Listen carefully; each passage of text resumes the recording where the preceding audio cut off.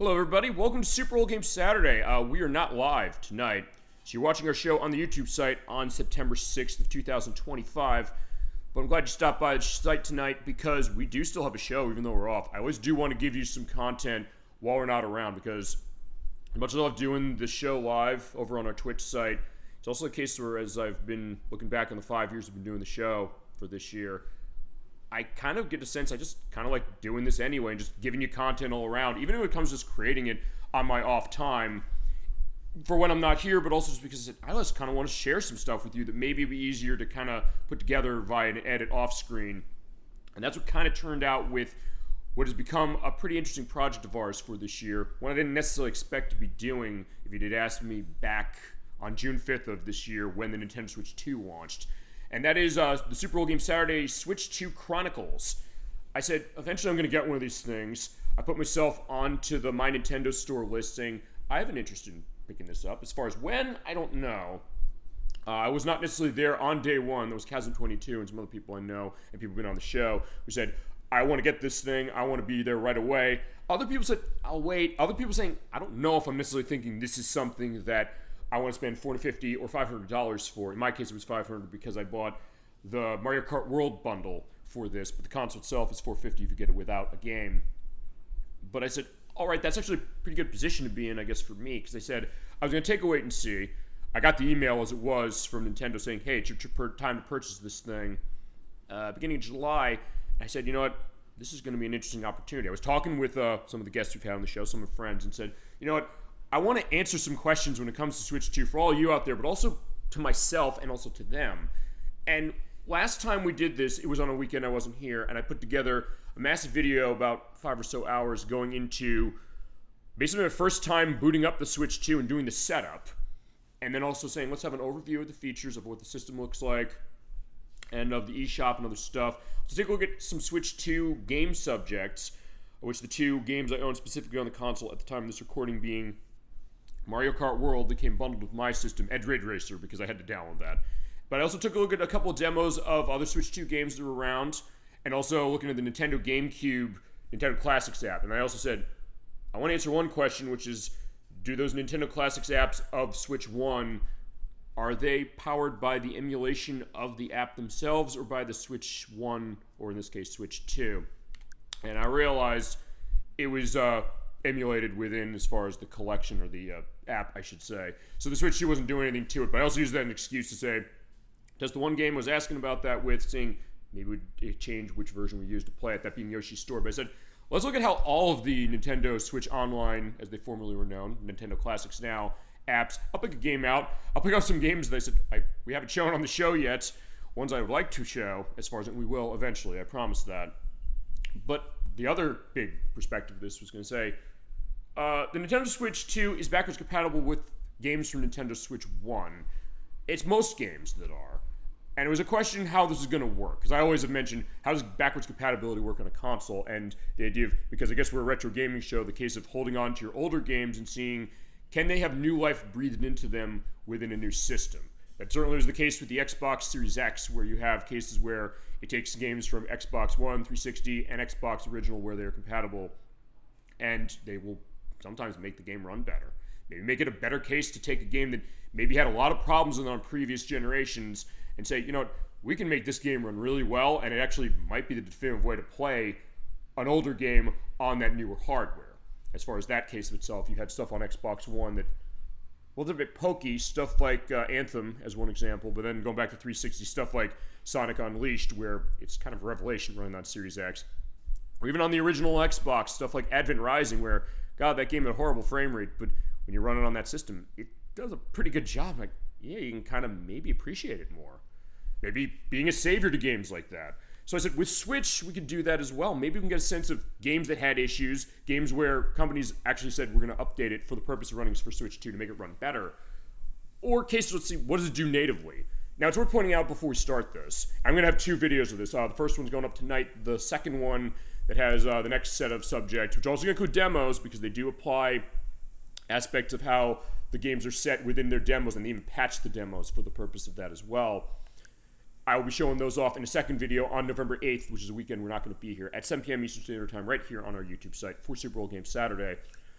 But tonight I'm going to be looking at the first set of them. We got tons of games to look at, but before we start, I do want to give a little bit of spiel this way to say, how is backwards compatibility working? And it's something that's always been a fascination to me, going back to the days of, I guess, the first console or system of any kind I had that was backwards compatible, that was not, I guess, a PC, where you say, I have Windows 95, say, there might be games from Windows 3.1, and it's compatibles. It might work that way, or maybe stuff from DOS.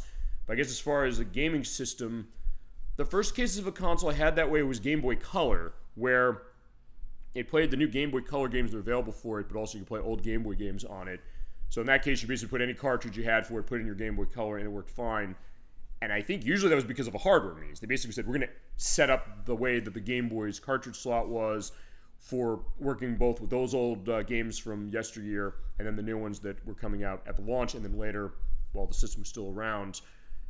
But then there's another method of how other companies sometimes would do this. And Sony would take that perspective with the PlayStation 2, where it's backwards compatible with everything on PlayStation 1, although sometimes with the PlayStation 2, it's cases where you have games where they have weird quirks when you run them through a PlayStation 2. For example, I have Mortal Kombat Trilogy for the PlayStation. I only have PlayStation 2, and that game, for some reason, if you do not continue after you lose a set of matches in that, the game will lock up. I don't know why it does that. And I know it's something that is only specific to the PlayStation 2, and you think, well, it's a hardware reason, right?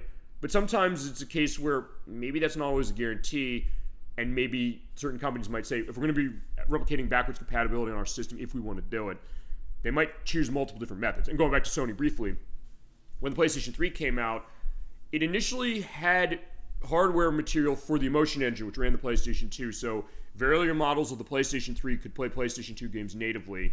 Every PlayStation 3 can play PlayStation 1 games. As I learned with some of my roommates in college, they had a PlayStation 3 as far as how it was, and I was kind of questioning that initially. Like, wait a second, why, when I put a PS2 game in, I want to show them how good Okami is. I said, it's not working. I was like, let me put a PS1 game. I put in Parappa the Raptor. That works fine. So what was going on? In that case, the PlayStation 3 was a case where it was the third place console for quite a while, and the $600 cost was making people balk at it. So they said, in order to save costs, we're going to say, later models of the system, we're going to take out the PlayStation 2 support. We're going to have a software emulation means. We're basically going to do a download from the PlayStation Store to use for certain games, and then later on they said, we're just not going to support that at all, even though the PlayStation 1 support was still there. So I guess it's a half and half of software and hardware emulation. And on Xbox 360, it had support for previous generation games from Xbox.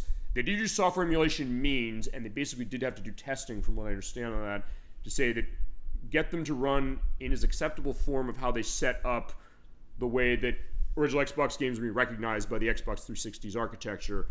But it created cases where it was kind of weird, and sometimes in case you wondered, how do they think this was passable?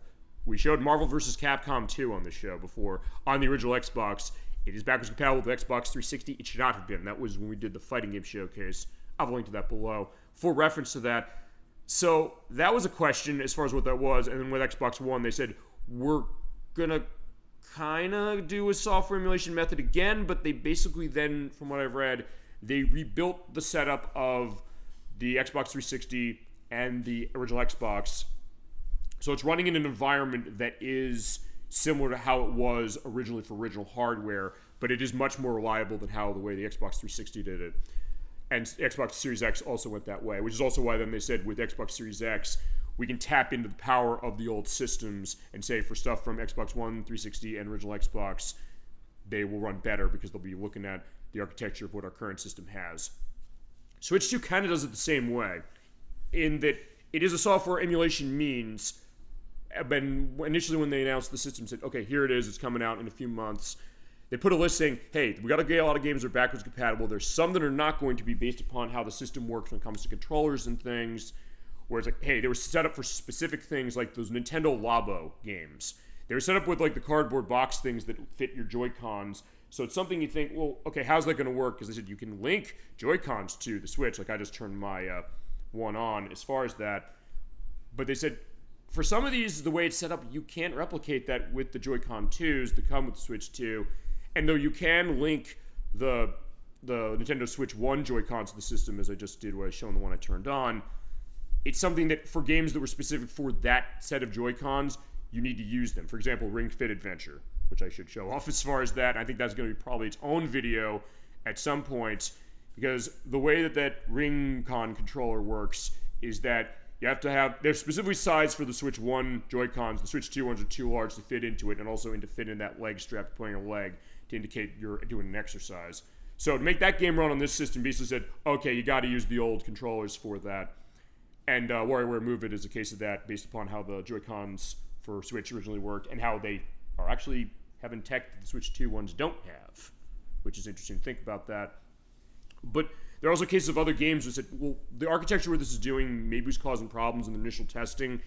And I had a couple games that were that way, and I said, well, what are they going to do about that? I know actually a lot of games that run on the Carbon engine, that being the emulation tool of Modern Vintage Gamer that when they run games uses a lot for a lot of their re-releases, like the Gex Trilogy and other things. It was something they said, something about the way the Switch 2's architecture was working was a problem for how this emulation went, and it caused some issues with it. But it was interesting because a lot of companies then said, we're going to be patching our games to fix things for it so they run correctly on this console or be able to run on this system as it is, because initially sometimes they weren't running. But some of that apparently is tied into the firmware updates of the Switch 2, which fascinated me. I was saying, like, what is the firmware update doing? In fact, when this console first came out, since Chasm22 got it day one, I said, put in my copy of Felix the Cat Collection. Or no, put in my copy of Marvel vs. Capcom Classics Arcade Collection. It was either one of those. They said, oh, they're not compatible. They don't work. Put in, it's like, it works. Like, wait, why do it work? Apparently that firmware was updating it as far as it, and now at this time, even though it's been only about a month and a half of the system's existence at the time of this recording, it's something that there is a lot of stuff that's backwards compatible. They're working on stuff, and I should last time when we was looking at the Nintendo eShop for Switch 2 saying there are games that are not there as far as saying, hey, they don't work correctly.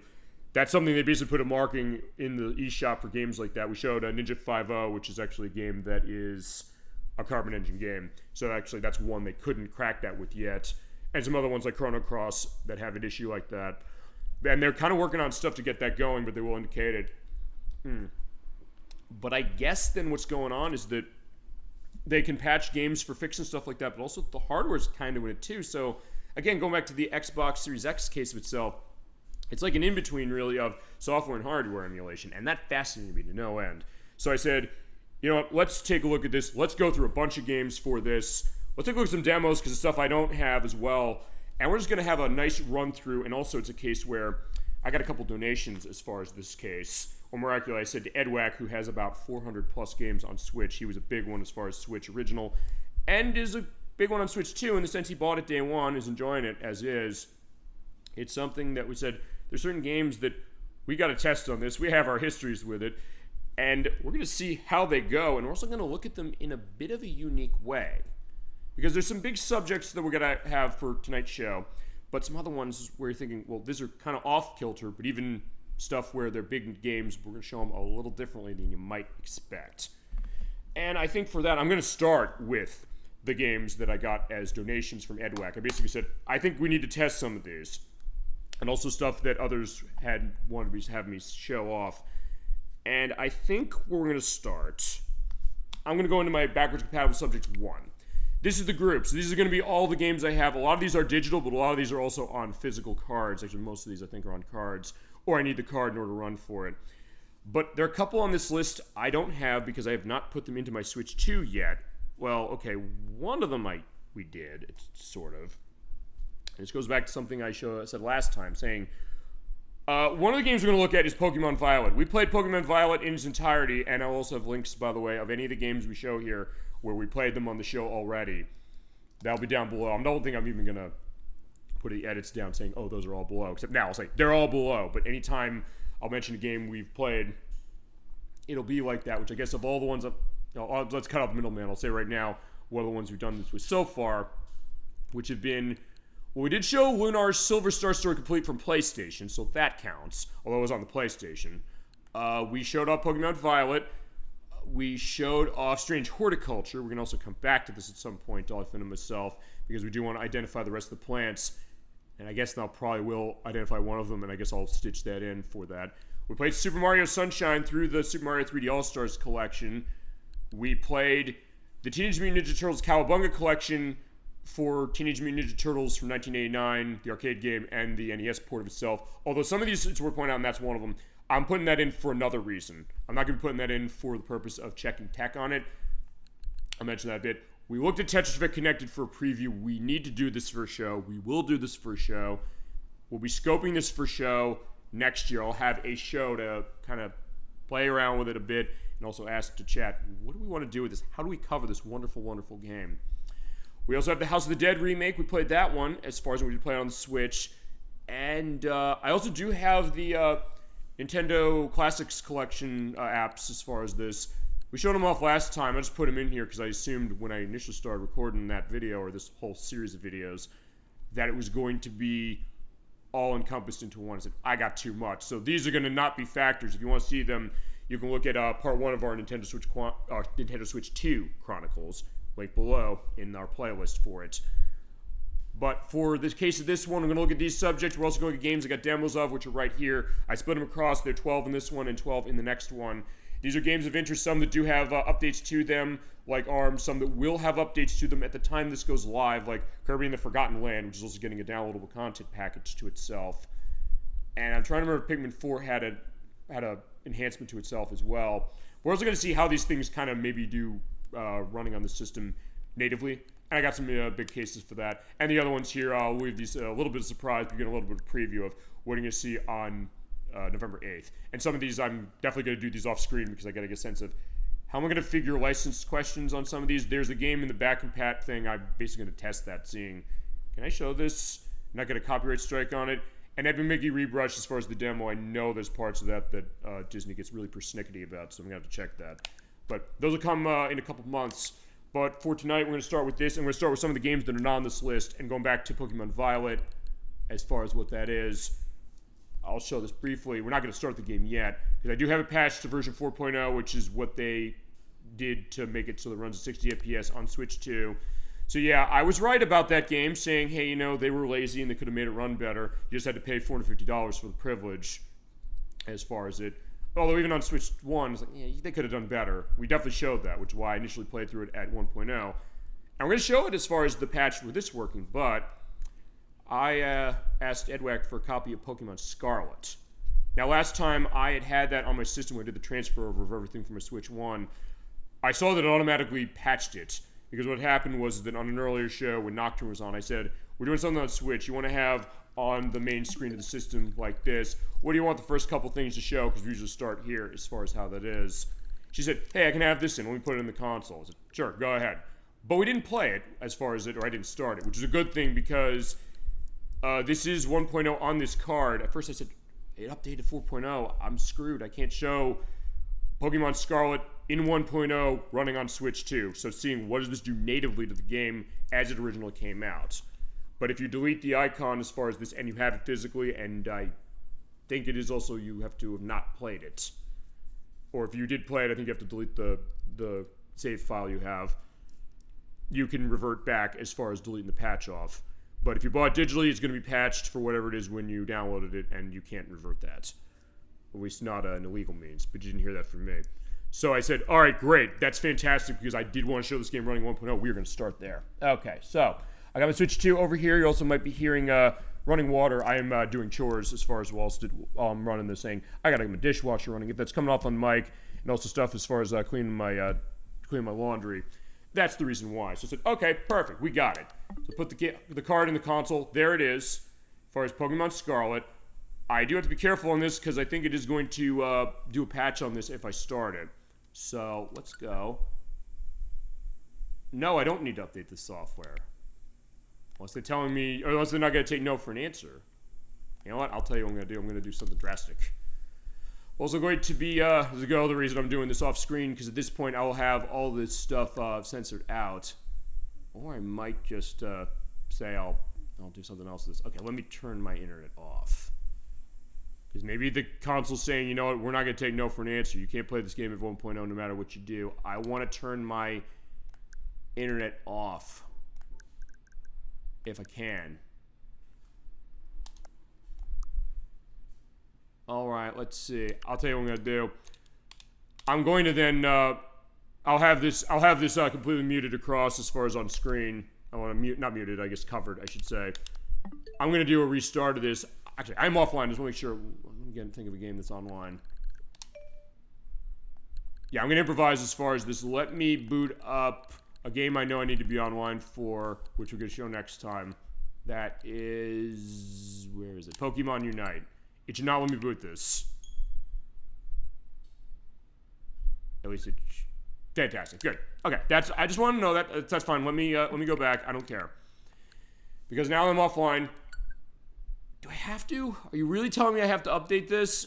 Oh, no, no, no. You gotta be kidding me. I want to show this. Here's the thing. I want to show this game running in 1.0. Alright, so then, I guess then what they're trying to tell me is... well, you can't play this game even 1.0 on this console. You know what? I'm trying something drastic. I'm turning off my console. I'll be back. Alright, so I turned the console on again and made sure that I'm not online. Actually, wait, I can't download the update. Hang on.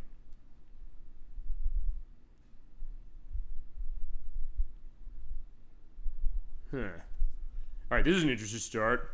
He said, my insistence of saying couldn't connect to the internet.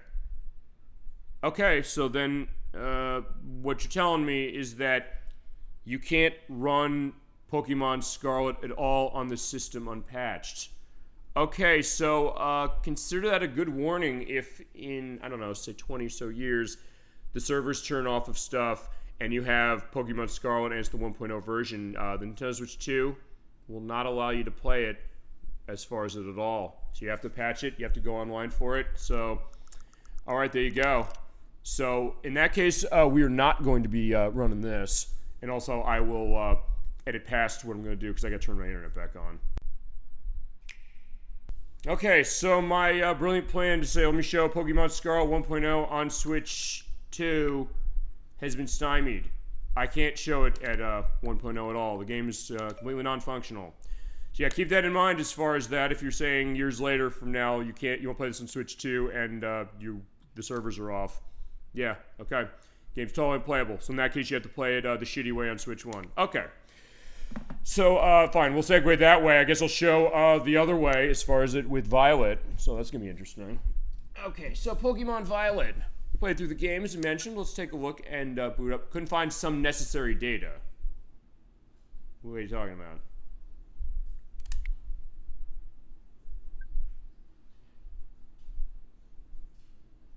Wait a minute. Why is it asking me to do that? I mean, I haven't booted it since I had this. But alright, I guess we're going to have to download the data. I guess I will do a cutout as far as this, or a transition towards when this is done. So I will have the nice Nintendo Switch Snap going on here going. Okay, alright, so we're set now. Now we can play Pokemon Violet. Yeah, that's the other benefit of doing this as an off-screen show. I get to cut out that tedious waiting. I'll be doing that if anything else happens whilst I'm doing this test. Because actually all these games I'm booting up as far as Switch 2. I've not run them off this console yet. Alright, so let's pull out Pokemon Violet for a spin once more. So, again, to reiterate, Pokemon Scarlet, I tried to play at 1.0. You can't play it at 1.0 at all on this console. The game forces you to download an update. So, what does the update do? Well, you're seeing already, it makes things look a lot clearer. It also is putting the game to 60 frames per second. Not that it necessarily should have or could have run at this on the original Switch. Well, could have at least been locked 30, I would think. But you're also seeing that as like, hey, there's greater draw distance there, so I'm seeing all the Pokemon there. I'm seeing the Dreadnought, I'm seeing the Slowpoke down by the river. And also over there, the Scyther walking around. Yeah, look at this, it looks way smoother. And there's a guy saying, hey, I want to have a picnic with my Dratini. Well, you enjoy picnicking, right? Hey, turn around. Alright, he doesn't have to wait for the Dratini to turn around. Let's have a picnic, guy. I'm playing Pokemon at Castle Royale Lake. Gave me a flash of inspiration. I'm always over here because this is one of the parts of the game that tanked the worst when we played it on the original Switch. But alright, let's get some sushi sandwiches. Actually, we did not do that. It's normally a rice dish, no bread involved. But with sushi in the sandwich, got bread and rice that's twice as tasty. Want to join me for a break? Alright, let's do that. Yeah, even though we just started the show as far as this, well, kinda, I may as well have some fun with you. Looks like you had a nice rest. Okay, so I think what we're going to do is I'm going to walk around, see what's happening here. There is the What's the name of that Pokemon that's a sushi dude? Tatsugiri. Okay, yeah, there you go. It is, it's a water dragon, I believe. So yeah, Skeletors probably shouldn't be around here. But you know what, I can also say, let's run away. I'll pull something out a bit safer as far as that. So yeah, here's the team going back to when we played the game. Good old Skeletors, Annihilate, Ampharos, Darkspoon, Palmont, and Vespiquen, and Miraidon, who of course showed his perspective at the end of the game. Let's move Ampharos up to the top. Definitely a trooper when it came to our perspective of doing fighting with Director Clavel at our university. Alright, yeah, we're fighting Slowpoke. Yeah, sorry, Nikki, I know she loves Slowpoke, her favorite Pokemon. Let's see how the battles look running at 60 FPS. Looks pretty nice, as Slowpoke took that hit like a champ. But, yeah, he's also taking the loss in stride as well, but he'll be okay. Yeah, Slowpoke will live. That's the idea of it. But here we go. You're still seeing some pop-up as far as the Pokemon going, but you do have more on the screen at once. At this point, we also go on the lake. See tons of Pokemon here. This game would be going to frame rate drops of about, I don't know, 15 FPS. So it is nice seeing it run it at 60 frames per second. It's also worth pointing out, we mentioned on part 8 of our play of the game, which was running through the main story and doing all of the post-game content that is not the downloadable content. We are going to do the downloadable content of the Hidden Treasure of Area 0, both parts of it. We're running on Switch 2. Why would I run it on Switch 1 at this point? I mean, I already made the point that Pokemon Scarlet and Violet was a broken mess of a game when it came out and never should have been released that way, and yeah, hopefully, what was it? Hopefully, Game Freak have learned their lesson with Pokemon Legends EA, which is on Switch 2 at least. So now they don't have an excuse for making it buggy. It looks like it's running great. They're probably running an enhanced engine on this one, as we have Oscar Isaac wants to fight. Oscar Isaac sends out Cabaraja.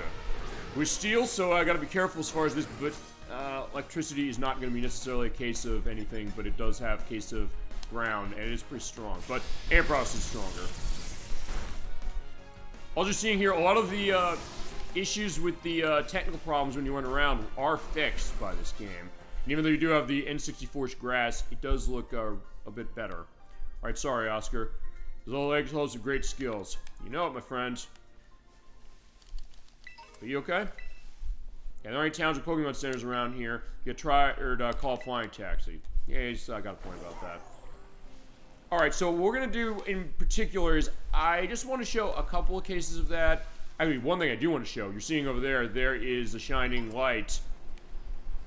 That is a terrestrializing Pokemon. It is my boy Dreadnought from Pokemon Generation 8. We'll be showing up Pokemon Sword, by the way, next time, as far as how it's backwards compatible to play with that game. Here he is. I love Dreadnought. Going back to that game, it was my water type of choice. Is terrestrialized into an ice type, as far as it's so I can get an ice variance of him going on. Alright, so it does look a little more sterile when it comes to the area, but it does have a nice reflection there of that, as far as it, but it doesn't look like it's, you know, has weird artifacts on the side of the screen like it did when the game first came out. But in this case, see, this terrestrialized to ice. Normally, Dreadnought is rock and water. So I can still hit it with Thunderbolt that way, but in this case, I'm going to use Power Jam. Very nice special rock attack. In that case, yeah, well, I knew you could do it, Ampharos. Ampharos pulled out great as far as when we were doing our gameplay as far as that, but I did break that, so I'm going to go and grab him. Let's get an Ultra Ball. Yeah, it does look smoother as far as it, so that's kind of the way this game should have been in the first place, and critical capture. So Dreadnought is caught. Awesome. Actually, I did not catch Dreadnought. Oh, no, I did catch Dreadnought in this game. I was going to say, there he is. Looking good. Alright, so off to the box you go. And we can also make a Pokédex reward. In fact, let's do that. Let's pull out on the X button our profile. Actually, it's been a while since I played this. Like, I don't remember what is the button for going in there. Oh, it's valuation. It's on minus again. Surprise trade to trade other players from all over the world. Actually, wait. It's showing something there as far as this. That's just basically in the book. Also, in the book, I can show this. When I'm scrolling across the book, look! The pictures of the Pokemon are not loading as I go along, so they're all on the page. So lovely, as far as what that is. And actually, it's on this screen. Hit the X button. I can get myself a nice reward. Okay, since I have 120 Pokemon in the dex, here's 10 quick balls. Thank you. And I have 130 volumes, so I have a Dusk Stone. And a little more, and I get 2 Dusk Balls at 140. Okay. Probably best not to use the camera while doing this. I'll do whatever I want. I'm sorry. I was trying to remember. Did I catch that Tropius? I know there's the one I missed when we played the game. Yeah, I did. I just want to make sure of that, because if it was a case where I didn't, I want to, fix that problem. Also, what I'm going to do is I am going to call Flying Taxi out. Just hit minus button, and then hit this for the map. So yeah, you're seeing the game running way smoother now, and it's wonderful to see. Actually, no, let's do an actual battle for something. Let's go back to... I mean, we'll have a picnic, and then I'll do another case of that. I should also limit this, because otherwise I'll be playing one of these games as far as... Oh, yeah, let's go see Giacomo. He's over down at number 5. So, Giacomo, where are you at again? I think they do sort of still mark where he is. But then again, wait a second. I can just go over to Cascarafa, because when I go there, there is a Team Star battle over there. So we can do the evaluation when I do that. So where is that? That is... I think it's over here. East Province, Levincia, Medali, Cascarafa. Here we go. I'll go right here. Also get to hear the great Cascarafa music again and share that perspective.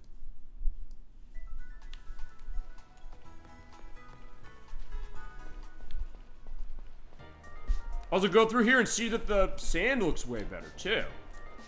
Alright, here we go. So yeah, see, talk about a game being a savior specifically. I mean, it does not change the fact it shouldn't have come out in that condition to begin with as far as how we originally saw it. But at least they did eventually come correct. I just had to shame them into doing it. And clearly, as I said, I was right in doing that. I can't ride on here. Oh, yes I can. I can ride here. See, look at that. It looks so much better and so much smoother. So I can actually enjoy the things about this game that are really good, like the storyline, the fact that it is the open world case of itself, and also doing co-op play, as far as how this is. Alright, so we got a solid desert over there, but I am going to do the Team Star thingy, and then I'm going to come out, we're going to have a picnic, and then we'll go on to the next game. And the next game is also going to be something, I will say, that is probably going to be... Okay, I don't want to fight you, who are you again? Mudbray. Also, I have one already. The next one's also one that I was going to try the same thing I tried with Pokemon Scarlett, saying, let me run it... Okay, sort of. I was going to be running it without its Nintendo Switch 2 edition to see how to run native. I don't know how this is going to work, because it's another one where I haven't actually played it on this console. So the card I have for this one is something that I didn't actually have put in my console until about when we do this in 2 minutes. Alright, but we do have a case of doing a battle over here, so let's do one. Here's Giacomo. Alright, he's the guy I was looking for. Welcome to the Star Training Center. Because remember, after you complete the Team Star missions, part of the deal of Cavell is saying all your expulsion elements are, not happening, but because of everything you did, there is going to be sort of a punishment, but it's also something that it kind of in a weird way a reward, because they say, you know what, you can stay here as far as the school, but then you're going to be working for the school as far as these star challenges to basically enhance your learning and the other students' learning. Goes to the great perspective of the story, which, since Pokemon Legends ZA isn't out yet, I will say this is the best Pokemon story of all of them so far. Not because the other ones are bad, but because this one just elevates so well over the other ones, and it is something that, even with all the stuff I've said against this game, I gotta admit, that is one thing about it that is terrific. Next game, as far as Generation 10, we'll get to that, and also Legends ZA to Game Freak. You did great stuff as far as this game. Focus on that and turn this into a lean, mean Pokemon machine like this game, running with a smooth perspective, and make it so we can enjoy it, because you got a good franchise here, and you got some good stuff going on, and clearly there was some thought and effort you put in. Yeah, finish the job. That's my point. Right, he's getting his music out, so Giacomo, let's have another run. Let's do it Switch 2 edition. Look at that. Giacomo's ready to go, and he's sending out Cacturn. And you do get the amazing Team Star music. Oh my god, that's another thing. The music of this game is awesome. Alright, welcome to the main stage. I'm playing some music here. I'll kick it off today's session, our Switch 2 session for Super Bowl Game Saturday. Alright, thank you so much, my friend. So, for this, Cacturn is grass and dark, so I want to hit him with something. Not electricity. I'm gonna hit him with Dragon Pulse. A spiky shield. When he uses that, it's going to be something where when I hit him, it's gonna... Well, he protects himself, and I'm gonna get hurt, I believe. I think. Or no, it's right. I think it's if I'm in contact with him doing that, as far as a move that makes physical contact. So if I were to use, actually, I don't have any physical moves for Ampharos, so there's no downside to him using that spiky shield. I don't have to worry. It's basically protect, pretty much. The idea is that you use it once and it will almost always hit. But if you keep using it more and more and more, it will be less likely to work because of the idea that you always move first and you will not take damage unless there's an attack that can break through that, like feint. Right. Okay. He touched me, so he activated static, which is my ability. So yeah, he's paralyzed. He can't do anything about that, and boom, he's down. Okay, great job, Ampharos. All right. So what do you got next, my friend? Crocodile. That, of course, being the ground crocodile Pokemon. I want to pull somebody who's not him out. Let's take good old Annihilate out. Sorry, Nikki. I know she hates her monkeys. Of course, the ghost monkey's like, no monkeys. Like, is this better? No, because Annihilate, she can't be killed. Yeah, because we have a female Annihilate. Here she is. She saved us a lot of times we played the game, for sure. Here's Crocodile. Actually, no, it's not ground. It's dark, I think. Yeah, it is Intimidate. I have Inner Focus. That attack drop's not happening, my friend. So yeah, close combat. Here we go. So, beat down by close combat.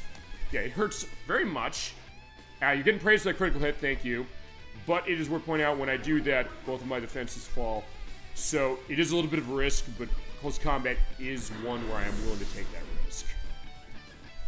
Yeah, the power it has and the versatility of itself really helps.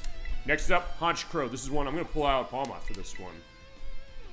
Honchkrow is the great evolution of Murkrow, who's not a great Pokemon as far as in Gold, Silver, Crystal from Game Boy Color, but when Pokemon Diamond, Pearl, and Platinum came out on DS, you're able to use, I believe, like the Dusk Stone. You're able to get an evolution going on into this. Its abilities improve significantly as far as its stats, and its ability of Super Luck, which means that all of its attacks have a higher chance of landing a critical hit, and Honchkrow has a lot of attacks that have a higher rate of that anyway, so you can use that to your advantage. That being said, its defense is still low, so what that means is run something that's physical. That's why I pulled out Palmot. Palmot is a physical, electric, and fighting type, so I want to run either Spark or Rock Tomb. I'm going to run Spark. So that same type of attack bonus means I'm going to put in more damage. Yeah, Palmot had to do a lot of walking to get to that point, but he did, and we are all set as far as it. So goodbye, Honchkrow. Alright, or she did, I should say. Yeah, most of my team is female as far as it. Mabostiff. Definitely the most emotional perspective of this game when it comes to Arven's Mabostiff. You know, and I do want to show every Pokemon getting their due. So let's pull out Vespiquen. Even though I don't have anything that's really strong as far as this. Mabostiff is a dark-type dog, and he has some good stats, and he's pretty bulky. As mentioned in the story, he is the best friend of Arven, and has Intimidate, which means that, yeah, my attack is going down, but I have Pressure, so its power point usage is going down as well. But because it's dark, I do have something actually that's weak against it. Attack Order, the still exclusive move of Vespiquen that is unless you have Smeargle when you got it. And I also did dodge it. Holy shit, that Attack Order looks great on Switch 2. Alright, you saw that, right? Also, a couple things.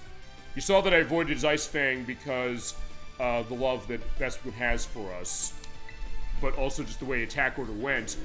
That looks much more distinct. Let's run that again. Yeah, I'm going to use Ice Fang. That's going to hurt still. Oh, wow, look at that. That looks way nicer. Well, potentially flash another warning on that, actually. In a way, it wasn't on the original Switch. Okay, so this also is enhancing the graphics. As we're pointing out, as I mentioned, the patching of this game, they did emphasize improving stuff. So they actually did go back in there and make it so that when you run this on the Switch 2, it is going to have improved performance and visual clarity. King Gambit. I don't remember what type this is, but of what we have not shown yet, we've not shown good old Doxbun. Our pastry dog, fairy type, but has a lot of nice versatility to itself in regards to its attacks and also its ability of well-baked body. So if I get myself a hit with electricity, or with fire, I should say, I'm not going to be in a bad case. Yeah, sucks for you, the audience is against us. No, the audience is never against us as far as this. But Giacomo, they do love you as far as it too. We've grown to understand and appreciate these characters as well. So, King Gambit has an ability where, based on the number of opponents that have been taken out, it's stronger. So I have to be a bit careful on that. As far as its typing, it's dark. It is dark as far as that, because my psychic's not going to do anything. It's dark and steel, I guess, because Fire Fang is what's going to be effective on this. So let's hit it with that. That means it's not going to be that strong as far as this thing, so we're going to have to see how this goes. But it's running Swords Dance, so its attack is being upped significantly. So I got to be careful. Yeah, I think that's going to be good. Also, that's probably coming up on the mic, the idea of like, hey, my dryer is finished as far as that. I said, you know what, I'm going to iron it. Thank God you missed, because Doxman loves us. It timed its dodge. I do love that. I mean, I guess it makes the game easier, but I guess it also incentivizes making sure that you're taking care of your Pokemon, making sure their affinity towards you is high, which you do, by the way, by making sure that you don't let them get KO'd much. And when it comes to giving them recovery items, you don't give them the stuff that's bitter. Otherwise, they'll like you less. Okay, so Fire Fang, bite him, we got him. Alright, good job. Alright, so King Gambit faded. Alright, that was an impressive showing as far as this by Giacomo, and also by Switch 2 seeing, yeah, does it make Pokemon Violet run better? Yeah, absolutely does. And it makes it look better, too. And Scarlett, it does as well. And my attempts to say, let me look at it the way it was sold, were stymied. That's some next level flow. Yeah, next level console gaming as well we got here. But good job, my friend. And it was a great battle. Termimelda with Threnody, which I said when we did this before, that is actually a word as far as a Threnody. It's like a dirge, specifically. I'm not too stoked about it, but nice work. Hostile V-Star. Yeah, we'll see you again. Maybe in the DLC. But before we go, I'm going to do a picnic, because we always end these perspectives doing a picnic. And also, because, well, they're on bike. Hi, bike people. Oh, they're doing their training with the Cyclozars. What I'm going to do is... Alright, it is sort of getting slower, but look at all the Pokemon there on the screen. It's still way better than it was on Switch 1. But the other reason I want to do the picnic is also because they said, hey, you can do sushi sandwiches. So if that's the case, I did not know you could do as far as this. Let's see what this is all about. In fact, we're going to go back to... They're all a bunch of Yankees. We'll hang around as far as them later.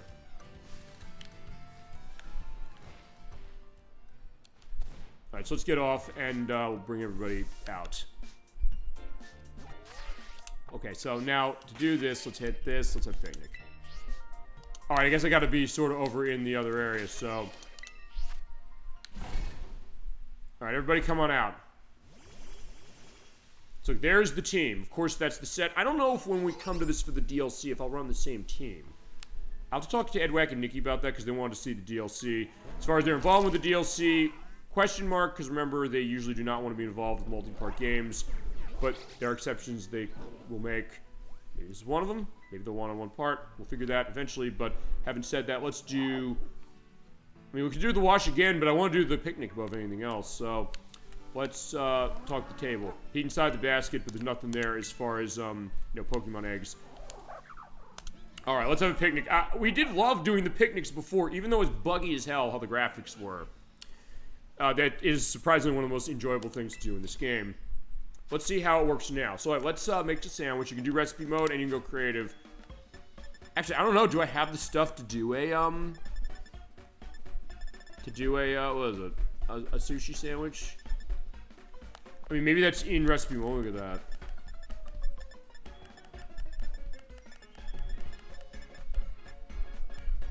I just want to look through and see what I got. Oh, yes. Hold on. Okay, that's like cloth sandwiches. Farvarm, tofu, great tower, ultra. Oh, here we go. Okay, so basically what that does is it adds new recipes out. So I do need to have the stuff to do that. But I don't have it, so I'm gonna have to be creative on this one and make other stuff. So let's see. Let's get ourselves some nice toppings. Let's go crazy again. Let's put on the hamburger. Let's use the noodles. Get lots of cheese. Let's get the fried filet. And remember, the bacon is thick as hell, so we gotta put the bacon on this. And then, as far as condiments, actually, wait a second. When we go back, I guess I should get... No. No, I do want to have basil, so... We'll have one cheese, we'll have basil. We will have, the fillet, and then we'll have the bacon. Okay, now our condiments, here we go. So, we have to mix these together. We're gonna have, let's have mayo. Let's have rich, creamery butter. I love calling it that, referencing The Simpsons every time as far as that. Good olive oil. Yeah, I love that as far as slathering that shit in olive oil. And for a little bit of a perspective, let's pepper it up. Here we go. And of course, pick to toss through that. Alright, what do I have that could maybe go to the Switch 2 celebration? I guess the magical heart. We have the magical girl perspective as far as that. So it's like Card Captor Sakura or something like that. Or Card Captor Sakura. Alright, let's make the sandwich. Okay, pile on those ingredients. Let's do that. Oh, where am I going to start? Well, like before, you have 10 minutes to do this, so I gotta figure what's going to be a good case of it. I think I want to put the noodles on last. The burger is pretty big. Put it right here. The fillet will go there. It's not clipping through the table anymore, so that's improved. The multiple patches this game already got before we got to this point with the Switch 2 upgrade, that probably did it as well, as far as fixing that as it went along, I would think. I think I asked Edwak and Nikki when they were on part 7 on this, and they said, we don't remember seeing this. But even then, they were even saying, like, well, we were kind of surprised some of the things this was running this way as well. Including the fact of the music at the end of the Elite Four stuff not playing correctly. Alright, so let's put the basil on. Alright, this is lovely. Put the bread on top. We'll put it right there. Oh! Okay, alright, it seems like there's better... I don't know, is jiggle physics the right way to put it? There's better physics on the bread, you know, contouring to the ingredients in this. And it's smoother, and also that there's not, you know, flipping on the plate as far as that. Let's put that in there. Perfect. All done. Okay, and I'm going to assume this sandwich is just part of the thumbnail. Look at that. That is beautiful. That is an absolutely beautiful sandwich. Look at that. My God. Honestly, they could also release a game fully of just doing the making of the sandwiches, and it would be amazing. I'd probably pay $80 for that as far as it's, you know, it's that much fun. But also, the question, of course, is how does it taste? I don't think we ever really got bad sandwiches, even though it's the case we just went creative as far as, let's see, what do we think? It also avoids the issue as far as that, you know, with us not looking right. But like, let's have a nice taste of that. What do we think? Pretty good. And I learned also, since we did the play of this, as I get a Tasty Captain D-Trag Original 3 stars, as my experience point power with ice is up, my raid power of ground is up, and my catching power of electric is up. I learned that the reason you get really high rankings or really low rankings is either because you might have too many salty ingredients, although you could not tell from this, I guess, because there's salt all over this thing, as far as it... Or maybe ingredients that don't go together really well, or stuff like that. But so far, yeah, we didn't have a case of it going bad that way. So yeah, everybody's happy. There you go. That is Pokemon Violet for Switch 1, and just counting Scarlett because of what I had going on before. Okay, well that was fun. Okay, so next on our plate, I'm going to pick out the next game that is part of what Edwak let me borrow. It's also a game that launched with the console, and a game that I was while people were standing online getting their Switch 1s, I was at home saying, I got this on Wii U, because my copy came in the day before. We're playing The Legend of Zelda Breath of the Wild. This was the open world Zelda, the very first one that came out at the launch of the Nintendo Switch in 2017. Now, on this system, it does have an enhanced version of itself, but it's a 1.02. Do I have to patch it? Yeah, I guess so. Because this was one Gemini96 requested, seeing how does Switch 2 run it. Now, I'm going to do a cut on this, I think. I probably will have to. Although I will do the cut after I explain something. Well, it's only taking a couple minutes. Actually, no, never mind. I'm not going to do that as far as cutting past it. Yeah, to explain something briefly for this. The Legend of Zelda Breath of the Wild does have a release on Switch 2 for $80 that is the Nintendo Switch 2 enhanced version in the box. It's also pointing out that the DLC of this game is not included with that box, which is a disappointment, especially after all this time. But it lets you have the enhanced version of this game running on Switch 2, where it runs with better loading. It has better frame rate as far as running 60 FPS. It also has access to an app called Zelda Notes that you can use to get a sense of where all of the shrines are. It basically works like a GPS. And there's been questions on whether that's a good thing or not. Do you like that or not, or what? And here's the deal. You're thinking, wait a second, I can't show this game to you as far as it. Actually, I'll tell you what I'm going to do. You know what? I'm going to do two things to this. I'm going to cut past this because I'm going to turn my internet off again. You're probably wondering why. Because I have the Nintendo Switch Online Plus expansion pack. If you have it, the Switch 2 edition of this is available to you free. So actually what I'm going to do, since I did patch the game for that, it is now at 1.82. If I do patch this, or I do turn off my internet, it will not access it. Now this one I can show both ways. At least I think. So we'll do that one back. And we're back. So with that, I went offline because I wanted to see something. Because the idea is what it'll do is, since I have that Nintendo Switch Online Plus expansion pack, it'll look for that, and if it does see it, it means I can use the Switch 2 edition with the enhancements. But in that case, without it, what happens when this game runs just on its base? I'm going to show it both ways. So this one I can do it with. Pokemon I could not. Okay, and this is going to be my first time looking at it on the Switch. I have it on the Wii U as far as how The Legend of Zelda Breath of the Wild is concerned. Also, in the Nintendo Switch 2 edition, you do have an extra save slot. There's only one when you play this as far as Switch or Wii U. Although on Wii U, it's worth pointing out, it ran pretty well as far as the last big game on that console and on a system that had tons of problems with frame rate. The Switch and Wii U were kind of neck and neck in terms of where did they have frame rate drops and where they didn't. In some cases, it was also a little bit of a different case, as we're going to have to open our eyes.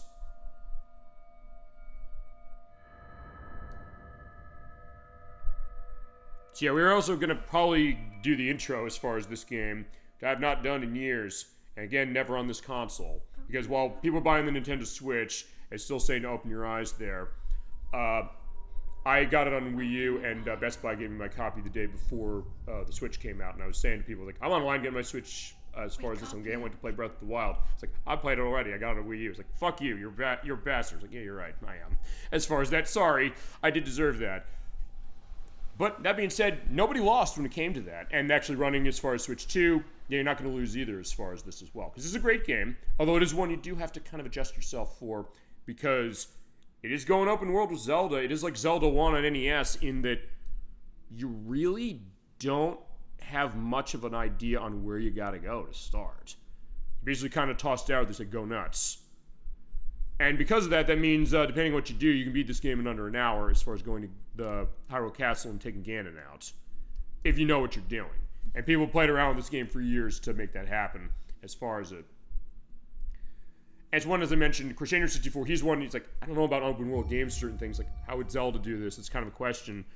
So he had a little bit of an adjustment to it, but when you get into it more, it's something that, yeah, then it becomes kind of an addiction. That was my case as well. Now, for this, just moving around with the left analog stick, aiming the camera as far as the right, press plus for the controls. Okay, that's the Nintendo Switch 2 edition. Let me see something here. Oh, because you can purchase it. Okay, so, if not, and DLC, which that is expansion pass. I do have that for, the Wii U version. I don't know if we show it on Wii U when we get to this. This game's so huge. I don't know how we do that. But that being said, at least consider this a preview as far as that. That is a Sheikah slate. Okay. Thank you. And as the voice of Zelda, yeah, there is voice acting in this game. Of everybody but Link, although he does still do like the yells and like the gasps and things. So that part's still going on. And the voice acting in this game is great. So it is a case that, as we mentioned, Nintendo's been a little nervous when it came to doing voice acting with Zelda. If you're getting this perspective, which does look a little bit like the Wii U gamepad about the Switch itself, yeah, it's never seen it before, but there's something familiar about it.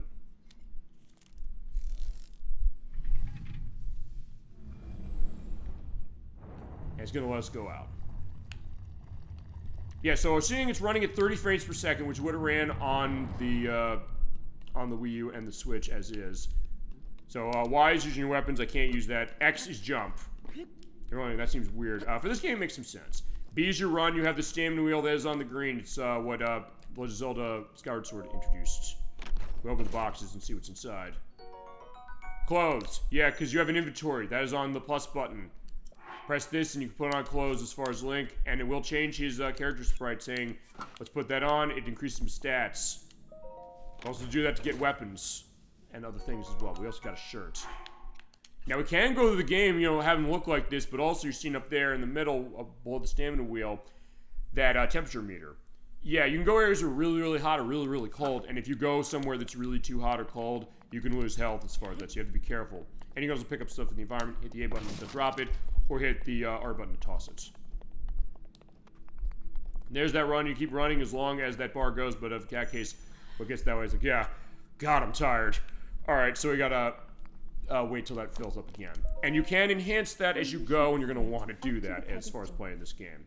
And for me, I'll say, getting over that hump as far as saying, you know, it is big and you can go anywhere, is eventually a kind of thing. I then played this game like The Legend of, The Elder Scrolls 4 Oblivion, and that, it's like, oh, what's that over there? I'm gonna go that. It's like, I can avoid the main plot and just do stuff I want to do, just kind of lose myself in this world.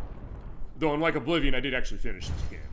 Because Oblivion is a case of this very day I haven't finished it for that same reason, just because I said, I just want to see everything, I want to do everything, and it's a case where I said, well, wait a minute, I can just, you know, do whatever I want, and I just kind of was focusing there. Link, you are the light. Alright. Our light. That is true, because remember, Link is the link to the player and also to the world of Hyrule. And we're hearing the voice of Zelda just saying, yeah, you're going to have to shine the light upon Hyrule again. We will. As I said, I'm going to show this game two ways. What I'm going to do is I'm going to get out of this area, because, yeah, this is Link's Awakening quite literally as far as us going through. But we're coming out in this cave, and I remember when I first saw this back in 2017, looking at that saying, wow. You hear that beautiful piano music playing. Oh my god, it's amazing. Looking at this like, wow, this whole world is out there to explore. And it's such a well-designed open world in the sense there are things around. It's not like a case where you get this huge world and get the sense there's nothing to do here. It's like, oh, you just go here, and that's really about it. And it might not feel satisfying. This game, it totally feels satisfying. And so what I'm going to do is, after I do this, I'm going to close the game. I'm going to go online again with this, and I will show it running with the Switch 2 edition, which, since I have that Switch Online expansion pack, I do have free access to. But also, as we're on the Great Plateau, you pick up weapons. So right there, that is a tree branch. And use weapon, hit Y button. So you're swiping like that, but it's also the case that you do have weapons that break. So you have to be careful about that, but you also take mushrooms and things. They can recover health by eating them, but you also do cooking as well. But your tree branch is badly damaged, and as I keep hitting more on that, boom, it's broken. You also climb up stuff. That's the other thing about this game that's really cool.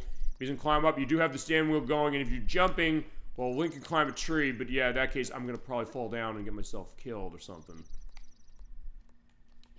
Or you let go. But alright, we're doing okay now. Alright, they did show us where we have to go. I'm going to go there as it is. As far as this running as far as Switch 2, it's running mostly like it did on Switch 1 from what I saw, and also on Wii U.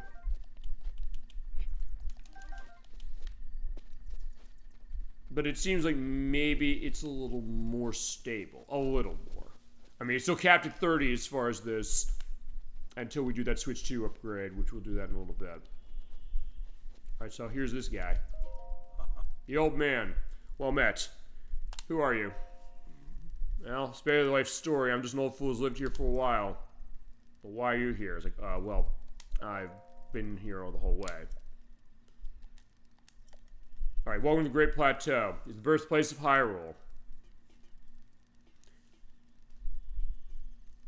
You also see the great art direction in this game. No question on that.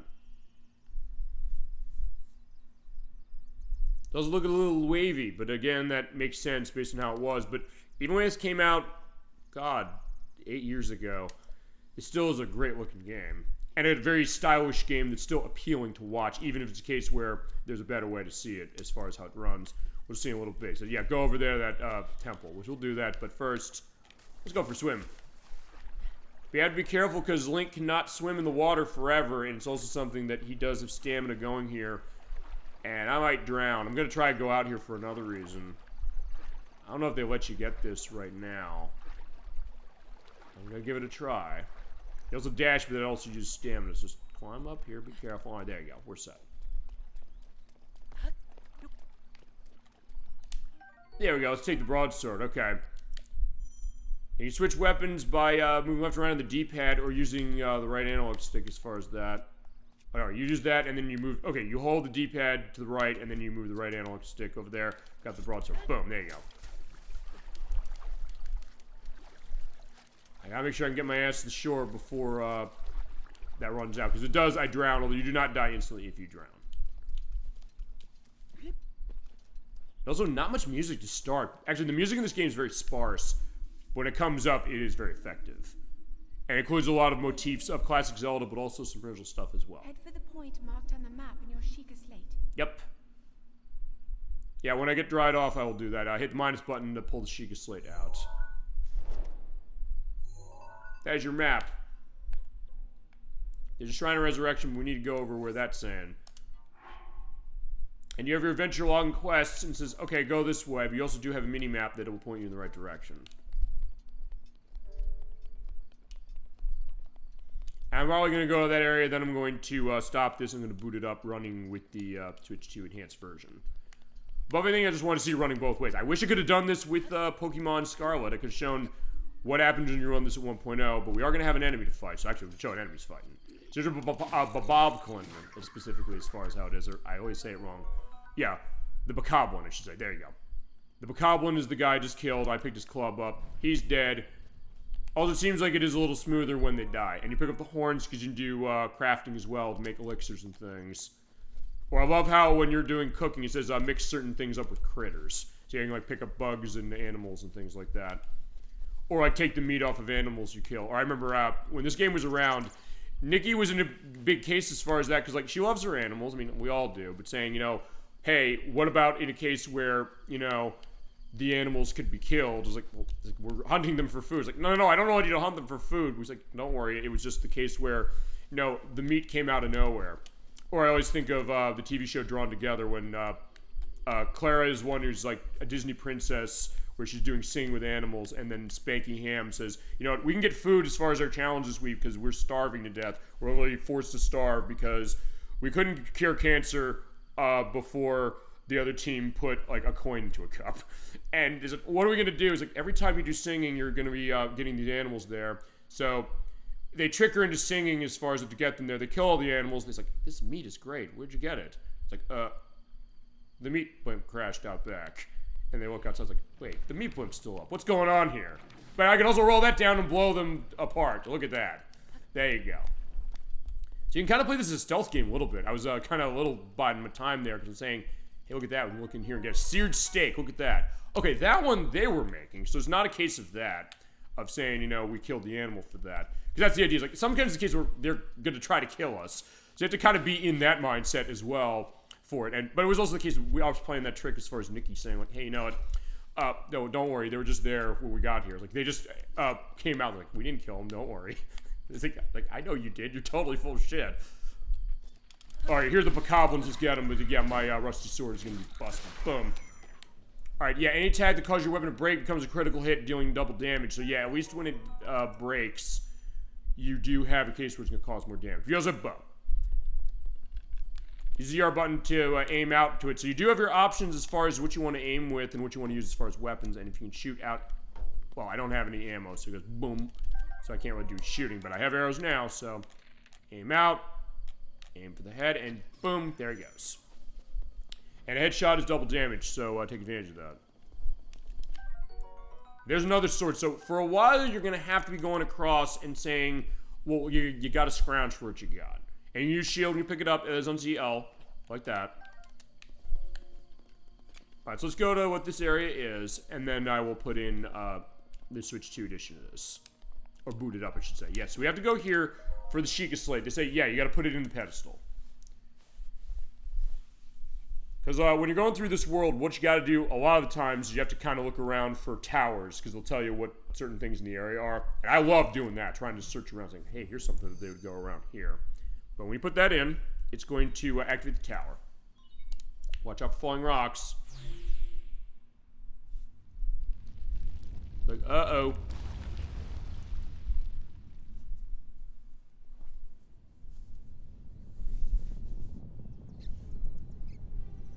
Alright, well, there are the animals going, saying, yeah, there's rumbling in the jungle, so yeah, we gotta do something about this.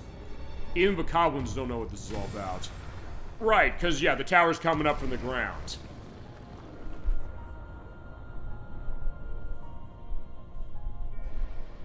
Yeah, I do love when these things come around. Well, that's one of the first things I did when I played this game. I just want to find every single one of these. Because it also activates your locations kind of in the area. It gives you a better lay of the area, and also means that you have a high area upon which you jump off and use your nice glider. Although I don't think you have the glider start. Like, okay, yeah, watch for falling rocks, so how are we getting down from here? As with the Great Plateau Tower.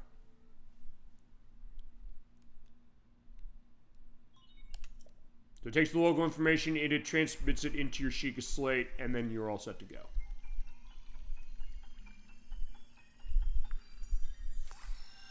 And don't worry, that water dropped on is going to be fine.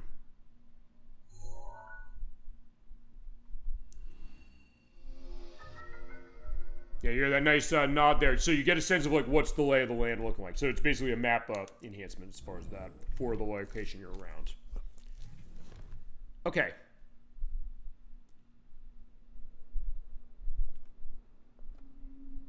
Yeah, remember Link. Yeah, try to remember that time in September. You have been asleep for the past 100 years. Yeah, that we have. The beast. When the beast regains its true power, this world will face its end. Yeah, they're talking over there at Hyrule Castle. So we've been asleep for 100 years, and at that time, well, the castle's been taken over, and evil has come across the land.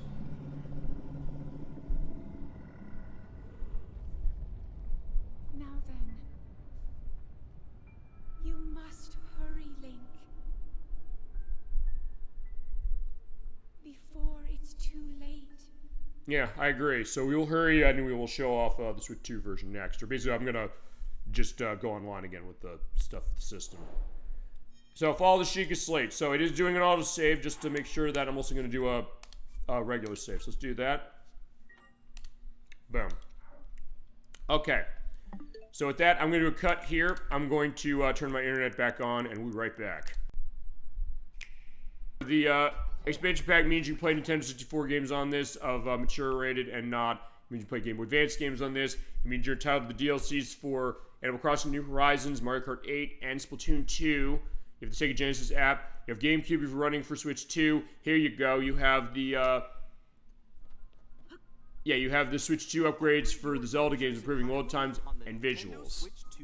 So that's the look, saying, except for purchase Breath of the Wild, Tears of the Kingdom games required to use this. Upgraded the Switch version. Let's do that. So this is everything it offers. Just want to make sure that that's going to this.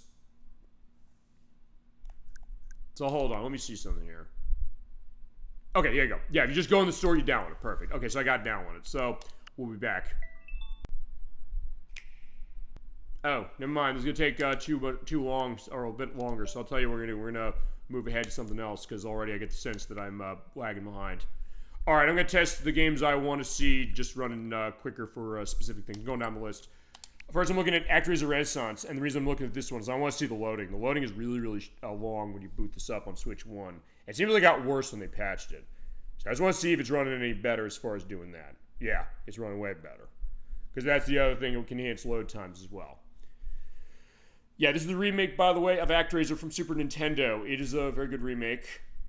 I'd like to see a re-release of the original as well, but it's also something that this remake does do a great job of capturing the feel of the original game. I'm going to briefly show this as far as what I got. You have the music. You can turn it on to the redone music as far as it, or the original music by Yuzo Koshiro of Streets of Rage and Revenge of Shinobi fame. That is right here. So there you go. That's the Renaissance music. I will run the Renaissance music to start, but I will also go to this file because I'm going to use the Fillmore, which shows a little bit of this. This is a case where the game runs pretty well. but it's something where it's more about the loading as opposed to the frame rate. So let's help people feel more.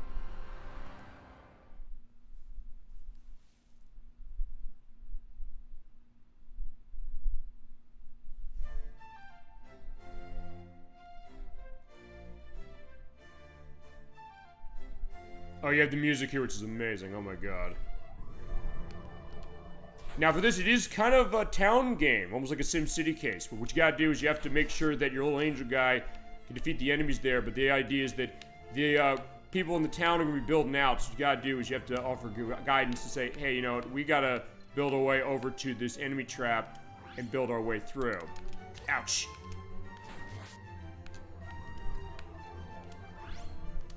Basically make it so eventually they'll build out to over here.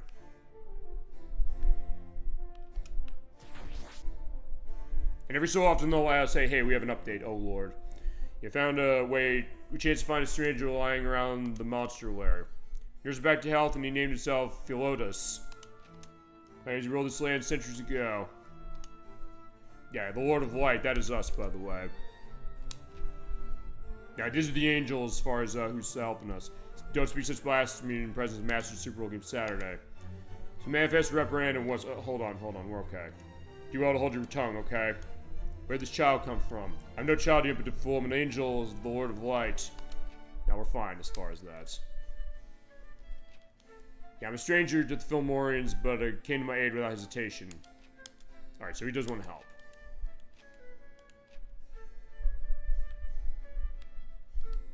Now, lay the people on their own devices to labor improve their settlement. That's what you say. I'm gonna also go into the options menu.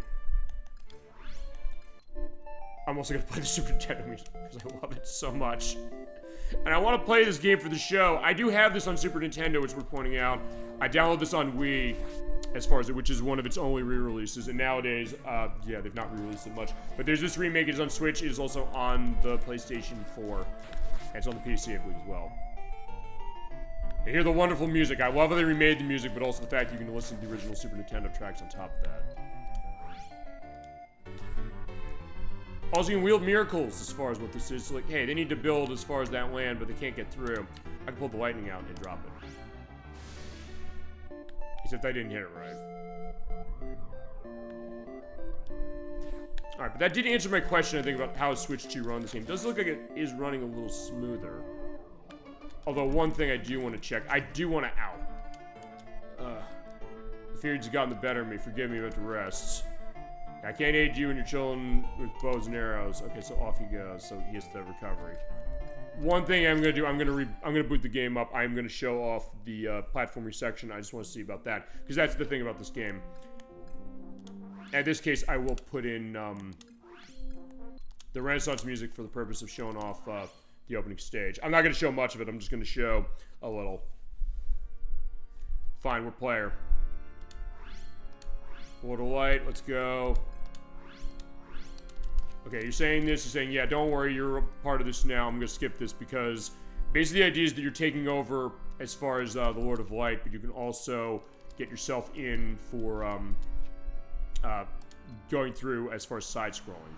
So it becomes that kind of SimCity real-time strategy case of itself later on. But when you first start it, and every so often, the idea is that you're able to liberate the monsters from the area. And you do that by doing a side-scrolling hack and slash.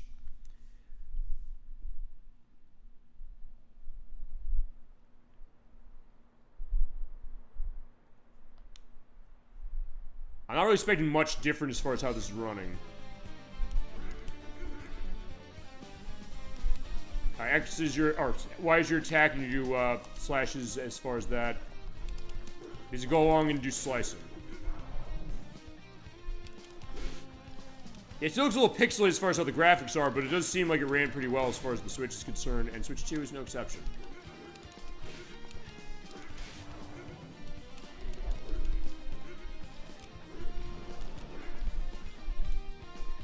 Yeah, if you've not played this remake, I would suggest giving it a shot. I would also recommend the Super Nintendo version if you can find it, but you probably have to get that on Super Nintendo at this era. But it's really cool, and it's a game that I did not play until years later, and one actually I knew because of Nick Arcade, although they never showed off the real-time strategy sections. The Expert's challenge in this game was always going through the hack and slash sections and getting a specific amount of points.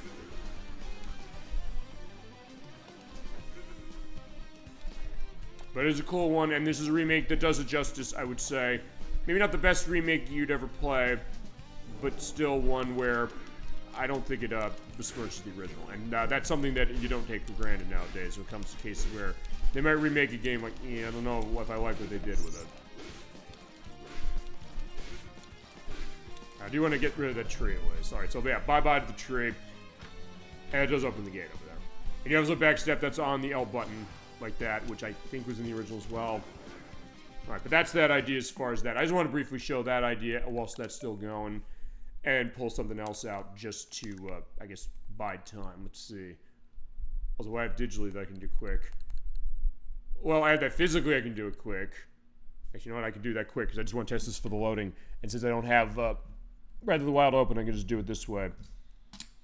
I want to test it for the loading, and I want to test it for the idea of how smooth is it when it comes to the intro. Because it did stutter a bit when we played on Switch 1 a couple of weeks ago at the time of recording this.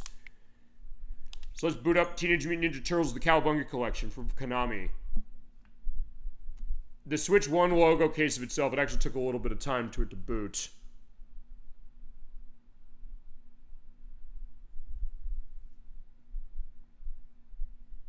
And it does seem like it's a little quicker. I am going to also look at the intro as far as how the music is, because it seems like sometimes it could stutter, and sometimes the digital Eclipse logo, but I don't know if that was intended. Maybe it was with this. Okay, I guess it wasn't because it's way smoother as far as this. So let's see the intro.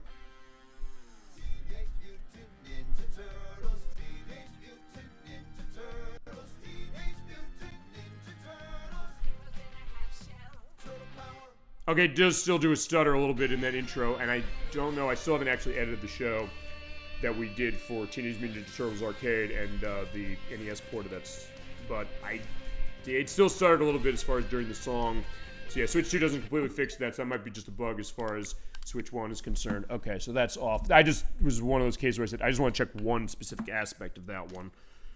I'm also just looking on my list while Zelda's going. That'll be done as far as this. This one is a little more, so actually I'll just wait till Zelda finishes, because it should be done in just a second.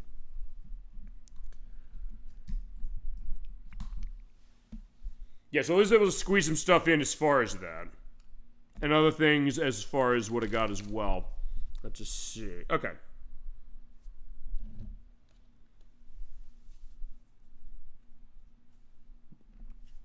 And it should almost be done. Yeah, just 1 minute.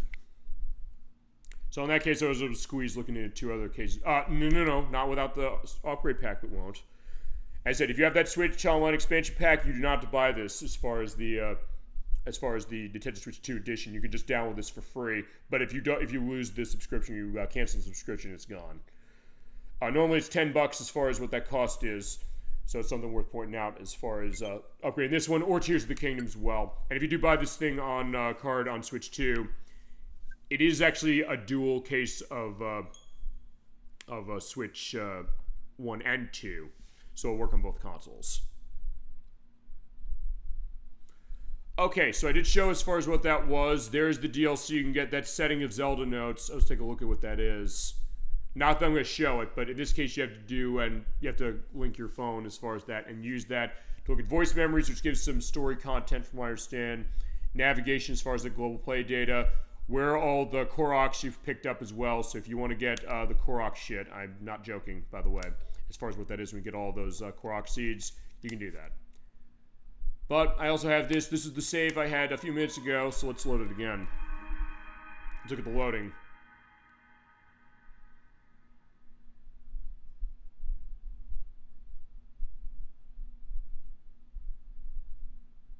Yeah, way faster than it is on Switch 1 or on Wii U. And there you go. Now I got 60 FPS. But if I jump, this is not going to be good, so... Oh, sorry, Link, you're dead. Yeah, you can't launch from that, by the way, as far as it, but I will show that again. Continue from the last save, which is up there. And also show the idea of how the loading is. So yeah, those next tips, yeah, look at that. That's instantaneous as far as when you're coming back from a death.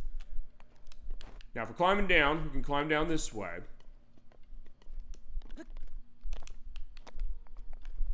Now, I just need to also find a safe way to get down. Whoa, no, no, no, no, no, no! I was trying to get down safely, but I couldn't.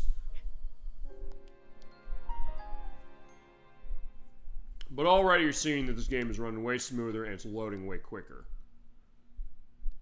To the point where it gives you those tips during the loading screen, so but you're not going to have time really to look at them. Which is pretty interesting when you think about it. Alright, so yeah, be careful, climb down. Let's do the let go. Let's go that way. Let's go on the side this way in a circle. There we go.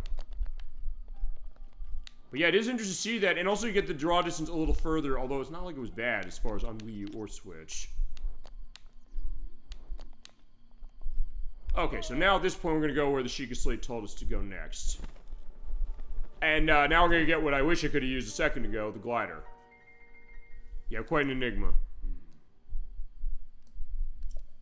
It's almost as if the dwelling door power is awoken suddenly. But anything that occurred atop the tower? Yeah, I heard a voice. You did, huh? You recognize it? Oh, I don't trust him. I'm basically telling him, no, I'm not telling him. Okay, actually, I was gonna say, like, yeah, I did hear something. But, that atrocity around the castle, right? We saw it a few minutes ago. That is Calamity Ganon. 100 years ago, he brought our Hyrule to ruins. And a lot of people died as far as that, and I think in that case, I know I'm gonna segue to next, as far as we're gonna show after this. Yeah, the moment is fast approaching as far as us taking him down. Notice seeing the characters are not nearly as alias this time as they were when running the Switch version. Do you tend to make my way there? Sure do. Yeah, I had a feeling you'd say that. Yeah, but there's no way down as far as these cliffs, so we have to get our way down. Try to jump off, you're gonna die. Like you died a few minutes ago, twice. But if you're a paraglider, you know the story. What are you talking about?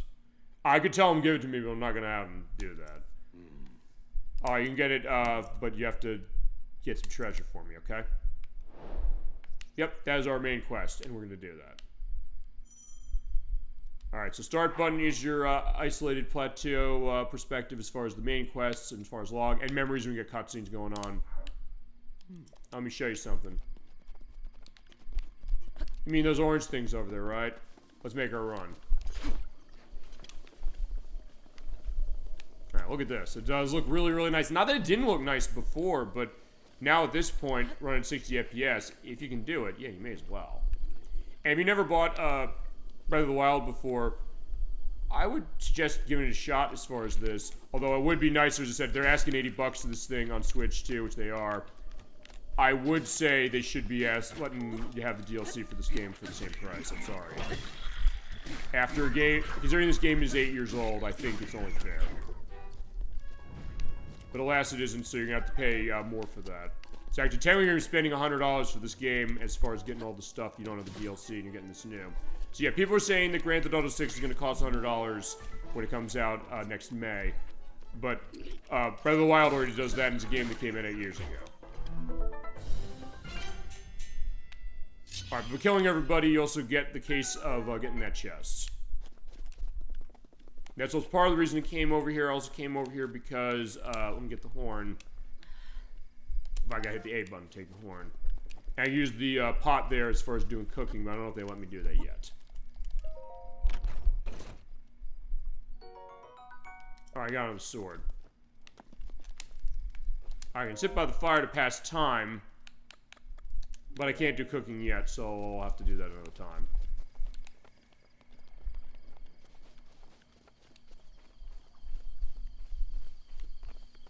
Alright, now for this thing, I could get a sense of saying, well, let me dive down. Oh yeah, look at that. You definitely see more in the water as far as in this version than you could on Wii U or Switch.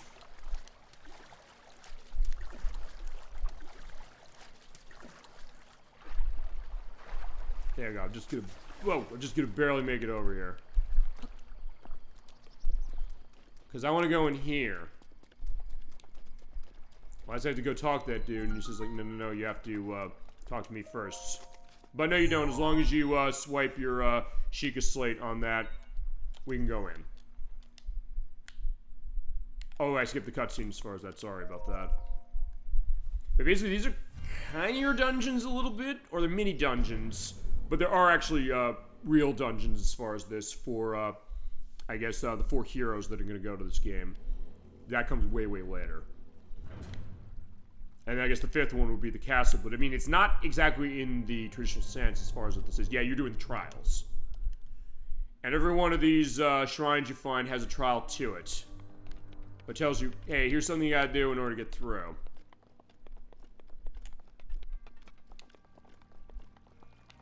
So here's a magnesis trial, but I don't think I got a way to do anything with it, so... Yeah, I'm stuck, so I don't think I can do anything with this right now. Actually, I might have had to talk to that guy in order to make that happen.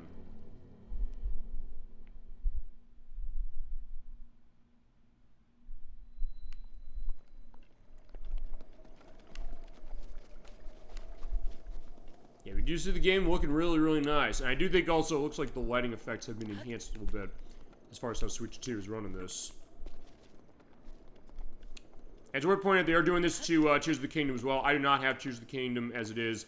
As I mentioned, I boycotted on Switch 1 because of how, well, kind of because of Pokemon Gen 9, because of how they went after too many, oh no, not too many games, how they went after,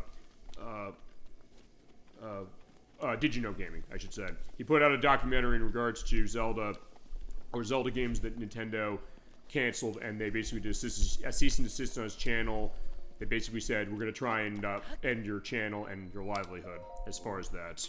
Even though he was told within his rights to basically say, hey, these are games they didn't want released. They just, it's like our news report case. They can't be cracking down like that. I mean, they did during the Wii U days, but they did on that. And then there was also really troubling reports of sexual harassment coming out of the Nintendo Treehouse. So I did what people do with every company that's not Nintendo when stuff happens like that. I said, I'm not going to buy this game. But it's a case where, as the years have gone by, they have kind of not, went back to some of those things. So I'll give them that much. And I did technically say it was about Switch. I'm not buying this for Switch, so technically it is on Switch too, so I am kind of open to buy it as far as how it is. Although I haven't currently. So it's a case of, yeah, holding my principles, but also being a case of saying, you know what, at least being understanding when they say, you know what, we're going to at least take some ownership of the shit we did. And people do not let Nintendo, have it when it comes to that, admittingly. And I did have to go talk to him as far as it. But I did. Same case going on with the Pokemon games. Because remember, I did not buy Pokemon Violet. Edwack bought it for me to shut me up. And then I said, I'm going to do this for a full show, running at 1.0. So it's one of those cases where I basically said, yeah, you know what? Holding Nintendo's feet to the fire because God knows nobody else will. I mean, people are complaining about the game key cards on this console, which probably about 90% of the games of the Switch 2 are going to be delivered that way. Or you have people like EA where they're saying, we're going to give you Split Fiction as a code in the box. And even Square is saying we're going to give you the Final Fantasy Tactics remake as a code in the box on this system, while we sell it on the Switch, where it's on a physical card, and we give you the Switch 2 upgrade in the box. What the fuck is wrong with you guys? Just buy on the Switch at that point. Or just made it not physical on this console. But that being said, as I said, at least I hold that way, and at least explain that idea of what's going on with that. Which is also the reason, as I said, why I don't have Tears of the Kingdom. But that probably could change, and actually, the chat, all of you have said, hey, we would be curious in seeing this. All right, fine, you did say that. So I'm not going to say, no, chat, you don't get something as far as that. But anyway, I did buy this one as far as it, because this was a case where that didn't really happen. So that was the idea. I will show off one of these going on, and I think we will go on to the next game, which is kind of related to this. If it's not, it's not Tears of the Kingdom, as I mentioned, but it is going to be something to kind of go to this. Okay, right. Actually, no, I could have done this. I put the Sheikah Slate in here. I was thinking ahead, way ahead for this game for something as far as that.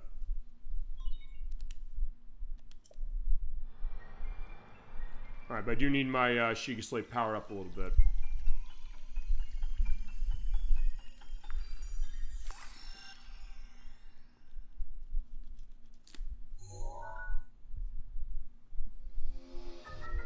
Yeah, you do get a power here. This is magnesis. This lets you pick up those magnet floor things over there in the center here and manipulate them around. You use the L button to pull your rune out. Like that, and you aim out, hit the A button, pick it up. It's kind of a takeoff on what Psyops the Mind Gauge Conspiracy from Midway did. You move it around, you can push it, you pull it, you can also drop it by hitting the B button. And use that to get my way in. But you can also use them in pretty unique ways, saying, hey, I want to take that and maybe put it over the water somewhere and then say, hey, I can glide over the water without having to touch it and without having to waste my stamina when it comes to doing stuff. Or I can say, hey, that box there, pick it up and see where we're going to put it. I'm going to push these over, so it is kind of like a physics-based game, the same way Psyops is, actually. And that's another great game I'd love to show on the program. Whoop. Oh, but there are those things. Those are not like the Bakeru. What are these things? Whatever it is, it's dying. Also, using the magnesis, if you get close and pull things towards you. But actually, in this case, I do need to grab this and pick it up. They'll walk over the water, but I also position it over here so I can walk over this water. Just a little bit, and there we go. Mind the gap. But getting that treasure chest up there, I think I can grab it. Sometimes you do need to be semi-close in order to grab something, but as long as your magnesis can grab to it, you pull it over here, use D-pad to pull it in, drop it, boom, open it. And open it in midair. There you go, get a bow. If you have multiple bows, you use D-pad as far as changing it, and then look around as far as what you got on the right analog stick. In this case, open up the door. Fantastic. And when you go through this, get to the end, and you get an upgrade. Sort of.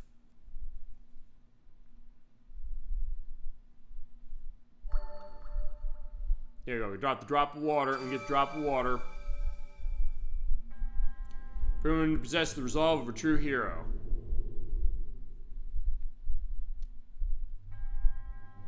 Is Oman Owl, the creator of this trial, and there will be different named characters for each of the trials that you go to any of the shrines that are here.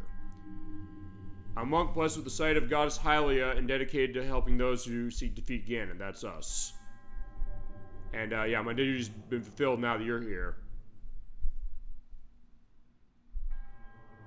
In the name of the goddess, I'm giving you a gift.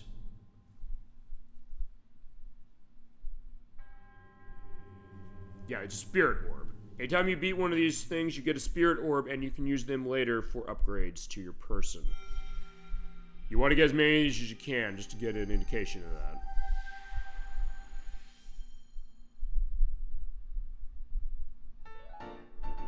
And you do get that great piano take of the, like the Heart Piece collection from the Nintendo 64 Zeldas. So there you go. That is the spirit orb. As far as that, we can use those way later. And you also get a free recovery for health when you complete this. May the goddess smile upon you. Yeah, it seems like, yeah, the gods and goddesses in Nintendo smiled on this game as far as the game itself, and also with this upgrade. Okay, so we did do that. I am going to go back and talk to him because I think you just need to do this. Oh, never mind. He's right here. Oh, got Smoothie came in. You got the spirit orb. Well done. How'd you know? I'm clairvoyant. Or something like that. Okay. Appears the towers and wing in that shrine are not related. Or not unrelated, I should say. It's connected to Sheikah's slate. What do you mean? I haven't seen one of those in a long time. Yeah, the Sheikah inhabited these lands. The great power and wisdom saved the kingdom time and time again. Yes, they did. But their age of technology disappeared a long time ago, or so it said. Yeah, so based upon this arm of the franchise, the Sheikah, who are the ninja protectors of the Kingdom of Hyrule, particularly in the Nintendo 64 Zeldas, and also in ones prior to that as well, they have aspects of technology, although where this falls in the timeline of Zelda definitely switched things around when this came around. Alright, shrines are tucked away all over the place. There are 3 more. Bring me the treasure for each of those, and then I'll give you the paraglider. I'm not going to be doing that. It's a treasure, but I didn't say there was only going to be 1. Yeah, basically you have to go and get all those, and at that point he'll give you the paraglider. We can go over there, and then basically your adventure opens up. Make your way to the top of that tower again. Yeah, I'll do it. Before you go, take a look at the map on your Sheikah slate. He has blue icons. Over there's the cave you woke up at, but also those other things are the towers, okay? And you can do fast travel. So basically whenever you find a place like that, you can do fast travel over there. I don't know if it works. It does work, but in that case, I think we're going to take our leave as far as this. But yeah, there you go. That is how Switch 2 is handling Legend of Zelda Breath of the Wild, both running it natively just on its own with the card, which you do with the patch, And then also running with the Switch 2 edition right here. Okay. So there you go. That's that one. But in tie with this one, let's take a look at another game that was initially thought to be a prequel to this, but then they retconned this game significantly. And there's a sequel that's coming out for Switch 2 this winter. I'm going to say it's next year if you ask me personally. This is, in case I got to patch this still, I thought I did it. I thought it was set for this one. Hyrule Warriors Age of Calamity. This is the sequel to Hyrule Warriors from Wii U that also got ported to Switch and on 3DS.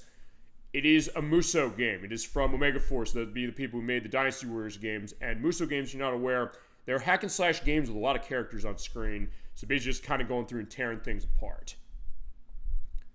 This is the second game in the series that is a prequel, or indicated it's a prequel to The Legend of Zelda Breath of the Wild. But then when Tears of the Kingdom came around, they said, yeah, this game is non-canon now. So they kind of said, oh, it was going to be canon this way, but then they reneged on it later on. Now, this is a pretty fun game as far as what it is. From Koei Tecmo, who published it, and it was Nintendo was involved as far as the setup of that. And yeah, these are the same people who made Wild Hearts S, which we demoed in the last Switch 2 Chronicles video. I keep wanting to say Switch Chronicles. It's Switch 2 for that. Yeah, but for this one, yeah, I've heard through the grapevine that this game runs a bit better when you put it through the Switch 2, although it's not a case where it has a native upgrade. It also does have the same layout as far as the interface that Breath of the Wild does. The save data for Breath of the Wild is found on your console, and when you do have that, as far as having it on Switch, you get a bonus weapon. The training sword.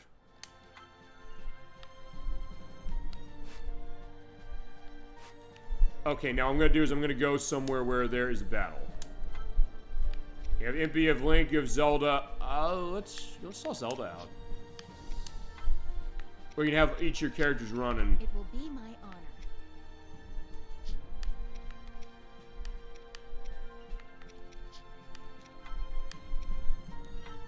I place great faith in you. As you know, I can't take that. I have to take either Link or Impa. Alright, so let's go onward. Because I just want to show this game going, and in this case, I think for some of these I'm going to be a little quicker, because I realized it was a little slower on Pokemon. About the diminutive guardian, decided to accompany Impa on her journey to Pura's research facility. With Link acting as bodyguard, they made their way to the ancient tech lab. Alright, so they are telling our story as far as where to go for the Royal Ancient Labs. There's the loading. Yeah, the loading's way faster. That's one thing I'm noticing right away. And there's a sequel to this coming out, Hyrule Warriors Age of Imprisonment, which is, I guess, supposed to be a sequel to this. Whether it's going to be canonical to Breath of the Wild and now Tears of the Kingdom, I don't know. Also, this is Impa when she was younger, so yeah, we do know her usually as the older kind of perspective of herself. So attached to me. And in the case of Zelda, apparently this little Sheikah dude or drone thing, it's like an R2-D2 take of being attracted to her. Maybe like BB-9 out of the modern Star Wars films. Oh, fine. The R2-D2 perspective when it does that beeping. Robbie and the others at the lab to analyze it. Agreed, Your Highness. That's true, but also we got bad shit going down with the Guardians. We didn't see them much, but they caused trouble in this franchise. But yeah, Zelda, you're going to be shot in the head if I don't get out of the way. But here you go. Here's the shield. And then knock it back, which is something you do in Breath of the Wild itself. A guardian? But why? Yeah, they are dangerous things from years and years ago. And you got to be careful with them in any of the Zelda games they are around in. And yeah, the Bokoblins are coming to town, so now we got to kill these things. Yeah, but little Rubb here is also willing to help. So, alright, pull the sword out. Alright, Impy, you ready? Okay, so let's see here. Go on the road to the Ancient Lab. What you tend to do with these things, you basically go around, just slice, slice, slice. It is still 30 FPS. They did not give a Switch 2 version of this. As far as if it's running much better, I mean, in all honesty, I'm gonna level with you. I have not played, what was it? I have not necessarily played, this, Hyrule Warriors game as much as the first one, although even then I didn't necessarily play these games to death like other people. To me, it seems like it's running a little better. It was capped at 30 frames per second on Switch 1. It seems like it's more able to hold that now without frame drops. Which, for some of these things, I think is going to be the best we're going to be able to hope for. By the way, you have dodging on B button, ZL, as far as your guard. It also has the same context-sensitive stuff going on as Breath of the Wild did. And this, we have to hit the moblin over there. Boop, boop, boop. You just hack and slash, and you see all the enemies on here, and you're marked in your KOs, and you kill things, you get more experience points going on. And you basically have to go around the map, follow where Zelda is, make sure she's set, make sure that all of the territories are not captured by the enemies. And here are the Lizalfas, so we have to go take them down too. Whoa! And I guess this is the appeal as far as these games. This is the first time we've shown a Muso hack and slash kind of game on the show, as has been the case. The appeal is going in this case with hundreds and hundreds of enemies, just killing every single one of them. It is a great case of power fantasy in particular, and saying, hey, I can just slice through these things or use my ninja magic as far as that and bash them through. But it is quite a great spectacle. And looking at all the enemies on the screen here, the fact that the game is holding really well is there's an Ice Wizard up. Whoa! Yeah, in Breath of the Wild, you want to get these things out of your way as quickly as possible, or any of the Wizarobes.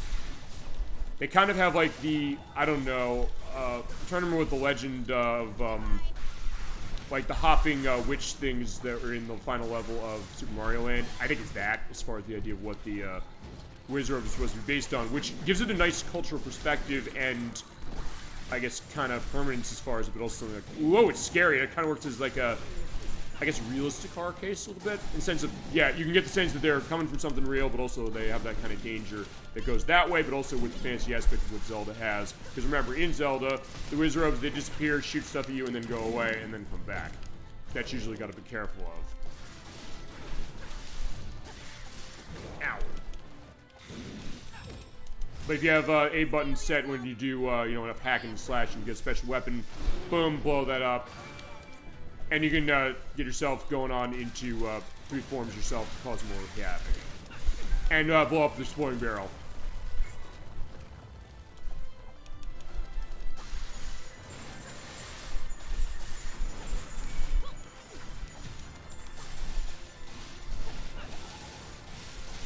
Yeah, and it does seem like this game is not dropping frames. That's the one thing I definitely say as far as what this is. It is a 30 FPS locked experience I'm seeing on this console, so... Yeah, if you have Power Warriors Age of Calamity, it's going to run pretty damn well as far as this. Even without them saying, oh, we're going to patch things for 60. And sometimes a little bit of a boost like that might be enough, and I think that's going to be where some of our tests are going to lie when it comes to this. I do know that, yeah, we're going to have to go on. We're going to have to institute. And if you have Weak Point Smash, get it down low, boom, kill the Wizard, and boom, it is dying. Awesome. And you can pick up its weapon when it's there. You have the Ice Rod that's on the L button and X, and you can use that to shoot out energy. And then do like bombarding with electricity and things like that as well. And knock the tree down. Okay, so that's the idea as far as that one. I don't think I'm going to be holding on too much, but as far as everything I see... Well, actually, one thing I do before I do is... Let's go in here to see how is this going. Let me actually do one of those ice attacks. Alright, yeah, it does seem like it's holding it pretty nice as far as how this is, even with all the action going down. I'll do another weak point smash on that.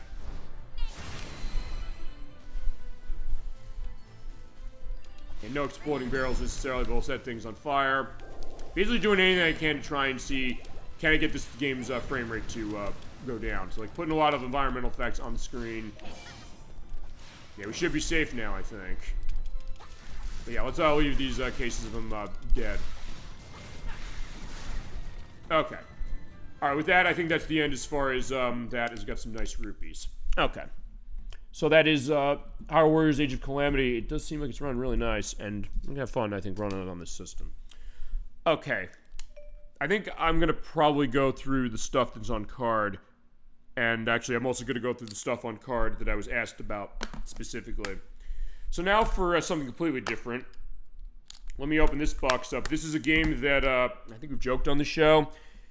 It's one of those cases where, going back to Nikki for a second, she usually is willing to put up with a lot of the weird gaming bullshit that comes from herself, but it's also a case of what happens when it's coming from other people. Because with Edwack being a collector of Switch as much as it is, she's gotten wind of some of this stuff she's picked up. We did Bad Game Thursday with this one. I don't think I've ever seen her this angry at something, which I guess is a good thing, because you think, well, if I see her so angry as far as something more important than a video game, that's going to be a bad case. Because she's usually, you know, very happy-go-lucky as far as that. She has a perspective on the show she's given that way. She's always curious. She's like, oh, God, this thing is horrible. She was like, what is this fucking game you bought? It's really shockingly bad and strange. Like, yeah, I want names and numbers of who made this game happen. All right. This is Shaq-Fu, A Legend Reborn. This is the modern sort of sequel to the fighting game from the 1990s, Shaq-Fu from Super Nintendo and Sega Genesis. I think it was also on Game Boy and Game Gear. Back then it was by EA and Delphine Software, the people who made Flashback, Quest for Identity. There was an Indiegogo project in the late 2010s to get a new version that Shaquille O'Neal was involved in as far as this, including doing voice work. They did a game, it is a beat-em-up now, as opposed to a fighting game, called Shaq-Fu Legend Reborn, which came out in 2018 for PlayStation 4, Xbox One, Switch, and PC. He bought for Switch. It is the bonus FU edition. I'll have a picture of the box showing that. I'm not making this up. We put this in. It was actually before Nikki came down as far as our lunch period for this, when we did Bad Game Thursday for it. The game was still loading. This game has insanely long load times on Switch 1. Does Switch 2 make it better?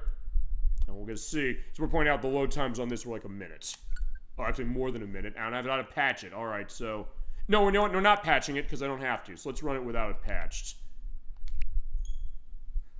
So let's see how this loads. It took about a minute to load this as far as normal Switch. If it's faster, that's going to be the benefit. And this is also without me patching it.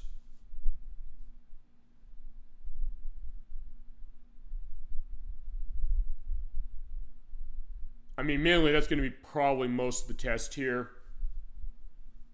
And this is on initial boot up. On initial boot up, it took a long time to load. I don't know if it does as far as something more than that.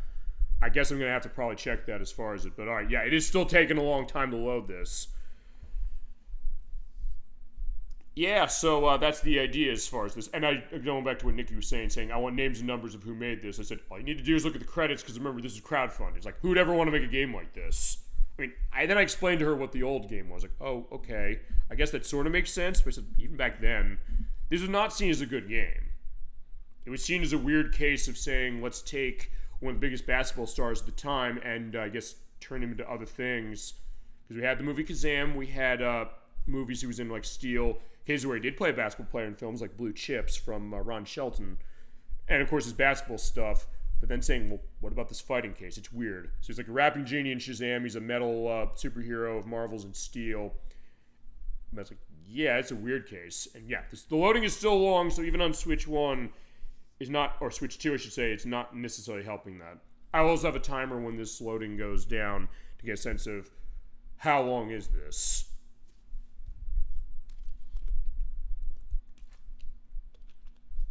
And there is another game I have in here that also has really long load times. As far as how much it actually helps it, it's also admittingly negligible of what I've seen, but I will show that one as well.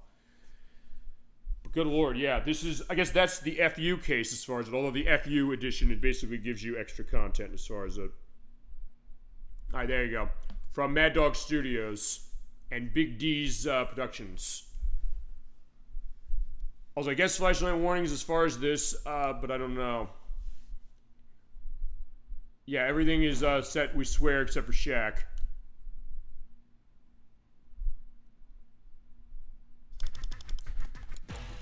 Alright, there we go. Also, I don't know if I'm necessarily going to get a content strike when it comes to this music. You also pick up Icy Hot as far as a power-up, because remember, he hawked Icy Hot. Alright, let's load this.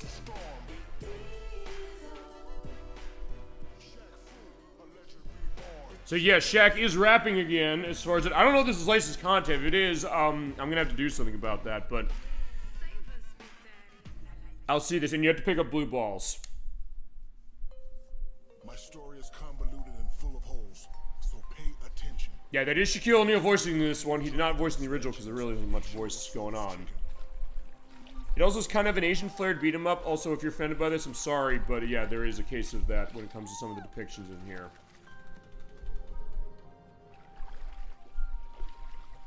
I mean, I guess it could be worse. It could be Kung Fu Chaos from Xbox, but then again, that came out in 2003, where, you know, shitting on Asian people when it came to depictions like that was okay. I mean, you know, I'm gonna go on this. It's still okay. I hate to say it in the sense that people don't crack down on it as much as they should, but, and it's wrong. They should be doing that, but still a case of, you know, this was, at least that was way earlier, back when they pretended they didn't care. I mean, hey, at least I'm consistent with that, going back years. Back then, I was saying that was horrible, but even then, like, no, what's wrong with this? Like, I was right. Again, like, talk about sticking to principles and being a case of saying, hey, you know, yeah, holding that right.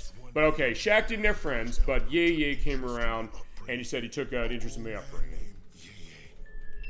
Those kids just jealous because you such big boy. Yeah, that's the thing about this, and it's in the case where it'll be one thing as far as how the way the characters are going on to that, but you're also hearing this to say, like, yeah, it is kind of going in that perspective where maybe it's not elevating the way the depictions are going. But either way, we are doing training. He couldn't do the training very well.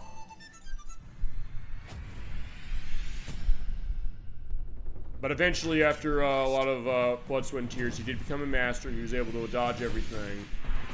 So it's not like the original game, because the way the original game went is that he was transported to another land. He had to fight these weird creatures, and it was a fighting game. But in this case, you're just doing training with, I guess specifically beat 'em up stuff. Right about now. All right, so the town is being shot at as far as firebombed and things, so we gotta get beaten. What in the name of Wu-Tong Shin is going on here? I don't know. Explain, but we must. Yeah, he's left stick to move. Duh. They are trying to be funny with it, so I guess it's trying to be a bit tongue-in-cheek as X buttons jump. But compared to some other games as far as this, yeah. Well, let's put it this way. I mean, I'm gonna have to give this discussion also when we do Clay Fighter Sculptor's Cut, which is another case for it. Why is convincing ass-whooping on that? Okay, so basically it's like a beat 'em up like a Streets of Rage, although that's being very generous. This is before Streets of Rage 4 came out, as we're pointing out. But also it's a case where you're doing the beat 'em up as far as that. It's cases where I'm missing the hits every so often. And you get stuck into uninterruptible animation, so it's a case where I'm hitting off on the side, but I gotta wait until those stop in order to go and punch him again. Damn, that feels good. Why do these guys want to kill you? Yeah, good question. I'm not Why? the man you think I am. What do you mean? You did? I seen you looking at me when I do them high kicks. What? Yeah, No, there's I'm just also watching kind of some technique. homophobic streaks to this game, I'm not gonna lie. As I said, which would be one thing that was funny, but it's not. And as I said, I will at least go into this way, which is that I will laugh at things like that when they're funny as far as how they are, but in this case it seems like it's one of the, you can tell sometimes when it's a case of a game trying too hard, and one where it's like, yeah, you know what, it might be uncomfortable that way, but it's still something that, yeah, you gotta admit you laughed at it. Or it's like Roger Ebert mentioned when they reviewed Dice Rules, the Andrew Dice Clay concert documentary, and said, like, this is unbelievably offensive, but they said, you know what, our taste in humor is bad enough that we could have, you know, gone to this and laughed and come home sheepishly and say, yeah, we found this funny. But when you're ready to laugh at it with a mind like that, but there's nothing to laugh at. Exactly. The moves. So what was the mankini? It improved posture. Yeah, as far as how it is, it does look kind of chintzy as far as it, although as I said, it is kind of a, or was a Indiegogo project. And as far as the idea like who'd want a game like this, given the perspective of saying let's go back to old games like this, or like the original, and saying let's do something different, as you're saying, I'm not gonna hit a woman. Well, I ain't no woman, so let's see what you got, Sasquatch. I'll show you a Bigfoot. Alright, yeah, I'll have to see that as do the Shack Smash. Energy and turn it into an attack. Yeah, hit Eleanor to blitz the bad guys. Let's do that. The whistles go woo. Yeah, they have like a lot of meme perspectives. If you're familiar with the whistles go woo take as far as what that is, I guess I'll have to put a link list item. Basically, just to give an idea that there was a story in, I believe in LA, where there was this guy who was doing, I think Bob Rubb was the name of the guy. He was making whistle tips for car exhaust pipes. Where you go around, they do whistling. He's like, what you gonna tell us about the whistling? He says, the whistles go whoop. It is kind of funny, but also the idea of how open he is about the idea of this thing he's creating. I think it's kind of cool, even though it's a case where other people in the neighborhood are saying, like, it's too loud as far as what this is, but also, how do you necessarily balance that with the idea of saying, hey, let's do something neat to kind of trick out a car as far as, because there's a lot of new car modifying stuff for that specifically. Anyway, that's not it. Shaq, I am a guardian of mankind. Okay. What? Look out! All right, yeah, there's a rocket coming out over there. I mean, I think this is most of what I'm going to show, but actually I'm also curious about one thing, which is, I'm going to go back to the menu because I want to see, it said there was a patch. Actually, I don't know, can I patch this thing whilst I'm playing it? Because that's it at 1.0. I guess so, but I'm going to assume that I have to, I'm going to close this as it is. I'm going to assume that I have to restart the game. Also, I'm going to put one more thing to the test this one before we go on, and that is the load time better when you've opened the game once?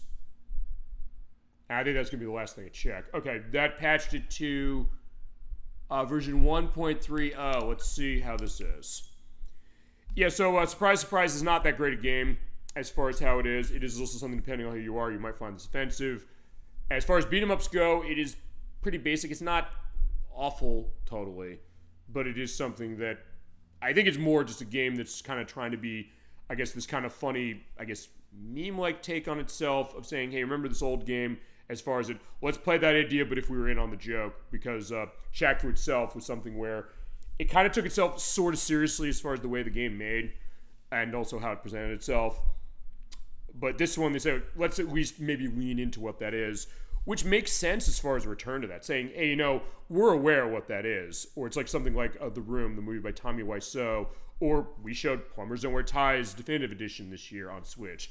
Also a game with a lot of offensive stuff as far as in the modern context. Although I think in some ways, I think maybe even that one has more of a innocent streak to itself. I hate to say it, and I'm shocked to say it, honestly. I don't know, this one does kind of have that idea, but it's also something that, I don't know. I get why Nikki was not big into this. We were not big into this as far as what we played, as far as our demo of it. It also looks like the loading is still bad no matter what you do. As far as whether it's better, I don't know. I mean, I'll time it when I edit this. If it's less than a minute, that means that it's better.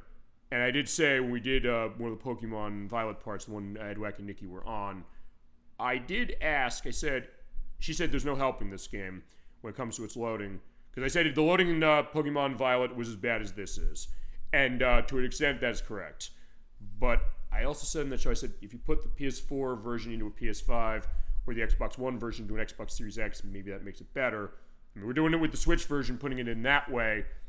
And from what I understand, I hear the loading is bad on every version. So it's not a case where, the Switch one was said, okay, maybe it was a bit shorter. But, yeah, either way, that's the idea of what that is. For Shaq-Fu Legend Reborn. And also one thing I'm going to do just for my own representation, I will actually go home as far as this, because I took that picture, because there was the one disclaimer that was actually kind of a funny case. The server location is full. Oh, really? I'll have to figure that out later. But anyway, all characters events in this masterpiece are entirely fictional. We accept any resemblance to people, robots, demons, living or dead is purely coincidental. We swear except for Shaq. He's a real guy. The character in the game sort of resembles him from like 15 years ago. Okay, maybe 20. Okay, anyway, the game doesn't represent his views on anything or anyone. He's a nice guy. Leave him alone. And that is true. I don't think necessarily this game was made from a place of hate. I will say that as far as the content within it. And from what I understand, Shaq is a very nice guy. A very, I guess, humble guy as far as the idea of what he does. You ever see him do his analysis on TNT when it comes to the NBA games, you kind of get that. So I'll say I don't think there's a game that comes from a place of, we want to be bringing something negative as far as this. I think they did want to have kind of a good fun as far as that, but it's also one of those cases where, as much as you can see, they also think, yeah, they didn't completely pull it off. And Switch 2 only does so much for this game, honestly, to be brutally honest with it. That's also going to be the case potentially with our next game, because the next one is also the last request I had from Edwack, and one I also said, we got to look at this game. It is also a game that's kind of based on a license, sort of. It is also based on a movie franchise. It is Ice Age Scratch Nutty Adventure. This came out in 2019 from Outright Games, and what is it? Just Add Water is the company who developed this. It is for Switch. I believe it's also on PS4 and Xbox One, and I think PC got this. is a platform game starring Scrat, the squirrel from the Ice Age films, you know, the Blue Sky animation company that Disney now owns, but it was Fox who owned this back when this game came out. It was, I think this was before Disney bought them. And also with those movies that go back to 2002. Because the idea is it's kind of like an old Looney Tunes cartoon. Because all Scrat wants in this world, he wants to go get the acorn or the nut that's all around. And he never speaks, except doing like yells and things. But it's a case that he's never able to have that luck. He's always trying to get the acorn and the nut, but he never can get it. But he keeps keeping on. He doesn't give up, if nothing else. And this is one that also has a patch. We are not going to patch it yet. I guess I could do the same thing on Shaq-Fu with this one, although in all honesty, this is going to be the last time I think it's going to happen, because the other games I've got I've played before, or I've had them patched from when I had them on Switch and when they did a carryover. I don't know if all of them are going to have to be like Pokemon Violet. We're going to say, oh, we have to patch it still for something anyway. Now, it's a 3D platforming game, run in Unity, by the way. It's a game that has a pretty low frame rate, and one question we were asking is, well, we think the frame rate cap on this is 30 FPS, I think. I do like this logo. It almost looks like full motion video as far as being in the ball pit at like a Discovery Zone or a Chuck E. Cheese's or something like that. But you're saying, well, in fact, everybody came by and said, what was the frame rate? Why is the frame rate so low? And Ed Wack's answer was, don't worry about it. But we were laughing to have a good case of itself. But then that's going to be the question. Maybe Switch 2 can enhance this. And from what I understand, I believe it did run worse on this system than it did on the other ones, but I've never played it on the other ones, so I'm not completely sure.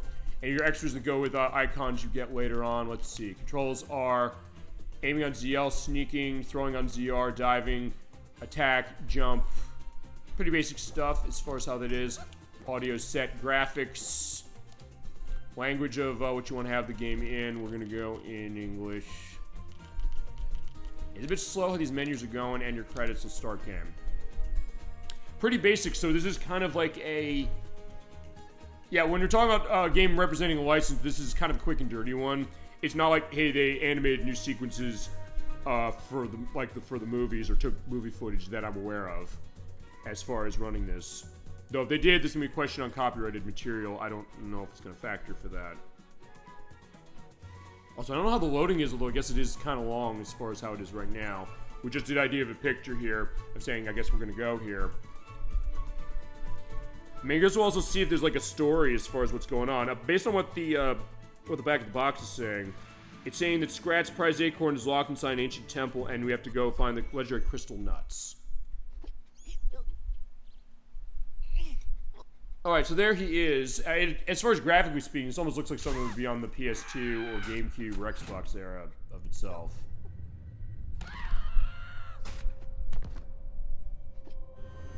But I believe it is still Chris Sanders who makes the movies doing the voice of Scrat.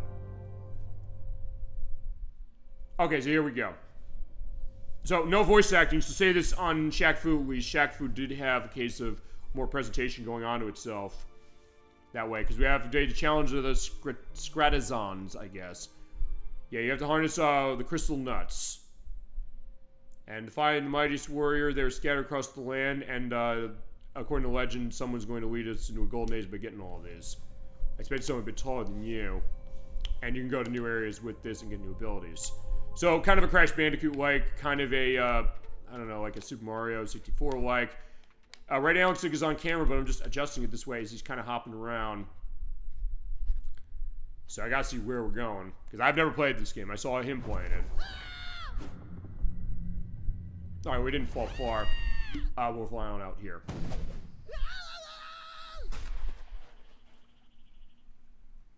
I mean, he does still look like he did in the movies, so there's something to be said about it capturing that aspect. But there's also a question like, where are we going?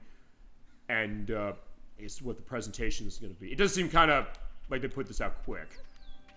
Okay, yeah, also the animation is very stuttery as far as how it is, but how we play. Okay, it's A button is jump. Okay, so it is 30 FPS locked, it looks like in this. As far as bashing blocks, we see, okay, it is on the X button as far as doing attacks. It does have the kind of, you know, like in the movies, he does like one attack and then he kind of transitions the other one almost. I mean, it is intentionally supposed to be choppy in the movies, so it does capture that part of it well. Yeah, I don't think we're going to run into any of the other Ice Age characters as far as this. I think it's all Scrat's case. Although, it's rare they run into it. But yeah, your controls are moving with the left analog stick, wall hopping with A. Go in the water, you die. I guess, what else is that? Okay, I don't die, I just come back as far as taking a health penalty, I guess. Yeah, wall hop is on the left stick and A button, and let go of the wall, hitting the B button. So I don't launch up as far as how this is. Yeah, frame rate still seems like it's... Okay, as I mentioned, 30 FPS on this. Okay, that's weird as far as how it transitions in. Yeah, kind of choppy how that's doing. So I don't know if the Switch 2 is really helping this one, to the point where I actually will patch this one too.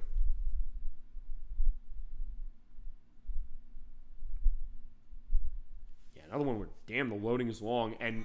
Oh, okay, better now. Okay, so hit the Y button on this. You do have a fast travel going between areas as far as this and going back. And you'll attempt to hurt your attacks, defeat them. Yeah, it does seem very basic as far as how it is, saying, alright, parts of this game capture the series okay, but other parts make you say, like, wait a second, maybe a little more flair would be nice. Or maybe, okay, yeah, oh, camera, fine, that's the other thing. Usually when it comes to 3D platforming games like this, it's quite like, how's the camera? But it's gonna get stuck as far as that, which you expect a lot, because for a game from 2019, you're like, yeah, maybe we've been past this by now. But this is something they clearly made on the cheap, as opposed to, you know, I don't know, if a company like Konami or Capcom had made this or something like that. So yeah, if you like Ice Age, there is this, although there are also games of this based on this from Game Boy Advance era, which are, I never played them. And I think in some cases they are by bigger developers. I'm trying to remember if Vicarious Visions made one of the ones on the Game Boy Advance. I mean, they made a lot of licensed stuff on that system. So I wouldn't be surprised, although that's not necessarily to say, oh yeah, because it's by a company like that, that's necessarily guaranteed to be a great time. Or for that matter, of a case of a game like this, if you don't know the company, it means that, oh, it's going to be a bad time, necessarily. Because when I'm playing, it's fine. It seems like it's pretty straightforward, I guess. So if your kids or you like Scrat and like Ice Age, it's going to kind of work, but also a case of thinking, well, maybe you want a little more than that, as far as kind of elevating maybe how it represents the material, or other aspects of the presentation. Yeah, because this is kind of a... Yeah, it's only 2 years after the Switch came out. Well, I won't get this in saying, yeah, this feels like something out of time a little bit. Actually, there was also, I think there was a game based on Ice Age, The Meltdown, the second movie from... It was from, like, the PS2 and the GameCube. Although even that one, I think it did have sequences from the movie. Alright, so it seems pretty stable. It could get to, like, slideshow areas on Switch 1 from when I saw it when Edwack showed it to us. Yeah, if you do like collectathon games like this, is another one to satisfy. And also, I guess I'm gonna assume this. It's probably not a long game. It's probably a game you can get through pretty quickly, I would think. So if nothing else, it'd be a quick one and done as far as that. Or say, hey, you want to get that experience. And since we haven't talked about Ice Age on the show, it's like, let's get that experience for us. And I'm never gonna say, no, we don't play something as far as this unless we can't show it. As far as a content reason, or if it's a case where it's like a nudity reason or something. But we'll show everything we can, as much as we can, as it is. So I want us to discriminate against something like this, or even Shaq-Fu, going back to that, saying, like, I'll give anything a chance. And honestly, going back to Shaq-Fu's case again, I did have an open mind as far as that we were going to do, like, the jumping across the sides here. So yeah, that's a really janky animation as far as that. I mean, I did have an open mind on Shaq-Fu saying, okay, this milieu of itself, it's going to be potentially funny or self-knowing or something like that. And, like, I'm not going to necessarily be that person saying, oh, because it's not, because it has aspects of stereotypical elements, that means it's automatically something wrong with it. I'm not that kind of person, so I said I want to at least give it a sense. Like, is it that? And then playing the game, like, it kind of is sort of that case, but also a case where it doesn't necessarily elevate that way. And also a case where I'm not saying, like, oh yeah, they should ban this thing. Because that's usually the idea nowadays when it comes to something like that. Like, I'm not going to do that, but I'm going to do what we always do. Is when we get to Play Fighter Sculptor's Cut, we're going to do it this way. We're going to talk about it. I'll show it, you're really going to think, oh god, this is horrible. It's like, yeah, true. But then again, it's also something that we can have a discussion. Or maybe a case of this, which is that, fine, we've sometimes talked about this. I know Alec first brought this up when we did Blast Core, saying, you know, with Mad TV, saying the idea of Miss Swan. Now, nowadays, the thought is like, wait a minute, is there something wrong with how Alex Borstein is playing that character? And maybe you could say yes, but I know, like for instance, I always thought she was funny as far as how she presented it, and I was like, you know what, she was, and also the case that it was kind of coming from a place of love as far as this character, and for some reason, you kind of liked her. There was something about how Miss Swan was, you wanted to see what her adventures were, what she'd be doing, and in a way, you kind of accepted her on her own basis, even if you think, well, alright, it's going into a stereotypical element, maybe, but also, that's a tough thing to ascertain as well, because you think, look, where does something cross over to a stereotype and where it doesn't, in a case where you're okay with it and where you're not? And it does depend on who you ask. I mean, I'm a fan of the remake of Overboard from 2017, where, and that's kind of a really good example of something like this, where it's a gender swap take on the 1987 comedy where in the original film, Goldie Hawn, she's in rich heiress, she falls off a ship and loses her memory, and this guy played by Kurt Russell is saying, oh, we're married as far as that, so he kind of is taking advantage of the idea of what she is to kind of teach her a lesson. And the new version has Anna Faris in the Kurt Russell role, and is Eugenio Derbez in the Goldie Hawn role. And his case, the way that movie works is that it's like, oh, you have to get a job. And so she says, oh, I know one of my friends who's played by Eva Longoria from The Sentinel and Desperate Housewives. She's saying, hey, she knows a lot of people, and Eugenio Derbez, he's Hispanic, I believe, as far as how his background is, I think. But anyway, he's working as far as a group of Spanish guys who are like doing day laboring as far as doing construction case like that. And you look at that and say, wait a second, is that a problem? But you're also getting a sense that you kind of start to know these guys. We do learn about them. He kind of gets in and it's like, oh, we're kind of trusting as far as the work we're doing, or even their addiction to telenovelas, or just saying, oh, they're following what those are as far as like Spanish soap operas. And that case, that's kind of what I'm thinking about, saying it's celebrating a culture that way and saying I'm kind of interested in that, but also liking what they're kind of looking at with that. And I think, as I said, it could be something kind of in the eye of the beholder, something like that, like, was you having a problem or not? So we can have that discussion, and I love doing that. And fine, going back to Ice Age doesn't really have a case of something like, well, maybe that's a question about itself. As so far, it seems like it's playing fine as far as the kind of game it is. Pretty basic, as you're hitting the ZL button, you're tossing. It doesn't look great visually, it looks very alias, again, like something from the PlayStation 2, but yeah, not bad as far as how it is. It seems like it's running a little better. It doesn't seem like it's stuttering as much as it did on the original console as far as Switch is concerned. So in some ways, I guess I'd consider this, a net positive as far as this. And fine, I'll also do this. Let's toss at the... I guess I can't toss that high. I want to go and throw stuff at the vultures, because in the Ice Age movies, particularly in the second one, they are taking the perspective of the idea that they are, going to be eating at corpses as far as that, but... Yeah, hey, I'm over here. Okay, that vulture doesn't want to have me escape. What was that with the camera? Hold on, let me do that again. Okay, so, alright, it is like, we haven't played Sonic 06 yet, and we haven't even played Super Mario 64 yet. The case where the camera's like a physical entity where when it hits into something, it basically hits into the object, like, yeah, where are you? It's like, oh, well, hold on, there you go. So you do get the close-up as far as what he's doing. There's like, he's on the hunt. So he does have some aspects of the animation that go pretty well. Alright, that is the case as far as that one, but I will patch it just to see what's it do. Because that's 1.0. And see what is this necessarily doing as far as this. And also, since I'm waiting for this to go, can I... It's like a save. Oh, it's checkpoints. So in that case, it should be fine. So let me close this, because what's going to happen is it's probably going to say, hey, you gotta make sure that the game is closed and restarted before it does this. Actually, that looks like it's taking longer than you'd think. So, let's take a look at something else on the list. Okay, let's see. What do I want to look at next that I can get out quick? That's not on the card. Well, I can look at Strange Horticulture. Let's look at that. Yeah, we played this game before, and we're going to come back to it for a second chance to show off getting all of the plants identified. One thing I want to check above anything else, and honestly, I think I might just make this brief and not identify anything, because we have played the game before, and we'll play it again as far as finishing off, because we did play through this, and we got the best ending. And you can thank Dolly Finn for identifying this game for the show. I'm glad she did, because I might have missed this one. This is a real jam. It is also on Xbox One, Series S and X, and PC if you do not have it.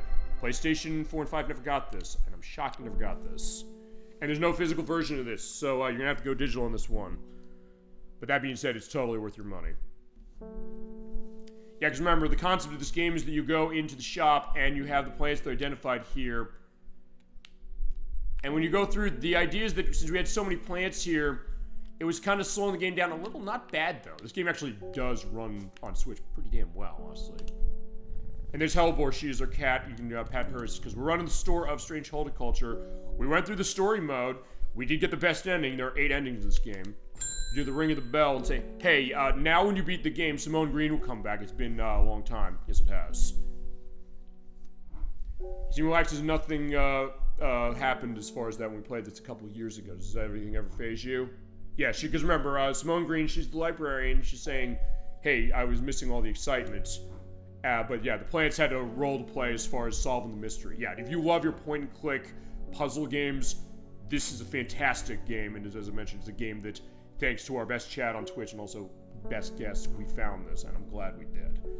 So she said, now for my new project is, now you beat the game, you can go and identify everything else. So if you can identify the Moonlight Flower Bella Nox, that'd be awesome. And you can also do stuff as far as hints, as far as that, but I also... It's something where I have the plants identified, but some other ones I do not, so you sometimes have to go through that. I'm gonna see... Can I look in the book? Yeah, let's pull the book out. I'll take a brief indication of this going on. Let's see, here we go. Yeah, so she's saying she wants Bella Nox. Do we have anything in this? It also might not be in the book. That's the other thing to get an indication.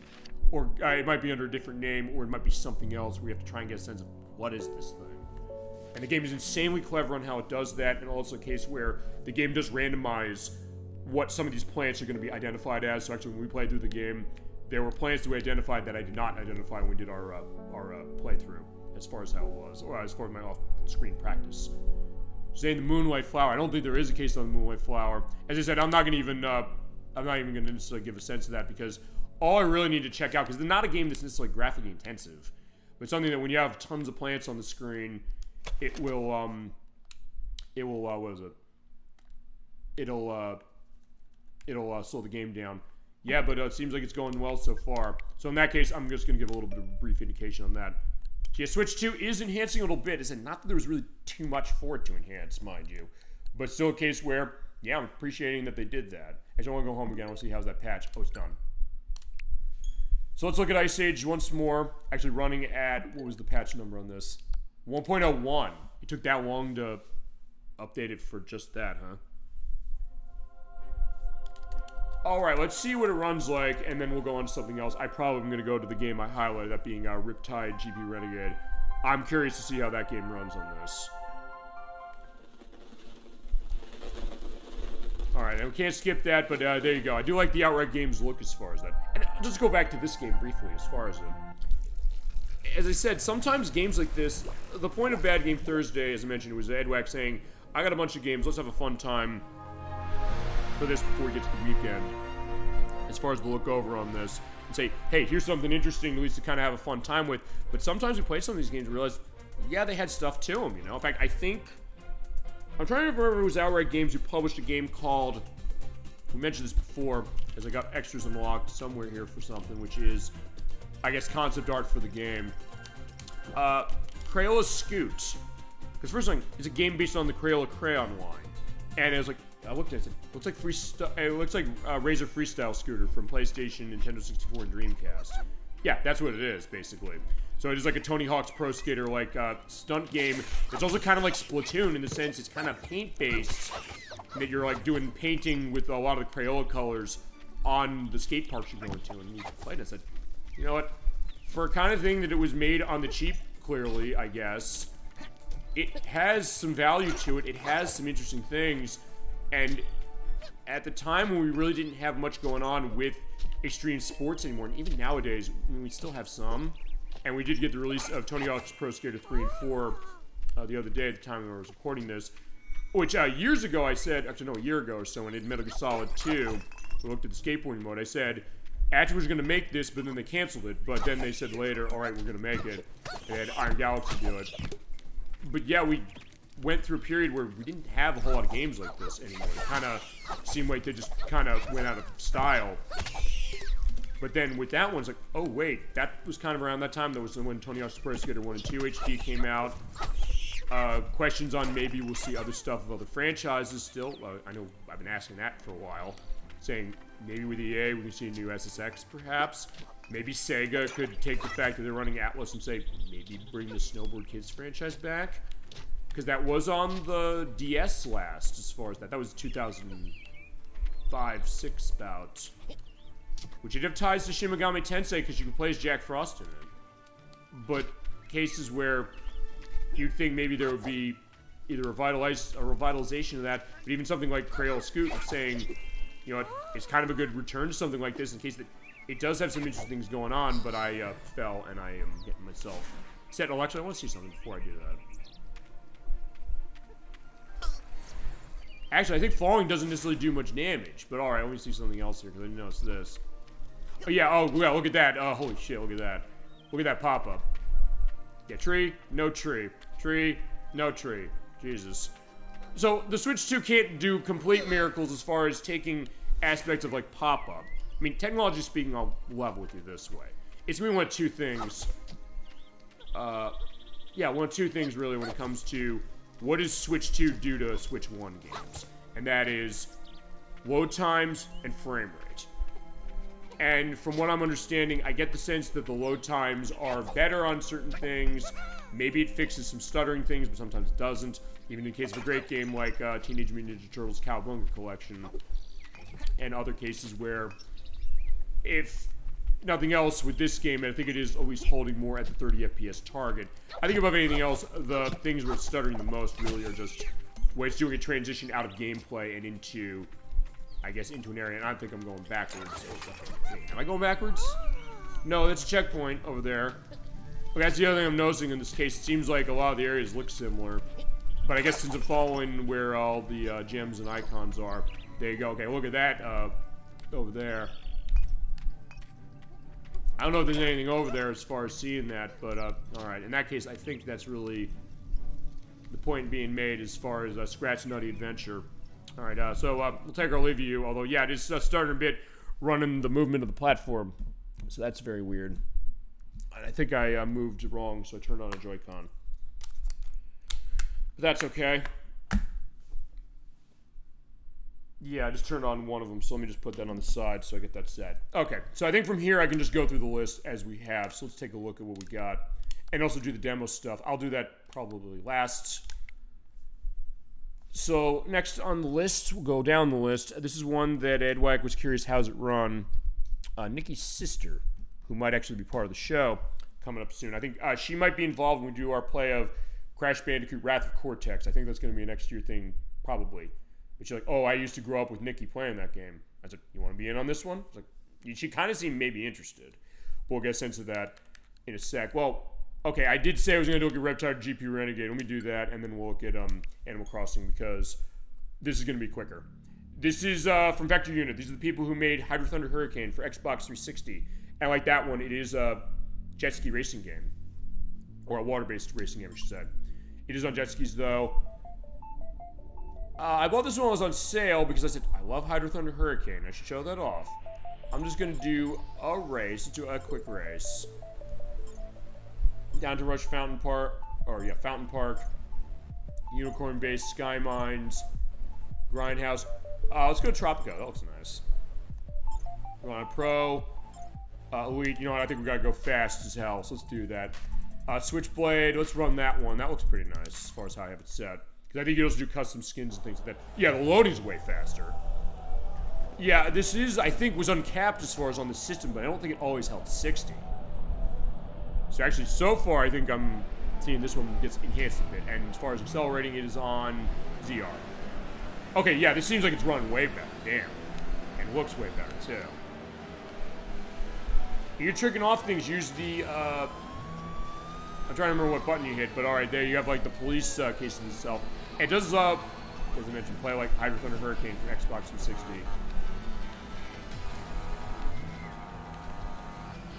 Yeah, I think this, not that it necessarily ran horribly as far as on the original Switch, But it seemed cases where it kind of maybe slowed down a bit. It seemed like it wasn't as smooth as it is on the other systems, because this is on PS4 and Xbox One as well.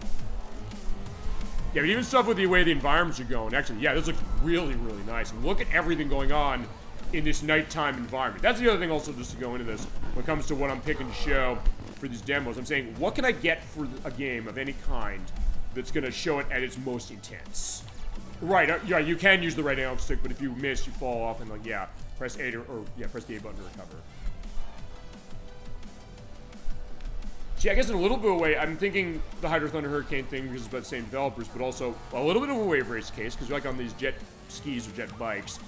But I guess in that case, the analog for this more than anything is Jet Moto from the PlayStation era, which we have not seen a new entry in that franchise since Jet X2O for the PS2.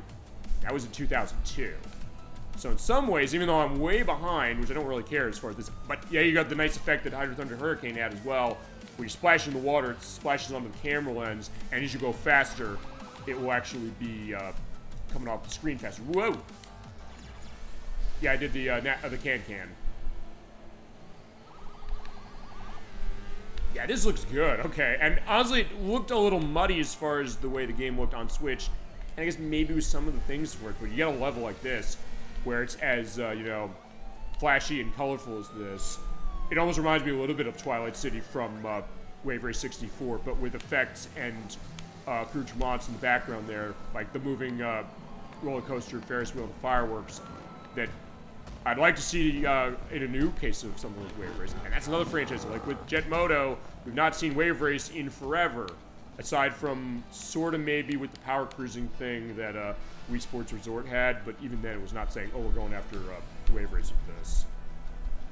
Yeah, I'll say this, if Nintendo announced a new version of Wave Race for Switch 2, or Pile Wings, man can dream for sure, I would be first in line. I'd pay $80 for that. That being said, one thing I'm noticing some stuff pop up, but even then, not too bad as far as how it's going. So it seems like this is pretty comparable with the other versions now, although not that it wasn't completely before. But yeah, this is looking nice. Okay. I mean, I didn't win, but it's fine. I just wanted to show off what this is looking like as we go. So, Katrina Steele, you won, but alright, that is Riptide GP Renegade, I should say.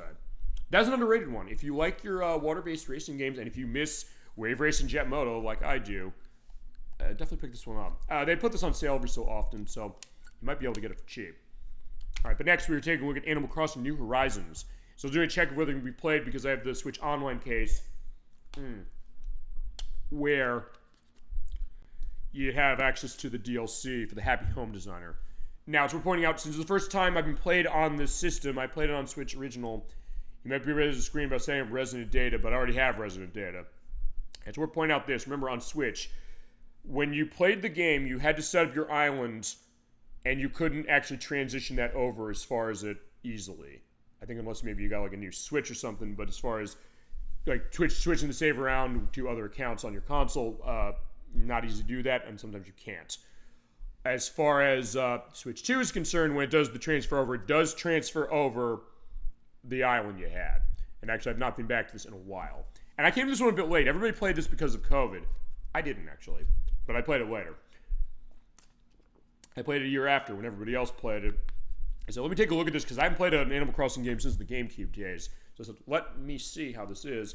I got hooked, but then I also got into a case eventually saying, okay, I don't have to check on my island every day. And it wasn't as much an obsession as the GameCube version was, where at the height of my addiction on that game in 2006, also late from when it originally came out, we had a power outage. I plugged in my UPS power strip case that had extra energy set in to plug in my GameCube and my TV to do it, so I could check my island for the day. And my brother Inherit Knock came and said, "What the fuck are you doing?" And he literally said that. I said, "Just give me a minute." He's like, "We could use that." I was like, "I'll be done in a minute, and I don't need to do it for another day." He's like, he didn't understand. He's like, "What is wrong with you?" I was like, "Well, yeah, if you played Animal Crossing, you'd understand." Particularly that one. Okay, so we don't need to do the element of this because I already have my island set. It's basically just transferring it over from Switch 1 to Switch 2. So point is also this, is that when you do the system transfer, you have to play this on Switch 2 from now on. Yeah, there's curing existing resident data for Koriko. I did name it, by the way, after the town from Kiki's Delivery Service, which is also how I did it on the GameCube. It's not linked to any user account, but it's got to be linked to mine, right? Do I have to play using existing resident data and link your account with it, or do you want to start fresh when you use the existing data? There's only one resident who's not linked with that, and I think I know who it is. I'll play as Captain D-Track. That's himself. We're playing this. I don't know if I want to play. No, I do. We're going to play that way. And the test here is going to be a few things. It's going to be making sure that the frame rate is enhanced a little and that it's more consistent 30 FPS, and also loading. The loading is really the big difference from what I've understood. So we'll start playing as Captain D-Track, and let's take a look. And this is a cozy game, if you're not familiar with the term. The idea that, well, as I mentioned, I'm the one who played Harvest Moon when it came out. And I guess when you think about a game like that, and a couple other ones might be a precursor to something like this, and Animal Crossing itself is saying, hey, what's the point of a game when you're going into it? Maybe just going into a world, just doing stuff. Yeah, the load is way faster as far as how this is. It can be about a minute. Although, given this game has a lot to load when it comes to your island, it makes more sense that this game has to take as long to load for that, and then something like Shaq-Fu Legend Reborn. I'll tell you that right now. We also get this great island perspective as far as the music. Because, yeah, for this one, you have Element of Island. And there's Tom Nook, who is a slumlord. Yeah, they're going to say it. But he is the most lovable slumlord in video game history as far as how it is. And at least he's a case where he'll sort of kind of be honest with you. He'll say, okay, good job of paying off your mortgage, but I'll give you a nice upgrade to your house. But by the way, you have to pay the mortgage on this one. But he's like, you know what? You'll be fine. You'll be able to handle it. And then eventually you get to a point of being able to rub his face, and saying, don't worry, I took care of this, but I'll take requests to settings. Although in this game, as we're pointing out, unlike Animal Crossing on the GameCube, he's kind of on the sidelines. He's not necessarily the one who's 100% in charge. Not completely, anyway. I switched zeros so your children get help from a parent or local or a legal guardian. You can do moving of island, you're saving back of island Nook link as well, but we're done. And you get that nice gibberish animal talk, which I do love that. And it is a question, as I mentioned, the idea of playing a game like this, of saying, well, some people say, well, what's the point of a game like this? Almost like Sim City or The Sims as well. And I know people who hate The Sims, like Edwack, who are totally big into this game.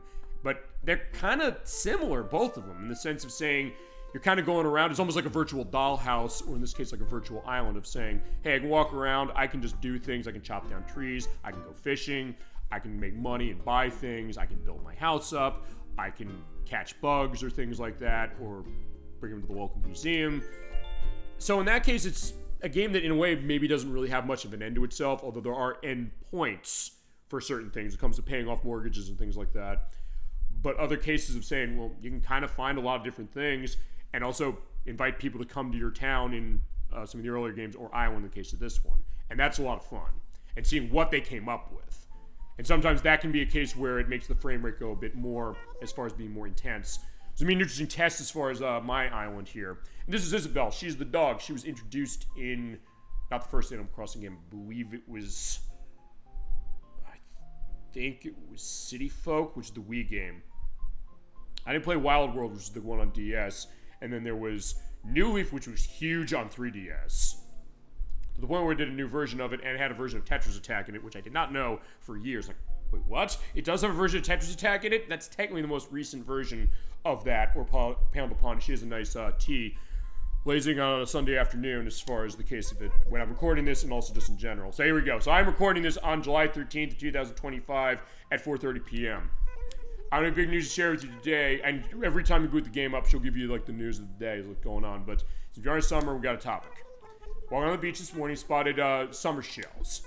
Right, because that's the other thing. They do tie to the system clock of your console, both for this one and for any of the other games in the series.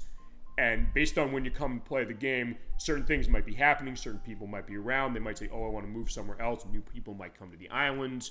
You might have visitors here, and like, hey, they might have things you can get from them, or things that they can give you, or you can give them. Yeah, find some of these things, you can craft some fun summer memories. And I guess a good case to mention is saying children get a parent and legal guardian as far as this, but the idea is this is kind of this very wholesome and very endearing case of saying, hey, you know, we're going to be playing around, just having a fun time as far as this idea, and even as far as an adult being like, yeah, kind of in a way have this joy of kind of going outside without going outside. But sometimes the idea of like kind of balancing those things out, saying what actually Crusader64 said when it came to The Sims in particular, saying people sometimes took the ideas of things they set up for that like house and say, we can turn that into an actual blueprint for a real house. Maybe something like this to a certain degree of saying, hey, how do I want to set something up? Which is looking at her phone. So what's up? Write recipes, because this one runs on cell phone, so you do it yourself recipes in this one, and you can make reads. Have a lovely day. You too, Isabel. Okay, so the loading is way faster. Okay, here I am. I'm feeling tired because I haven't been back for a while. Like, wake up, my friend. Also, because yeah, you come out and you don't have a case of your hair, but I also have Wario caps. Here we go. So this is my island. I set up a nice fence there with a lot of flowers. I have cases of neighbors all around.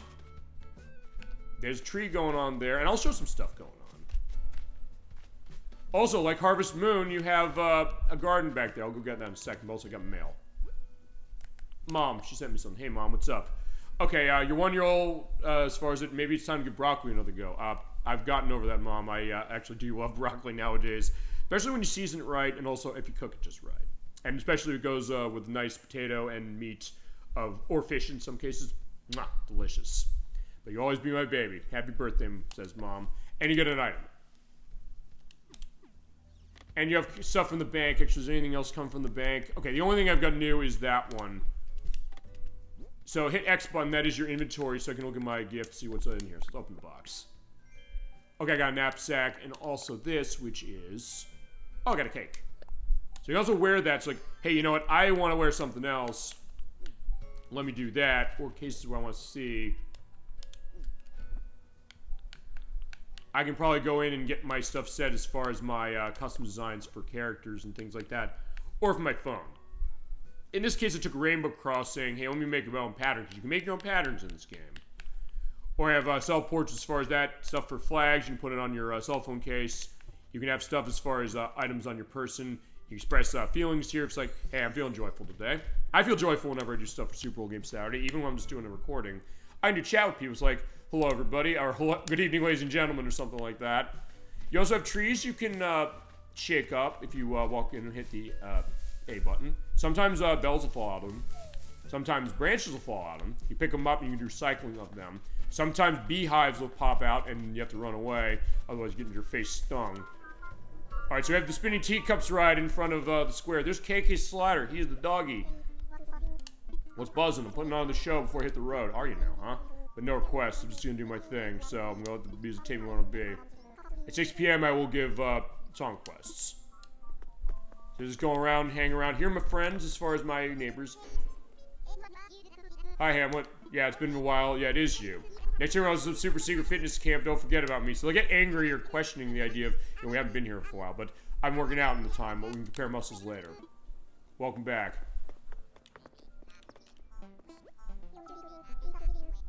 And also you can customize the music that plays when it goes. And actually I took the piece of music that generated when I played this first on GameCube, as far as the original, the doot. Alright, so yeah, we've been all this time.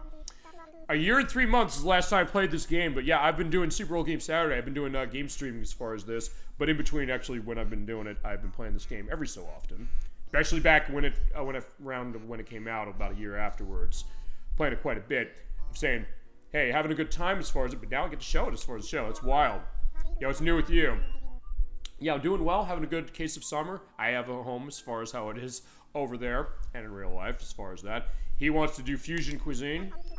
How's it sound to mix tuna casserole with gingerbread? Depends on how you do it. Maybe a case as far as like the seasoning. Maybe you got an idea. Also darts, because I love Shenmue, so I said, let's put a darts machine up here. Let's see what's going on here. Let's also see where all the weeds are. And you have to do weeding as far as like pick up as far as stuff like that. In this case, you're hitting the Y button as far as that, but you can also get rid of your weeds and say, hey, I'm gonna toss them in the shop. Actually, I also show the other thing, because since I am over there with my garden. Yeah, I was celebrating 2022. Yeah, we were 3 years ahead of that. Here's my field of items. I can go in here, I can pick stuff and sell it. So in that case, I can pick out pumpkins and say, let's go to the store and sell the pumpkins. And to point out, in this game, going in the inventory, your items stack for certain things. So in that case, you can pick tons of pumpkins out or anything else when they go in a bunch. So your inventory is a lot larger, as opposed to the GameCube version where it's pretty tiny. But then again, that was sort of the first go with this franchise. Or at least it was the first one that Nintendo 64, or no, that GameCube had, and the US had, because it was on Nintendo 64, I was going to say, in Japan as Animal Forest. Then they ported that to GameCube as Animal Forest Plus, and we got that as Animal Crossing in 2002. So yeah, Animal Crossing was a Nintendo 64 game to start. Plus of other things I found like this.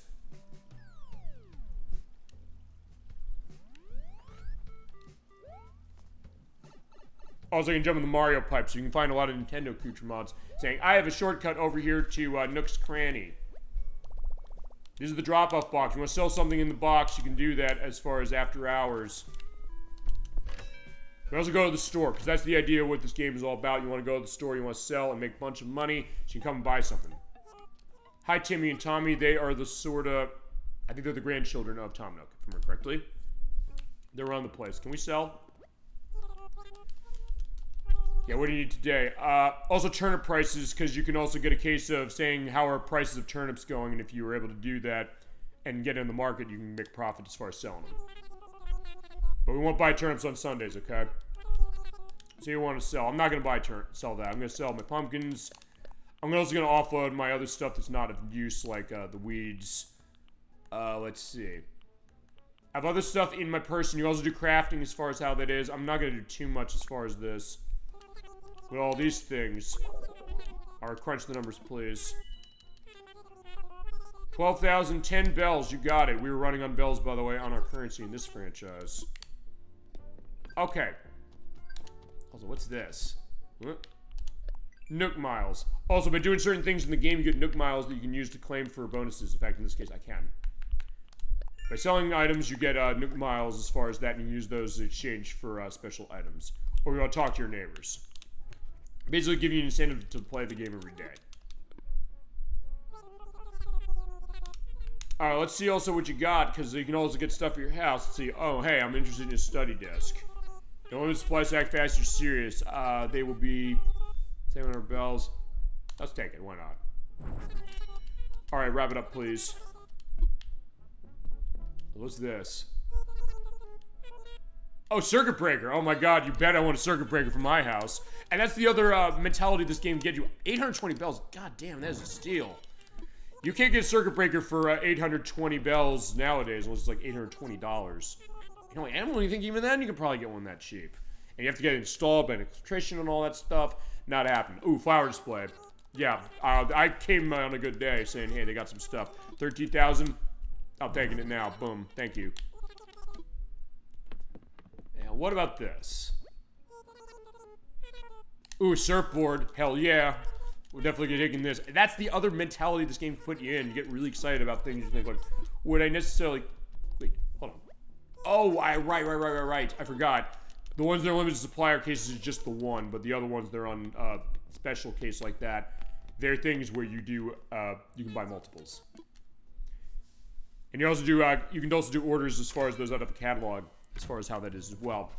As I said, you can get in a good mindset of this game saying, hey, you know what, I want to just go around and say, would I necessarily care about something like, you know, getting a circuit breaker for my house, but that's what Animal Crossing can do to you. Or saying, hey, I want to take my fishing rod out, let's go fishing. Put that down, pay attention where the shadow is. You try to get it over there till it bites and wait for the rumble on the Pro Controller. Right, come on. That means it's not much as far as wiggling it around. So as opposed to Sega Bass Fishing or The Legend of Zelda Twilight Princess or even Ocarina of Time as far as that, not too much. But you do have to kind of get it right in their face and say, hey, look at where I am. And also don't run too fast around where they are, otherwise they might... Okay, wait. There you go. When it comes down, hitting the A button, pull it out. Boom, got it. Yeah, I caught a clownfish. How many can fit in a carfish? Yeah, and I love that as well, where every time you catch a fish, they'll have like a pun to that, and sometimes they'll even openly say, like, yo, what is this pun? It's stupid. Like, this is horrible. So they have a really nice case of itself, but that looked like a big one.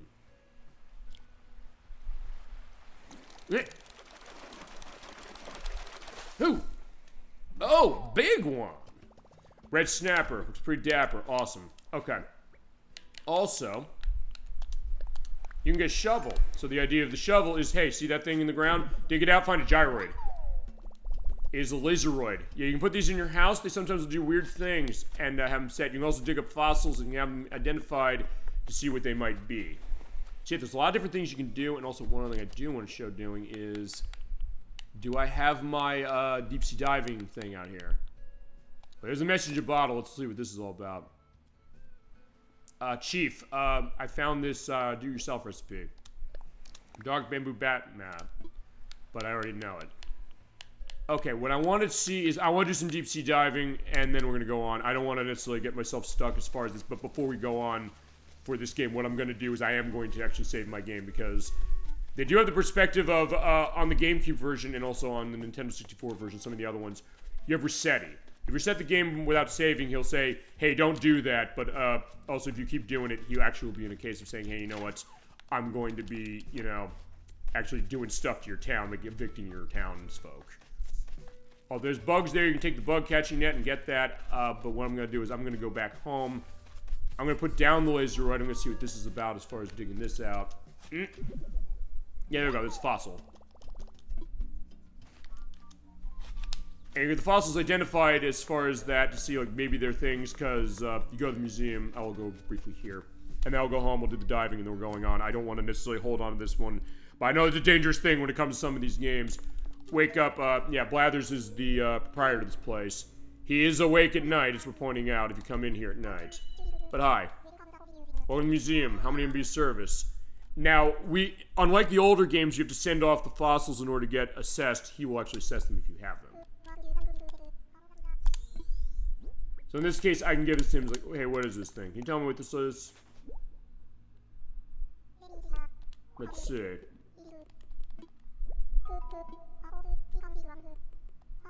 It's a parser torso. And he'll also go into explanations as far as what's going on with these things, because he's fascinated by what you can get from him. You can get him bugs, you can get him fossils, you can get him works of art. Although the bugs he hates, he doesn't want to talk about them. Well, I can take it off your hands, we already have one, so I have to return it. And also, in that case, he makes donations as far as stuff like that really easily, but we're good. Jolly good show, so go in here. Also, right, you get a coffee shop as far as that. But we're not going to go to the coffee shop today. We should probably do a show on this game. You're probably wondering, really? Yeah, really. I think, I'm going to, that might be one of the scope shows. I might ask how we're going to go. So, back on November 9th of 2021, I know the Ammonite out there. And then there's Amber. I'm thinking of Jurassic Park there, when they stick the needle in there to get the Amber out, because then it's Bango, Dino, DNA. Yeah, I'm never going to forget that as far as that movie. But you can kind of go around. Sometimes some of your fellow neighbors are going to be around and saying, hey, I'm looking at all the nice sites over here. Generally speaking, your neighbors will not be donating things, but it also is the case that if you have multiple people in your island or on your area playing the same file, perhaps, they might play at a different time and they might actually donate something as far as that. But we got a piece of mail. What's up? Not much, I'm seeing. Okay, so I'm going to go in here because there's one thing I want to grab. I want to grab my deep sea diving suit. Oh, but there are roaches on the ground.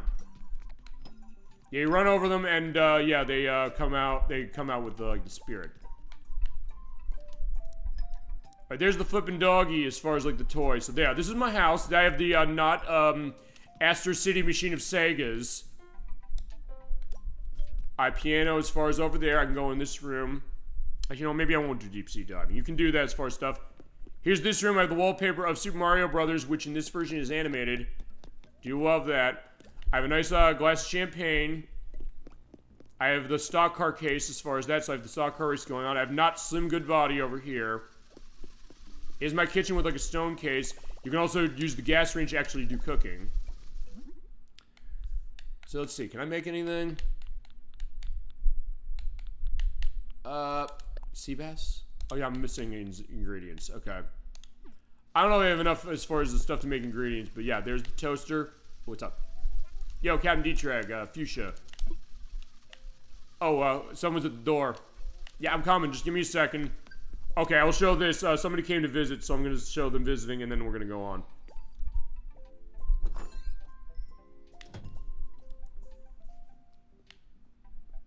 Hi, Fuchsia, how you doing? Yeah, I'm doing alright. It's been a while. What's going on? Thought I'd drop by. How you doing? Doing well. You want to see what's going on upstairs? Yeah, I'll give you a tour of the place. Why not? See, here's the bedroom as far as how it is. There's my Switch over there. I'll lie on my bed and sleep. You can also do nap, but no, we're just gonna lie down. Also, there are my gyroids as far as what they are. In fact, let's put down the other one. Also, there's the microphone as far as it, as well as the karaoke machine. I do want to drop down the laser rod. Let's put them down.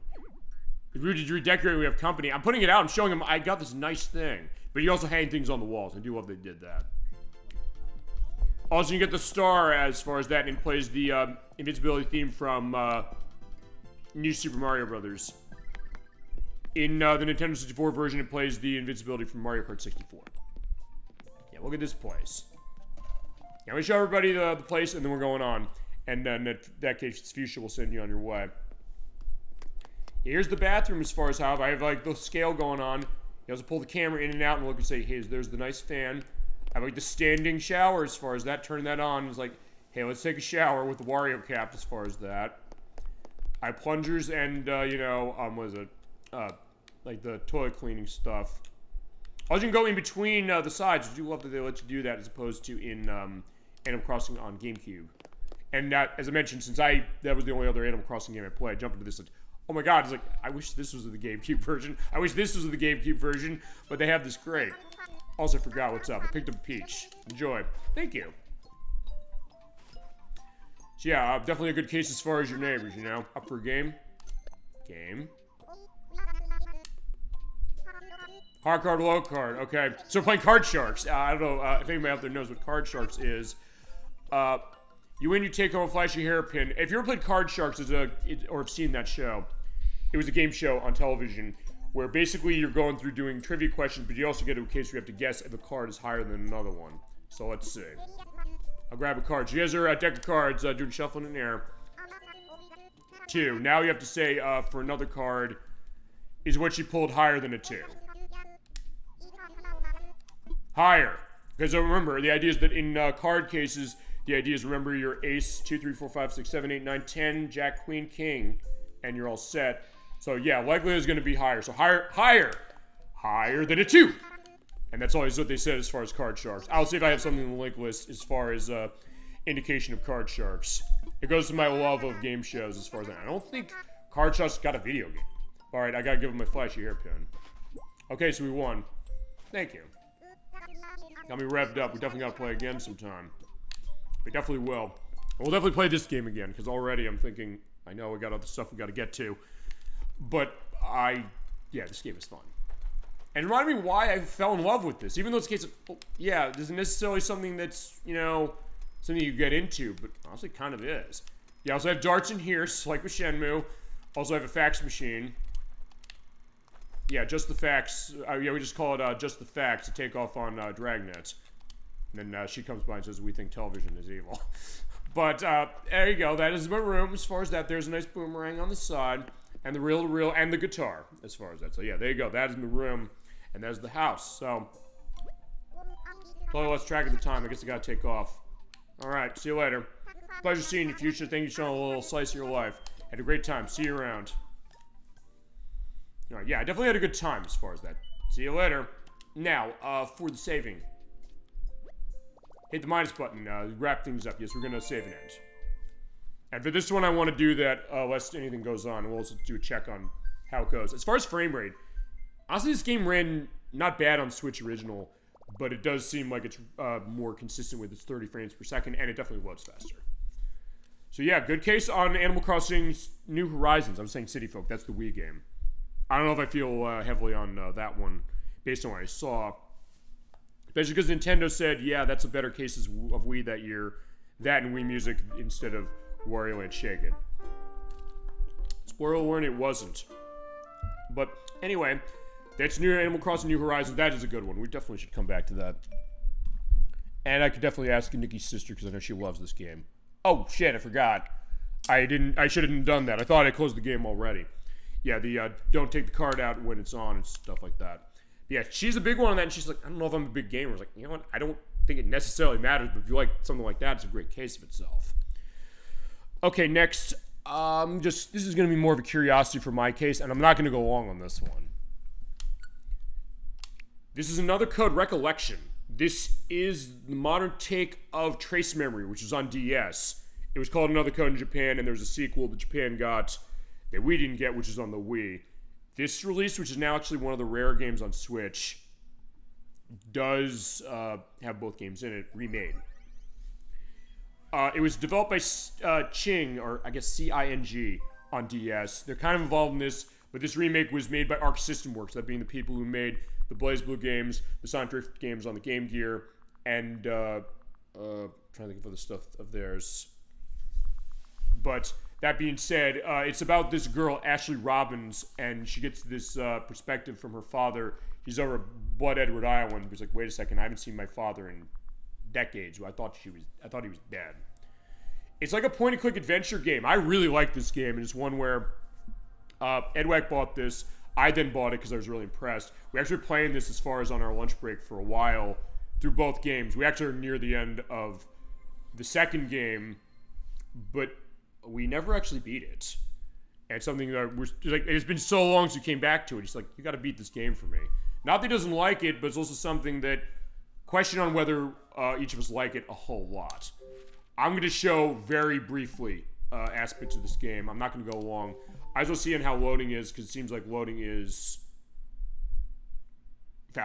loading's way faster. As with Chapter 2, Lawrence's Mansion. I'm not going to give much context to this because I want to come back to this game and do it for a full show. But we do not do this as a full show until we do BlazBlue Calamity Trigger, because I promised to select first that one. But for the purpose of this demonstration, I am going to pull it out. Hello? Yeah, because here is her. I'm going to put on autoplay, by the way. It is fully voiced, by the way, as far as this release, where it was not on DS, and I don't think the Wii game that Japan got was either. Because it was Ashley, she came to Blood Edward Island, and there's this ghost she met, who's called D. He's like, we got to get in here because my father's in here. And Jessica is the sister of Ashley's father. He's like, wait a second, where is she? Way to go in this mansion as far as it's... And it's also a question in some ways, because I know some of my coworkers have said, yeah, maybe the voice acting in this seems a little stilted or weird, or how the story kind of goes.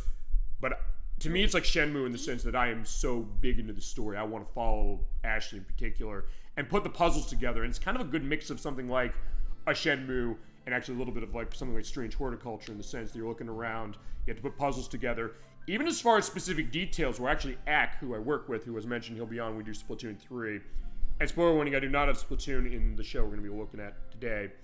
Though I probably should do that for the next one, honestly. He was intrigued by this. And it was something, there's a clue you have to look around as far as this is, we do a walk around. Because this is a game that's on, it's 38 frames per second on Switch. It seems like it's consistent as far as on Switch too. It's sometimes slowed down a little bit, but not massively. Okay, that door went open. But there was one thing as far as you have to, there's one of the puzzles that you have later on. You have to do an open as far as a suitcase. And you have to understand, like, what's the date as far as, like, a birthday in order to open it.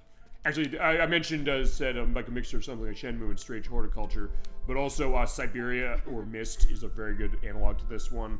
Particularly Siberia, because it's like the case where you're going to an unknown place, try and put clues of a puzzle together of finding someone who's important to you. And also with a lot of, like, logic puzzle cases. But going back to that act, we looked at that, and he said...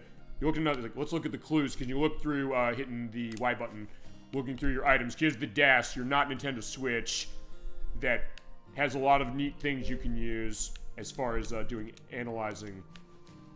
And also other things like this picture of a bear on a keychain, and the glasses of Jessica, who was our caretaker. As I'll have Dee ask as far as like what's going on with this portrait, you might know. Huge painting. And basically, so Ack looked at it, like, there's a clue there saying, hey, you have to, like, on the suitcase, you have to roll the numbers out as far as what, and you have to connect it to a date. And you'll get a piece of paper, so like, wait a second, there's something on there as far as, like, the birthday of somebody. As you're also getting background as far as, like, what the story is of the mysteries of the mansion. He looked and they said, do you think maybe you have to match that date to when the child was born? And Ed Webb was There's saying, a like, name. that'd be really clever if you did. I was like, I don't know. We tried it. It works. Like, oh my God. It's like, that was a great eye. And it was, well, I mentioned this, we played Strange Horticulture. The idea that owned this place. this is honestly a great multiplayer game in the sense of Man, you have a group of people around, and when it comes to aspect of a puzzle, they can kind of maybe look He's at my this and just kind of just great-grandfather. from looking on the screen So you're say, part of oh, the wait a minute, family I know what that to do, or owns thinking like, house? based on how the story's The going or Edwards? what clues you're picking up, Did you used saying, to live here? wait a second, this may be something worth trying. No. And it's that kind of a great came here with thing, my and there's a father lot of great discoveries to this. And visit my personally speaking, great-grandfather. I think the He was story is very great to ill. this, and I'm kind of glossing over it a then- little bit as far as the background, saying my great-grandfather is really ill. Because this is not far into the game, it's worth pointing out, so it's not to spoil much. that song. But we are going to definitely play this game for show, because it's one of those games that I do That's right. love playing this game and trying to get a When sense we of, arrived, like, where's the story going, heard and someone playing that the kind of lovely drives song me on the through piano. in the way that something like Shenmue does, where I'm interested in these characters, even if it's kind of weird how they go. And I know sometimes we've talked about this as far as some people I piano? know, saying Let's look around. and she's see like if we a can find teenage it. girl, but the idea is like, is she a case where come she with maybe is, I don't know, maybe is a little bit disinterested as far as stuff like that? okay. Is it maybe authentic as far as what isn't? I'm kind of half and half a little, but I think I buy into it more than they do, or some of them do. Some definitely, people I know really like the idea of what this is. Well, nothing else, you want to keep playing this game to get a sense of like, where's the story going to go next? All right, no good, it's locked. So I don't think we can go as far as this. He knows there's stuff on your map. I don't think I'm going to actually intentionally go much further than this, but let's go in this room to see as far as how the loading is. Again, it's not bad on Switch normal as far as how it is, but it does seem like it's a tad faster as far as how Switch 2 is doing it. And frame rate is mostly 30 FPS on Switch itself. It just seems like in this one, any minor It's a drops you piano. got were generally not a factor as far as this. But even then, they're pretty minor. It's also a game that if you're curious in this, I'd probably get this thing sooner rather than later, because Nintendo didn't make many copies of this. They didn't really market this game a whole lot. And it's also something that it didn't sell a whole lot, and I don't think they made many... I don't think they did a massive print run for it. So if you want this thing physically, it's going to cost some money. I think... I don't know if this is the rarest game I have on the Switch. I mean, it probably isn't, because I have stuff from Limited Run, and some stuff it's like collector's editions like Panzer Dragoon and Streets of Rage 4, and also the collector's editions of a couple of the Nipponichi collections, specifically the Printing Presents Volume 3, the one that has Bob Still Tactics and Rhapsody Musical Adventure in the box, and that Rhapsody Marvel Kingdom Chronicles thing. I have the collector's edition of that. So those probably go for a little more money than this one. But this game is available digitally, and this is your DAS, by the way. You can take pictures for this. And also use that to find QR cranes, as we call them, and information on characters you go along. Because there are things... In fact, there's a QR crane right there. We can pull that out right now. You do a highlight on it and scan it.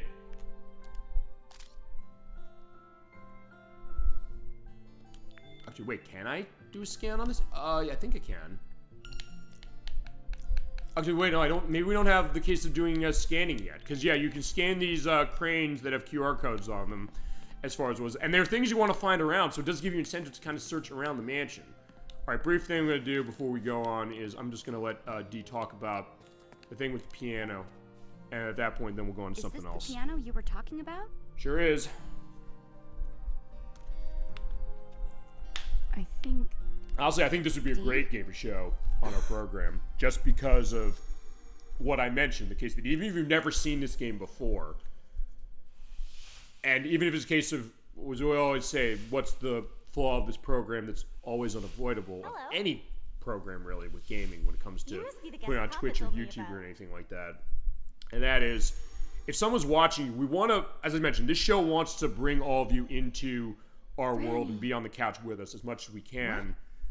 But we can't necessarily always do that. 'Cause, like, we can't reach out to out of a computer perspective and say, like, hey, reach out to you to wherever you might be watching from and saying, hey, come with us and talk as far as what this is, as far as playing with us. But when it comes to decisions you make as far as certain things, we can ask chat, hey, what do you want us to do? Get more information on who Franny is. A girl who used But also to for live this here. thing saying, hey, where do we go? We're thinking, but used to then live maybe here. they'll notice a little bit of a Were you clue. They might say, related? hey, this is something worth trying. Maybe if they never even played the game before. So was in that Franny way, who and used also to something that, call me. it's almost like watching a movie to a This certain house is extent, where we but first also a became case where friends. they kind of can play along as they watch. That's great. And that's been the case, I'm glad honestly, you when remembered something. my friends and I have been playing this game. Getting all your friends And even when other sounds so people are sad. controlling it aside from me, just kind of maybe sit back Yeah. and maybe notice things as you play it You're that right. maybe you wouldn't necessarily. Well, sometimes if you were going to be playing it, but other cases where just sitting back, you can kind of get a sense of saying, wait, what's that music stand? Or wait, what are these pedals down here as far as if there's a clue, but there isn't. So yeah, this is a really interesting one, and as far as Switch 2, it seems like it's not too much of an upgrade as far as what it is, but one that it does work really well. And a couple of enhancements at least, if nothing else. Alright, yeah, that is definitely a good one. And if you've not played Another Code, I'd definitely recommend giving it a shot. If you can't find it physically, it is digitally available, at least if nothing else. So there is that. Okay. Next up, actually, when we do close out, I keep forgetting to close out. Next up, I'm going to look at a game I know we're going to do for the show. I'm going to do this twice for the show. I'm curious about this one a little bit. It's one where I also might not be able to show this one completely live as far as, what is it? The Switch version. Can't find necessary data. Does it matter? Yeah, I guess it does matter. Okay. Well, if I will play that in a minute, I'll let it go. Actually, how long is it going to take?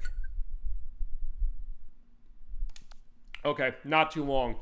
This is Catherine Full Body. This is the new version, or newer version, of Catherine, which came out in 2011 for Xbox 360 and PlayStation 3. This is from Atlas. This is the people who made Persona. In particular, it is the Persona team who devved this. It's their, Studio Zero, I think it is. This Full Body edition came out on PS4, and it's also on Switch. And if you have the PS4 version, it runs on PS5 as well.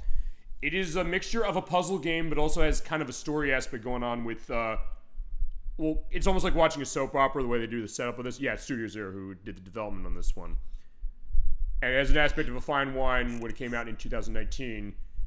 You're basically watching a story about this guy who, as you're seeing, those buttocks of those women squeezing the wine bottle. This game is mature rated, by the way, for sure. And on this console, there's stuff that this actually I have to censor out. So it's worth pointing out when we get to that one. It is kind of a puzzle game where you're kind of doing block pushing and things like that, but also going the story of Vincent, who is over there, who's played by Troy Baker, by the way, and Michelle Ruff, who plays Catherine, the one with the K over there on the right. I do have this game signed, by the way, by Michelle Ruff now, as far as my copy of this game. And Catherine with C, who's over there, who was in, we have not, next week, there's a tie to this for our part of The Wolf Among Us. It's going up next week on the YouTube site as well. And another Catherine with a Q over there was added to this new version. As far as the idea is, his girlfriend is saying, hey, I think that I'm maybe want to get married, perhaps. He's not sure how to react to that. He goes out in a case of that. I don't know, okay, maybe I won't have to censor this. But I'm doing this off screen anyway for the purposes, because there's sort of a partial nudity, but there's stuff that's visible in this version more than there is in actually the Xbox 360 or PlayStation 3 edition. Sounds to me like she finally wants you to tie the knot. Yeah, as their friends are saying, they're saying she wants you to get married. He's saying, I don't know if I want to do that. He goes out one night and drinks. He wakes up the next morning with another woman in her bed. But he also is having these recurring nightmares that are saying, hey, I'm living in a case where I have like these sheep horns. This is actually spoiling a lot of the game potentially, as far as it are giving, I guess, a perspective of what this is. As I said, you could tell this by the Persona team just looking at it if you've never played Catherine. As I said, this is mature rated for sure, no question. We can show this, but I know there's cutscenes on the Switch version I'm gonna have to skip past. And when we get to that point, I will edit them in, censored, as far as how they are. But that being said, is the idea of he's in a dream, he's wearing like the sheep horns. He has to keep climbing because he's told like, hey, you're gonna die if you don't. And if you don't, well, you're going to be done as far as this, and people are dying in real life. It's a strange game. I'm at night 6. I'm gonna just show how the clock tower aspect of this works. Above anything else, I'm just curious above anything else, is this really changing how this game runs on this console? I don't think it is. It's a block 30 FPS on everything. As it is. We're gonna go in the confessional booth.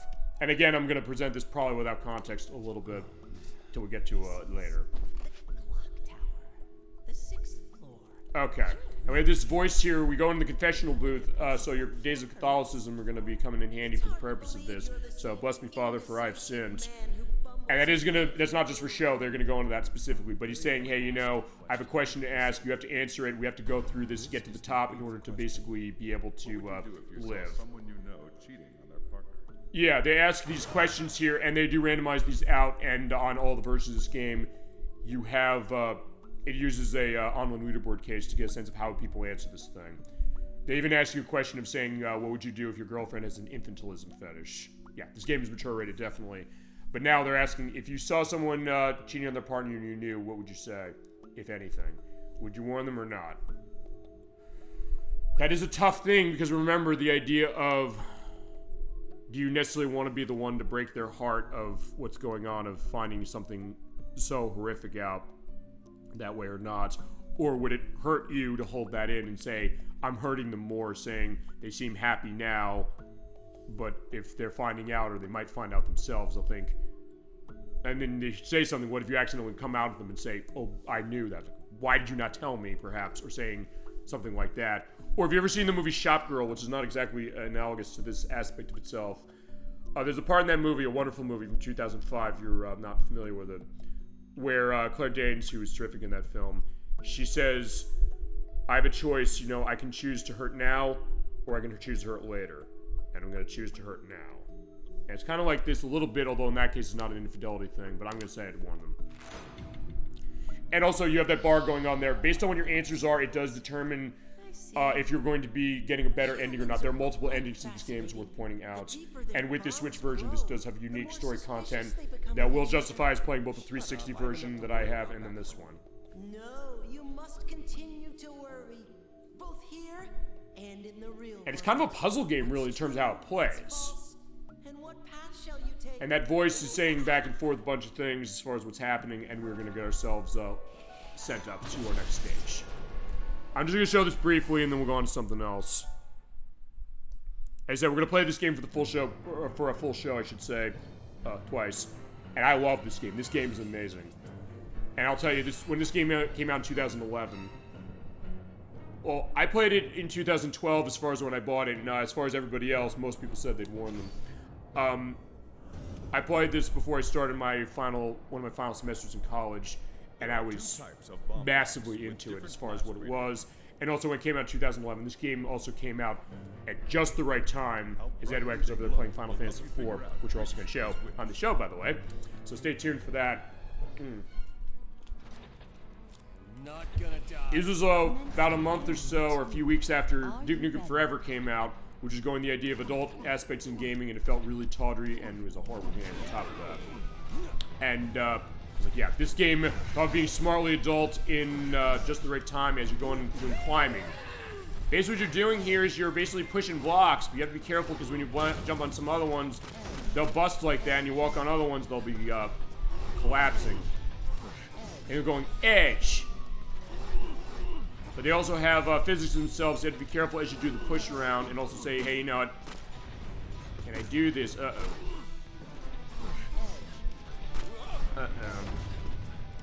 Yeah, already I'm not doing well. I did beat this game. This is not an easy game, even if you're doing it on its normal difficulty. Sometimes you have to be careful as far as saying how to pull that way, but also the blocks are falling down there, and you also do an undo potentially as far as going backwards if you make a mistake, but yeah, I'm not gonna get far. Oh no. Ah. Yeah, as far as how it's running, it seems like it's running the same. I'm not really seeing much of a difference. Honestly, I'm gonna let myself fall and die. But you do have, this version does apply the undo to you a couple of times as far as this, as opposed to the other one you fell and you slam down the bottom and you die. And if you die this way, in here you die in real life. So I think that's going to be it as far as it's of Vincent. We're not going to undo. I think that's going to be the end of this. I just was curious about how this ran. It seems like it's running the same. Okay. Next. Okay, yeah, we're going to basically go down the list here. Talk about change of pace, and what I've heard actually does run better on this console. Not that it ran badly on the Switch original. And this is a game I mentioned, I think we played Pilot Wings 64 years ago. I wanted to buy this game day one. I did buy this game day one. I gotta patch that one too? Shit. You know what? Fine. You know what? I'm gonna run through everything. See, do I have to patch anything else? Okay, I guess I gotta patch everything. Okay, so let's just do it. I thought the system transfer would fix that, but alright, let's just go through. Final Fantasy VIII is not needed. We did that. Okay, that's interesting. Wait. Oh, that's 2. Never mind, I was thinking that. Oh, Lunar is a patch. I'm just gonna set all this stuff up, because I guess I got a patch for it running on Switch too. I thought it already did that. Because we saw in the last video, when it came to pulling over the stuff from my old Switch system, it seemed to me that it was taking... What is it? It was taking the same patches that I had from when I had it on the Switch 1. Alright, speaking of, Persona, stuff like that, Shin Megami Tensei, actually, just... Okay, we did that already. Actually, you know what? I might as well just do this as a troll, because this game doesn't work. It's also a game, unfortunately, I can never redo a show on that one. That being Super Mario Bros. 35. I'll just set all this stuff up. And Mario Odyssey, that's going to have a thing. We did that one. Effect Connected. House of the Dead. Okay, so I guess it has to apply more as far as on this console. I don't know why it has to do that. And then lastly, Xenoblade 1. Because that's the Xenoblade game I've got. Alright, let's do the troll case of this. Well, actually, wait a second. How's the checking if we could be played thing go? Because this is Super Mario Bros. 35. We played it for the show. I didn't have my mic set correctly for it, so it sounds like shit. I tried to edit around it. But alas, I couldn't. Wait a minute. Hold on.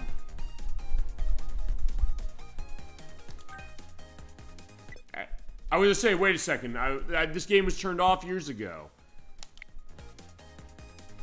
Okay. Alright, I forgot. Yeah, you can pull it up and look at what you did before they turned it off, but everything doesn't work for it. Okay. Yeah, because this is a great game. We did show it. I showed off winning this. I did get to level 44. I didn't play this as much as other people, but still, it basically head-to-head Super Mario Brothers up for up to 35 players. Unfortunately, because of the audio I did for it, we can't ever do this game again. Unfortunately, I wish that was wrong. Or I wish I was wrong about that. But yeah, let's see, what does it play like a Switch 2? Same way it does on Switch 1. It doesn't play anymore because they did not, what is it? They did not, they turned it off. Yeah, look, I'll do things on the demos later. Yeah, which is too bad because I thought this game was great. So I guess it's a new case of saying maybe return to something like this because they're doing great with F-Zero 99. That's awesome. And Tetris 99 is still going strong as far as how that is. Alright, let's play Cruis'n Blast. This is the home port of the 4th game in the Cruis'n franchise. The most recent one. Or 5 if you count Cruis'n Velocity on Game Boy Advance. Tough to tell if you count that. This is an arcade racing game in the Cruis'n series that goes back to the 1990s. And the first 3 being on Nintendo 64. We're showing them off next year, by the way, as far as a preview. When they said they were porting this home from Raw Thrills, that is the company from Eugene Jarvis, who did make the original Cruis'n games. As you get the theme song like, Cruis'n, come on, let's go cruising.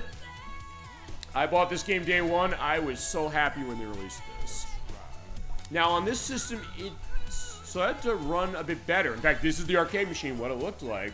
That big machine, as far as insanely sexy and politically incorrect racing action that's straight and to the point, and it is so much fun. Okay, let's go to Singapore, because that's the one that seems like it's going to be the most intense. And you have your cars that are licensed, so choose your car. You have the Corvette, the Nissans, the 1959 Cadillac Eldorado, the GMC Hummer, and you get your bucks you're able to spend on new cars. In fact, I think I will spend on this nice 1959 Chevy Corvette. There we go.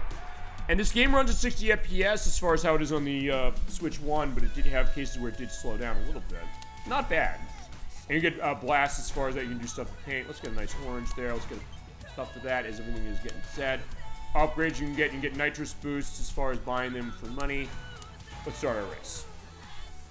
All you have to do is steer. You use gas on A button, B for brake, music of course, and drifting on the R button, and blasts on the L button. Welcome to Singapore. Yeah, the loading is a little faster as far as how it is. Not as long as Switch, but it is a bit better. Alright, so. Ready, set. You hear the sexy female voice as far as that. Yeah, look how beautiful this is. And here we are on this completely insane stage. They're just launching over here saying, hey, we're just driving. It's a rain. There's like a monsoon over there. Look at all the flashy lights. Continue drifting as well. There you go. Boom. Going through the way. Use a blast to burn everything around. And sometimes with a lot of particles on the screen when it came on Switch 1, it goes to do Burnout 3 style takedowns of your opponents, which I love. It can sometimes slow down. It is locked 60 FPS on this system. God, it is glorious. Except I gotta get myself going. Yeah, because that's the crazy nitrous using on that ZL button.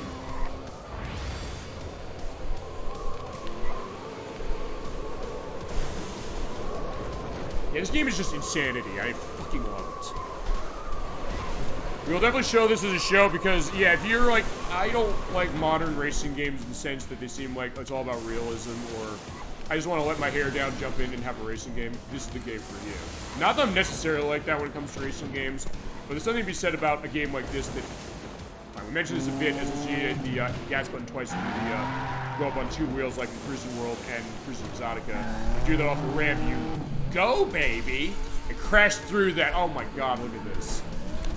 This game is utter insanity, and I love it. But in case we're, unlike something like Shaq-Fu, Legend Reborn, going into that, it is very tongue-in-cheek how this is, and it is just so effective.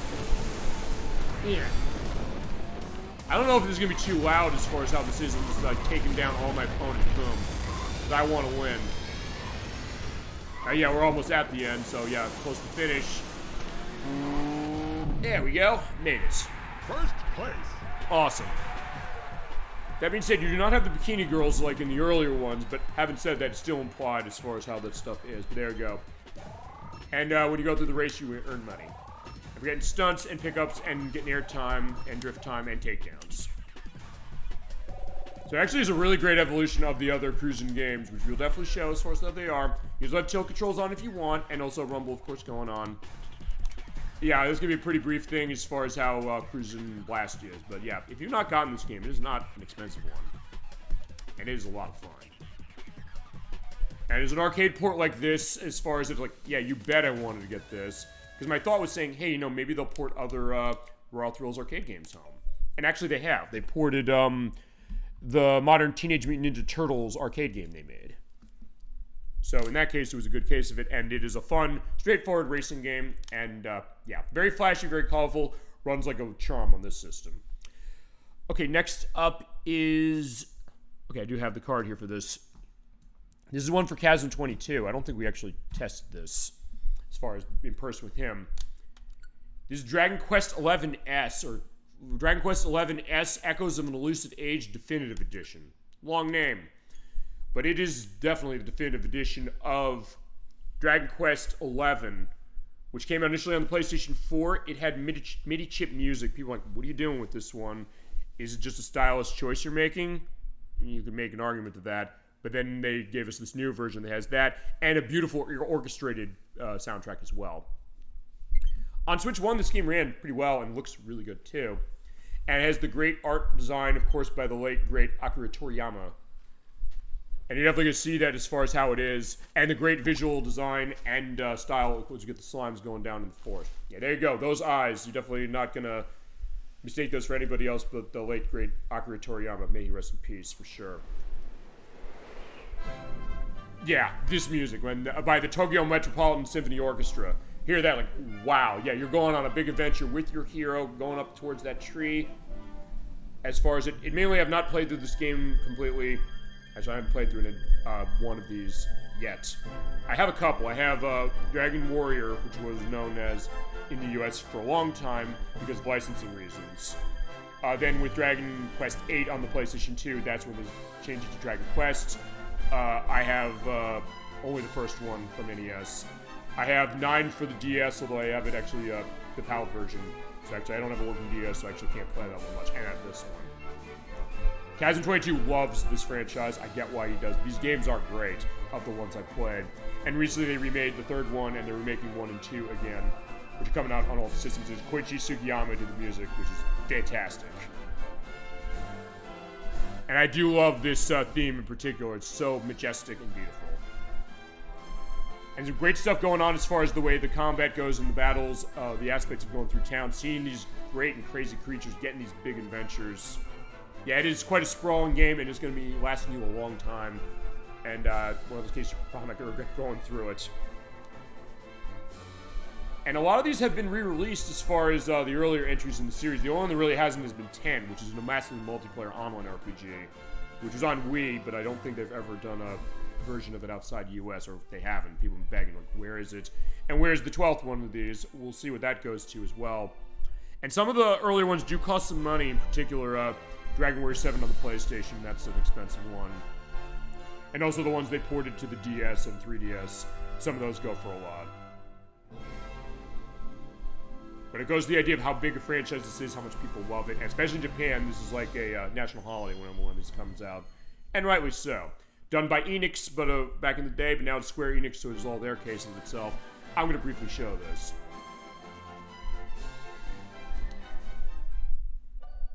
Alright, I'm going to continue my adventure for where we had. This is admittedly... Yeah, I didn't play this game long. Sorry. But having said that, it's a case where sometimes I put a case of a game down, and I shouldn't be doing that, you know? But it also gives you previously on Dragon Quest XI. I do love that idea. Yeah, we had a Gemma. Basically, we were going up to the shrine as far as that, but some monsters attacked us. I like how they have that, so if you're like me and you put this game down, not because I dislike this game, I like this game a lot. But because I had other games to play, so sometimes just take one game and play it. But here we are. It does look like it loads a little faster. The frame rate is 30 frames per second on Switch itself, and it seems like it is running a little faster as far as how it is. But everything else, I do want to get into a battle, I think. Just these vines to climb and kneel to be there, so don't lose your grip. Okay. Pretty basic as far as how you're going around, and the battles are not turn-based in this, to point out. You see the enemies on the screen as you go. Yeah, this way to the top, so watch your step because it's rainy. Like, ugh. And talk about a great sense of scale, a great sense of your height. Look how far down we are. It is a long way down if we fall. So, yeah, if you have vertigo, you might not like what we're doing right now. But that being said, it still looks awesome. And it is a great game, and it seems like it's run really well on this. Another case, I think this is going to be the constant. Games were 30 frames per second on this system, or 60 even. Where they might have had stutters on Switch 1, Switch 2, it seems like they're not going to be having them.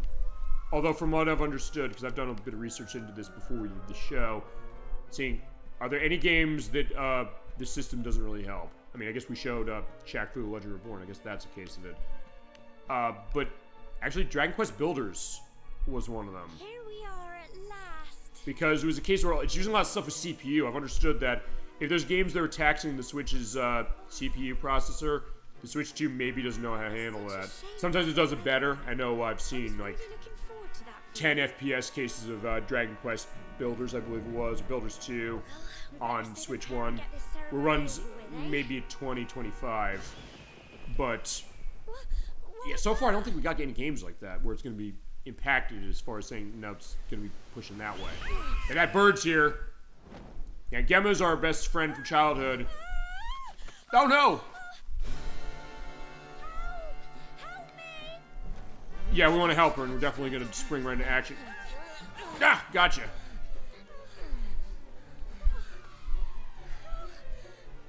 Hold on. Oh, that bird's coming back. Yeah. Oh, wait, there's something coming on my hands. Alright, so yeah, we have a laser that's piercing the heavens and killing that bird. Damn. Good lord. Okay, this is actually a good one to test as far as this. Killing the bird, and we saved Gemma. Oh, thank God.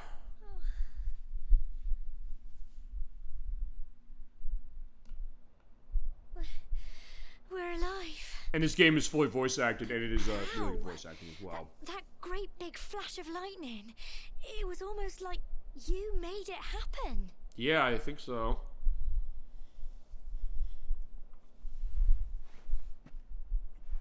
But our hero, who never speaks, is a modest one, that's what we're pointing out. Look! The mark on your hand! Yeah, it seems like that's where it came from. Yeah, I'm noticing a little bit of aliasing as far as like the hair, as far as that, but still not too bad. It stopped. Well, we can worry about that later. Yeah, I agree. All I know But also the characters are very expressive. Look at this as far as Gemma is speaking to us. How her eyes are kind of drooping down. It's like, oh no, it's all right. Thank you for saving me. But like, we gotta finish the ceremony because yeah, we're looking forward to this. And she's looking really happy now. Okay, so let us pray. Humble folk of cobblestone, great land spirits, hearth and home. Lift your voices up in prayer, sing it across all our drear. Blessed are we since days of yore, let it be so forevermore. Amen.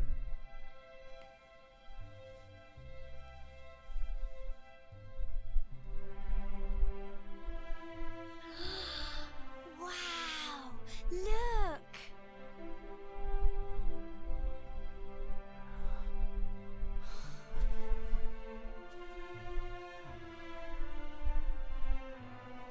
Now look at that view. My God, it's beautiful.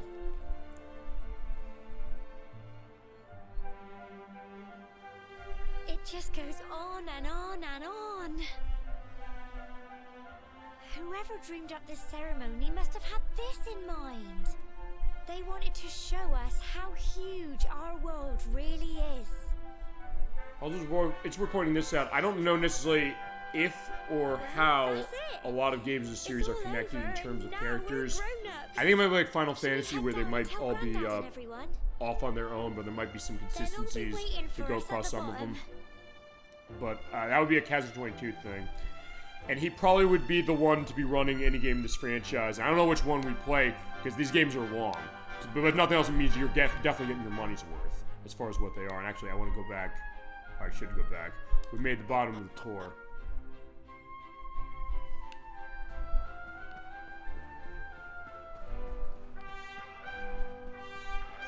Alright, so we're finished with the ritual. There's our doggy as well. Sandy is the dog. Look at that. Adrian Colback safely, Sandy. Good girl. I knew you could do it. Yeah, look at that. I definitely got to play this game more. If nothing else, this show is giving me an excuse to say, let me pull out games I've owned for a while that I should be playing more. Add it to your list, as Crusader64 says. Because it's one of those things that I do want to play some of this stuff. I think the easiest way really is going to say, we're just going to do it for shows. That means I get to practice it, and at that point I'll be set. Or I'll be doing what, well, I'll say this in a little bit. Maybe blind running some of these things.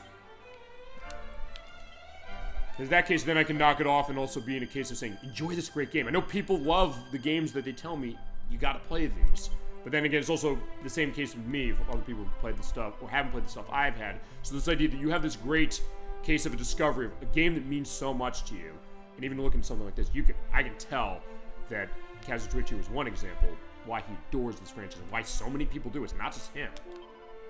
Now I look at these things like, wow, this is awesome. And looking what this was on Switch as it was, this is a great version anyway. And on Switch 2, it's just making it a tad bit better just to clean it up even more than it already was.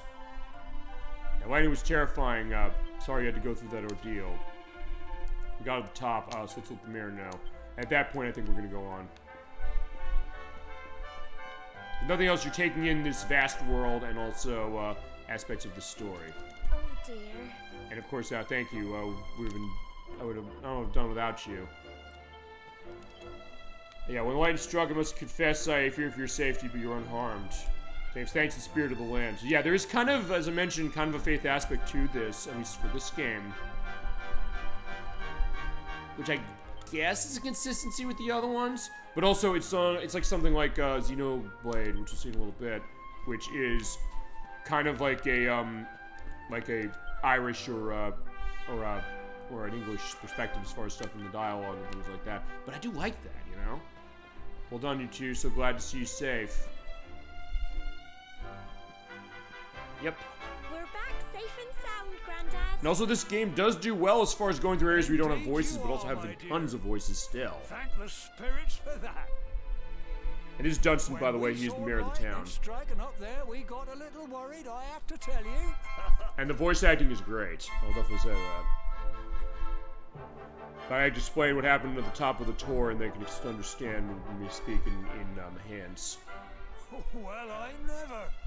Sounds like it's nothing short of a miracle that you made it back in one piece. Yeah, I agree. I'm glad we were able to save Gemma. When she fell, I actually never saw that, so I was kind of like, oh my god, I don't want her to die. Watching over you. Yeah, I think so. Now tell me, my dear, how was the view from the top? It was heavenly. It was wonderful. I mean, given the faith undertones of this game, or overtones, I think it is indicated this way. Makes sense. Actually, in that way, kind of a good game when you think about it, despite the fact this is a game with a teen rating. If you're looking for a game that's a good reflection of faith, perhaps. I don't know if we necessarily talked about that a whole lot. We talked about it with Brystar, the thought that Electverse mentioned, saying maybe that is an allegory for that, because the idea that you're the son of the star god and might be a representation of that. But this game also kind of going that in an interesting way, you know? But also a case where it's generic enough that people don't want to have that idea. They don't have to, but maybe people are looking for that experience too. It's like, where can I find that? What's it going to be like? And where is it going to be something where it feels authentic and maybe it's not necessarily pandering to me, perhaps. Sometimes that might be a question. Yeah, but we'll have to tell her at some other point. I will have to put this game in and play it, because it's really good. Come on, you. Home time. Yeah, and also next game time, but yeah, this is a good one, and I'm glad to see how it's going, and the loading is the last test here. Yeah, really quick as far as how the loading, so I think, yeah, Switch 2 is just taking a game that ran really well on Switch 1. This is kind of a miracle case, running as well on this system, or on that system as it was. And it is just solidifying even more, but you do have an autosave. And we got Coming of Age. I believe that's a trophy in the PS4 version. But they reflect that here. Alright, I'm sorry, we gotta move on, but yeah, that game is cool, and I gotta go back and play it. It's so good. And yeah, let's talk about another great RPG. Yeah, hopefully I'm going through this decently. But if nothing else, I'll have enough stuff to get the edits going on to carry this. Next up is, well, a game off of the Final Fantasy Pixel Remaster Collection. I picked one in particular, my favorite one. This is a game I'm going to be doing a blind Let's Play of, because as much as I love this game, I've never beaten this, which I know is a shame, because it's a terrific game. This is Final Fantasy IV, but in the US it was called Final Fantasy II, because, first off, we have not shown Final Fantasy yet. I'm changing that now, goddammit. I've been saying, you know what, we have to do that. And this is the way we're doing it to start. But having said that, I bought Final Fantasy II, which is known to us because we initially didn't get Final Fantasies 2 and 3 from Famicom here. So by that point, since Final Fantasy 1 came out in 1990 for us, which was 3 years after Japan got it, 4 was already made, so Square said, let's localize that for Super Nintendo because it just launched. But they said, we don't have 2 and 3 here. What would we do if we call it 4? They said, okay, let's call it 2. And same happened with Final Fantasy 6, because they didn't give us 5, because I believe 5 was seen as really difficult. Then when 7 came out, they said, you know what, fuck it, we're going to give you 7, but also thinking, well, that created confusion. And then people realized, oh, all right, this is what's going on. And then Square said, all right, we'll start re-releasing the old ones. So they re-released 5 first on Final Fantasy Anthology for the PlayStation. They released Final Fantasy 2 via Final Fantasy Origins for the PlayStation as well. They had re-released 1 and 4 and 6 as far as that. And they also released Final Fantasy 3 for DS, but as a remake. And this Pixel Remaster case is the only case that has an actual sort of remake of the Famicom edition of that. But here's Final Fantasy 4. I'm going to be booting this up. I'm going to show the intro. Actually, can I... Yeah, I'm going to start a new game just briefly to show the intro of this. I'm not going to go long. We will come back to this. I will do this as a blind play because this is one of my favorite Final Fantasy games. Despite that, like with Dragon Quest XI, I put this game down a lot and just never came back to it, even though I love it. And I know I got to change that. I'm ashamed of myself that way, but we can change that, and I will change that. Because this is a great game. It's like, why did you put it? And you're thinking, why do I put it down if you love it so much? It's like, yeah, that's the idea, but maybe it's a case that I get a lot of games, then I get focused on one game and say, oh, I'm going to play that through. But then I say, well, I don't come back to this one. Although Edward's in the same boat. We saw earlier on the show him popping up playing this game. So he's in the same case as I am. So the idea is, and also maybe it's this, which is that growing up, I didn't play a whole lot of RPGs. Nothing against them. And when I played them later, I did really like them. The cases where certain ones, they really hooked me. It's like, oh, I got to play all the way through. Maybe I just didn't get that element on this as much as I love it. It's like, you'd think I would. But either way, it's neither here nor there. Because the case that, yeah, we'll definitely do that. Yeah, we have Cecil. He is the leader of Red Wings. And see, it's interesting. Despite all this, I didn't mean the case of introducing this game to Nikki's sister, because the Final Fantasy Magic the Gathering case was going around as far as those cards coming around. A lot of people around me are wanting those cards and doing collecting of them. You've heard Crusader 64 and Chasm 22 going to that. And so in that case, yeah, Nikki's sister, she was like, Final Fantasy case, she bought a pack. She's like, I want to be involved in this. But like understanding who these characters are, Crusader 64 is our resident expert of this entire franchise, every game in it. So at that point, he was the one idea. But I said, hey, you know, we're having a game party this way as far as, well, everybody's playing on Switch 2 over there, playing Mario Kart and things like that. I was like, let me show you on the other the Final Fantasy 4. So you get a sense like what this is.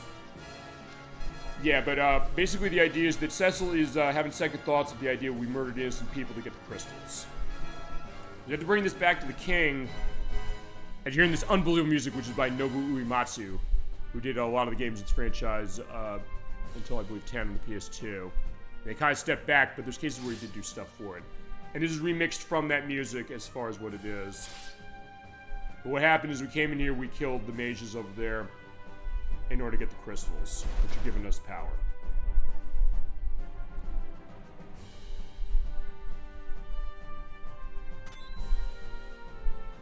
And you're seeing, as far as the Pixel Remaster case of itself, it is kind of an enhancement of what it looked on Super Nintendo, but with some changes as far as effects. They do look really, really nice. And originally when it came out, there were some things that looked off about it when it was released, particularly on the PC. But then when they ported this to consoles, which is on all the consoles now, they definitely cleaned it up, and it is a case where you're getting a lot of gaming value for your money in here. Even though it's worth pointing out, if you're getting this thing physically speaking, it's like $80. But then again, given all the games that are in this, it's totally worth that. Alright, so the raid on Mysidio is imperative for Baron's prosperity. Yeah, that is where we're working for as far as the kingdom. They know too much about the crystals as far as the Mysidios are concerned, and since we're the Royal Air Force as far as the Red Wings, we have to obey the king. But we got monsters dead ahead, so we have to prepare for battle. And floating eyeball as far as how this is. And the perspective of active time battle. This is the first game in the franchise to have it, although for this battle, the game is going to be doing fighting on its own as far as showing the red fan to burn those things and kill them. I will show a battle, if nothing else, but yeah, the crew member, you okay? More hostiles. Damnation. Also, they did change the translation, by the way, later, based upon what originally was for Final Fantasy IV, which was, by the way, translated by Ted Woolsey, who also translated Super Mario RPG and a lot of games back in the day, as far as like all the RPGs. Although it's also a case where some people question, like, what about the translation for stuff like "You Spoony Bard"? That's a line that's out of this game. It's very famous. But cases where it was something that is not necessarily far off of how it was for the Japanese script, which they introduced when they ported this into Final Fantasy Chronicles for the PlayStation. Which is how also a release I have. I also bought that for Chrono Trigger because I didn't have a copy of it elsewhere. And maybe we can get a re-release of that one too. That's another really good game, another one I've never beaten, but another one that also is really, really impressive, and people will have it a right to love it, and I need to go back and beat it. And Akira Toriyama's involved in that one too, as far as the art design for that as well. But we are back. Alright, getting this unbelievable music, my god.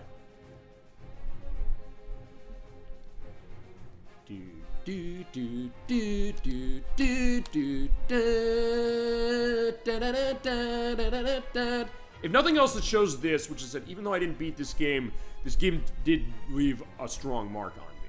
Admittedly, I did play this game later than other people. I played this in 2003 the first time. It's one of those things I just gotta sit down and go through. It's like what I did when Final Fantasy VII Rebirth was coming out, where I said, I'm going through Final Fantasy VII Remake, and I did blast through that, and I had a blast doing it, so just gotta do it with this game. As far as other games of this franchise, I'm gonna show one of the ones that, Gemini 96 is owning for sure when we get to this game. When we get to that one. This is mine, but that one's gonna be his. I will show that in a little bit. It's actually not in this collection, so we'll find out. Okay, so the King of Baron says, can you have the crystal? Yeah, sure, here it is. It's the water crystal. That's the one we picked up. Look genuine to me, so Cecil will be dismissed.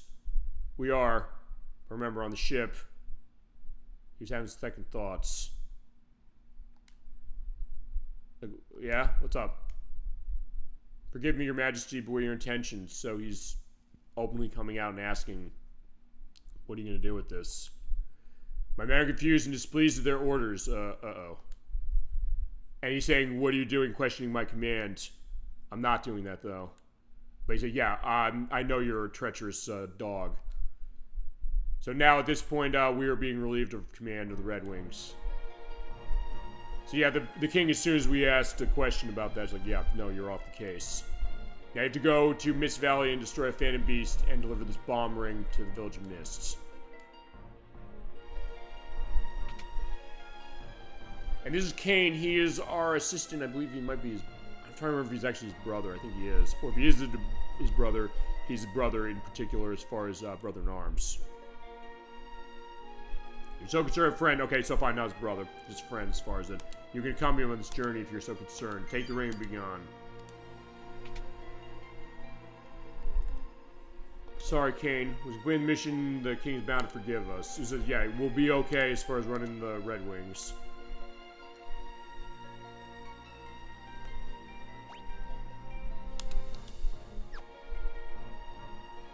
Okay, so yeah, you do have a map, which is something that was not in the Super Nintendo game, just walking around. Also, one thing I'm going to do is I'm going to go into the options, hit the X button to do this.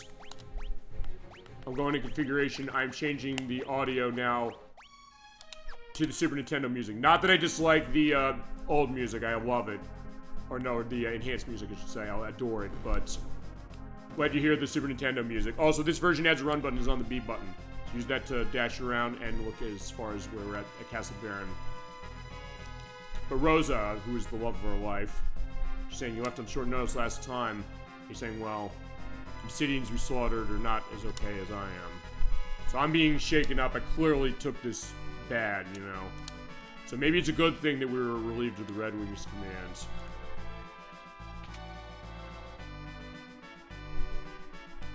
And there's a Sid.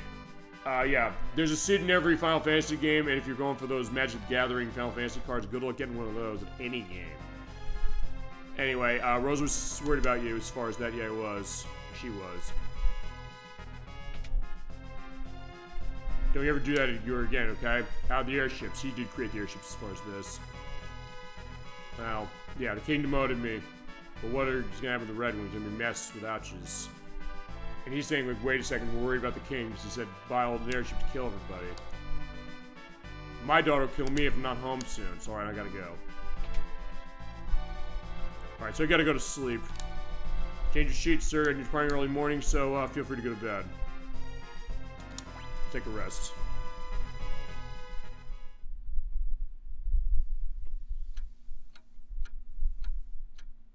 Alright, so I'm still deep in thought.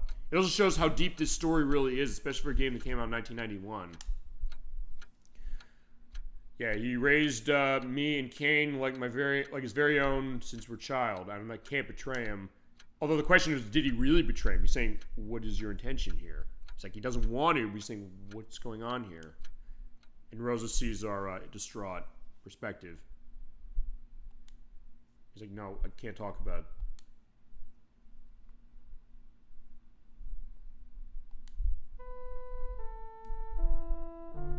Oh, and you hear the theme of love. Oh my god, this is a beautiful piece of music.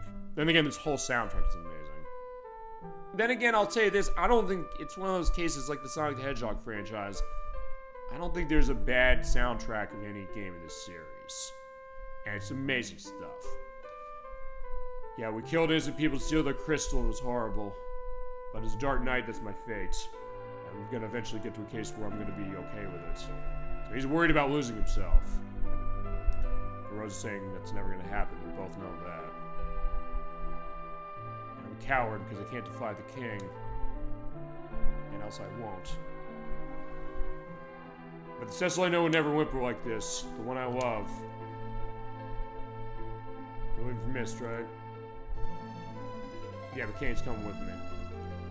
I'll be okay, alright? Please come back in one piece. You got it. Thank you, Rosa. But as a Dark Knight, we can never truly be together. I mean, we are together, but also the case of him saying that my life path is something you can't walk down, perhaps. The fact you have a game like this that's capturing that emotion from this early as far as it is really impressive. But yeah, a new day has dawned. Are you ready for some combat? Yeah. Let's go.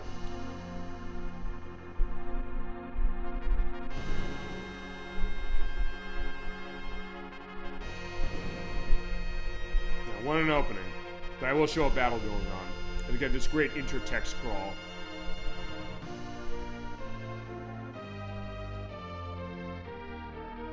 Yeah, now to think there might be other games in this series that have even better openings than this, and that's saying something because this is an impressive one.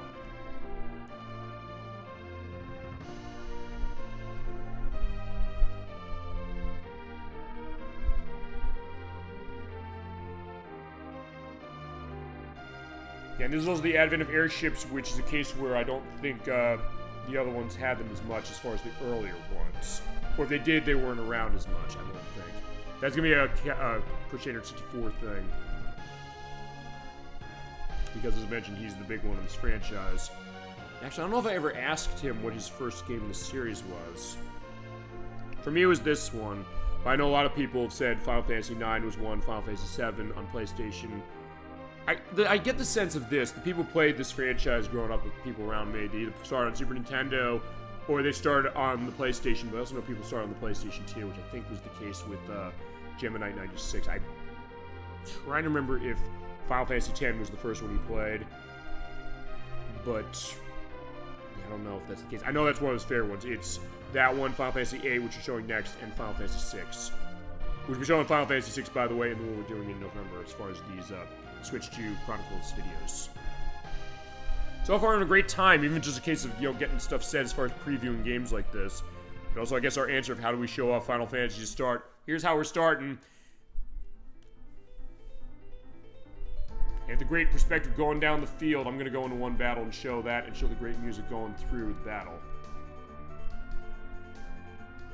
It is random battle, but I'm okay with it in this game because it's so well designed to show up the active time battle. You have that bar going down there, and that means that you're able to attack at that point, but enemies could attack you as time goes on, but you have to kind of be smart on how you use your attacks and also smart on how you position everybody. You can also do defending, like that. You can also use your darkness to attack enemies with stronger power at the expense of health for Cecil there. For Kane, you have row cases, which I believe that is... Yeah, it's row changes. You do need to be cognizant of that, particularly for other members of your party. You get where some of them are going to be mages, where their defense is really bad. You put them in the back. In my case, it's also a weird case as far as getting used to the idea of what that is. But if you do slicing, you're all right. And you hear... Probably the most famous battle victory case in any RPG, or maybe in any video. And we've technically heard it on the show before when we played Super Mario RPG, because there are remixes from this game out of this. Alright, so there you go. That is the start as far as Final Fantasy, as far as our look at it with Final Fantasy IV. We'll come back to this. I will do this for show on my own, also, which we're pointing out. When you do the, put the card in for the Final Fantasy Pixel Remaster case of itself, it pulls up all 6 games in it, which are Final Fantasies 1, 2, 3, 4, 5, and 6, because they all are set as far as the cartridge. Okay. And next up, we're going to look at another Final Fantasy game. We get Final Fantasy VIII Remastered. This is also the only one of the PlayStation 1 era Final Fantasy games that Square did not fuck up on this console. Or on any of the modern consoles, really. Which is weird. 7 and 9 are the ones people like more than this one. But the ports of those are really bad to the point where I said when we play them, we are playing them on the PlayStation 1, and if anybody has any objections to that, they're not going to be involved in it, because I said, no, those games are really big as far as the problems. It's .mu who's involved with this edition, and Access Games. But this one, for some reason, because what they did with a lot is they did a case of remastering them when it came to like doing filters as far as stuff, and I'll show that with the intro of this, which is unbelievable. But for 7 and 9, it included a lot of technical problems. Some that might actually be fixed by the Switch 2, but I don't have those two on Switch 2 as is, or Switch 1, I should say. So, they might be better that way, but as far as this one doesn't have the technical problems. Seems like the way they smooth polygons over it looks a little better. They didn't screw up aspects of the controls the way the Final Fantasy IX did, where for some reason Final Fantasy IX, I had the Xbox One version. I got it when it was on sale, thinking, okay, everybody tells me this game's great. Let me get it because this is the newest version and it's a little cheaper. Not that expensive on the PlayStation, but still, case where I'd say, let me give it a look. When I played it, I said, it seems like there's a lot of cases where it doesn't look that great. It looks like there's issues with the emulation, even though I never played it on the PlayStation at the time, at least when I bought it. And also, it seems if I was running around trying to go down a path, I can't control going down. And even Nocturne was I was showing this and saying, wait, why, go straight, go across this. I can't. It's like, take the controller, try walking. She picked the controller, she started moving the stick as far as that on the Xbox One. She said, what the fuck did they do to the controls in this game? I said, what are you talking about? She said, this is not how it feels on the PlayStation. And I said, you know what, where's my copy of Final Fantasy IX on the PlayStation? Let's put it in. I said, okay, sure. I said, I'm not doubting you. I'm also not saying, based on what I saw in that game, that I necessarily said I question that Final Fantasy IX is a great game. But just in case, she said, try walking down now. I said, oh, it feels better. For some reason, there's something about the way they emulated that game. I don't know on 7. I haven't played 7 as far as that one. I have 7 on the PlayStation and always have, as far as the original, I should say. I said, I don't know. There's something about the way the analog control on that original version was set that the way they brought it over here kind of mutilated. So we're also getting these stills. I probably should skip this only because I do want to show the intro. And this version, you can also turn off random battles if you so desire, as far as it, and do stuff going on. Because, yeah, the combat system is definitely one of the most controversial parts of this game, but the intro sure isn't.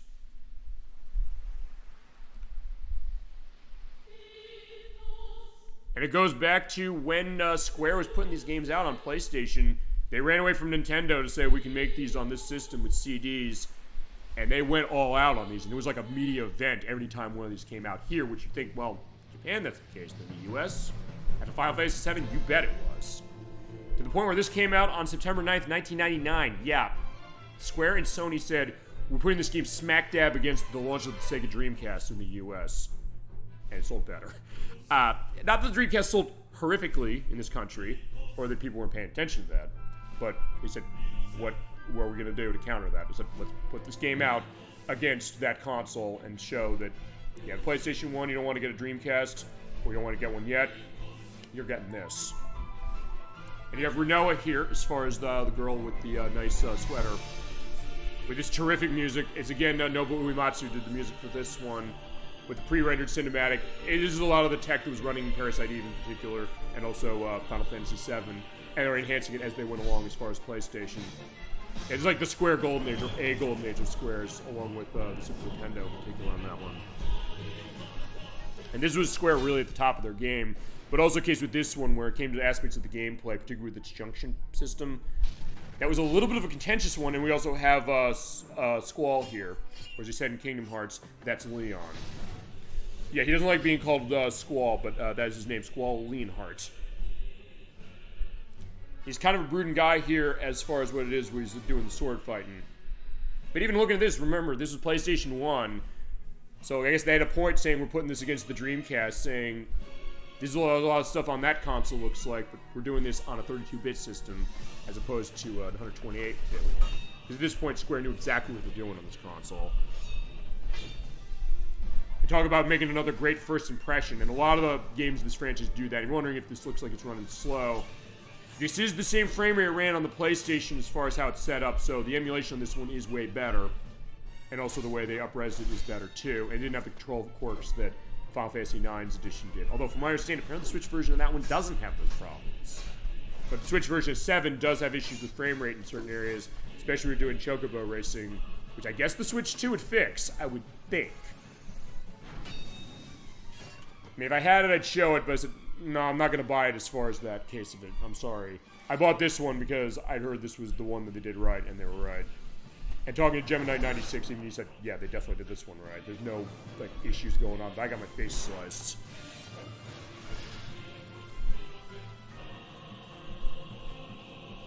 And flashes some of the things we are going to see in this game. As I mentioned, when we get to this game, this is Gemini 96's baby. He loves this game. He's perhaps the one person who has been able to explain the junction point system better than anybody I know. Maybe better than anybody, period. It's not necessarily easy to wrap your head around. Not that this game doesn't give you help for that, it does. But also a case that you're not really running on experience points the way you normally would as far as other games in this franchise or other RPGs, really. But we're in the hospital ward here with Dr. Katawaki. How you feeling? Okay. Next time you take it easy. Yeah, your eyes are focusing now, so just say your name, it should be fine. Yeah, he is Squall Leonhardt, as we mentioned. But as mentioned, he did have a cameo in Kingdom Hearts when we played that. Where he's, of course, voiced by Dave Boreanaz from Buffy the Vampire Slayer. Yeah, you're in training here. Be careful. Next time you might not slug you. Yeah, it's Cypher, by the way, we're fighting over there. Yeah, I won't listen to anybody. But no, don't you ignore him. I can't. You'll be cool then, huh? But just don't get yourself hurt, please. Yeah, because we're at school, by the way. Quistis. I'll call her and wait here just a second. Yeah, come get your student. He's recovered okay in the infirmary. He's not serious. He'll leave a scar, but he'll be alright. Yeah, that thing on the face probably is going to leave a scar, we think. And you can tell this is a PlayStation game, but even how they do stuff with the modeling, it does look a bit better than how I understand 7 was, and also how 9 was. I'll meet again, Squall.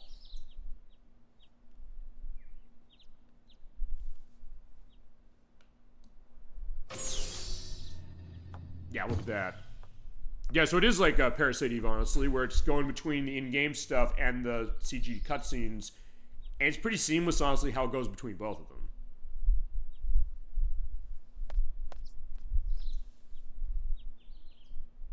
Oh, here's Quistis. Do the year Cypher here, huh? Alright, come on, we have a field exam to take today. I'm not going to go far on this one. In this case, you're just walking straight. Something in your mind? Whoa. Yeah, sorta. In this case, you just have to walk straight. As far as it. Not really, we're saying both cases at the same time. What's so funny? I'm just happy. I understand my students a little, that's all. I'm more complex than you think. Yeah, that's true, no question. Even as we saw as far as him in Kingdom Hearts, that proves that. But tell me. Tell me something about yourself. Well, none of your business. Oh, she's finishing sentences. Oh, get this music for the school year. Oh my god, it's beautiful. And also right there, it transitions so beautifully and uniquely into the CG stuff from the in-game engine.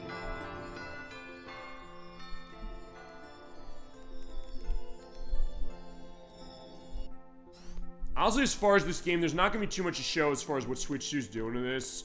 It's basically I guess just, I don't know, making sure the frame rate is going to be in line. Because also it's going to be a while till we get to a battle, so I don't think I'm going to really have much ability to kind of go far on this one. But there are rumors since yesterday about the field exam for CD candidates. Those not participating in those failed last week's written test are going to be have to stay in the study hall. You have free time to examine your field exam participants the way we are. But just sure you're in top condition. We're going to be at 1600 hours. Any questions? Cypher as well. Do not injure your partner while training. So be careful from now on. So yeah, we were in a fight with him as far as our training, but yeah, he drew blood and you're not allowed to do that, apparently.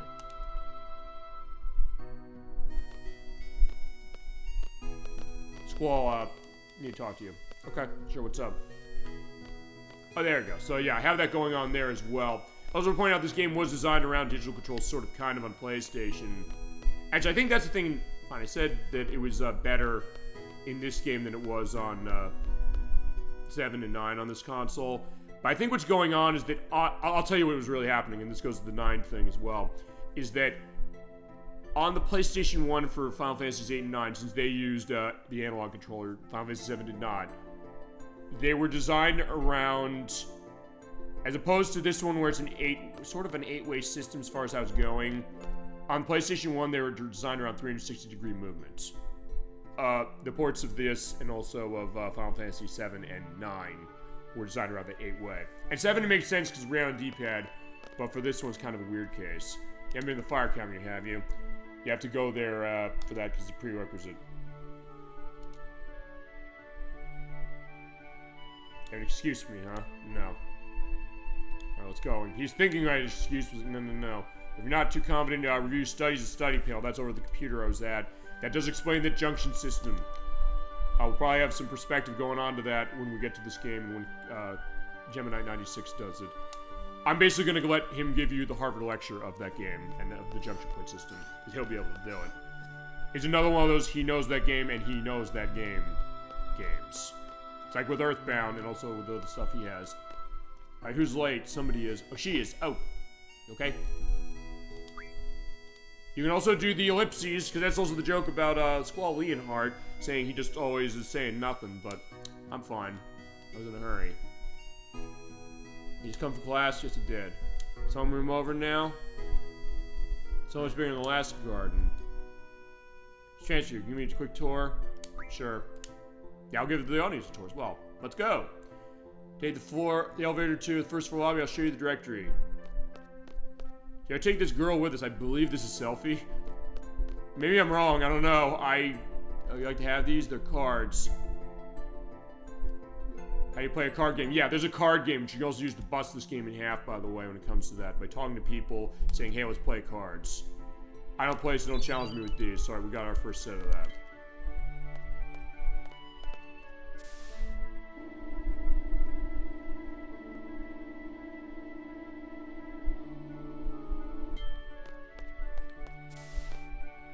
At least if nothing else, I'm going to show you a little bit of a layout. Alright, directory's over here. I'll give you a grand tour. Also, that item there, spinning down there, that does the same point.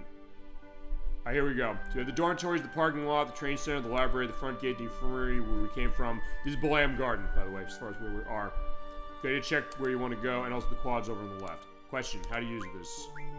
Move the cursor and press the A button to select it. And in various facilities...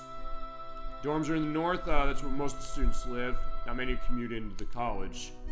I'm in the dorms too. Cool. The rest changing there. Whereas North Block, the cafeteria, always a big rush for hot dogs, so used to waiting in line for them. Over there's the parking lot. We usually take the garden car when a mission comes up. Basically, we take our way off the premises for the purpose that we saw at the beginning. And Instructor Trepe is over at the front gate. You need to go there. Quad's over here in the left block. We have an event going on there called the Garden Festival. It's going to be great because she's on the planning committee. He's saying I don't want to be involved in that. I just came from the infirmary because I got a sword sliced in the face. But they also come there for advice. Yeah, it was Dr. Kawawaki who we saw. Now in the east block, train center, which is open at night for training against monsters. Be careful, otherwise you're going to die. So yeah, this is a case where, yeah, this is not a college that's necessarily 100% safe. As far as something like that. And of course the library, which if you're in college at all, go there whenever a test is coming up. And on the second floor where the classroom we just came from. Headmaster's office, by the way, is on level 3, but you need permission to go over there.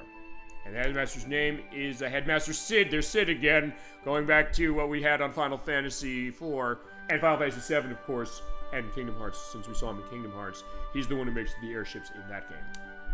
That's about it. Anything else? No, I got everything. Taking the exam today? Yeah. I'll see you later when I finish my training. Alright, so off they're going. Yeah, it seems pretty straightforward. So honestly, for this game, I don't think there's really much that's going to be changed when it comes to, what is it? The the way the Switch 2 is handling this thing. Yeah, tutorial, this is how it explains the junction point system. So give this game credit for one thing at least, which is, if you don't know how the system works, and it's so significantly different from Final Fantasy VII that came before it, and really any of them, this game is going to help you out. But as I said, if you have someone like Gemini96 on hand who knows this in and out, that is absolutely your best case of itself. And when we get to this game eventually, I know I'm going to love that, just because I know he'll be the one to lead us, and he'll be the one who's going to be able to answer every question. So every question you ever had about the junction point system, as controversial as it is, or afraid to ask, come here, he will explain it, and maybe you'll understand it better, and maybe enhance your appreciation of the game more. Because that's something that I've had as far as people when it comes to this, because they're saying, yeah, that's too much, too complicated, but he explained it, and honestly, in my case, no, I get it a lot more as far as what I play to this. And even Crusader64 is like, I can't understand this thing. He's like, do you understand it better with him? He's like, a little, but definitely in his case, he's the one as far as understanding the idea of that and making me appreciate it more. But definitely, even on the surface, as far as it's... The challenge with Final Fantasy VIII, I'll say this, just indicating, is that it had to come after Final Fantasy VII, which is seen in a lot of cases as one of the best games of the franchise. And one of the most defining, because in a lot of ways, Final Fantasy VII was a case where Square left from Nintendo. They said, we're going to Sony, so this was the first case of them going on CDs for this, and saying, taking everything we saw on Super Nintendo and NES with the other ones, really enhancing that for turning it into this kind of big media-like experience, which is then what Final Fantasy VIII and IX would do, and kind of going away from some of the fantasy aspects of like elves and mages and things like that, and warriors. And that was something that it hit so strongly that when this game came out, it was really well liked, but also people in retrospect saying, you know, it's kind of a weird one as far as this may be one I'm not huge on compared to other ones. And then when Final Fantasy IX came out, Final Fantasy IX went back to the classic style with some of the milieux of itself, but also twisting those around in really interesting ways. And that's usually what happens with Final Fantasy franchise, really, which is most of them are not sequels to each other despite the numbers on them. The only ones that really are Final Fantasy X-2, Final Fantasy 13-2, Lightning Returns Final Fantasy 13, because they really wanted to make Final Fantasy 13 a thing with multiple sequels to itself.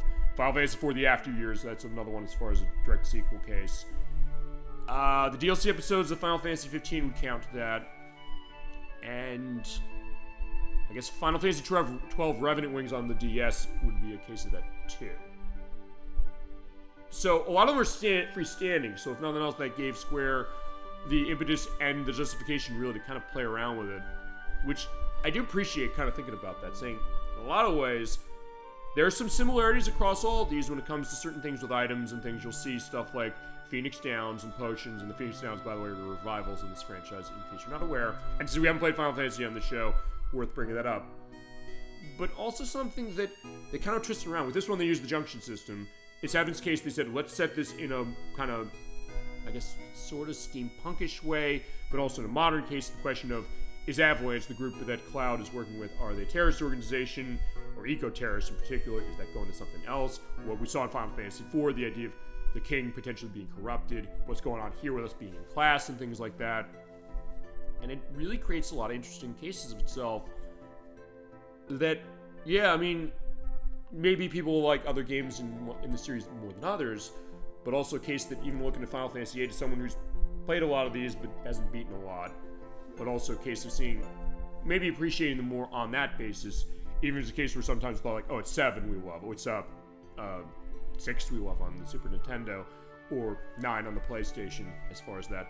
But also cases where sometimes that changes. Sometimes cases of games that were maybe seen as not great as far as it earlier, maybe are more appreciated now. I think maybe with 8, that kind of was helped by this remastered version, because this is the better of the 3 based on the PlayStation as far as their up-reses and their new versions.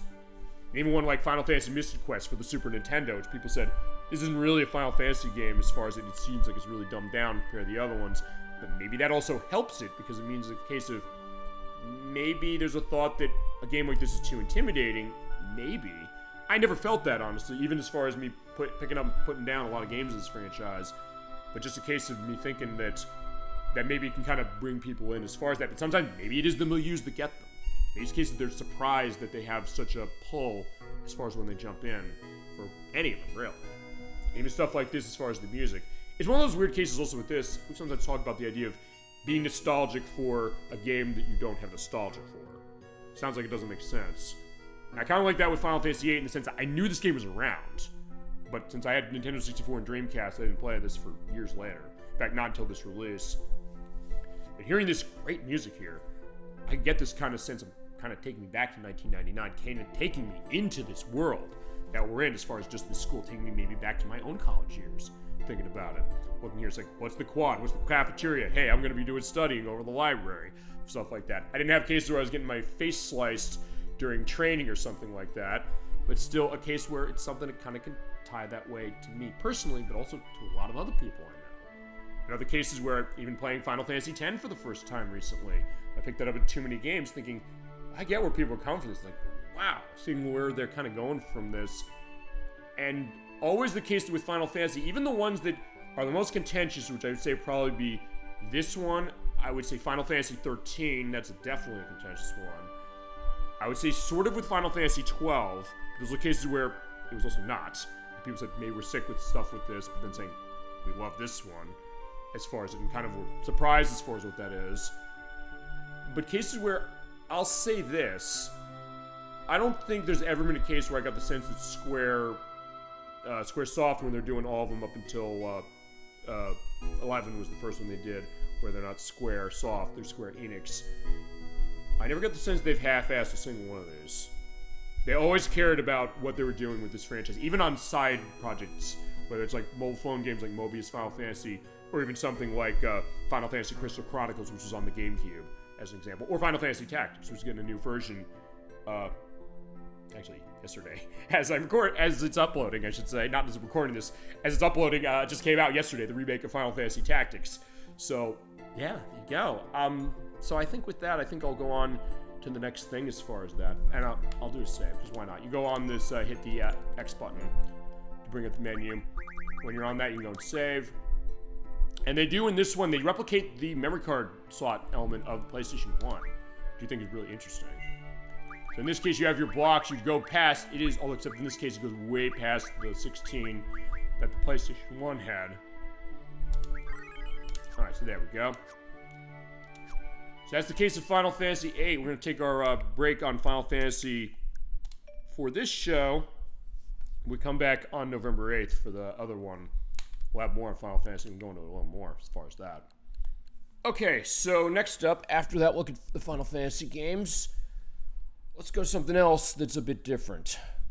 And what I'm kind of curious what this is going to be, this is Luigi's Mansion, Dark Moon. This is a game from 3DS from 2013. It got ported to the Switch last year. Kind of late era case on that. I don't know necessarily if this is going to be doing too much when it comes to the Switch 2 side of things on this. If anything, I think it would be just upgrading the loading. It does seem like the loading is a little faster. Yeah, I think I got to get going on some of this stuff, so I think I'm going to be a little more brief on this one.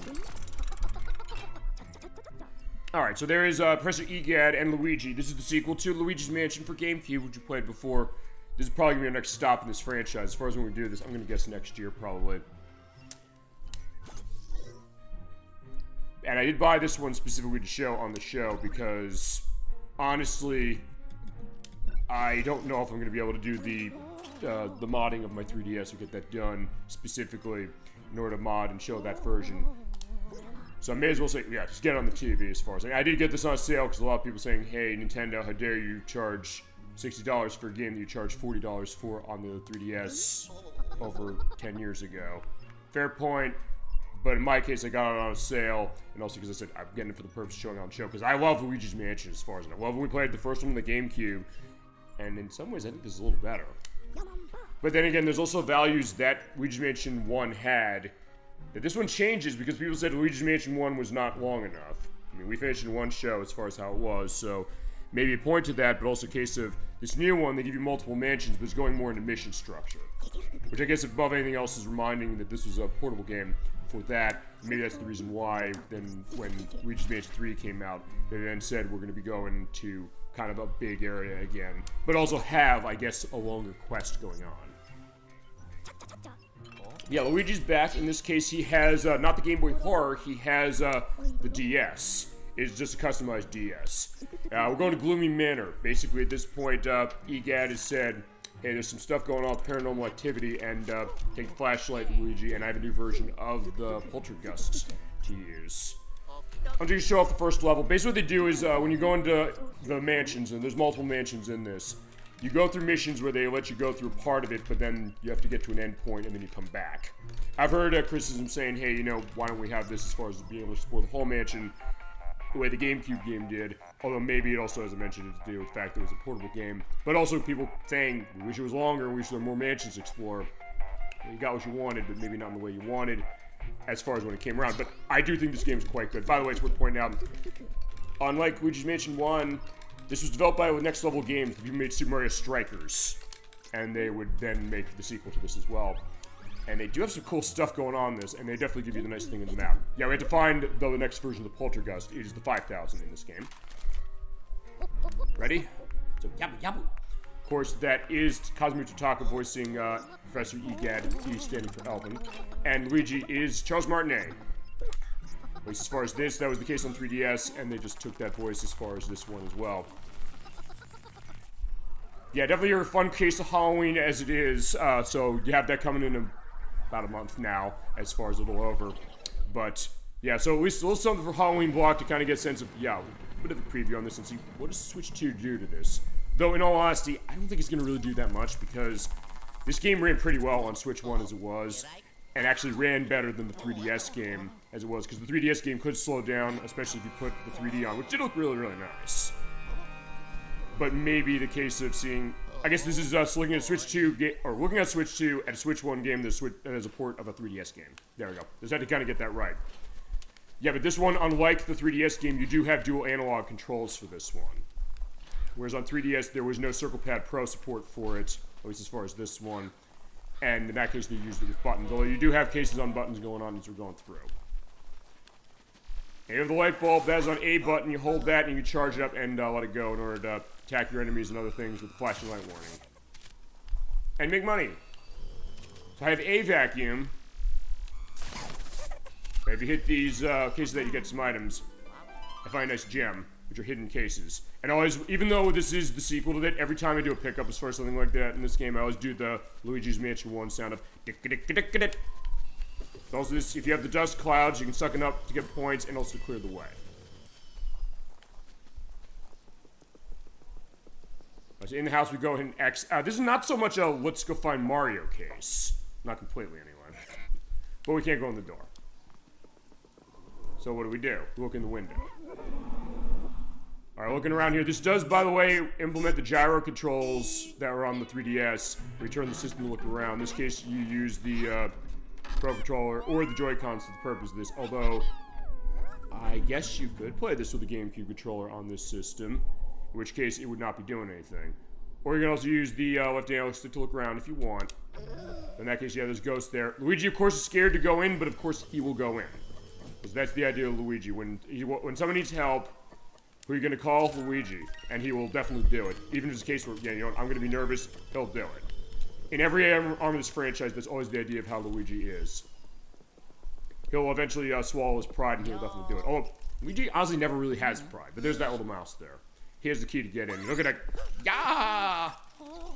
Yeah, but don't worry. We got it. Okay, so in that case, just run down and get it. I can also add insult to injury and flash the mouse and turn them into coins. Alright, let's go in the mansion. Okay, still have the same nice case of the cutscenes going in as far as that. And you got that great open of the door.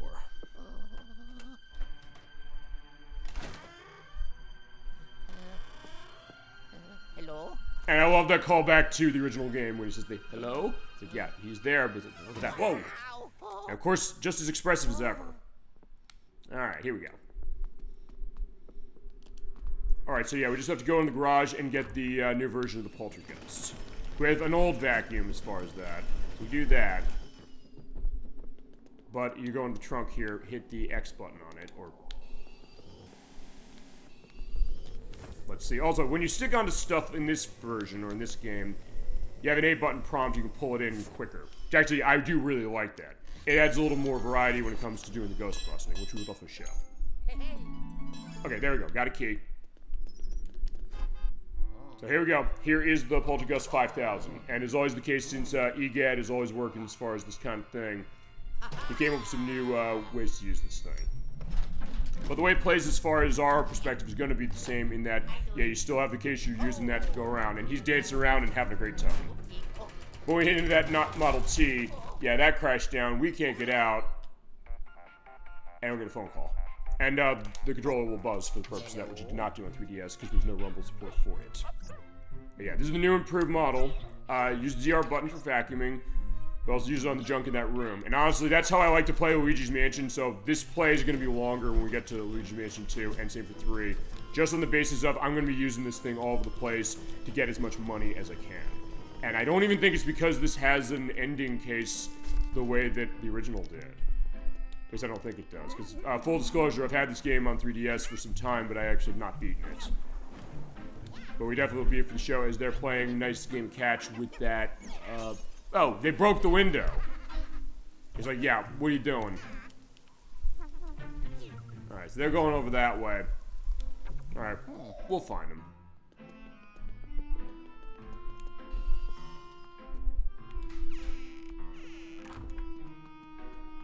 This game does exude atmosphere again. It's wonderful. And it's that great case of, you know, horror fun around the holidays as far as Halloween for really anybody. In that sense, it's scary enough to be a fun time, but not insanely so that, yeah, you can't have your kids play. I mean, I think they'll like the idea, too. That idea of that sense of a rite of passage. Like, there are the ghosts there going on. There's like, yeah, they're kind of scary, but like, yeah, we're going to go into that. We feel really empowered. Just like Luigi does, actually. Okay. But also being careful. No, yeah, and the lighting. Oh my god, the lighting is great. And on 3DS, this game looked awesome, too. So basically, this is more of like a cleanup to that and saying, just put it on the console. Oh, but yeah, the night stairs to do running, that is on the B button, by the way. They will hurt you. Your health meter is up there in the hearts. If you get it down too low, you're gonna be in trouble. Unfortunately, we can't get in. But yeah, thankfully, we're keeping an eye on, or Cabin and I kept on us, so we need a key to open that. So go back and search the rooms. Use the X and the B buttons to look up and down, although in this version you can also use the right analog stick. But even on 3DS, I'll say, because that's where most of my experience with this game lies. Ouch! At least I got showed myself getting sliced. It controls really well, and it's a good way of thinking that through, saying we can't have dual analog. It's the PSP conundrum, really. The idea that PSP didn't have the second analog stick, so how do you design a game around that? Some cases you got really weird cases where, like, what were you thinking on this? Like, Ratchet & Clank Size Matters, where the method they came up with was not really a good compromise, where you have to kind of move your thumb between the stick and the D-pad, which on PSP is a very weird thing to do. And I'll have a picture of the PSP here to show why that's crazy. Whereas on 3DS, for this one, Next Level really thought this through and said, okay, what are we going to do for this? And said, put on the buttons. But honestly, when it comes to doing the aiming up and downwards, I am hitting the X and the B buttons to do this. In a sense, that's kind of all you need. But you can also use the analog stick as far as doing it now, so it does help it, and you have that stronger precision if you're like, oh, I love the way the GameCube controller played around. As I mentioned, because of the way the Switch works, as I'm gonna stick on that and grab some money off of that, the GameCube controller will work, and you do have all the buttons you need, basically, for this. Actually, do you? Actually, hold on, because I'm hitting L and R. Because R is the charge up of the flash, and you can also use the A button for that. Actually, maybe, maybe you can't, unless, it's because the ZR is for the vacuum, both for sucking and blowing, for ZL and ZR for that. So maybe you can't use this for that, but we're getting a look out there. As getting our debut of Polterpup, he debuted in this game. We'll understand who he is later, especially get to Luigi's Mansion 3. Yeah, he has a gem out there.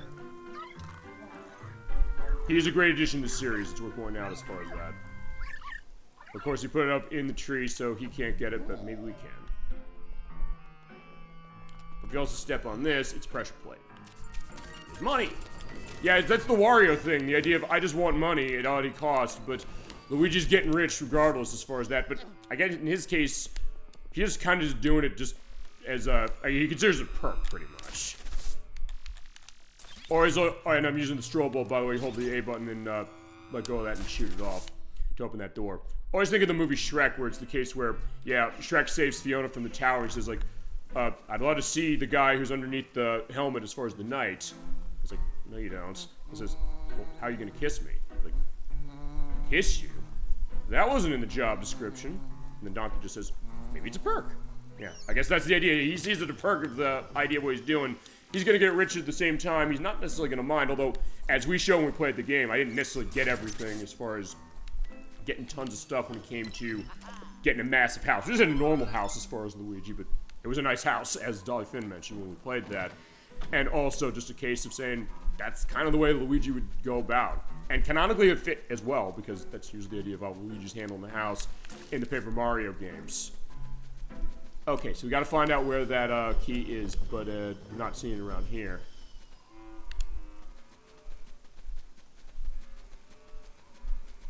Yeah, as far as how this game's running, I'm not really seeing much of a difference, honestly, between this and Switch 1. I also still have to figure out... I will at least give an indication of this, and maybe someone out in the comments there can give a sense. There's some thing there, maybe we can say. And this is... I don't know if you've ever had this happen before. Go with me on this. This is something Ultra 94T mentioned to me. And I still have to figure this on my end at the time I'm doing this. And that is... He bought a copy of Luigi's Mansion 2 for Switch here. He bought it off of Amazon. Now, sometimes you buy games off of Amazon. I've had two cases in particular. One for Paper Mario the Origami King for Switch, and another one for Doom Eternal for Xbox One, where I bought it, but I got the PAL version sent to me. Nowadays, that's fine, because remember, all the consoles are region-free. That is, unless you get the Japanese version of the Switch, or a Japanese version of the Switch that's specifically region-locked. And they do indicate which one that is, if you're like, oh, wait a second, what's it gonna go? And it's a cheaper price for the purpose of that. But he bought it as far as it's the PAL version, as far as you see the Peggy logo on the front, as far as the rating that they use over there. Yeah, okay, there's a bone. So grab that. Alright, we need to take that out to Polterpub. But anyway, he bought the game as far as that. Oh, it's PAL version. I said, okay. I said, oh, I had that happen before. But he said, weirdly enough, though, I opened the box. The card that's in there, it's the US one. It has the ESRB E rating on it. I said, yeah? And he said, here's the next thing. He said, it was weird. He said, I tried to put this into my Switch. My normal Switch. He said, my fiance has a Switch OLED. And I think he got Switch 2, and he put it in Switch 2, I think, and it worked. And said, does the Switch 1 have region lock? And I'm saying, no, it doesn't. I said, why is it not working on the one of mine? And we're trying to figure this out. Maybe it's like an anomaly. I don't know what it is, because it shouldn't be region locked that I'm aware of. Or if it's something with his system, but I've never seen that happen before. And honestly, at this point, maybe I'm not going to be... Oh, no, I think I remember how to go. This is the other thing. As far as this one, you do kind of want to explore around for this one. Just for this game in general. But it also kind of got me back into playing this game. Because, oh, yeah, I want to try and get that sense of, hey, you know, what's going on with that scenario he has. Because people help me with tech stuff going on with games. I'm going to, you know, that attack, but I can't get in the door. You know what? Sorry, Luigi, we're going to leave you here, but we'll definitely come back as far as that. Okay, so yeah, not too much of a difference really, but then again, it didn't run bad as far as on Switch 1. And Switch 2, it still runs really well. So we're in that weird case that Ultra 94T mentioned, and it said, has me stumped, but I still have to test this copy of the game on my Switch, and I guess now Switch 2, see as far as what's going on with that. And honestly, if it works fine on mine, I'll say like, hey, you know, if it does, try my copy on yours, and if it works, just take it. Swap cards, why not? Okay, next is going to be a little bit of a brief thing. I want to check one thing about this one. This is the Lunar Remastered Collection. This came out back in April on April... it was April... When in April was this? This is before we did the Shadow Hearts Covenant part that month. Oh, April 18th. For Switch, PlayStation 4, and Xbox One. And I think it was on the PC as well. Is collecting Lunar Silver Star Story Complete from PlayStation and Lunar 2 Eternal Blue Complete also from PlayStation. They did update the translations on these ones as far as how they are. But they are mirroring the way that the PlayStation games went for the most part. I'm pretty sure, I haven't played all the way through this, but I'm pretty sure that they took out some of the references we showed when we played the PlayStation version of the original. And I do have the PlayStation version of Eternal Blue, so we can show that. This was a weird case, and you saw it was posted by Gung Ho, who kind of fucked this up initially because they said, we're going to re-release this as far as it with these 2 games. And, great.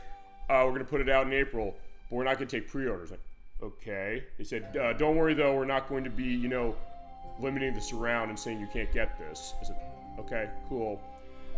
Day it came out. The pre-orders went up. They're only for Amazon. It's $55 as far as how it was. But they sold out really quickly. I got a copy before that happened. So in that case, I was able to be set. I did pick it up on the Switch because I said, I don't think there's going to be much of a difference really running it against anything else.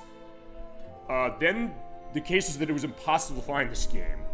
And they said, we're going to get it in stock again. But a lot of people around me were complaining, saying, hey, you said you weren't going to take a pre-order, and now it's a case where we couldn't do that, and now you don't have enough stock to satisfy the demand on this one. And yeah, they screwed that up, but they've since fixed it. And actually, there's a case for a while they were kind of scalping this thing, where I saw copies of this for like $200. I said, yeah, hold off or something as far as that. Even Amazon's selling it again to people for an extended price. I think I saw them actually selling the new game for $120, and that was a case where it's like, wait a second, what are you guys doing for that one? They tried to cover their asses about it, but then they said, no, it's not working. And then Gung Ho said, all right, we're going to be making more, and they did make more, thankfully. So now you can get this, and I would say if you have not played any of the Lunar games, absolutely pick this one up for the purpose of how Silver Star's story is, and also for Eternal Blue. Yeah, they give you the classic mode, by the way, which does have the 4-3 method of how it was on the PlayStation, but it does have new voice dub for both of these versions of Lunar 1 and 2.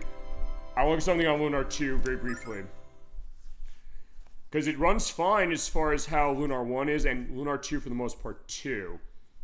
But I noticed some stuttering when I was showing this to people on Switch 1, so I just want to see if it's on this one. And this will be our next stop when we come to Lunar. I don't know when we do it. As I mentioned, I'm doing this one alone because the person who played it for it's the first one as far as the original signed his own fate for his S-holery. Let's just put it that way. So, yeah, he's banned from the program permanently. I appreciate him playing through the game for us, but yeah, the cost of his was a big problem to itself. But anyway, and we might be playing it on the PlayStation anyway because I have it that way. But this is a sequel that takes place 1,000 years after the last one. Because remember, it is explaining the idea, like, how did Lunar, the world as far as this go, and the idea of the blue star and Althena, who is the goddess of the land. But after what we saw the last time, as far as the first game, this takes place 1,000 years after that one, and has a new case going on. And I want to show the intro a little bit on this, because I want to see if there's one aspect of the frame rate that maybe is off in this one for 2. As far as Lunar 2 Eternal Blue, it first came out on the Sega CD in 1995. It was a late era one on the console, and as such, it cost a lot of money. Then it came out on PlayStation in 2000, and it actually has not been re-released until this collection. Where Silver Star got versions of itself all over the place, this did not. As far as what I played of this one, which admittedly, again, is not much, either on PlayStation or on this, it seems like a pretty nice extension on what the first game did.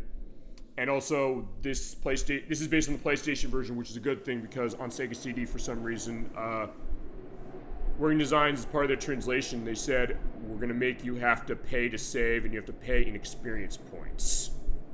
They justified this by saying, hey, we don't want you to just save willy-nilly, but be careful how you do it. Maybe fair idea. But I was thinking, experience points? It seemed like a weird one, especially because Lunar 1 on Sega CD didn't do that. And we're also seeing the nudity here that is not visible as far as what it is. As Gemini 96 mentioned, as far as Earthbound, we played that, as far as being kind of a nod to how a lot of Japanese culture will have a case of characters being resurrected, brought somewhere in a naked state. This is Lucy, by the way. We got a sense of her when we get to playing this game for full. And this game is way longer, by the way, than the first one. And also, unlike the PlayStation editions, you can skip past the cutscenes if you get in cases where, the disc is scratching like we had. And also, they're subtitled as far as how they are. And they did remap or remaster these cinematics. And flashlight warning, by the way, still on parts of this. But they remastered them nicely as far as kind of touching them up, as opposed to saying, you know, we're gonna like redraw them or something. And it was a smart way they set it up, but you can also put it up on the classic visual style, which is actually very crusty, the same way it was on the PlayStation, but actually maybe more so, honestly. But that being said, you do get both methods, but you do have to go back to the menu or switch between them, which is kind of weird.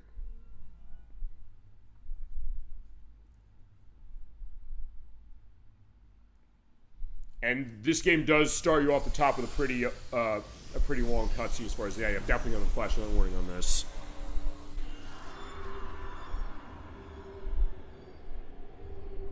I guess because there's feasibly more of a setup on this one. And also more of a setup for the character we're going to have as far as playing. Because it's not her. But like the first one, it does still have a very charming perspective about how it's presenting itself. Although from my understanding, maybe a little more slapsticky than how it was the first time. Although then again, I think that's the thing about how Game Arts tends to do it. Because it is them who made this, going backwards. And remember, they also made Grandia. They also made Alicia Dragoon for Sega Genesis. And they have a really good way as far as how they handle tone, as far as that. And I was impressed by that with Lunar in particular, the first one. And from what I've gotten a sense on this one, it is this kind of playful thing, or as we said when we played it, the case that maybe a reflection of like 1990s anime, which was the idea of what they wanted to do when it came to this game for Game Arts decided developing this. And then I guess also Working Designs who said, we want to bring this to the US. The first Lunar game, and then especially this one, because people liked the first one when they played it. Or maybe the case of kind of a nice reflection of that, and kind of, in that way, a nice kind of, I guess, nostalgic case for that. Or kind of, well, now it's a nostalgic case anyway. But a nice reflection saying you usually would see this in anime at the time, things like that. Sometimes when you dubbed it, but sometimes maybe when you didn't. But also getting a sense of kind of a nice reflection of that and saying, we can do that in a game.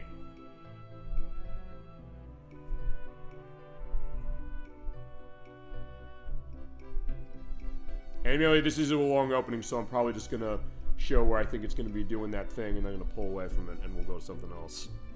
Yeah, because as this is going to be a long-ass video as far as how I have it uploaded, but that's fine, because I'm doing it as an off-screen case, so it doesn't really matter, but I also have to move the analog stick as far as it, because otherwise it's going to go dim. But yeah, there's Lucy making the walk as far as it with that pendant. Pay attention to that. I guess she's doing the Terminator 2 Judgment Day thing in the sense that she's brought back to life out of that ice crystal, and then she's doing the walk across, and she doesn't have clothes. But it's also even something like this, where you're getting a sense of, well, what is this necessarily about? And you could say that maybe it's just an objectification right off the top, but I don't know. As I mentioned, Gemini 96 said, while Japanese culture uses that as like a reincarnation thing, the way that Earthbound originally did when it was released in Japan, as far as Mother 2, saying that near the end of the game, when you go up into like the Dream World section, as far as that, Ness is naked. And kind of reflection of that more than anything else. And honestly, I think that's kind of, the idea, because Lucia, from what I understand, this game is kind of, there's a nobility to her that's really interesting. And there's, like with all the games in this franchise, and also all the games of Game Arts, honestly, all the characters have more than what they seem to have on the surface, which is always nice. And thinking back to when this was on the PlayStation, this did look impressive. And remember, it is like the case of the first one, where they did have cinematic cutscenes like this on Sega CD, but not looking the same way. And when they put this on PlayStation, well, they have subtitles, thank God, so we do not have to mute on this, but we can probably play on the PlayStation where we will. They have a case where they just added more cinematics, and they look great. To the point where actually, unlike Lunar 1 on the PlayStation, this game is on 4 discs. It's because they have tons more cinematics for this, tons more voiceover work, and the game is a lot longer. Like, a lot longer. It's like double the length of the first one. And she's saying something's wrong out here. She is able to live as far as the snowstorm, but that's fine as far as what this is. So yeah, 1,000 years later, what's happening? And also, who are we playing as if not her? Here we are. We have the layout of the way the graphics are. They did do a 16:9 on this, so it does stretch out the way the graphics are, but they do keep the aspect ratio set, or they did smartly repainted. So it is utilizing the screen correctly and is not looking weird how they have it off. The only thing I'd say is a little weird is how they have the text boxes, because it seems like they're not taking up all the screen and thinking, well, maybe they could. Did you say something just This is Hiro. He is our main character. Hiro, by the way. And this is Ruby, a flying creature. Don't tell me you're hearing voices now. Is a kind of null-like a little bit, but in this case, yeah, we're going on our own treasure hunt. This is way harder than I thought. As mentioned, this is not the same voice performances that were on the either the Sega CD version or the PlayStation version. He's like, wait a second, this is a trap as far as this. Yeah, we're upside down and we're under fire. Guard down. Hero, you always get carried away like this. And they subtitle the parts within the in-game engine where they have, you know, character dialogue going on for the most part. And even the PlayStation version did that as well. So we got the Sapphire Jewel. You got that nice aspect of sound design. It's beautiful, it's all ours. As far as the translation, as I mentioned, they did model this one and also Lunar 1 in this collection after the Working Designs translation, but I'm pretty sure that any of the real-world license references, like to the Tootsie Pops in the first game and other things like that, they probably had to change them. Unless they're, you know, specific enough where it's like, yeah, nobody's gonna say that, like the James Bond reference in the first one, where it's not explicit enough where they had to change it, and they never did change that. We're doing okay here. Phew, what a relief. Okay, that's it. No more exploring for us. I can't do this anymore, Hero.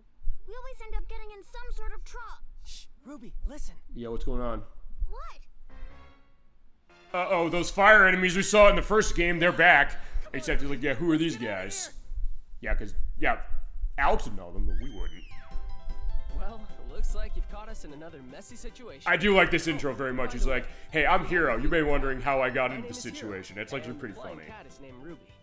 She says she's actually a baby red dragon, but I don't know if I quite believe. Okay, so in this case, they're not hiding the perspective like what this is compared to the last game.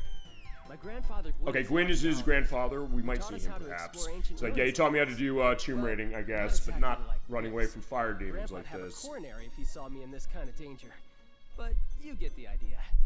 And I do love how they're also doing stuff with kind of getting a little nervous, like in this character sprite. Yeah, the character sprite detail is amazing in this. The world I live in today is the result of things that happened long ago. Yeah, 1,000 years ago, as is mentioned.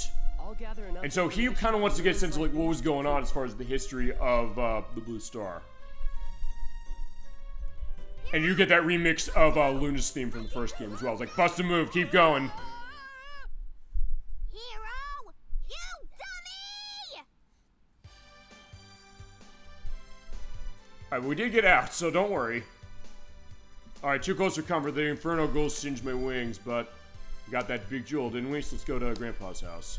Okay, so here we go. We have the walking around. It does play the same way. That's how we went out.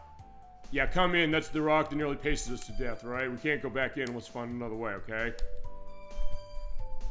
Okay, yeah. This was around here when you walked around. I sometimes saw the game kind of chugging a little bit. So I guess then maybe they fixed it. Also, Y button, here's your menu. As far as that, you can still do saving at any time. And you can do still stuff with this tactics as far as setting them up. And also in this version, you turn on HD Rumble for this, which of course it did have Rumble. Oh, right, right, the last one did have Rumble to it, as it was on PlayStation, and so is this one, as far as that. It's just this one has analog movement to itself, as opposed to the PlayStation edition of the first. Okay. That's good, and you still have your equipment and items and magic and all that stuff, as far as herbs, Starlight, and the jewel we got, our haul. Alright, so let's get ourselves going. And here we are on the world map. I believe we can run into enemies here, and we're going to have to at some point. Or if not, we're going to run into this aspect, because when we get down here, you have the Althena statue. Like the first game, talk to that. That is an instant recovery of all of your HP and MP. Here we go. In this case, this battle's on the ground as far as seeing the enemy. Alright, so we're fighting a dung beetle and 2 sand cyclops. You do have the same case of running tactics like the all-one, but you also choose to have AI run it or run away. I'm going to do a case of controlling that. We're going to see what magic is. You have the boomerang. We're going to toss the boomerang at the dung beetle. Also in this version, you can turn on battle speed for both games. And it is still the same system as far as what this is as the original game, as far as how they are going to sneak up. But, yeah, Ruby will help as well. She'll say, hey, I'm going to, you know, start breathing fire at him. Alright, got it. There we go. Well, these monsters is wearing me out. Oh, sorry, I had to send a prayer at the Althena statue. Always feel better with blessing from the goddess. Yeah, it's true. Okay, there you go. Okay, yeah, it does look to me like this game is not stuttering in the place where it looked like it was on the Switch 1. So yeah, in that case, that kind of answers my question. So you know what? Let me nuke these things. Or try to. I put on this battle speed. Also, unlike the Suikoden collection that came out for Switch 1 and 2 now, it doesn't speed up the music if you're annoyed by that. Although this juncture, make sure as far as that Suikoden collection, if you bought it on Switch, yeah, beg Konami for an upgrade path. Because, yeah, you don't get one as far as it. And it's also a game key card on Switch 2 as far as Suikoden's version. Or buy it on PS5 or Series S or X like Kazan22 and myself did respectively. Okay. So that's the idea of Lunar 2. I'm going to put a save down just because you can save anytime. Like with the original game, I love that you can do that. It's awesome. Okay, so that's the idea of that. I just want to give a brief perspective of that just to make sure, is it enhancing it? And the answer is yes. Although, Lunar 1 does not really have any case where I've seen so far where it did slowing down on Switch 1, and it's kind of minor anyway. So it's not a case that, oh yeah, they did something bad with this. But, yeah, if you're playing on Switch 2, it plays a little better. And that's the only one I'm going to show because we played fully on Lunar 1, and we got to get moving. Okay, next up on my list is... I don't have it on the table here. In fact, I'm going to skip that one then. Or no, I guess I got to pull it out. I guess, yeah, I was going to look at Metroid Dread. Let me pull that out. Where the hell is that one? Metroid Dread, here we go. This is also one I haven't played as much, even though I do quite like this game. And it's one I don't know if it necessarily needs a ton of help on this console, really. Alright, there we go. I didn't have this one out as far as my set of cards. Yeah, this one came out in... I remember when this came out for the Switch. It was, I think it was Mercury Steam made this one, wasn't it? The people made, Metroid Samus Returns 3DS, I believe. Definitely going more in the hard direction of this, like this franchise, you know, always did. And they did patch this game later on to add rookie mode and also to add the insanely hard mode. I'm going to show this very briefly just to go about what this is looking like. I don't necessarily think this game has cases where it needed to... What is it? It necessarily needed a boost. The frame rate seemed pretty good as far as what I remember when I played it. But... guess what? That's a test. But I'll be brief on this. I was like, let's see what the loading is like, although the loading honestly seems kind of long. Right, hi, Samus. Yeah, she has not made her debut on Switch 2 yet, in the sense that we don't have Metroid Prime 4 out yet. It will not have launched by the time this goes up, we'll say that. At the time of recording this, it also does not have a release date as of yet. Alright, so it's, I guess, kind of a 60 FPS case. Also, you do need to use the analog stick in order to use control as far as that. Yeah, still the same Metroid case of itself of going around an interconnected area and shooting at enemies and also watching out for those tracker things that go along while seeing the great sights. But I can't go that way, so I have to go the other way.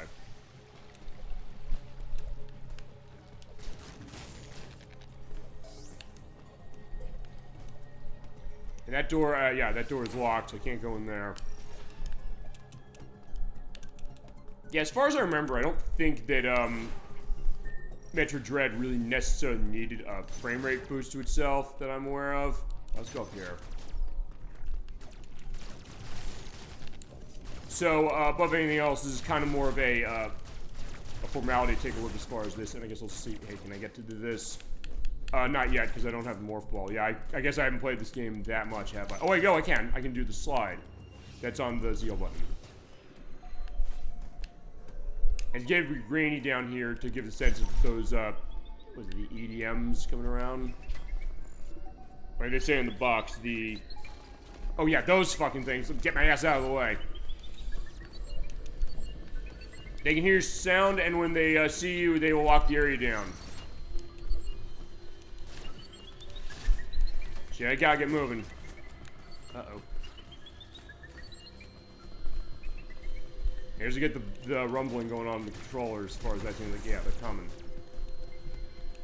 Alright, yeah, I don't really have much of this. Okay. There we go. Oh, there they are. And when this comes by, you do have a quick time button press, or no, you don't. You just get yourself stabbed in and you die. So you gotta run away from those things. Okay, so honestly, I don't think there's really too much to show on this one. Sorry if you're a fan of this game. I mean, I like this game, what I played of it. Which merely isn't much. You're like, yeah, I barely touched this. But it's also something that I did play it as far as other people who had it. So, at that point, it's another one of those, I gotta dig into it as it is. But it is a really good game. It seems like as far as how it's running, it doesn't seem like it's changing too much on how it was on Switch 1. But also in case we're just gonna be running a little nicer. In any case where it was gonna slow down, it's not gonna slow down as much. Okay, next up is game I mentioned on the show like 4 years ago, because I realized, wait, they're making a new entry in this. This is new Pokémon Snap. This is the sequel to Pokémon Snap from Nintendo 64, which came out in 2021. I bought this day one. It is from Namco, who developed this. And it's one of the rare games of Namco's that does not have a user license agreement, or an end-user license agreement when you boot it up. I guess Nintendo had something to say about that for the purpose of it, so thank God for that. For this one, they're saying an update as far as what this is, saying they added new paths as far as doing Pokemon picture taking. And they do enhance stuff about this, although this one also is not necessarily as, crazy with, saying, oh, your pictures suck, the way that Professor Oak did. Also, by the way, rest in peace to James Carter Cathcart, who passed away recently as far as the time I'm recording this. Okay, so we're going to do a case of just going out on a research expedition. And you do have your Not Zero One, and this game is a lot longer than the original as far as how this is. You can go through the park. I'm going to go through the park at night, because I think it is a nice case to look at that, because you can do night photography. I do love it as far as that. Above anything else, this is also a case of frame rate and also loading. Loading seems a bit faster. This was uncapped on Switch. There are cases where it could slow down. It does seem like it's maybe a little smoother so far. But you're also on the track, so you hit the ZL button to do your best. There's the score button. You take a picture of that. And you also see a little preview of the picture as it goes along. I did say, hey, I wanted a sequel to Pokemon Snap, and there you go. But you also have the scan case, so you actually see where the Bidoof are as far as it. Also, you will not necessarily get shit when it comes to the idea of taking pictures of Pokemon when they're behind you, or when you're at their behind as far as that. Some people said, hey, maybe that defeats the purpose of saying you want your photos judged harshly, but maybe the case that either it's a participation trophy question nowadays, or maybe more accurately, a case of saying we're not dealing with Professor Oak anymore. And also another thing I really like, which is, A, you get a bigger size of your camera as far as this, but also you get bonus points for getting Pokemon in the same shot of multiple different types. It's pretty nice. It's also a case where, yeah, it seems like this game is running really, really well. And also the atmosphere and the way it looks as far as the way it's lit. And being able to go in the night, I think that's awesome. Because you didn't really have much night stuff going on here. And like in the Pokemon franchise as is as far as the RPGs, you do have it so that you go around and when you're at night, you'll see different Pokemon that you would see otherwise or you wouldn't see in the day. And you also take pictures of other things like the crystal blooms, actually things that you do need to take for upgrades as you go along. And there is a Swanna flying around there. I remember saying there was a Skarmory. He was like, nah, I don't think so. And there's a couple of Torterra as well. So it's also, unlike the original Pokemon Snap game, this is going to the other generations aside from Generation 1, although that did make sense, because at the time, Generation 1 was all that was around. And also, just like Pokemon Snap, you don't have every Pokemon in here, but it is a case where you do still have a pretty good variety, and it is more than what Pokemon Snap on Nintendo 64 had. So, yeah, it took a long time to get a sequel to this, and there's Pidgeot. Remember, we didn't have Pidgeotto even in Pokemon Snap, but here's Pidgeot. We have that going on. And there's a Bidoof sleeping by the dam. Also, the levels are kind of telling more of a story this time. You can see over there, they're the ducklets and the swannas as far as saying, hey, you know, they're throwing out, you know, or they're building their nests over there as far as that, but also the dams there of the Bidoof. Also the Murkrow. Hi. Yeah, they're saying, taking a nice smile saying, hey, how you doing? And Hoot Hoot, of course, from Pokemon Generation 2.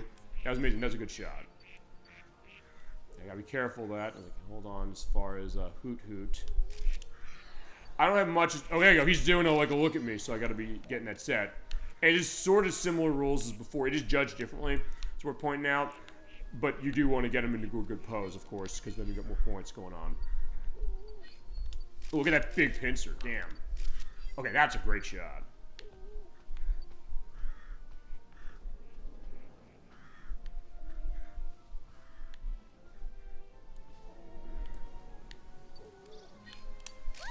That's a big one as far as the Hoot Hoot. And it is also a big shot as far as... Ooh, Combi! Yeah, they do, of course, evolve into, that's what we saw earlier, as far as I look at Pokemon Violet. And this game did predate Pokemon Scarlet and Violet by about a year. So everything's covered in this is up to Generation 8. So nothing Generation 9 is going to be in this. Yeah, but Combi, turn around. I want to take a picture of you. So there we go. You're almost at the end. They will tell you when you're getting close. In fact, that's the end right there. Yeah, it's too close, unfortunately.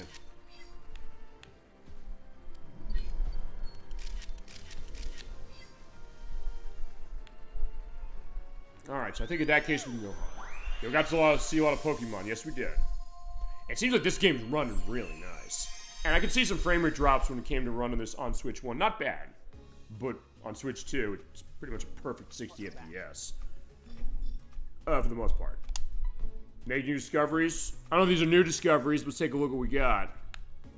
You can also do an auto evaluation, but you don't want to do that. You want to get a sense of what do I take as far as each of these.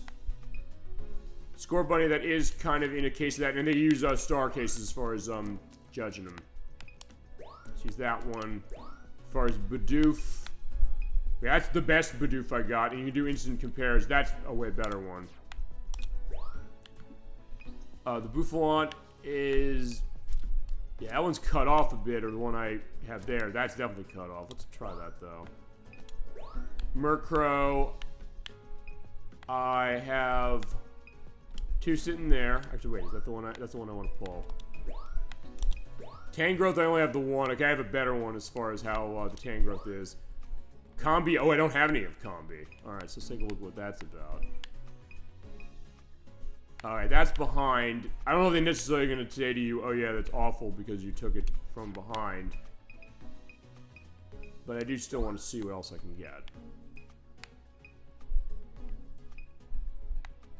Alright, you better shots of Swanna during the day. I think they also will rate them differently based upon how many you have in the shot. If I remember correctly. Alright, as far as the stars, I'm trying to remember what that goes about, because it's been a while since I played this. As far as the Torterra, that's a pretty good shot. Pidgeot, I only have the one. The Ducklets, I only have the one. Hoot Hoot, I have a couple of Hoot Hoot.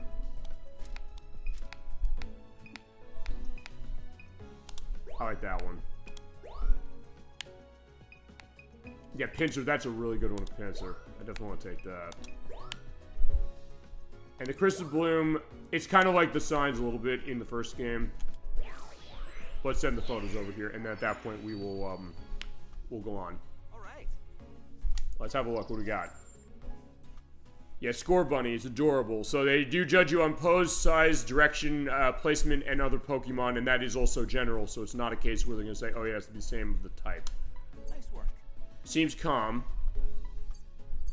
Wait, that was a better size? Really? Oh yeah, okay, it is a bit closer.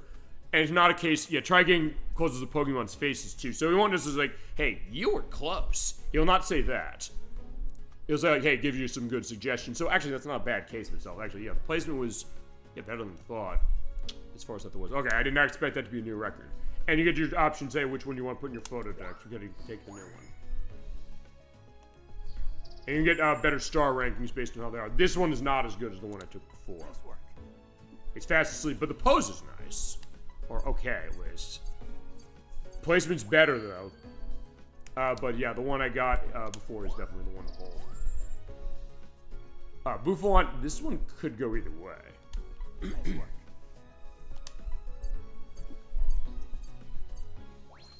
Yeah, that was close. but not quite. The more you get in the photo, the more insight it gives us in the area's ecosystem, because yeah, you are doing research for the area on top of getting the Pokemon. Yeah, the Murkrow, I got the other one, that's better, because this was not as big. But the directions, actually, most of everything else is better, except for the size, but I got tons on the size from 4. You can tell a lot from its expression, which is true. Tangrowth is not a great tag. It's a tad unusual as far as Tangrowth. Yeah, no question. Yeah, the evolved form of Tangela was added in Pokemon Diamond, Pearl, and Platinum. Remember, getting the whole Pokemon in the frame nice and big is a key to a good size score. So yeah, there you go. Instead of saying like, hey, you know, it'd be better if you got more of the Pokemon in the shots. In this case, that's it. And also, he will not, you know, toss a photo out for the other categories if like one of them isn't great. But yeah, the older one I got is definitely better. Yeah, Combi, yeah, that's a new one. Nice work. Okay, so not a bad shot. It is not a bad shot, honestly. But it is only one. Let's see. Yeah, not bad, actually. Okay. So that's a nice 1-star case. I guess I had a 2-star case. And Swan, I don't think the Swan is that good because it's oh, it's a 3-star. I think they handle that in categorization as far as what that is, so that's why I took it. Nice placement. Your subject dead center, so it feels balanced. That's true, but it could be bigger.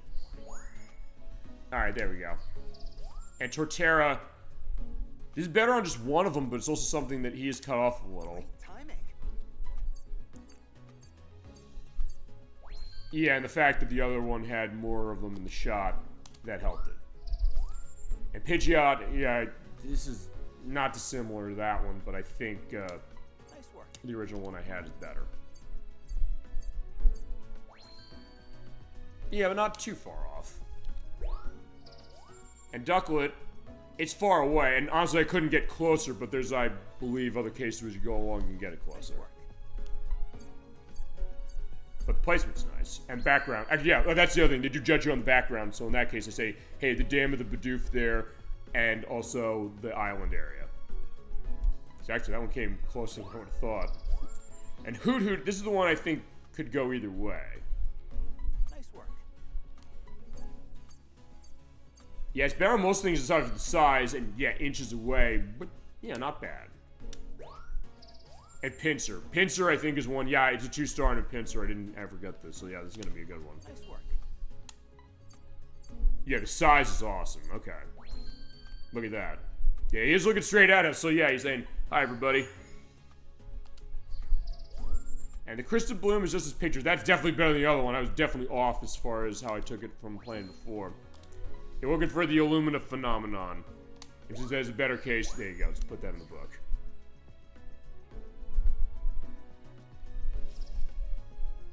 And by going through, you get research level as far as your expedition points, and you get level ups going on with that.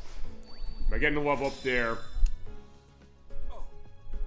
yeah, Professor Mirror, this is who we're talking to here. You get a new research stage. Okay, and you can save photos of the album, and you can also go to the camp as far as that. I'm going to go back to the camp, and I'm going to do a save. Take 72 photos on a research expedition, and if you hit 0, it'll end prematurely, just like the original game did. But it's a case if you just want to get tons of shots of something, you're all set. Okay. Also, the one... And you can use motion controls in this game. I think I asked that, saying, hey, wouldn't it be neat to have done that on Wii U? But on Switch, and now Switch 2, you can do that as well. And you can just actually a lot as far as how this game goes. And more stuff going on voice acting as well. And yeah, I think that's a good case of that itself. Alright, so that's new Pokemon Snap. Yeah, it's a cool one as far as Return to Pokemon Snap. And we should do this for a show. As far as length, that's going to be a bit of a question, because I've heard this game's a little draggy compared to the first one, although the first one definitely was a shorter case of itself. So yeah, you want more of that, you get more of that. Okay, next up is Panzer Dragoon, the remake. Came out in 2020 from Forever Entertainment. They patched this game a little later for stuff, including for frame rate, but one of the tests I want to put in here and have on record is the loading. But the frame rate does help, and it was developed by Megapixel Studio, who also made the House of the Dead remake. Which does remind me, I'll get to that one, I need something specific. So you do have the intro as far as what this is. I'm going to skip this for the purpose of it. Yeah, because this game has really long load times, as we're pointing out, on everything. As you get that great case of the music. Yeah, with the triumphant case of the horns going on. And despite the contentious nature of this remake a little bit, it's a case where I do think that Forever and Megapixel did a pretty good job on this one. And later on, they did add a performance mode. We're going to run the performance mode, so it does, because on the Switch, they did add this later, so it would have an uncapped frame rate. So I'll run it that way. You also have cases of running the classic reticle. We're going to have that from the Sega Saturn game.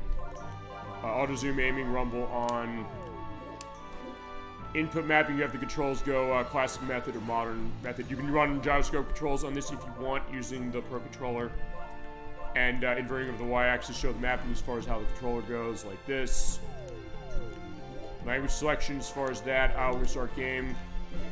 I am going to start a new game. I'm going to start on normal. I'm going to show the loading as far as the first stage, because yeah, the loads, I can confirm from off screen, they are better in this. But it's also something that it does get to a case where it's something where you do still have to wait a bit of time. Alright, this is the intro, which is redoing how the Sega Saturn game was. Although this still runs kind of slow. So I think the performance mode is more for the gameplay side of things. So in this case, I'm going to put it on for episode 1. This does take some time to load.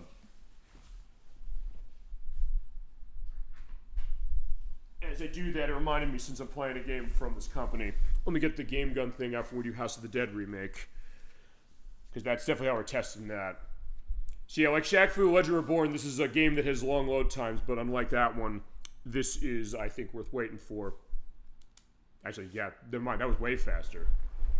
I don't know what the case was when Kazin22 and I were playing this, as far as showing off, but yeah, it's, here we go. So it's the same case as far as the flight shooting case. You hold the A button, do the shooting, and then let go as far as doing the walk.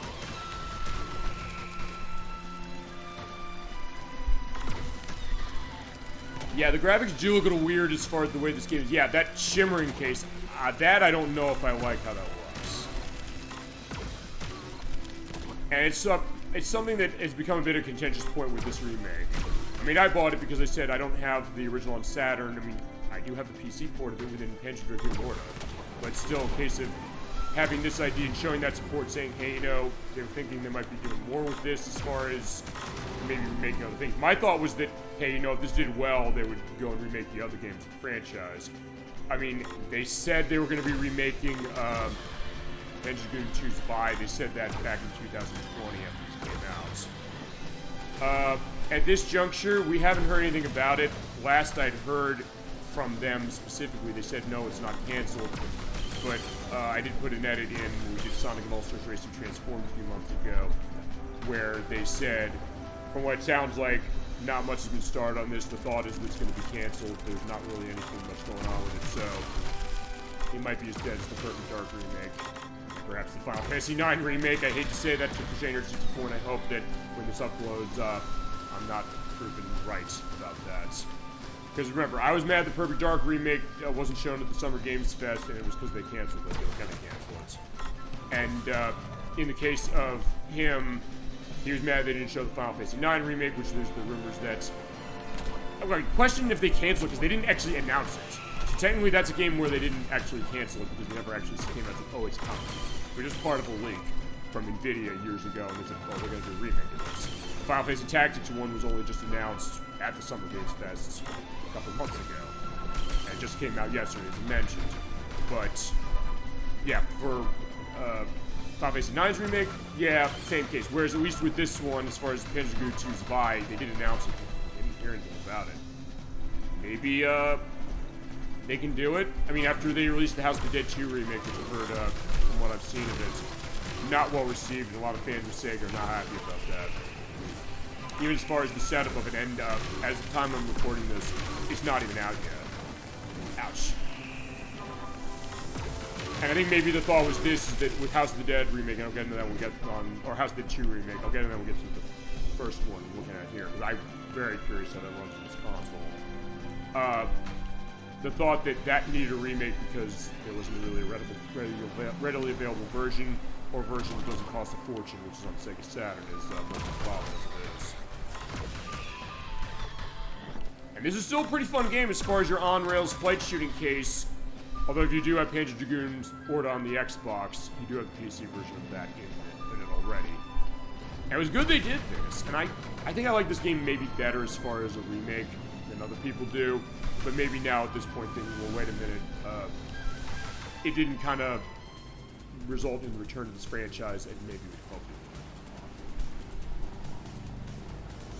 you. And I guess I did only because I don't have the other ones, and the thought of getting Panzer Dragoon Saga re-released, yeah, that's great as far as being able to do that, but, yeah, even if it's in the form of a remake. But, yeah, so far, nothing about even Panzer Dragoon 2. I like it to be that way, but I don't know, maybe they looked at this and said, hey, there are a lot of Sega fans who are not necessarily happy with this, and remember, it's not Sega who's making these, but they're licensing it out and saying, well, maybe Megapixel does weird stuff, and even with the House of the Dead 2 remake, I know people saying that, hey, it doesn't look like it's running that great, or the graphic style of it is not that good, or even the case where they made the voice acting better, and they're saying, well, no, we don't want it better. We want it to be that hilarious case of itself. I mean, but it is a remake, so it's like, well, alright, fine, whatever as far as that.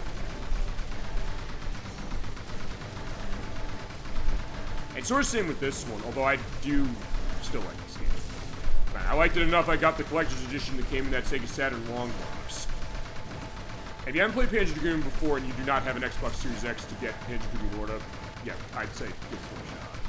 And on Switch 2, it does seem like it's running better, but some of those graphical artifacts, as far as how the flashing graphics are, that doesn't look right to me. I didn't actually notice that when it came to demoing this with Kazan22, because he said, hey, I'm bringing my Switch 2 in as far as let's try some stuff out of it. I said, here's some stuff, what about this one? He'd never played this. He said, yeah, I'm liking what I'm playing this, but also I can actually know stuff on the graphics. Maybe it's because of... I mean, I put the performance mode on for this, but I thought he did too. Alright, I'm going to beat this boss and then we'll go on. And like with the original, you can turn the camera with the L and the R buttons in order to hit yourself out as far as aiming in a different direction and then hitting your ship. Well, I'm also doing the lock-on by holding down the A or the B button.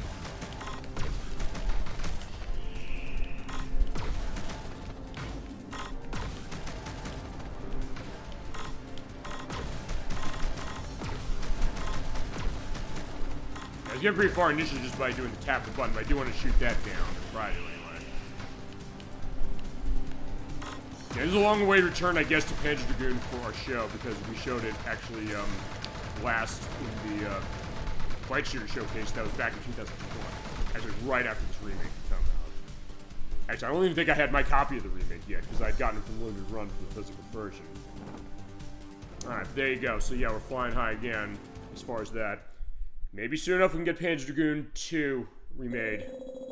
I hope it's not a case where they canceled, or if they do, just come out and say it already, guys. Alright, just defeated 75 enemies, missed 6, and my shot-to-hit ratio was 93%. Not bad. I got 2 credits. That's set. We're going to go back to the menu, and that's fine. And I think I'm going to quit out. Okay. Oh, no. I don't want to do the Switch 2 subjects. We're all set on those. Let's see. Right. One Pokemon game we did not do as far as showing off, and one that, in a way, could use the performance boosts. Not as bad as Pokemon Violet, though, and Scarlett. This is Pokemon Legends Arceus. Also, I had the PAL version of this one, by the way, because there was a nice pre-order bonus for a Steelbook.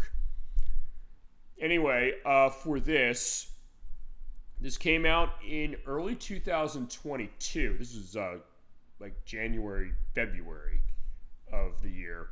It was way before Pokemon Violet came out. And it kind of ran better. Although in this console it's not going to, because it didn't get a frame rate boost or a specific patch for itself. And this is the first case of them going open world with Pokemon as far as this, which made the technical problems that Scarlet and Violet had all the more baffling, even though this is a bit of a different case. And so here, yeah, if you're looking at Pokemon Scarlet and Violet in the 60 FPS mode, this is definitely a different case. And actually in this case for this one, it's kind of a little bit of a survival case, but you're also seeing the idea that you have kind of the crawling stuff going on, but also there's a Drifloon. Ah, boom, gotta go get that. You can actually toss the Pokeball at him to try and catch him. Or toss your other Pokemon out for this. But alright, let's see. But they can attack you, and the Pokemon can kill you, basically, is the thought in this game. But yeah, you're looking at this, and if you didn't play this before, as far as before playing Gen 9, yeah, it's going to look familiar, so it seems like a lot of the ideas the Gen 9 had were reflected in this. You also have your items you can pick up. I have my party, which consists of Cyndaquil, Bidoof, Staravia, Shinx, Ponyta, and Beautifly. Alright, but let's get him out. There's Cyndaquil, my boy. Actually, can I pull him out? I know there's a pull out button. Ow, shit, I'm getting hit by something. Oh, shit, I'm getting tired. I'm falling asleep. Ah! Now, this is a game, admittingly, that had a lot of, well, it sort of had some technical elements. It was a case where it was seen where it didn't have great graphics. But it certainly looks better than Pokemon Scarlet and Violet did. I know the toss a ball mode at Zubat. Sorry to, what is it, to Kazoo22. He loves Zubat. But okay, if I do that, I can get Pokeball set and catch it. So yeah, in this game, you don't necessarily have to fight the Pokemon in order to catch it. As you do that, you also have cases of being able to evolve Pokemon of yours. The leveling system in this works a lot differently, by the way, than the main Pokemon RPGs do. And there's a little bit of preview to when Legends EA comes out later this year. And the idea is that if you're going to be catching Pokemon without doing fighting with them, you do need to kind of sneak around. And the idea is that if you're going to be trying to catch something like that, hit him at the distance where he can't see you. But he's like, wait a second, what's that thing going on there?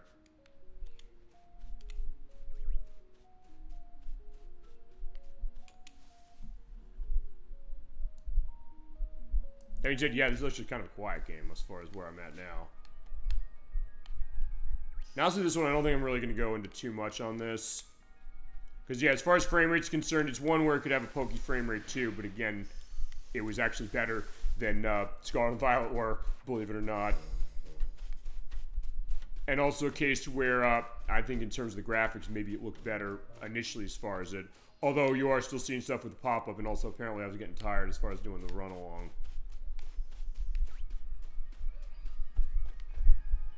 Also, yeah, kids can swim sort of in the water, but not for long. Yeah, so in that case, you're drowning, and you come out and go back to the surface. And you have that border around yourself. That means you're getting close to death. So yeah, this actually has the same, you know, you're almost going to die health meter thing that Gears of War has. Like, you know how in that game you have the red skull that comes around you when you're getting close to death? The Pokemon game has that as well. Like, oh, I'm getting tired. I got hypnosis by the Zubat. And as it gets closer, yeah, the Zubat could kill me. Yeah, I'm gonna let myself die just for the purposes of, uh-oh. Yeah, I'm getting sleepy, and yeah, that Zubat's gonna kill me. So if nothing else, this game does give a perspective of maybe how dangerous going out. Because remember, in the original game, Professor Oak said, hey, wait, it's dangerous to go out without a Pokemon. We all thought he was full of shit, but apparently occurring in this game, no, he was not. But in that case, we're knocked out, and I blacked out. And when you have that happen, you faint, and you have to go back to the base camp. Okay. So I think with that, that's just a brief look as far as what that is. From what I'm gathering, as far as how the graphics are, it's not really changing much on that. And the frame rate, this could have frame rate drops, though not as bad as Pokemon Scarlet and Violet without being patched. But, yeah, so in that case, the tables are turned as far as it, but we do have Legends EA coming out. But if you get into stronger areas, I think this game is going to run a little better from what I saw of other people playing it as well. Okay, so that's that one. Yeah, I think we're getting down the end of the list as far as this. Let's see. Next, as far as the demos, maybe I'll do that in another case. You know, I said I was going to do demos early on, but I said, you know, maybe I'm overstuffing this too much as far as what I got. So I think what I'm going to do is I'm going to limit this as we go. So next up on the list, I'll keep going in the line. Yeah, let's look at Shin Megami Tensei 5, the base version. This first came out on the Switch.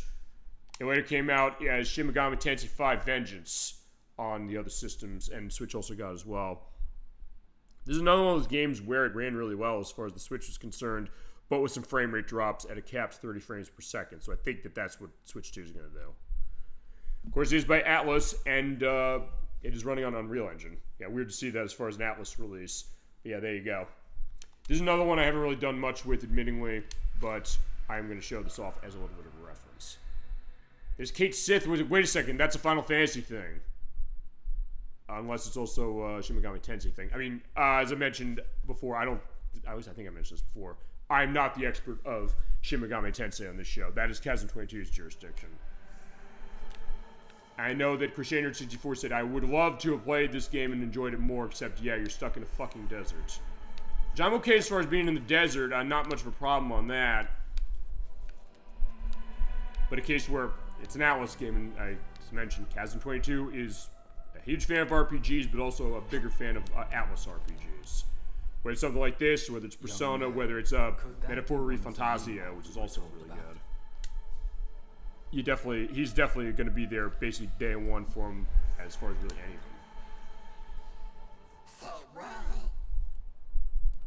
Alright, so Gustav wants his backpack.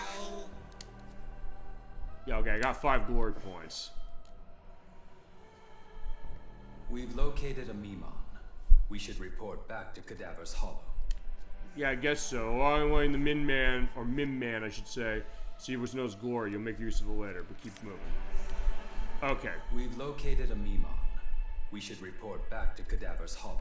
Okay, so which way is it to Cadaver's Hollow? Because, yeah, they're basically going to block a progression as far as this. Also, with this game, I'm probably not going to show much, and part of it is also because I don't know how much of certain things I can show with this one. But you do have a warp point here in the blue. Because I know as far as some of the creature designs in this one, there's some that are very, very, I guess, not leaving much to the imagination.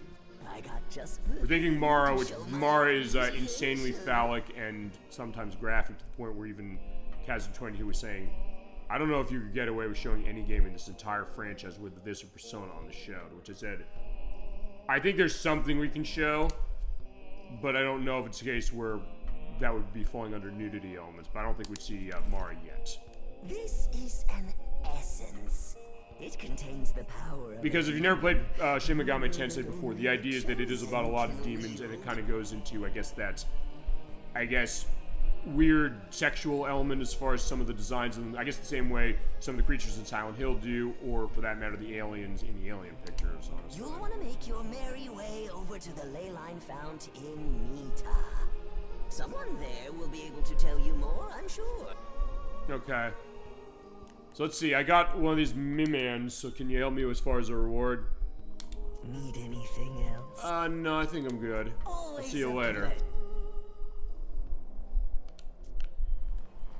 Alright, since I did go back there, let's see about going on now and seeing what I can do with stuff.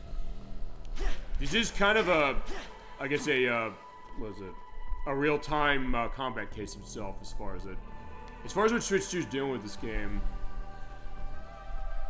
Maybe just me, but I get the sense that I don't know, this game feels kind of choppy still. I'm honestly, it seems like I'm running on the Switch 1 because this is kind of what it ran like. I'm not seeing much of a difference. I don't know if this is one of those CPU intensive games as far as what it was. And honestly, looking at this as far as Switch 2, I don't know if I'm impressed as far as what I'm seeing.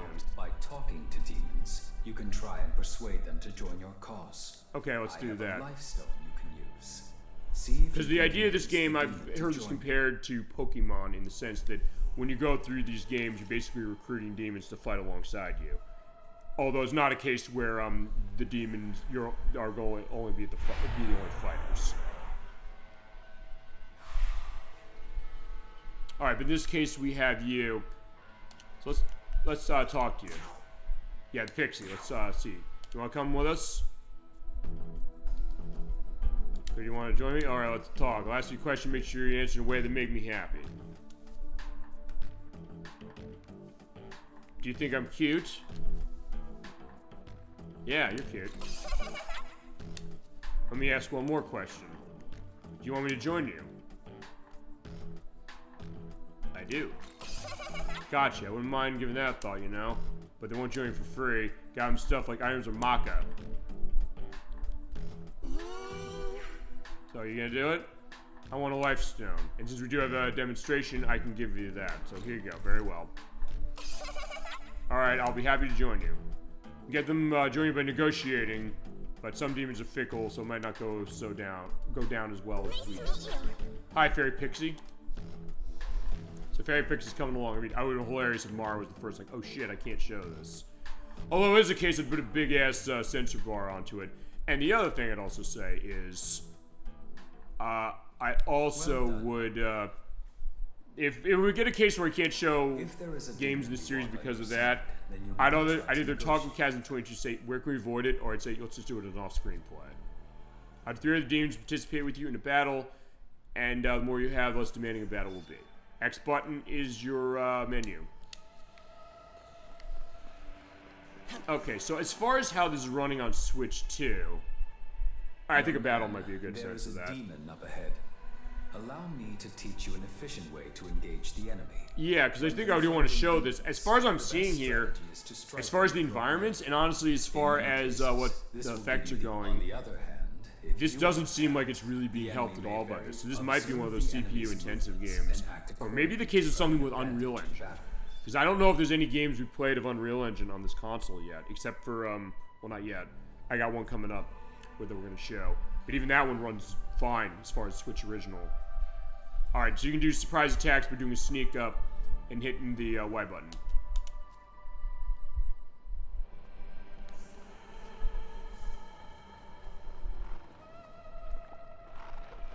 Uh-oh.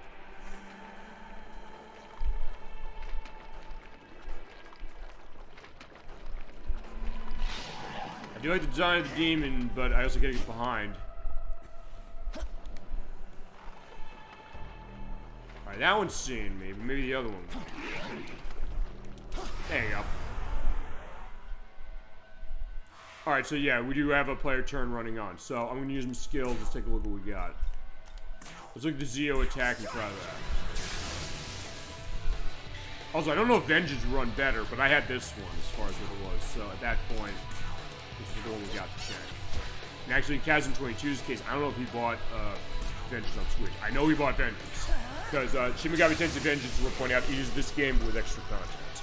So at this point, if you have not bought Shin Megami Tensei 5, you'll get that one.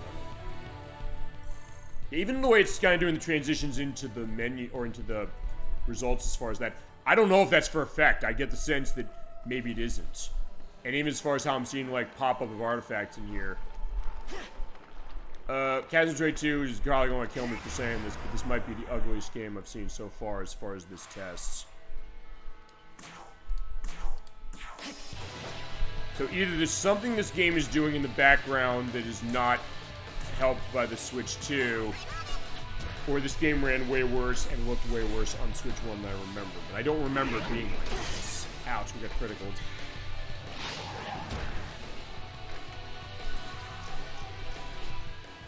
Okay, so I can also use my items like medicine, but I don't know if I need it quite yet.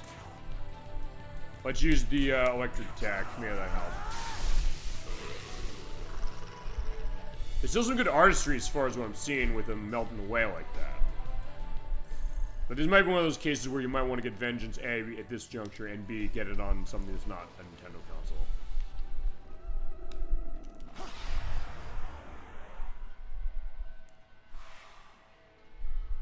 Also, I am filling up that Magatsuhi bar, I should say. There you go. I just had to stop and do that. I do the Japanese vowel pronunciations, as I mentioned before, but it's also something that I looked at and said, wait, that's not right. The Pixie needs recovery herself. Yeah, you gotta be careful in this. Yeah, we can get bitten. Slime again, gathering near this. Oh, what are you talking about? I don't know. Maybe we can try and talk it out. Backing closer. I'll take my chances. Get some presents. 98 Mka. Oh, money. Yeah, go ahead. Here you go. Okay, he wants to eat the money, so the slime wants that. Call me foul slime. Okay, thank you. The foul slime is now on my side.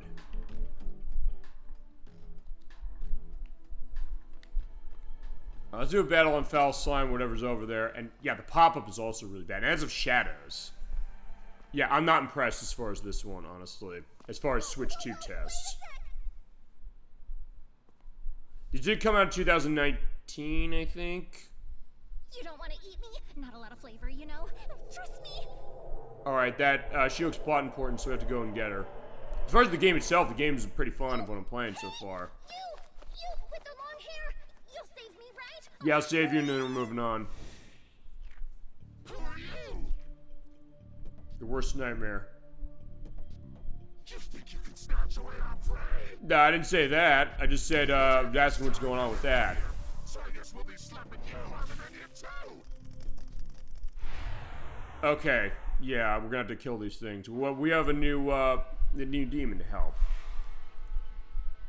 I could also say I can try and get that set, but alright, demons will build up the Magatsuhi bar, and when it's filled, you can use those skills. Okay. So first off, I'm gonna use... Okay, that has not gotten set up yet, so let's keep attacking. Alright, it's dying in one slice, so actually this is gonna work out pretty favorably.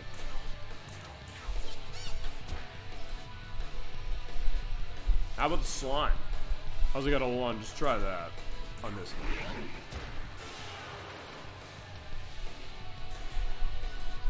one. Okay, I do have that upgrade now, but I'm getting myself punched.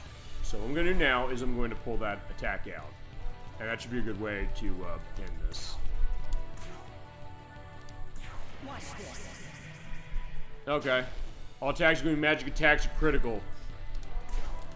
So, basically that makes it so I'm going to be critical strikes. So, there you go.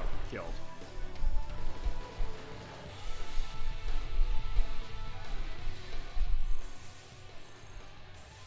Alright, well I did get a couple level ups, so that's good. And we're getting a level up. Let's see. I can increase my skills? Or no, not yet. That's basically just giving me a sense of... Yeah, I can allot points to my stats. So I can put on Vitality. Just one. So I'll put on my Vitality. That can help. And Pixie can get upgraded as well. I was on to learn this. So you have the Zan +1. And the Slime... Let me at him. Let me at him. This move will shut them all up. Oh, so I got two things. Got Dystoma and Poisma. It's actually not dissimilar to a lot of the Nipponichi games like Disguise and things like that, where you recruit enemies. But it seems like it's easier to recruit them in this game than in that one, where sometimes it'll be random. You really saved me back there. No problem. Huh? You know, now that I think about it, I totally had the judgment to ask for your help. So doesn't that make me awesome too? Yeah, okay, I guess so. Never mind then. You deserve thanks anyway. Oh, fuck you. The only reason I'm alive is because I asked you for help, and you know it. Don't try to deny it either. I could have said no. Alright, the dealing mode is rattle over and interpret the situation. You know what, are you hurt? Huh? Oh, what, you're worried about me? Oh, you're sweet. Okay, so in that case, at least player defenses, I'll not, tell her fuck off. I'm just fine. All good over here. Okay. Wait a sec. I just realized I've never seen you before, huh? Really? Wow, how weird. So who are you? Where are you headed? I'm Captain D-Track. I'm heading down the road. Young man, there are demons in this world that feign kindness to prey on you. I'm feigning kindness to prey on it, I guess. I suggest we ignore her and move on. What? Hey, you're leaving? Seriously? Well, fine. See if I care. Yeah, she just seemed kind of emotional, or she just left as far as that. Okay. So that's that. I'm also going to see if I can do a save on this. I don't think I... Let's see. Can I?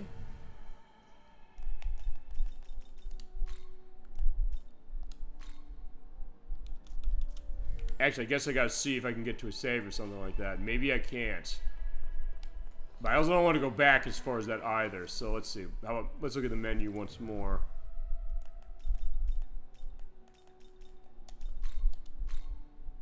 Basically, at that point, I have to do a load as far as that. So I can't really, I guess I gotta go back to a save, right?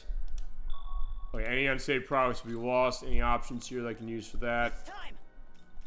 Oh, no, I don't want to have that set.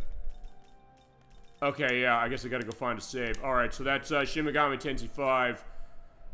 For our Switch 2 test, not seeing much of an element. It is 30 FPS, but it doesn't seem... Honestly, some of the graphical details of things popping in with shadows and some of the particles. I mean, some of the particles I think are intended. Like going through the sand here with blown sand that way. As far as the frame rate, I think it's, I guess, okay. But also something where, I don't know, I expected this to look a lot better on this system. So yeah, again, Kazuma22 is going to hate me on this one, but as far as Switch 2, this is kind of a dud. Maybe Vengeance is better as far as that, but since I don't have it, we're not going to know tonight. Okay, next up is a case of a game I needed to actually patch for this thing, and they openly say, if you put this in the system, you got to patch it for this, otherwise it will not operate on Switch 2. This is Super Mario 3D All-Stars. There's only one part of this I really want to test, which used to play Super Mario Sunshine last year. Of course, it does have Super Mario Sunshine in there, as well as Super Mario Galaxy and Super Mario 64. But if anything else, I want to check something with Super Mario Sunshine. The reason I want to do that is because there are parts of this game that I noticed when we played through this last year where the frame rate was uncapped. I did not know that until we did the show for this game. But because of that, I want to boot up Super Mario Sunshine very briefly. And I want to see... can I get 60 FPS out of this? We played this whole game, so in that case, there's not much I really need to reiterate. So let's go into an 120 shine case of itself. I'm going to go into Isle Delfino Plaza, because I want to see specific areas where it looked like it was uncapped as far as a frame rate.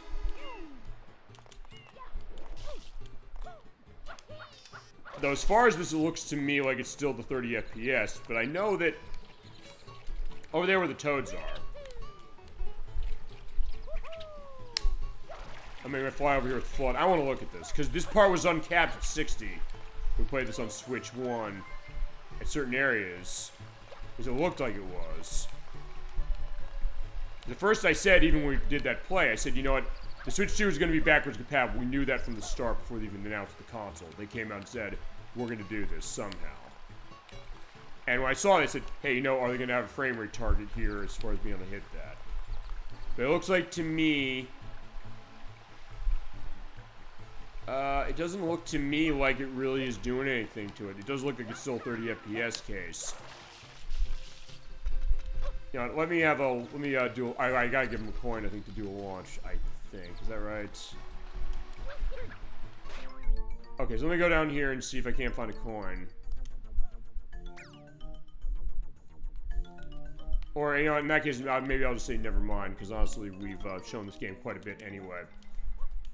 So yeah, that did answer my question. I don't think it has a enhanced frame rate case, but I'll talk to Pion to see, like, hopefully he won't ask me for money to be tossed.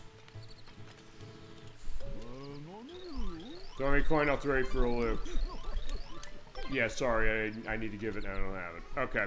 So yeah, I guess if nothing else, it isn't there isn't a change in frame rate cap on this. But if you are going to play this on Switch 2, I do know this, you do need to have that, that patch applied, otherwise this game will be unplayable. As far as this entire collection, not just Mario Sunshine. Alright, that answers that question, so it is going to still be the same case. I do remember, I think there were some frame rate drops on this initially when it first came out, but yeah, for this, yeah, it's not really making too much of a difference. Alright, next is a game I think is going to, because I know that there's enhancements with this one. I'm just going to show one level of this. This is Super Mario Bros. Wonder. This came out in 2023 for Switch. It did get an enhancement to itself. And I'm going to run one player. I'm going to pick out character. I'm going to pick out Toadette.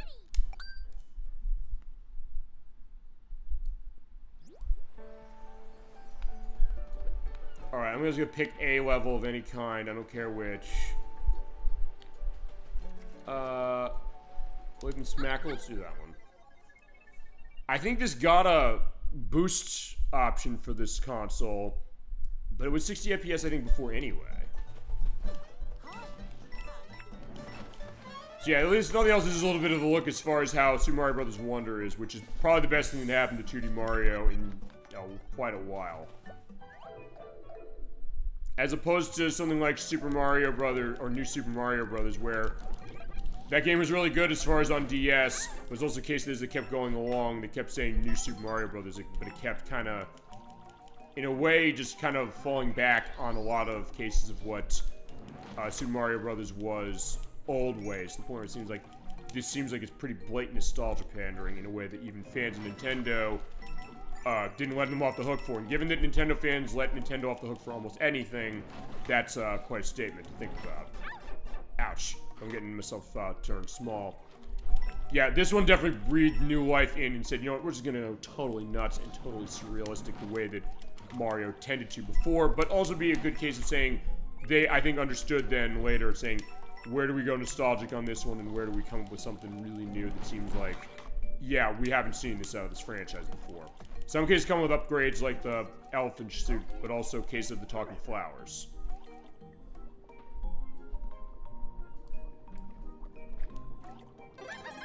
Okay, I did get the flag. That part is the same as far as New Super Mario Bros. And also Super Mario World, in that when you hit that, you get yourself a increased as far as like getting a mushroom, as far as that.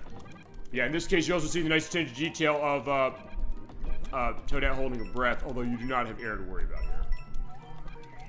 And this game is really, really fun and has a lot of great case going on with its challenge that are really, really hard, but also really, really satisfying when you pull it off.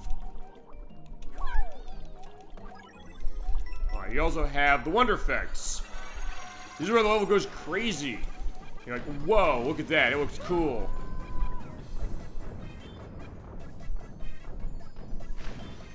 And this is what I'm talking about of saying, well, yeah, just take the old way of how Super Mario Bros. Goes. Let's say, go nuts. And also, as you hit the X button, you have like emotes going on as far as things like that as well. You do collect those coins as you go along. In a way, not necessarily dissimilar to how something like Kirby Triple Deluxe or Kirby Return to Dreamland would handle stuff like the crazy areas you go through. And it is like, yeah, you have these huge fish cases going on here, busting the area. And like with New Super Mario Bros., you can play this game in 4-player, or you can do playing it solo. The way you always do. And it is still a lot of fun, and it looks terrific. Even the fact that they're saying, like, hey, we're going voice acting on this thing, pretty impressive as far as that, too. And really good. Alright, so we got this, and we're all set. And by doing that, you do change the area around it. Yeah, that was something indeed. Yeah, as far as what this game is how this is being enhanced as far as Switch 2, not seeing much of a difference. I don't remember seeing too much as far as how frame rate was going on the old one, as far as playing on Switch 1. Maybe a case also as far as frame rate as well.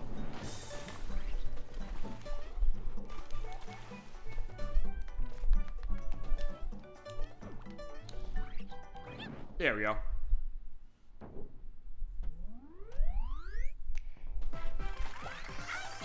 Alright, there we go. Awesome. Alright, yeah, thank you. See you later. And yeah, you have that perspective saying, yeah, on this date here, you had this going on. And it's cool stuff.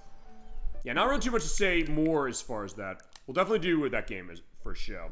Because it is a lot of fun. As far as that being the next 2D Mario game we do, don't know if we do that.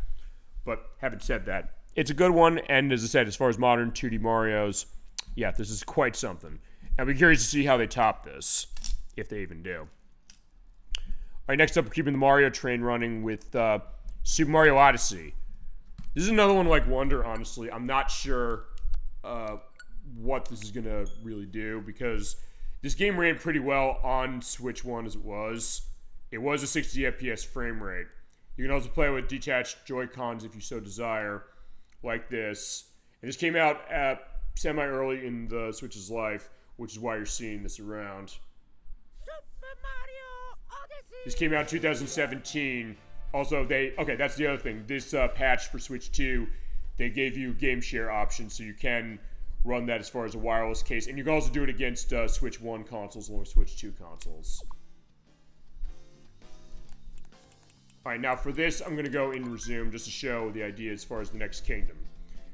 Yeah, this, going back to what I said on Super Mario Bros. Wonder being the best thing to happen to 2D Mario in a while. This is probably the best thing to happen to 3D Mario in a while. Not that it was necessarily something where it was becoming stagnant, I think, like New Super Mario Bros. Was. But just a case where they said, you know what, let's take the case of the Super Mario 64 collecting formula.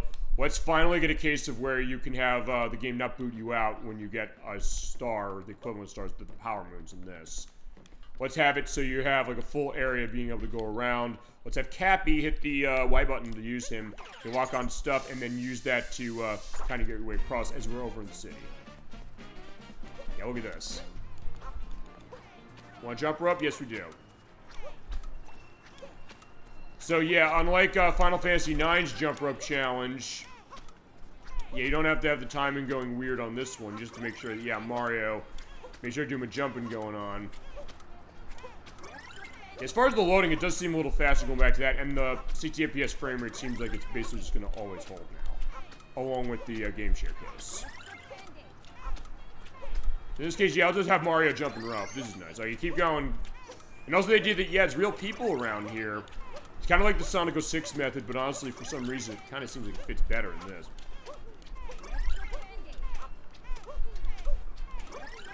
There you go, missed a 51. Okay, he's pretty good. But I'm gonna hit him back up to give it another try. Yeah, sorry, girls. Yeah, but this game is terrific. I'll say that for sure. And it controls really well also, as far as it taking a lot of the stuff that a lot of the other 3D Mario games had. And seems like a great amalgamation of them all. And there is the nice nod to Donkey Kong. Look at that, because we're in New Donk City. Remember, Pauline, she's the mayor of this place. There's the Dixie Theater as far as what that is. And you can go to the Cap store to get new outfits. In this case, I got the Mario Worker outfit, which is the same one he uses in Super Mario Maker 2. But also, you can just kind of explore the level, saying, hey, I want to look around here as far as what's going on in town. And you have the long jump going back from Super Mario 64. And in this case, bouncing off the taxis. Whoa. I'll tell you what, this city, it's quite a town.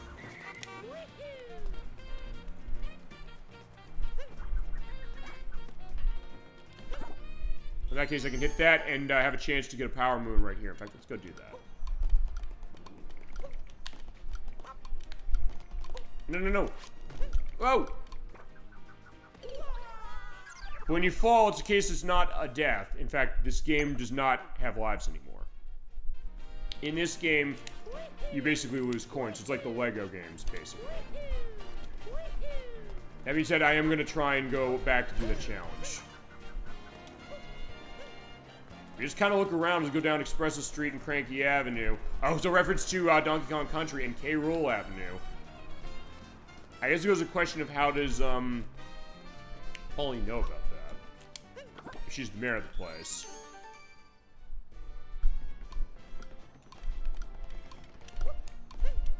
In this case, I just have to tilt it up enough so I can make the jump. Alright, there we go. Oh no! Alright, so it's on a timer, so I have to keep going up as far as that. Well, I'm gonna get this one, and then we're gonna go on.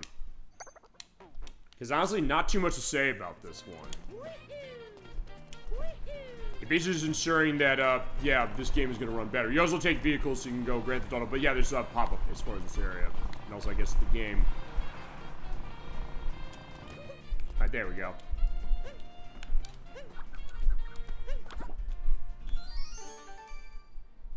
Alright, let's go. Let's try this again.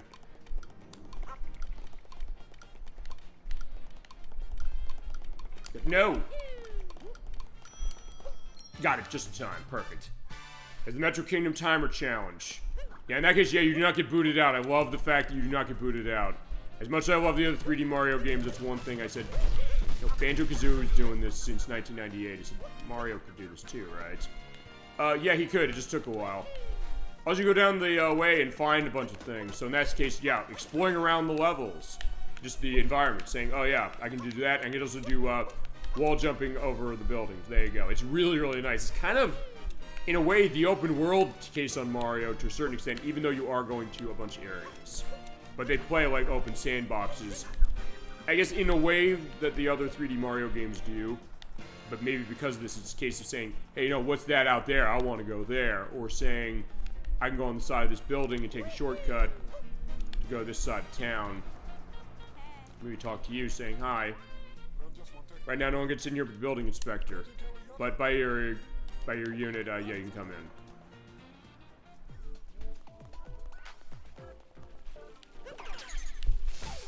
It says in this case, yeah, I gotta go on as far as that. Yeah, you guys, you gotta go.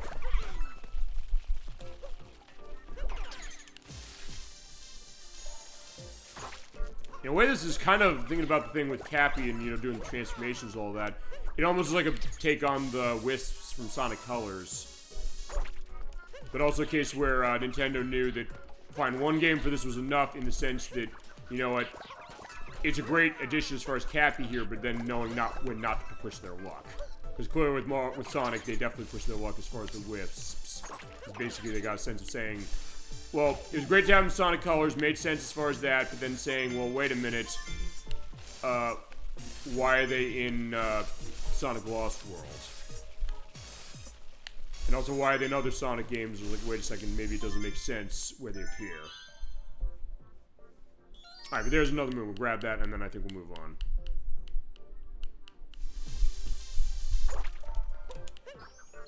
There we go. Awesome. Rewiring the neighborhood. So yeah, there you go. We were able to use our building inspector case to take care of this place.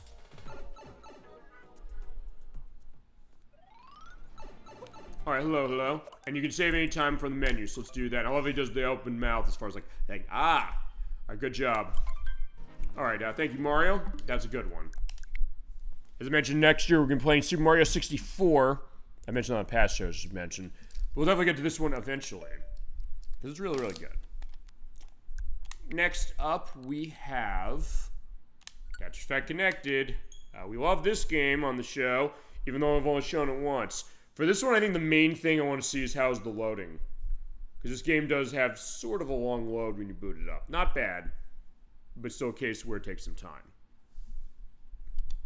Yeah, it's way faster. Okay, already, that's a case of itself. And unlike Shin Megami Tensei 5, this is a game under Unreal Engine that runs pretty well on this. I mean, okay, either Shin Megami Tensei 5 ran like shit on Switch, which I don't think it did, from what I remember of it, or just the Switch 2 doesn't really enhance it much. Yeah, here's Tetris Effect Connected. This is on a bunch of systems, but I'm going to just do one level as far as this. Let's see. Let's pick a normal. Let's do something I haven't done. Let's go balloon high. I'm going to hold myself to do one of these, and then we're going to move on. Because otherwise we'll be playing this game for the whole show.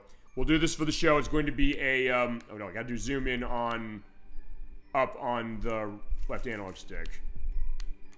Oh no, and, right, because you can use the right analog stick to tilt it as far as it, but I don't want to do that. Also, one thing I want to do is I want to turn the audio down a little bit because it's a bit loud. If I'm a bit loud here and a bit loud on my end. Because I do want it to be heard, but I also don't want it to be blaring. Okay, good, here we go.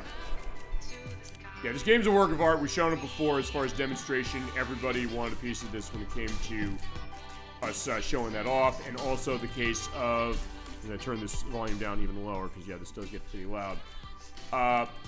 We got to do this for the show. Next year, we're going to do a preview program for this. I'm going to ask all of you out there, I'm saying, how do you want this scoped? I've asked myself this. I've asked other people this as far as guests. It's been a question of how we're going to get that and what's it going to look like. We got to do it. Let's get a Tetris. Awesome. Because this is such a beautiful and insanely fun and wonderful game. And we do have to show it as a full show, and we will. That was a question of do we do VR. I know it's a case where we can do VR. I just don't know how to connect it, and I don't have the PS5 version that has it or the PC version that also has it. Or the MetaQuest version that has it as well. That being said, as far as how this is running, this ran at a 60 FPS frame rate on Switch 1 already. So honestly, no, oh shit, no. There you go. But I can T-spin this shit and we'll be okay, I hope. Please let me be okay. Yeah, because one of those, oh god, it's getting fast, but still loving it as far as when that happens. Whoa. It's great fusion, the music of seeing the stuff going on with the hot air balloon. Whoa.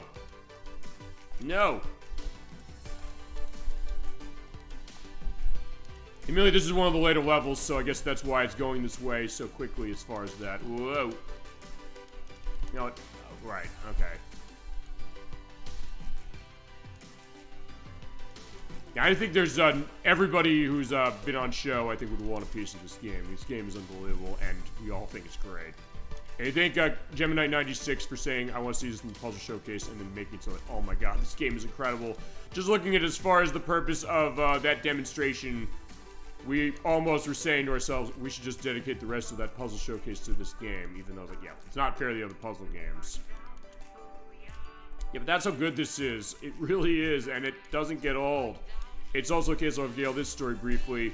It's a game where AJ42, every so often, I'll see him when he's just at on a lunch break, as far as Edwack's not there to play Super Smash Brothers Ultimate with him. It's a case where he'll just pick this game out when he's not there yet, or isn't there for a day, and say, I'm just gonna play this. And he even said to me, he said, thank you for reminding me how good this game is. Like, I did? It's like, yeah, because you showed it on the show briefly as far as that. It's like, yeah, this game's awesome. It's like, well, I also thank you because he's the one who actually showed us all this game. Because it was Crusader64 bought in his recommendation. Because he said, like, well, this game looks awesome. Oh, this game's great. Let me show you. And it kind of was a domino effect. We all want to get it. And I'm going to move on. Sorry. It seems like as far as just to give a brief note on what's Switch 2's element to it, not much. But in this case, that's a good thing. Because this game ran terrifically on Switch, and it runs terrifically on any console, really.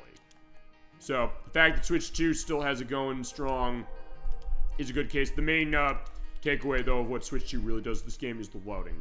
Not that it's bad before, but you can notice it's a bit longer. In this one, it's markedly improved. So in this case, for the case of where we are, I'm going to hit the top to show. I also could hit my effect case that is on the ZL button. Because as I go on and do that, and you set lines out, it will clear down below. When the timer's going. I think. I actually didn't necessarily play around with the effect powers when I got this game, or oftentimes even when I do play it. Whoop. Oh, yeah, there you go. There you go, you get a, oh, so it kind of counts as a little bit of a Tetris in and of itself. But let's take a look as far as what this is. Oh, look at that fade away. Oh, man. Okay, still wonderful, still awesome, still looks and runs great on Switch 2, and loads better. Yeah, what more could you ask for? And next year, preview program, I promise. And we're going to figure this out together. How do we show this wonderful game for a full show? Alrighty, so next up on our docket, we have a game I was actually curious to see how this goes, both for load time reasons and tech reasons. I get locked and loaded on this one. This is the House of the Dead remake, which we played on the show already, running the Switch version because it has the way of running motion control by taking the Joy-Cons and aiming them, or doing what I do, which is launching them or loading them into the game gun. Basically, Shell, you can put that in and use that for the purpose of doing shooting. I do have my House of the Dead. This remake, as I mentioned, is by Forever Entertainment, as Megapixel Studios developed this, who did the Panzer Dragoon remake. I think it's a pretty good remake. As we saw on Switch 1, it's a case where it does have a lot of stuttering going on with its frame rate, even performance mode. And honestly, I kind of took it fine on the case of that for the purpose of the fact that we didn't have another version of this, really, because they can't emulate the original arcade game, apparently, as far as how that is. So I'm going to quickly go into options to see how this goes. Let's see. I don't want single Joy-Con mode on. I do want gyroscope on. Alright, that's Sophie saying everyone's getting killed again. I want performance mode on to see this. Rumble.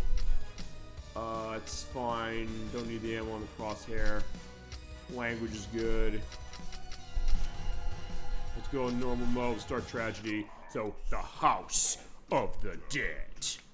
Now, for this one, above anything else, I want to see how the loading is. The loading is long, although not as long as the Panzer Dragoon remake, and I also want to see how performance mode runs for this.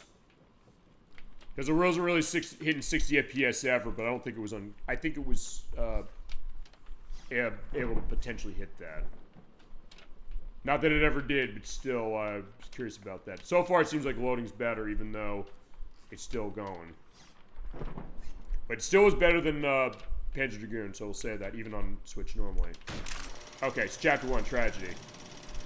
Probably not going to do too much on this one, because we played it already, but I just want to see what's going on with it. Okay, it's 60 FPS now, as far as how this is. Yeah, but the textures are popping in as far as that. That's still a problem. So I guess there's not much they can really do to this thing on graphics. Or maybe potentially the thought of this. I've heard people joke saying, I wish someone would remake this remake. Maybe. But still, in that case, we still have that stuff set. I mean, the character models do look a little better. I'll definitely say that. But some of the stuff with the flickering textures, that's still a case of it. Although I don't know if maybe I didn't notice as much on the Switch itself. Alright, reload is on B button.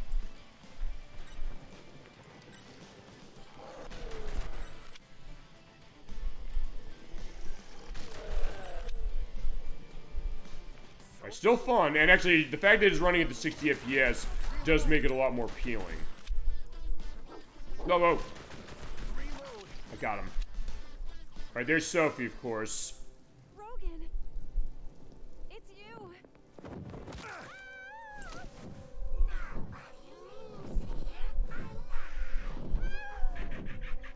Sophie!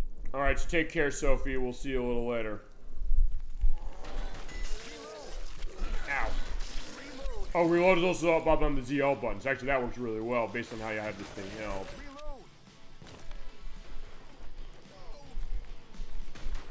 Alright, so we did save him so we can go across the bridge. In this case, I'll basically will just go to the end of the level. And with that, we also got a medicine pack.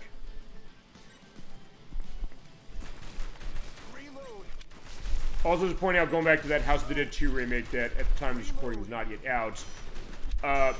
Unlike this one where they redid the music, that one has an option to have the original music to it, so it's also one of those cases where people saying, like, wait a second, what's necessarily the point of this if also Sega has emulated House of the Dead 2 already? Because you can get House of the Dead 2 on the Wii in House of the Dead 2 and 3 Return. And same also with 3 within the box. And House of the Dead 4 is on the PS3, you can download that as well. So maybe the thought that unlike House of the Dead 1, where the only port of this is on Saturn, where it's like $600 if you're getting the US version, and it's cheaper if you're going Japanese, which we would if we're going to show that one. Maybe there's more of a necessity for that one to have a remake as opposed to 2. Although technically 2 has an... Oh shit, she's dead. I didn't save her this time. Technically 2 has not just the remake that's coming out, it also has Typing of the Dead. That's technically a remake of it, except it's controlled with a keyboard. And it's fucking glorious as a show. Alright.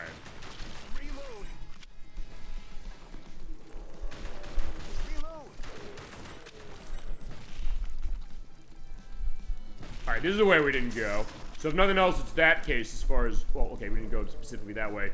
Okay, so graphically it seems like it's mostly the same. The frame rate is a bit better. So it does seem like it's running more consistent that way. But some of the textures in this, I think they just were low res as far as how they were, and also stuff with the lighting. So you're buying this for the... Or you're playing it on the Switch 2 for the better frame rate, which is a vital part of this game. Because remember, House of the Dead always did run at 60 FPS. So it's kind of weird playing without it, even like we did before. But in this case, you have that going, and you also have the case that it loads better. And if you had a couple of these game guns set to put the Joy-Cons in, I mean, you can play without them, honestly. And I guess you can play them with the Joy-Con 2s, but they won't fit into this game gun because it's basically a shell. Because you want that experience of being able to play House of the Dead with a light gun case itself. As I mentioned when we played this before, one of my coworkers, his and his wife loved House of the Dead when they heard it was a remake. I told him I bought this remake. Wait, there's a remake of this? Like, I gotta go get it. And he did get it. He said it was a short, he wasn't playing it necessarily long. We said we loved the time we had with it because, like, oh god, we love House of the Dead and we love having a version of this in the home. I guess that appeal of saying we want to go out to an arcade to play something like this, and one of my retro arcades does have House of the Dead 1 at it, which I do love. I definitely put it. I don't have to put a quarter. It's on free play. I basically play it anytime I go. But just a case of being able to enjoy it at home was like I can't get out and go and do it. So this being not a bad option. But I guess if nothing else, the reflection of the fact that House of the Dead, except for the PC version, there really hasn't ever been a really perfect port of this baby. Also, if you get your case getting uncalibrated or your aim seems like it's off, press in the right analog stick on the Joy-Con that's at the bottom there. In this case, with the boss, hit him in that blood spot, as far as what that is. I'm not doing a good case of it. Whoa. Yeah, my aim's not going well on my own case, not because of the way the aiming is. And the aiming is fine, as far as up this. But alright, I did get him down, so in this case, I'm just hit the gold area, so it's way easier now. He'll be down in a second, and then we'll move on. Okay. Come on. One more hit. Oh, there you go. Got him.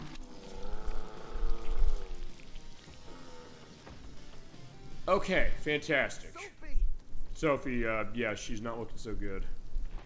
You must stop curing, or else something terrible.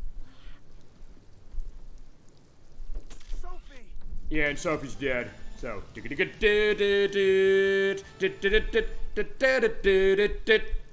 so there you go. That is the end of Chapter 1. So that is House of the Dead remake. Yeah, it is definitely an improvement as far as how it is, but it's not really going to fix some of the graphical problems it had before. But frame rate, it definitely does, particularly if you put performance mode on, and loading's definitely better. So if you get yourself some game guns and your Switch 1 Joy-Cons, because the Switch 2 ones are too big for them, yeah, that's going to be a good time for you, no question. Okay, so yeah, with that set, I can turn these things off, because we only have a couple more to go. And these are going to be, let's see, next is, actually I only have 3 more to go that are not demo cases. And actually at that point, yeah, we can have the demos going, I think. We'll just have a jam-packed video as far as how it is. To the point where actually, I think I might actually air this a little earlier. I might say good evening at the end of this, but I think that's how we're going to go. All right, next up, we're going to take a look at Zelda again. We're going to take a look at The Legend of Zelda Link's Awakening. This is the remake that came out in 2018-19. I think it was 2019. This came out. It came out around the time the Switch Lite came out. I do know that. I believe this is going to be the next Zelda game we play for the show in full, because we talked about memories on Link's Awakening. I also think it's maybe been a long enough time that I can play this game without Nintendo cracking down, because they actually kind of did like copyright checks on this game when it came to YouTube uploads close when it came out.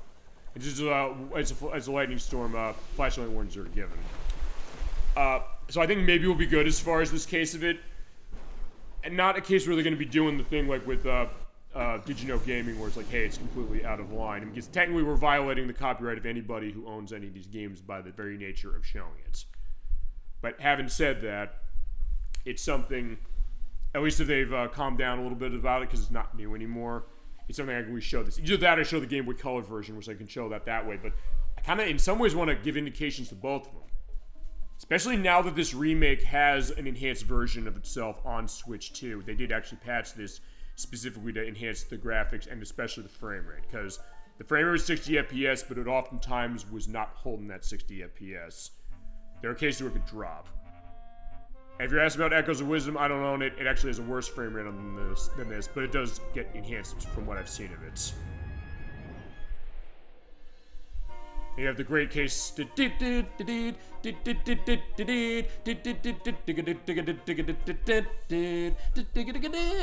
there it goes. Yeah, we're Link's Awakening. As I mentioned before on the show, this is probably the Zelda game I have memorized the most. I played this game all the time, and I learned all of its tricks playing on the Game Boy Color. It's seen sometimes one of the best games in the series, and you know what? I can't necessarily argue against that. And some neat stuff that this one has, for sure.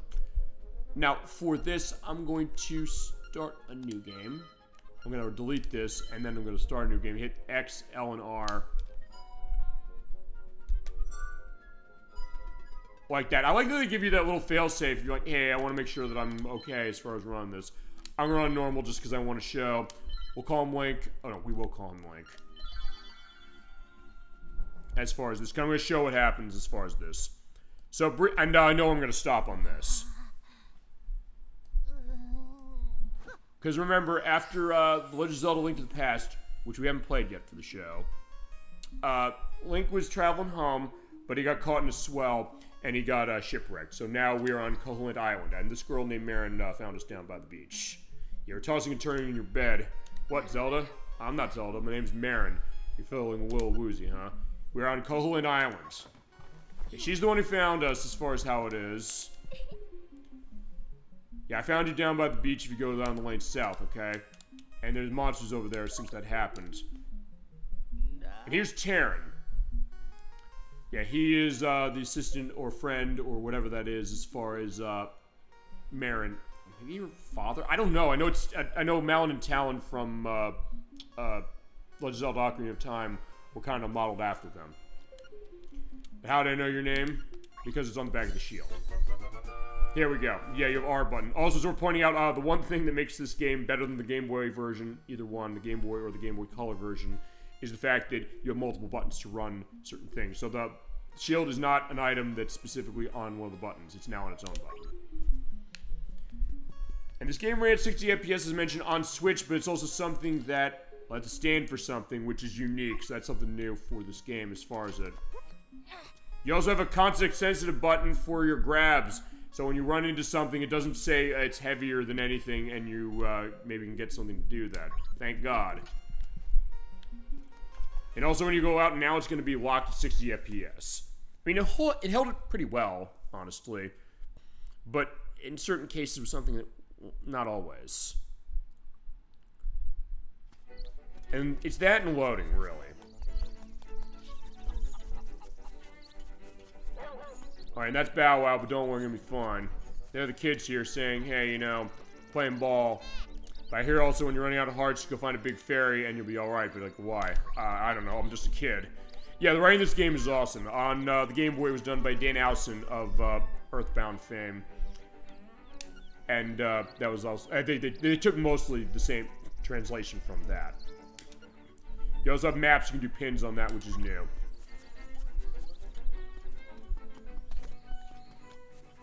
Yeah, above anything else, I also want to just show the Octoroks hitting me. Also, like the Game Boy versions, you don't have the screen scrolling between areas, although it made sense as to why that was back then. In the same case, you have to use the shield on the Gordos from Kirby. Whoop. Yeah, it definitely looks a lot clearer on this system. Not that it didn't on Switch, but especially now, it just, you can really appreciate all the details much more. And the frame rate means it's not going to be slowing down.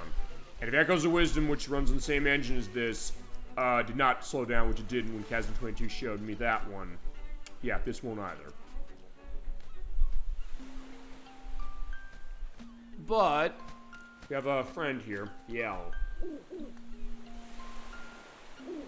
You own the sword, huh? Now I got the monsters are starting to act so violently. Courageous lads come to wake the windfish. Okay? Can't leave the land unless you wake it. Alright, so that's going to be our goal for this game. We're going to go to the mysterious forest later. I'll wait for you there. But before we go there, in fact, we're not going there now. We'll go there when we play this game fully. I'm grabbing the sword.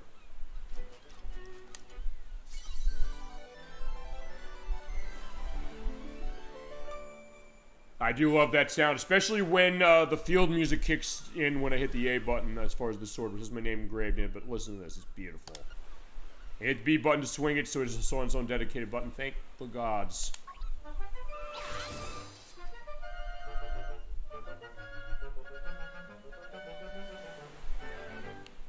And there you go, now we're going on the way, it's so good. In this case, now we have the sword. You can do slicing as far as that. It is wonderful. Let's read signs. Alright, they call them sea urchins, but I mentioned their references to Gordo from Kirby, and not the last reference to Kirby in this game. Yeah, more than any Zelda game, this one has probably the most in-references of other Nintendo franchises, I would say. Now, we do play this game eventually. I do know exactly where we're going to have to go when it comes to playing basically every part of this. Ow. We're going to start over here at our first dungeon, that being something where we need a keyhole for, yeah, the Tail Cavern. But we'll come to that when we get to this game. I want to try and do this next year, I really do. Because I know it's been a while since I've done a full Zelda game. And also, as part of that play, as we're pointing out, I will show off the extra stuff for the Game Boy Color version that's unique to it. Specifically, the photo mode, which this one actually doesn't have. They actually replaced that house, which, okay, that house didn't exist on the Game Boy original. They had the photo house as far as it on Game Boy Color, and for this one, they had Dompe's Shack for making your own dungeons. I'll show that off when we get to it. We're back in the village.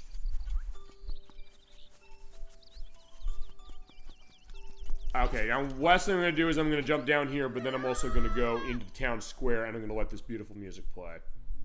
Because you come down here, you get a free heart piece. Yeah, 4 of those gets you another heart container. And we're playing the hero mode that I could have selected earlier. You do not have health recovery as we're in Mabe Village. As far as it is, I guess that's what it is, as far as I pronounce it.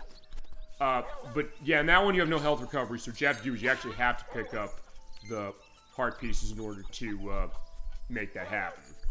As far as getting health recovery. In fact, I remember Crusader 64, he was playing it as far as the hero was like, wait a second, where's a case where you can get one of those easily? Like, I jumped down the well. I knew that right away. He's like, how'd you know that? I was like, because I've been playing this game since 1998 with that DX version from Game Boy Color.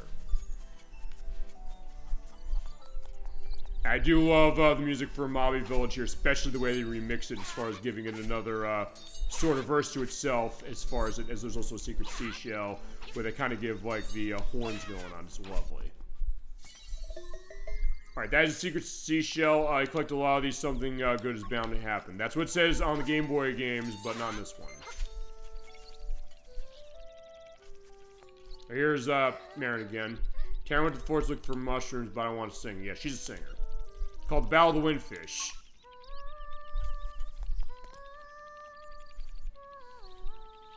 Okay, we heard the Majora's Mask version when we played that game, but this is the original. And the fact they have it voiced in this one is really nice.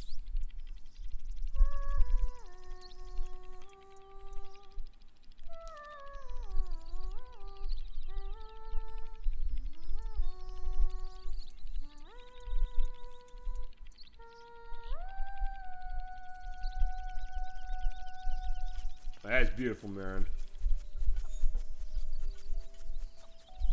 Okay, so I think that's going to be it as far as there's not too much really to go into right now.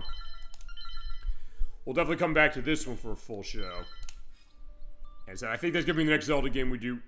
Not just because it's not that long of a game, but also just because that's one I know Chad has mentioned, and also one I've said I want to do this. We'll do it, I promise. I just still have to square some stuff away. Now, next one is going back to Final Fantasy a little bit here, because this is also something that I got to do a test of for Crusader 64, and it is tied to Final Fantasy. This is Theater Rhythm, Final Bar Line. This is a music game based around the franchise that has tons of music from this franchise, and there's DLC for music for other Square games. I do have all the DLC for this game. I don't know if we can actually show this game when it comes to licensed content for certain things. I might get cracked down on, honestly, on some of this. So I'm going to have to pick something very specific, I think, as far as what I want to show on this one. He said, as far as Crusader 64, he actually asked for me to show this, saying, I think the loading in this version is not that great. It's also on the PS4 as well. But I said, well, maybe the loading's better in this. So far, it seems pretty good to me. I do have it upgraded to the Digital Deluxe version to get all the music for it. And this is an awesome game, and if there's anybody who's going to control this for the show, it's going to be Gemini96. He is a god at this game, let me tell you that right now. Not only because he loves Final Fantasy, but also because happy birthday to Vivi as far as July for Final Fantasy 7, or Final Fantasy 9, I should say. Next special day is on the 19th of July when I'm recording this. So, which is also when we're doing Space Invaders for the PlayStation. We'll have done it months ago by now. Alright, but I'm gonna pick a music stage as far as it, because they have music from tons of games. Final Fantasy 1, 2, 3, 4, 5, 6, 7, 8, 9, 7's side stories of itself, 7's remake, 10 to 11, 12, 13, everything up 13, 14, 15, 16, Mystic Quest, Tactics, the Final Fantasy Crystal Chronicles games, the Cydia games, Final Fantasy Type 0. This game has some unique stuff. A lot of the mobile games like Record Keeper, Mobius, and other stuff on the side like Four Heroes of Light, World of Final Fantasy, Stranger Paradise, a remake of Final Fantasy 1, more SQ, collaborations and things like that, and also other stuff you can get for DLC like the Final Fantasy Legend games, Romancing Saga, 1, 2, and 3, Saga Frontier, Saga Frontier 2, Unlimited Saga, Romancing Saga,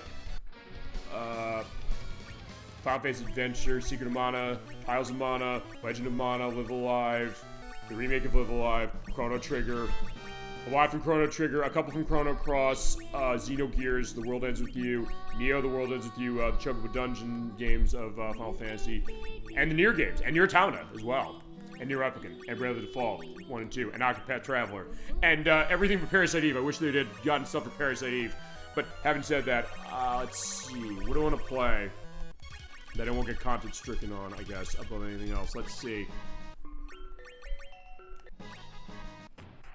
They have Robo's theme. I'm shocked they got this one, because people say, isn't this a lot like Never Gonna Give You Up by Rick Astley? Yeah, kinda. But it's not something where they said, like, he honestly said, like, I did not know that's what it was. And honestly, I do kind of believe him. Oh, wait, let's pick... I don't have everything unlocked as we're pointing this out, so I'm gonna pick something from Final Fantasy...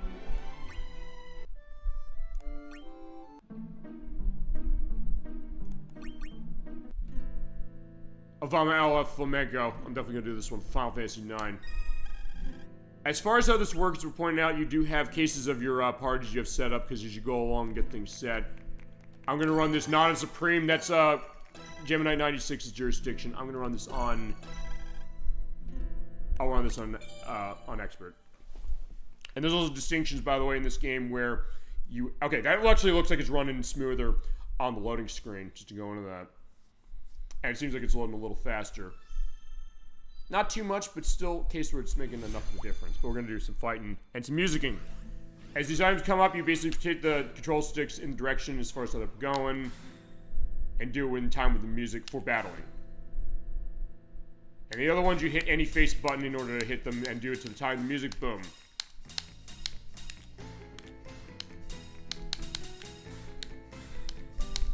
I sure wish I had Gemini 96 over here as far as to show this. I should probably call him up and say, like, hey, you know, show people what you can do. It's like, Captain D-Track, it's like 11 p.m. on a Sunday. Like, yeah, we got work tomorrow. Yeah, you're right. We do.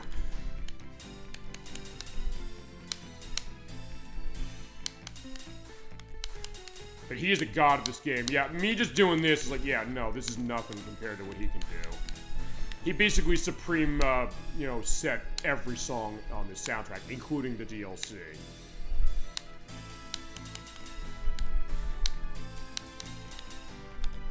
If you love Final Fantasy and haven't gotten this, even if you like music games, get it. It's fantastic.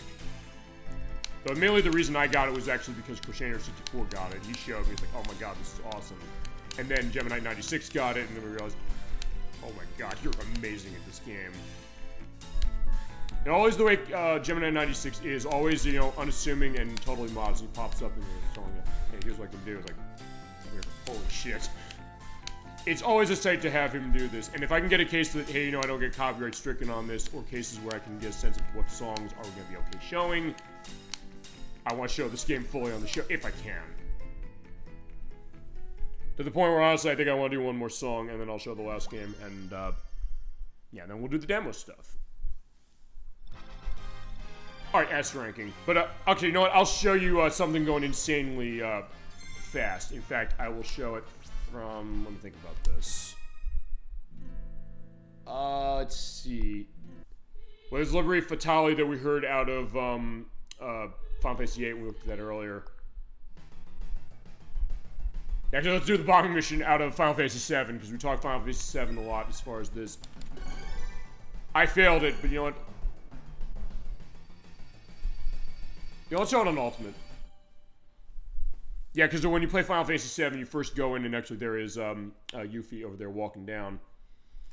Yeah, you do the bombing run on the Avalanche area because, yeah, there in the picture over there are, well, Barrett and Cloud, but also Aerith, but we didn't meet her actually at this point.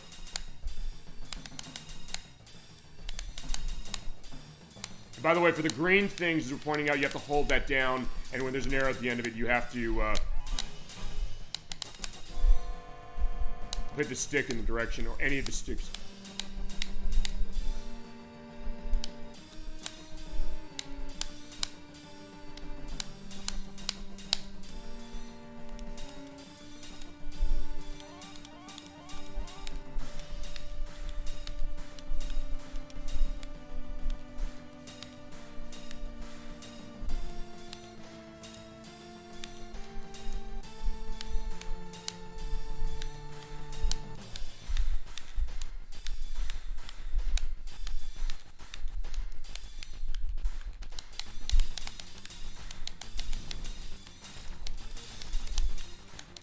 I don't know if I'm getting through this. Yeah, I'm not.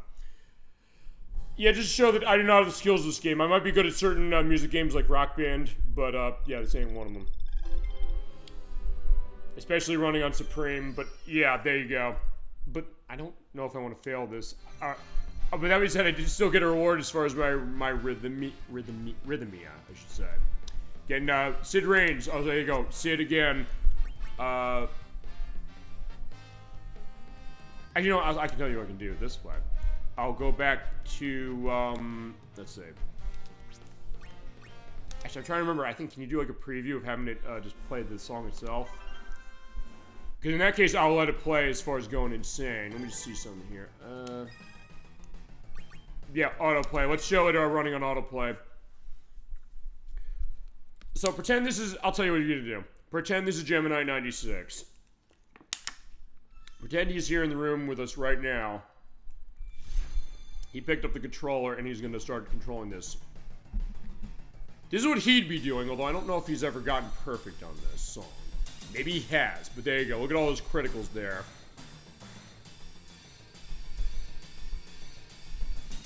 Even to the point where I'll tell you, when I've seen him play this, sometimes I'll like watch over him, like over top of him. Because I've got the table set up there, he's on the couch. I'm going to sit back and watching his hands, thinking, what is he doing to play this to be so good at this? That curiosity, like, what is the skills he has?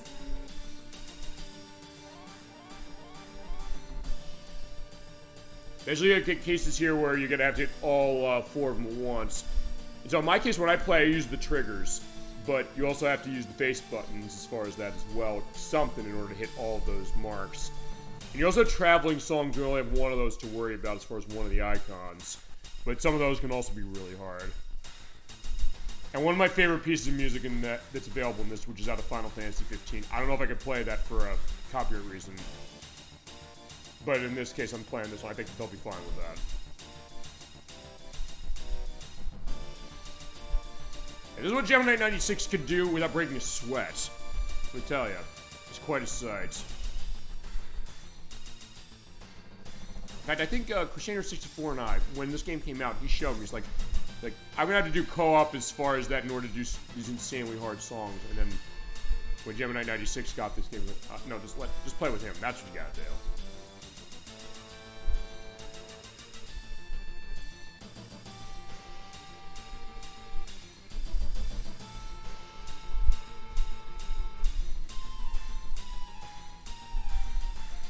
Yeah, another great Nobuo Uematsu joined as far as the soundtrack for Final Fantasy VII.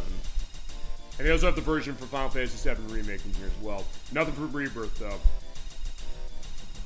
Even the DLC, they didn't get to Rebirth as far as before they stopped doing, but they put tons of DLC out for this game, so I guess I get it. I just wish we got something for Parasite Eve, though, on top of that, if they're going to go for other Square games. But still a good amount of Yoko Shimomura songs. In fact, one of the songs out of Final Fantasy 15 in particular is that. Yeah, so that's what he would have been doing as far as Gemini 96, going back to that one more time. I'm going to briefly go over that one, not actually play it, but also indicate what that song is. Okay, so it's in Final Fantasy 15. It is, I want to get the name of that. It is, Volse de Fantastica. Oh my god, I love this music so much. That is Yoko Shimomura who did the music for this game, and that song in particular, which is amazing. But let me get off of that before I get myself content strike, potentially.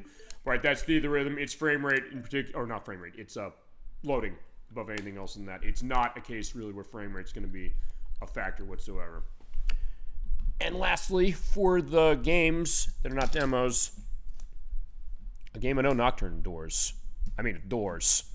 Like, a question of initially if she wanted to play this, and then when she played it, she fell head over heels for this one, and this entire franchise. And everything even remotely connected to this.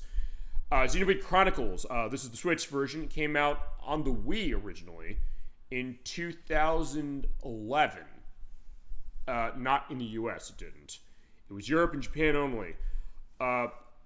People in America were like, hey, you know, we wish this thing could get released over here.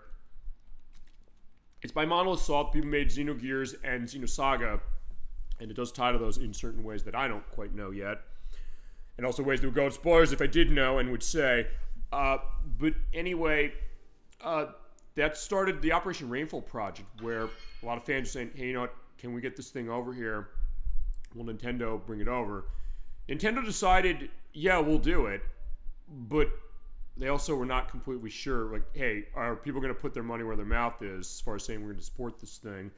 So they only sold it through GameStop initially, but then what happened is that the game came out, they played it, and it sold pretty well, and then it got re-released on Wii U's Virtual Console. You could download the Wii game, and they reprinted the Wii game, so it was going to be available in other places. And then they put it on new 3DS, where it definitely was struggling to run in certain cases, and you need the new 3DS to even run that game. It's worth pointing out. And then in 2020, after they released Xenoblade Chronicles 2, which that came out in 2017, it was an early one for Switch, they said, let's re-release the first one, because Xenoblade Chronicles 2 was pretty well liked when it came out. People were like, ooh, this is kind of cool. We remember this game as far as that. There was also Xenoblade Chronicles X, which was on Wii U, and has now since been ported to Switch. And then Xenoblade Chronicles 3 as well. And DLC episodes 4, 2, and 3, as far as how it is. And I guess the question of where we're going to go next with this franchise, which is a case where it was pretty impressive as far as what the Wii version was like. But the Switch version did add some new stuff to make it a definitive way of playing, and also something where, yeah, it does enhance the tech a bit, although even as far as the Wii, it is one of the best looking games on the Wii, and even the ways they set it up, for how it controlled, was pretty impressive.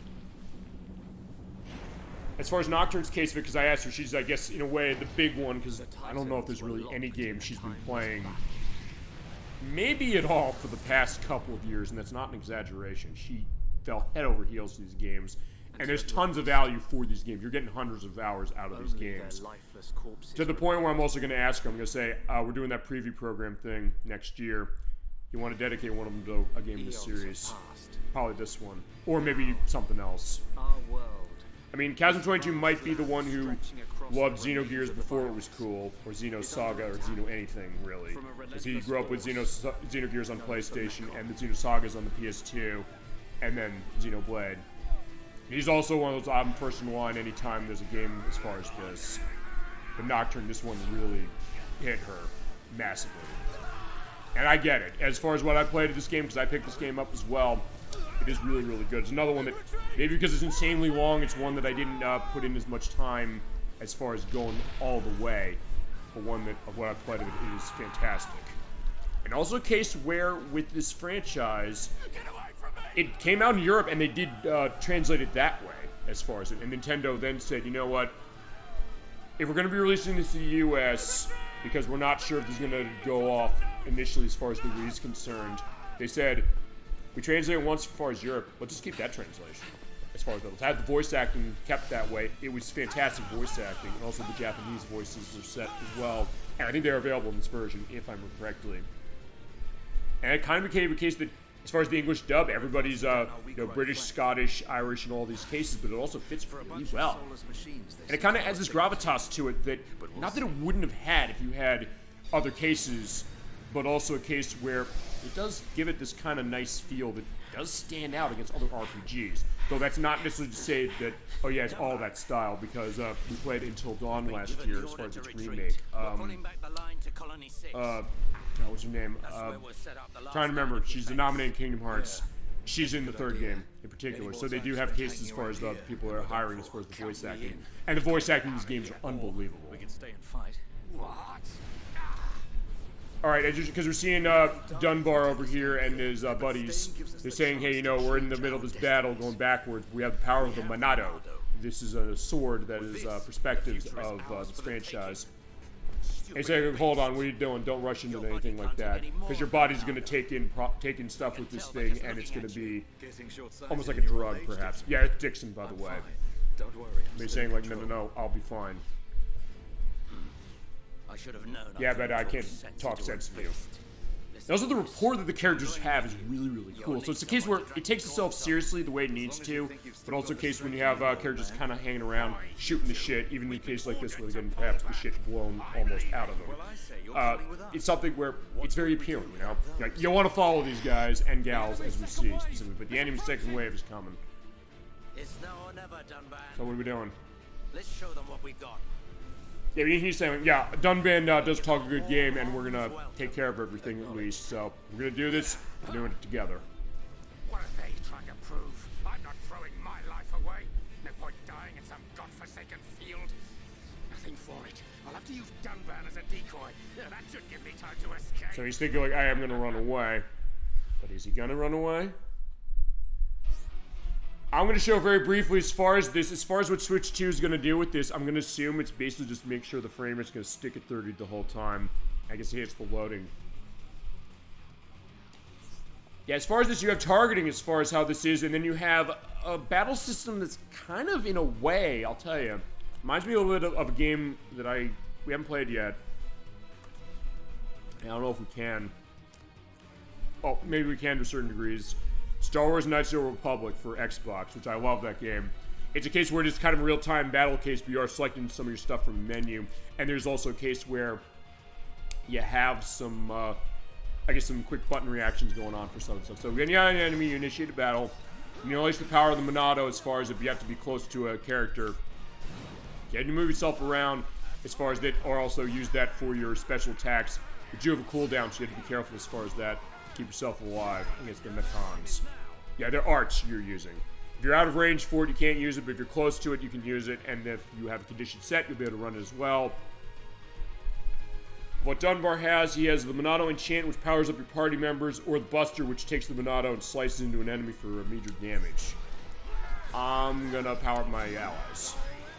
Of course, there's a cooldown, so you have to kind of wait around that and make sure that you're gonna be set as he's slicing away. Right, so he went down, but now for this, I'm going to use the stronger one to hit him. Yeah, look at that. Yeah, so far, I mean, again, it's one of those cases where on the Switch itself, it ran pretty well. On the Wii, you could see, what is it? You could see a slowdown going on this on Wii, but then again, this game was definitely pushing the Wii to its limit. So in that case, you kind of understood as far as what that is. As far as 3DS, though, is concerned, that was really pushing it to the limit, because that console is a case where you need a new one to run it. The other one doesn't even, the old 3DS console doesn't even play the game. In fact, you're saying we're porting a Wii game to this. Yeah, they did it, but it's something where the frame rate is very, very choppy. We're talking like 15, 20 FPS, but then again, you're taking a Wii game and putting it on 3DS. So it's a case where, I guess what do you expect, but also a case of an amazing technical feat. You think about like the impossible point. Who would think to do this, number one, and actually be the first version of Xenoblade Chronicles that was available to buy that was not exclusive to a retailer? As we're pointing out, going to that Operation Rayfield deal, there were two other games that were part of that, which were also released in the US, those being The Last Story and Pandora's Tower, which Hironobu Sakaguchi of Final Fantasy fame was involved in those games. It was XC to publish both of those. As far as those, I have Pandora's Tower because they released it on the Wii U before the shops closed, and I downloaded on that. Last Story did not get such a release. is now something of a collector's item as far as the Wii, but it's not necessarily insanely priced. But it's something you're going to be paying a little bit of a penny on that one if you want to get it. And it's a game I have played. It's really, really good. It actually, in a weird way, it's like an RPG the same way something like this is, with kind of like a cover-based mechanic, almost like a Gears of War or Kill Switch or something like that.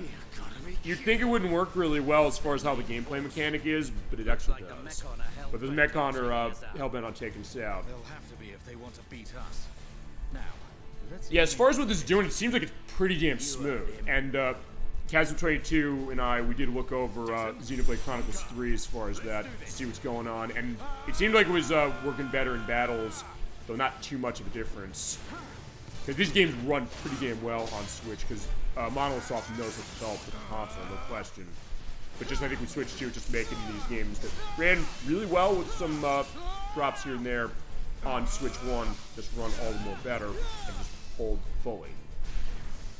And none of these have specific enhancements to them, including Xenoblade Chronicles X Definitive Edition, because that's a case where it technically does have a 60 FPS mode in its code, but has not been unlocked yet. And I don't know if they're going to be doing a patch for that to say, hey, you know, you have that available. Because that would be nice to have it, but as is, from what I've understood, it seems like it's mostly a locked 30 FPS, and it is something where it is running, it's mostly running in a case where it's fine basically everywhere, including in the towns, where usually the towns are slowing down a lot. Because yeah, there's a lot going on in the towns in that game, so it makes total sense. Even on Wii U, although even on Wii U, it still ran pretty well. But Mumcar is saying like, yeah, I'm debating you guys. And like, wait a second, what's wrong with you? Because he's the coward, but like, yeah, we got ourselves, so don't worry about it. Yeah, because Dixon got himself hurt, but yeah, Dunbar's not going to leave him hanging here. This is it. At least we know our luck can't get any worse from here. Yeah, I guess then to answer that question, then a lot of Xenoblade Chronicles games, from what I understand, they do work really, really well on Switch 2 as far as they're just smoothing them out a bit more. Not that they ever really had tons and tons of things on Switch to make them. It's like, oh yeah, you know, man, we wish Switch 2 would enhance it more. It's just a nice case of bonus for it. And it seems like it's loading a little faster as well. Oh, but yeah, he's potentially gonna get shot by that thing. Uh-oh. Oh no, please! No! Yeah, they don't like deserters. Vile Mechon. If you think the hops, the people of Bionis, are just waiting here for you to pick us off. Yeah, you got nothing coming. Sorely mistaken. Yeah, but Dunbar's saying, yeah, I'm gonna fight for my people and also for the comrades myself who are not running away. And also it's kind of an open world case as far as this franchise. We can kind of really go anywhere and look around at all the places we're going to go and also in the towns and find a bunch of different things.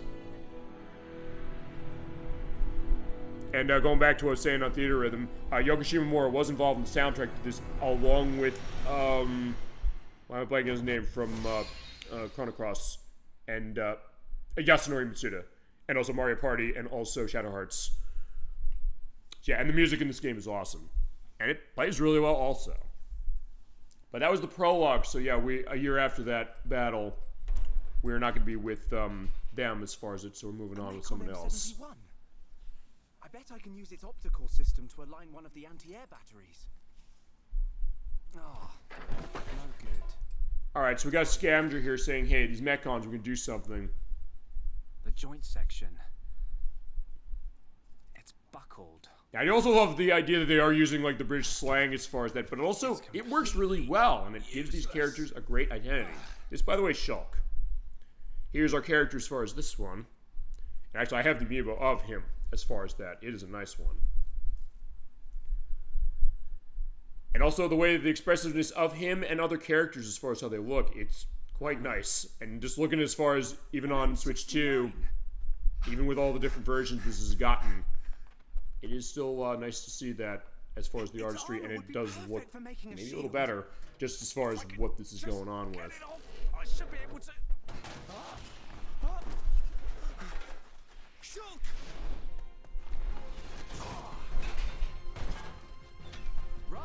That is Ryan though, so he's here to help us out. He's like, no, this is a Crabble. It was using the Mechon armor shell. Okay. I'll lure it away and topple it. When it's down, use your arts to finish it off. Alright, so even though we're not playing as Dunbar and Dixon anymore, we do have the same case of kind of running stuff with that. And you have in-game achievements for this one. Make sure you don't have your health depleted, otherwise you're incapacitated. And if all your characters are incapacitated in your party, that is game over. Alright, so I'm going to do the backslash to deal damage, or you can do light heal and select use heal when it comes to that. I'm going to do the backslash. And then they talk about the concept of cooldown in this game. Because after you use an art, just like you just did, you have to wait for the cooldown period to finish in order to use it again. In that case, until then, you have to be beholden to what all your characters have going on. And you could also change... Okay, no, I'm thinking of the later games of the series. I think you can change between your characters, I think. Each character has a talent art that is on A button here. You have to wait till that gauge is filled in order to use it. So there's a lot of depth to this game as well. But also something that if you're like me and you like Knights of the Republic, of case of saying, selecting your attacks, being specific with that, but also moving around as far as in a real-time case. It's nice stuff. And there we go. We got the loot. And the loot is Iron Crab Shell and Small Shell. I'm thinking the Carmen Sandiego perspective, finding the loot. But we did get the loot. And yeah, when you're in battle, you have the ring around it, so you can't run away. Actually, kind of something Quest 64 had from Nintendo 64, as far as being able to potentially run out of that ring. I thought that something else would take off from that game. But yeah, Xenoblade has a case of that as well. But alright, that is kind of the idea of what I'm doing here as far as this. And you also have the memo as far as what's happening, saying, okay, as far as where we are in story, we had to work with Ren to get the monster set and also stuff in quests and things like that as well. Okay, so that is the end as far as the overlook of that. Of all the games, that's everything as far as it. But lastly, we got the Switch One game demos. There are games that are of demos on Switch, and some of them do tap into the power of the Switch 2, and they do patch the demos. Starting with ARMS here, we'll talk about that in a second. You're seeing it went to 5.30, so in that case, they did patch the game as it went along. As far as other ones, I don't know if they necessarily did, because we have Pikmin 4. That one does have patch. Pokemon Let's Go Eevee and Pikachu, that one, doesn't look like they patched that either, so that might be a case where question on whether it's going to really reflect what is the Switch 2 going to be doing to these games. But that being said, we're going to take a look at all of these, and then that's going to be the end of our show for tonight. Alright, so first up, let's take a look at ARMS. This came out in 2017 for Switch as an early game on the system that's all about motion control, saying, hey, thumbs up grip, by the way, be mindful when you're doing swiping of the Joy-Cons, because remember, like Wii case. Is a boxing game kind of like Punch-Out, and also a little bit like one of my favorite games from the Virtual Boy, that being Tellero Boxer. If you have a Virtual Boy and you've not played Tellero Boxer, you are missing out, my friends. It is a terrific Punch-Out style case where you're kind of punching straight into the camera as far as your opponent on the other side, but also getting punched towards in the face. And it's great stuff. On Switch 2, ARMS itself got a patch so that it runs at 60 frames per second now. As far as this demo, I don't know if it takes that into effect, but we'll see. Okay, we'll take a look as far as what it is. You can have the full version menu, so I guess then this is probably updating along with the main release. And you also get vocalized music in this game. I played this game a little bit from friends I know who had it. I never bought it though, but it's one that, not because I was against the concept. It is pretty interesting. And a case of Nintendo having an original or intellectual property at the start of the Switch. I guess we're getting the sense of that with Switch now, or have at this point with the release of Dragon Drive, as far as that, saying, hey, what can Nintendo do with established franchises like Mario Kart and Donkey Kong and things like that? But then, when they take a punch at something that's unique, and with ARMS it definitely did, and came with something pretty interesting. We'll take a look at this as you have your character Springman, not Springman from Mega Man 7 that we're coming back to in about a month and a half now. Ribbon Girl, who is in Super Smash Bros. Ultimate, I believe. Ninjara, Master Mummy, and Unlockable. Okay, Min, no, she's in Smash Brothers, I believe, as far as that. But Mechanica, Twintel, Bite and Bark. So I guess it's like Bark's root beer. It's even spelt the same way. The one with Bite, and a lot of caffeine in it. Actually, I guess it's with like the robot, Bobby take as far as like the British policeman as far as that. Those Kid Cobra, Helix, Max Brass, Lola Pop, Masango, Springtron, and Dr. Coil, or random. As far as the demo, let's take out Ribbon Girl. Yeah, and this is all about motion control, and one that they did a pretty well with. Use the thumbs up grip, by the way. Make sure you press those L and R buttons. So far, it seems like this is going pretty well with how the loading is. But they'll tell you the basics, how to go. So make sure you hold out the Joy-Cons, or in this case, the Joy-Cons 2 I'm running. As far as hitting the L and R buttons on the top of them, boom, and good. You're all set to go. As far as moving, you're tilting. And it's very responsive, and I think, from what I'm seeing, this does look like a 60 frames per second, so I guess the demo is taking that effect as well. Hit the L button, you're dashing.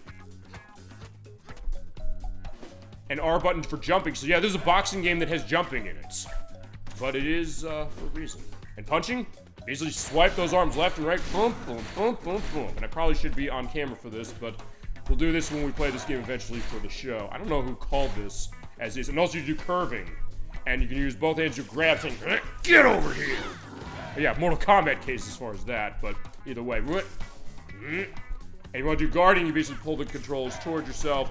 It's very natural in the same way that the Wii was for games where you really get the sense that, wow, they really designed it well around how that works. And also that just seems like natural movement, just kind of do stuff. In this case, it's Zeal, punch your arms like crazy, boom, boom, boom, and knock them away. And a good case as far as, boxing. I mean, I don't know if we talked enough about this as far as we're going to get to the real match as far as this. We've got quite a slobber knocker going on tonight with Arms Live. We're too good for HBO, so in that case, it's Super Bowl Game Saturday for this one. I mentioned my love of boxing in terms of games some cases. Particularly those Fight Night games, and EA, when are you going to announce Fight Night Round 6? I've been waiting, and waiting, and waiting to see it, and I miss it. And this is Biff. Here's our commentator. I guess also a little bit of a precursor, okay, not a precursor, I guess a post-cursor, I guess, to Splatoon, because that was on Wii U, but this is before Splatoon 2 came out on Switch, as was the case. But the idea is kind of this event case as far as how they kind of present everything. It's like, here's Ribbon Girl. She is 17. She has no comment on her weight. She loves singing, meeting fans, and she's a height of 169 centimeters, and she's running with Ribbononics Records. Alright, so we're gonna fight Min Min. Here's Min Min, the Ramen Bomber. And on the matchup screen, you have the punches. You can do preferences. Someone calling Noodle Arms usually diss, but she has them, and they're no joke. Can your Ribbon Girl air dash away to victory, or will Ramen reign supreme? Time to find out now. Alright, so here we go. In this case, you also choose your specific arms. So you can have cases running the Slapamander, the Popper, or Sparky. And you can mix and match. So I'm gonna have the Popper, and I'll have Sparky as far as that. So let's get going. Say ding ding. Alright, there you go. Yeah, this does seem like it's running 60 FPS, although even on the Switch, I think it was something that it could hold 60, or kind of was uncapped for that, I should say.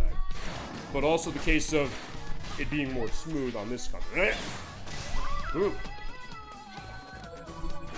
In this case, also, stuff is appearing on the field, so that's going to basically block your way and, I guess, protect everybody else, but I do want to jump my way around. Now, the main thing I've heard against this game, I haven't played the full case itself that much, but the idea that there's not a whole lot of modes to this, and I'm kind of surprised then that Nintendo didn't kind of come back to this and say, hey, we can flesh this out even more. But it's one of those cases where they came up with a great idea that's unique for them as far as it. It's definitely better than Wii Sports Boxing. I mean, not that it was a bad case running that, but the way the controls are on this just feels so much better. And a case where they could add more, basically make it like the return to something like Punch-Out or Fight Night. Both franchises we have not seen in a while.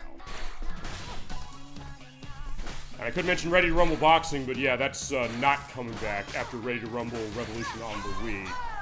And I think that's a Warner Brothers case. I don't know if they necessarily have anything for that. I think like we want to go back to that. But we'll show that game off for sure at some point. And I have the first one of the Dreamcast in particular, which we would show to start. Alright, so round 2. So far, not too bad as far as what it got, but... in that case, yeah, she's not going to take that. I'm not going to take that either. But she's charging up. Let's see if I can go crazy. And also the nice numbers. You love seeing those big numbers. We said that with the last part of Shadowheart's Covenant. We love seeing those big numbers coming around. Actually, not the last part. Because we'll have the last part of the recording in... well, okay. I split these recordings up as far as putting this video together. So actually, in 2 days from the time I'm cutting this part of it. But other benefit for having this off-screen case before I switch to Chronicles Part 2, I can record them basically anytime I want to, as is. And when I have time. Because, yeah, I need to have time as far as running this stuff. Let's see, can I grab? Oh no, I missed. There you go. In this case, basically just building up to my my frenzy and then hitting. Come here! Yeah, I guess I can't turn off the Mortal Kombat case. And actually, to point out, I do not have the Mortal Kombat games to test on this. I do not have Mortal Kombat 11 on them. Maybe we should ask the Shane 64. He said there's nothing he wanted to see running better on this console, but I might ask him for Mortal Kombat 11 for next time. You're probably wondering, what about Mortal Kombat 1? Well, I don't know if this has changed as I did beat Min Min. You know, maybe I'll do another run on this one before we go on to the next one. I know that Mortal Kombat 1 initially was not working on this console. They had issues with it. So they basically said, we're not going to let it be purchased on Switch 2. I mean, Mortal Kombat 1 on the Switch was a disaster area in particular. To the point where you wonder, why did they even make it? I mean, it makes Mortal Kombat 11 look amazing on that console. But as we're going to go with the other two ones. So we'll have a slap commander. So I'll at least show the idea of each of the punches as far as that's each of that. And also the great attention of like the ribbons going on. So it does look very tactile. But anyway, the case that it technically doesn't work with the Switch 2, but from what I understand, there is a workaround if they have not made it, you know, in a case of working by now, which is if you bought the digital version of the game, which is still the same $70 that costs and everything else, by the way. So talk about adding insult to injury. They made it so that if you have it on your system and you have it loaded as a virtual game card on Switch 1, you can load it into Switch 2 and backdoor it pretty much. But I don't know if it's something that they've been able to make that go or that it's working better. In this case, I'm also getting blocked by the limousines, but in this case, also the case that, yeah, let's jump over the limousines, or jump on top. Yeah, not a kind of game you'd expect on Nintendo, really. I mean, aside from the Punch-Out thing, yes, but even then, it's been... How long has it been since Punch-Out Wii? Fine, it's called Punch-Out, but I call it Punch-Out Wii just because it is the Wii game as far as that. That was 2009, so... God, that was 16 years ago. That's my next level of games that we made Luigi's Mansion 2 and Luigi's Mansion 3, as far as that. And Super Mario Strikers of stuff we've looked at as well. Yeah, surprised they didn't think, well, let's go back to that one. Well, I mean, okay, they sorted it in the sense that Nintendo did re-release the arcade Punch-Out games. Punch-Out and Super Punch-Out, which are not the same as their NES counterparts, or NES and Super Nintendo, I should say. So they did do that, and actually in that case I could also grab myself and pull myself close, almost like the hook shot in Zelda or something like that. Yeah, they never said, let's go back to that. And I don't know if necessarily if it's a case of Nintendo saying, hey, you know what, was Punch-Out offensive? Because I know some people kind of question that, but we'll see. We'll have this when we get to Punch-Out as a franchise, and we do need to play that one. And also the Ready Rumble boxing. I mean, I mentioned that earlier, we're talking about Shaq-Fu Legend Reborn, which is the idea of when are you going to be okay with, like, what might be a stereotypical element, and when is the case where you get the sense that maybe there's something tongue-in-cheek, or something that there's kind of a personality to it that overrides that, which I think Punch-Out tends to be a case where it usually does that. I mean, you remember characters like Bear Hugger and King Hippo and Piston Honda, and of course Glass Joe. Even friends of mine were saying things when I first boot that game up, because Glass Joe's the first one to fight in Punch-Out on, well, on Wii and on NES, as far as it. And here, like, the French national anthem, as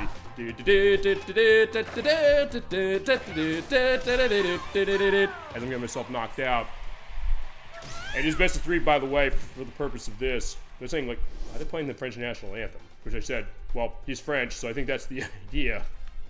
And sometimes me thought, like, wait a second, does it mean because he's French he's weak? Like, well, not necessarily. If you've never played Punch-Out before, you're going to be cases of saying, wait a minute, no, I could be in trouble if I don't, you know, dodge his punches and everything. And in some ways, I mean, as I'm saying with ARMS here, it is kind of a nice take on that, and also something where, I mean, Punch-Out on Wii does have motion control support too. In the sense you can have stuff like this, but it's a little different on how that one does it. And also that one, I don't know how that'll be when we show it, but I'll see about figuring that way. There is support for the balance board on that one, so you can have the motion punches with the Wii Remote and Nunchuck, but also have dodging with the bounce. Honestly, like with ARMS here, he has to get a flawless victory. So on the Mortal Kombat thing again. Seems like an interesting way to kind of go and kind of immerse you into it even more, although you can still play that game NES style as you want. Alright, we want a badge. Okay, so yeah, as far as ARMS is concerned, looking at the demo, thank you for playing. Okay. Revolution fighting sport featuring elite athletes who use awesome extendable arms to duke it out like never before. Yeah, I can't think of a boxing game quite like this one. It's a good point on that one from Nintendo that way. And you mix max arms as we saw. But also stuff for multiplayer and online. So they did do a lot of the stuff like the Splatfest things that Splatoon does, although I don't know if this took off the way Splatoon did, because unlike that one where we got a couple versions of itself, this one we haven't. And also badges, going back to Mario Kart World that we looked at last time. You can find those as far as how you go, and you get a free badge and in-game currency, but you might have to patch the game. Alright, if you want to buy it, it's on eShop, where I think it's like 50 bucks. But you can probably find it cheaper. Okay, so that is ARMS. That's a good one. Okay, next up, go back to groups. Yeah, good news as far as the fact that it's demos. It's something where I don't necessarily have to be, you know, wasting as much time. Fine, we didn't waste time. We just were going the whole way. I said, you know, I'm giving you a big-ass show because I'm not here for 2 weeks. And then another pair of shows next week, as is. But still, we're going the whole way. We're going to put to the test Switch 2 and seeing what is it doing to Switch 1 games and everything in between. Okay, so I'm going to turn off these Joy-Con 2s for a sec because I'm going to pull out my Pro Controller. Show game I've mentioned a couple times.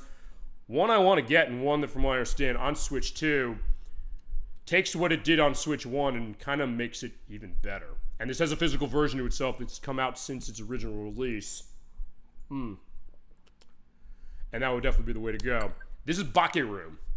This is from Goodfield. The people made Kirby's Epic Yarn and also Yoshi's Crafted World we have on the screen there. So we're going to end with a joint of theirs as well. It is the director of Mystical Ninja starring Goemon. In fact, a lot of the same people made it. It was Spike Chunsoft who did the publish on this one. Yeah, because Konami has not done anything with the Gambare Goemon franchise, including re-releases of a whole lot. And I'd love to see that. Konami, if you're listening, I'd love a collection of Gambare Goemon games, including many of the ones we didn't get here. We only got 5 of them. I showed Mystical Ninja starring Goemon on Nintendo 64, which is an amazing game. But since we don't have Goemon, we have Bakeru as far as this. I'll give you a look about what it is. It's not exactly Goemon, but it also is definitely inspired by it. Mameda Bakeru in particular, as far as how it is. And like with the Gambare Goemon games, it does have a Japanese flair itself that is very appealing, very unique, even still to this day, when you really think about it. It's also not a case of, you know, being ugly with it the way the Shaq-Fu Legend Reborn is. And also something that it embraces the idea that it's a video game and that it's kind of strange for things, but it's also the kind of game that, just like with the Goemon games, you accept it and the characters on their own level, and it's the kind of thing you really kind of find in love with. And they give you 3 things on this one. I'm going to show a couple of these because you give you the opening demo of what's going on, as well as what you're doing exploring in areas, robot battles, and also flight shooting. Kind of almost like a take on Fantasy Zone. We're going to show the opening demo. And what Switch 2 does to this one, from what I understand, is loading improved. And frame rate, because it was uncapped at 60 frames per second, but there were definitely some cases of, you know, frame rate drops. And maybe some, I guess, in this intro, or maybe the intro is not 60 FPS. Yeah, Fairy Tail Heroes actually exists, so this one is kind of taking that perspective. Honestly, it's kind of a mixture of, when you really think about it, something like Goemon, but also something like maybe the Legend of the Tanuki, like with Super Mario Bros. 3 and things like that. And the way this is kind of going, so yeah, you're definitely not going to be bored by this. This is my first adventure in that world. Also, this game is on the PC if you're liking what you're seeing, but if you have Switch 1, you can play it there, and Switch 2 as well. Alright, so on a fateful stormy night, well, we'll understand what's going on here.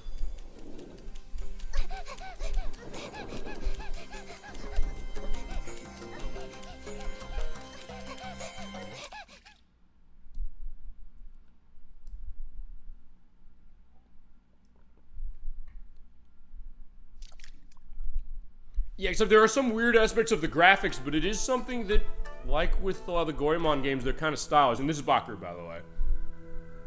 Yeah, very much Goemon looking, but it's not Goemon. But the same people created Goemon created this, so fitting that way. Yeah, thank you for saving me. Alright, it's on the Isun clan, so I'm thinking of Okami from Clover Studios. We still have to show that game. I think I want to do a preview program of that for next year to celebrate 20 years of it. Yeah, Elder the Tanuki clan, so alright, I wasn't that far off.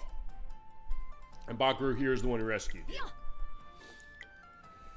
He's prowling the village in his human form. So yeah, unlike Goemon, he has multiple forms as far as how Bakeru operates. But it was dark and stormy night, so why were you out there? All of Japan is in trouble. Oracle Saitaro and his festival troops are using bizarre festival. It sounds like Goemon a lot. How many times are we saying it's like Goemon? But there you go. And it has that same appeal that Goemon does for me. Our fairy tale is Momotaro. Been brainwashed by the Oracle. Yeah, I want to ask around help, but no one wants to pay attention to someone as small as me and someone with a sake cup or a rice ball on the head. What am I gonna do? The bugs started chasing me. Bakeru came and saved me. Yeah, this is soon, by the way. Yeah, Pipsqueak saving an entire country when she needs saving from a bug. And they do kind of do almost like, I guess, like DS-style cinematics in the sense that kind of have like the changing pictures.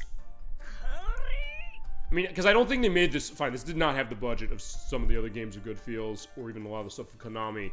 But that being said, I think they make the most of it as far as kind of really capturing this atmosphere and the charm and personality that goes with it. Yeah, watch your manners, boy. But he's an immature pup. Yeah, it was rude of me. But, I mean, Bakeru does understand, was like, well, fine, maybe I took it a little too far. I was like, you know what, you are right. No matter how hard I try, I am really small, and I can't do it myself. Yeah, but you had a plan? Yeah, go to Kanagawa and Seiko Kintaro on Mount Ashigara. Hero with unparalleled physical strength. Sounds like an adventure, so take Bakeru with you and we'll go. His frontal cortex is still developing, but when he's transformed, he's athletic. Have him do the traveling for you. Alright, there you go. Why do I have to work? I don't wanna. You remember Japanese perspective, which is work is everything to a certain extent, or work is everything in the sense that pride in your work and basically having a strong work ethic. If you're seeing the movie Spirited Away, you got a perspective of that, or the case of growing up that way. But yeah, it'll make up for your rude behavior. It basically gives you something to do, something channeling your energy, and also to find your true self. But Soon has to get there safely, so make sure he is, and don't come back until then. Alright, alright. Yeah, that's the spirit. Alright, but we have our Haradaiko drums. Yeah, we were playing drums, so that's the idea of what Bakeru does when it comes to this. But in this case, we're taking this to purify evil spirits. When we see anybody haunted by evil spirits, we have to take the evil out of them. Alright, so let's go on an adventure. Now, let's go. And there we go. So we set out on an adventure, and we have a narrator, same like Goemon as well. And when I heard this was something that was coming around, I was like, ooh, I gotta take a look at this. And they put demo. And it was actually, I think, before the game came out. And at that point, later they put it out as far as a digital release only. And then Spike Chunsoft said, hey, let's do a physical version. Like, thank you. Wonderful to see that. So I'm gonna show off one of these levels as far as the easy meat. I'll show the easiest one. And then we'll go to the Rubb battle, and we'll go to the other thing. And to give you the perspective of this, yeah, it is 60 FPS. And we'll see if it holds it as we go.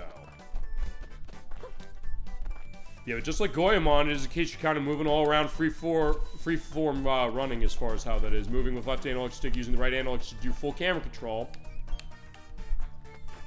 And the camera's pretty good, way better than Goemon, I'll say that for sure. Because we had cases with Goemon when we played it where you could get the camera stuck a lot. And B button is your jump, so it is down on the bottom. And you have your roll, that is on the Y button. Yeah, and you're bowling out your drum, that is on the ZR button. We'll see that going on in a bit. But in this case, just keep running towards the goal. Use L and R to hit stuff. Basically, each of the buttons there is going to be your left... Fine, L is your left hammer or your left drumstick, and R is your right one. And this is kind of beat them up and kind of alternate against it. Not similar to something like ARMS in a weird way. In this case, basically do practice on those wooden logs. And they do have a bit of a physics engine to them, but I don't think it's a case where you can... Okay, you can sort of get yourself set, but as you go along more, keep going. Okay, so ZR is your shield. I have played this demo, though, to be fair, it's been actually some time since I have.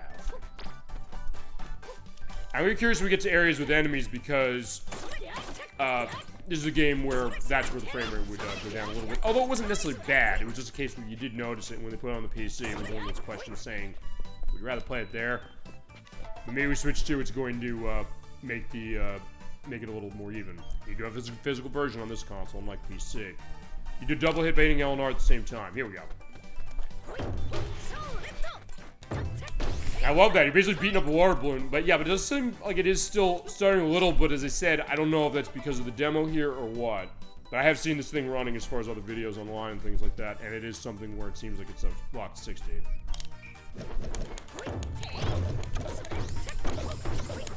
I mean, it does seem like it's a little smoother just on its face than it was running on the Switch 1. And hold down LNR to a charge double hit. There we go. It is interesting the idea that you're using the top triggers for the purpose of your attack, which in another game might feel strange or seem counterintuitive, but because we were running the drum case, it kind of makes a bit more sense, and it becomes really natural really quick. But we have this guy reading a book. Yeah, I thought it was a step in some shit. Yeah, that's what it was. A scoop! Oh, you know who this is, huh, Soon? The Eastern Clan's sage, huh? Yeah, I'm never good at studying. Actually, in some ways, they look almost like those little creatures in Tomba before we transform them back to who they really were in human form. Okay, so knowledge is power. I'll give you a scoop as far as help. Alright, maybe you can tell us that way. So, hey! Price of knowledge, huh? Dried bonito is said to be the world's hardest food. It's dried and purposely made moldy. Very little moisture gets left behind. I see. No, I'm having knowledge. Okay, so I guess... oh, I see, just one. I don't know if it's necessarily going to the game. It's actually something... we didn't show this when we played Catherine as far as, like, the first look at it a little while ago. But something we'll do when we get to playing that game, which is when you go into the bar at night, if you drink enough of any of the alcohol options they give you, you get alcohol trivia that actually goes into like real history as far as things like cocktails and whiskey and sake and beer. And I almost wonder if maybe this is kind of the same perspective saying about bonito with this one. It's like, yeah, so we're kind of getting that Japanese culture and the idea that it's that idea that just like Goemon, it's saying that we have this vision of this kind of milieu that we want to have, and maybe the question of would people question, it's like, hey, what's this? I haven't seen anything before, but it says, you know, we don't care about that. We think that just because of how we're presenting ourselves and because of the kind of whimsical and infectious aura of ourselves, people are going to kind of gravitate to it. And I think that's usually the case, honestly, when it comes to stuff like that. Yeah, ZR is your guard, and you do a repel by hitting it right when an enemy attacks. There we go. So it's not dissimilar to the reflects of the Guardians in The Legend of Zelda, Breath of the Wild, and Tears of the Kingdom, and dodge roll on white buttons. Yeah, if you time it right, you're sending it back to them and they're dying, and you're getting the not Rio as far as our money. And we do a perfect dodge, do a counter by hitting L and R. Alright, so let's try that. So basically a DL and back. Or basically when they hit, let's try that again. Actually, I think maybe I did do it. There we go. Alright, there's a drum that enables teleportation. Stand on here at the B button. Okay, I need to get checkpoints. Alright, we're going over by the sea. Look at that. And it's very colorful in terms of how the graphics are looking, and you can also hang on the sides. In some ways easier than in Goemon, but also the idea that you can kind of shimmy up the sides as well. Alright, here we go. Yeah, and there's a nice flow to this game, which I really liked when I played. It's like, oh, that guy, like, I don't know, looks like a dog in, I don't know, hospital gown? I don't know if that's really what it is, but well, we'll see that guy over by the vending machine. We'll see what's going on with him. Okay, so, just stop there. Okay, he's just coming around. He has, like, his, putting his hands out, like his palms out at us.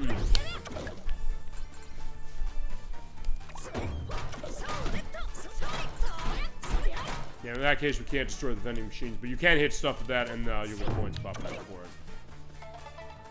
Grabbing the grooves and hang off, and also shimmy alongside on left arm stick, but Oh, right, in this case I have to go over here. Yeah, look at this demo. I do think it is something that, I guess the later patches of the game maybe made it run a bit better, but it does seem like it's not, stuttering in some ways that it could on Switch itself. But it's too small. But then again, soon, will you have any henge abilities or henge abilities? Even before Gramps taught me. What's that henge license? I just shapeshift. Yeah, you can do shapeshifting. And you can use that power. Awesome. But I have one.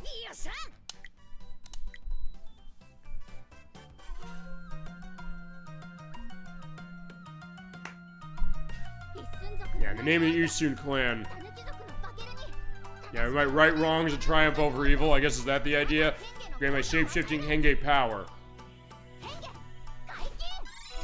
Yeah, probably flashlight warning there as far as how it is, but yeah, it is a great case as far as that. Like, all right, we got our powers. Look at that.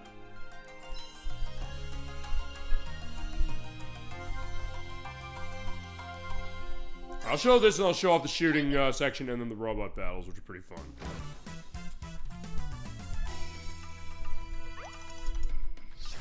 We're Isun Henge. Okay, so there we go. We got the small form.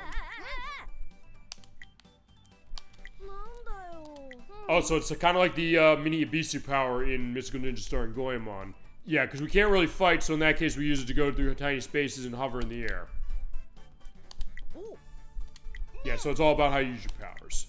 And to obtain your Ultra Form, you have to have Bakeru energy. It's found all over here and in nature, non-living things, and living things. You turn back into Tanuki, so you are on time when we use this.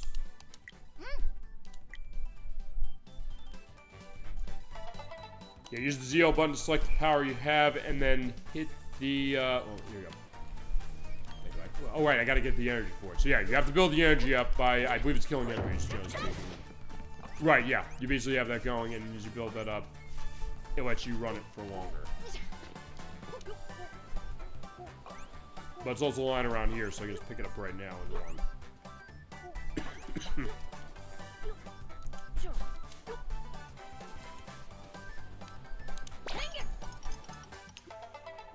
Yeah, the narrowers they can only access during this, don't let it run out. You have to return to the entrance if you run out, but I don't have a whole lot here, so I gotta get my ass moving, and since I can't attack, and that's gonna go down, basically get myself moving. While in the air, do that for longer jump distances. Yeah, a little like the Yoshi Flutter jump a little bit. You cancel it by hitting both ZL and ZR at once, and in this case,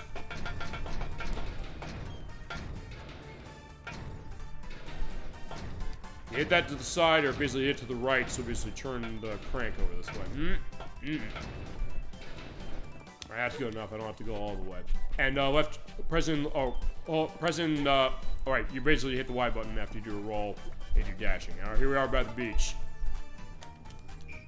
Alright, so we have to break the seal on the festival tower and clear the stage. We'll do that.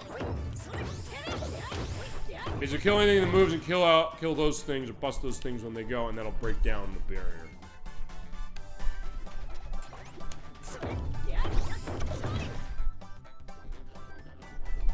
I believe there are 3 of these as far as where this is. Yeah, they'll be buried in the dirt, giving chase to your charge hit. And there you go, knock them down. And pull it out of the ground.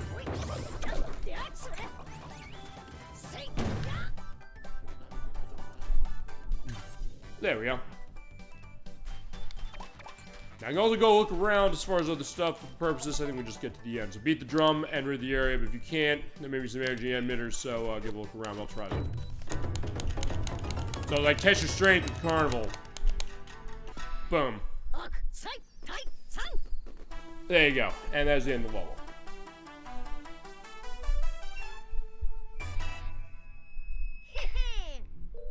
And you also find souvenirs and trivia around as far as Scoop. Alright, so that's that idea of the demo. There's more to it, but I will definitely show,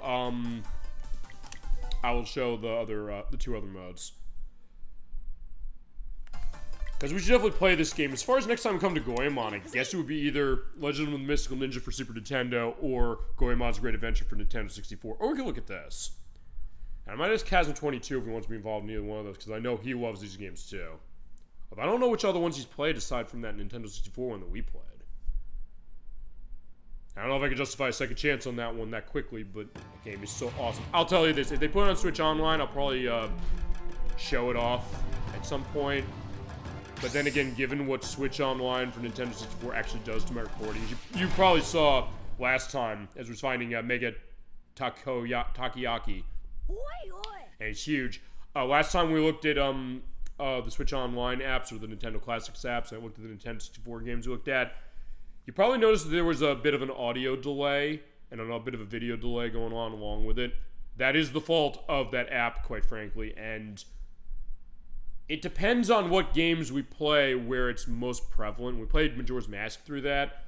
It was fine. We didn't have a problem. We looked at Dr. Mario 64 for the puzzle showcase. That was okay.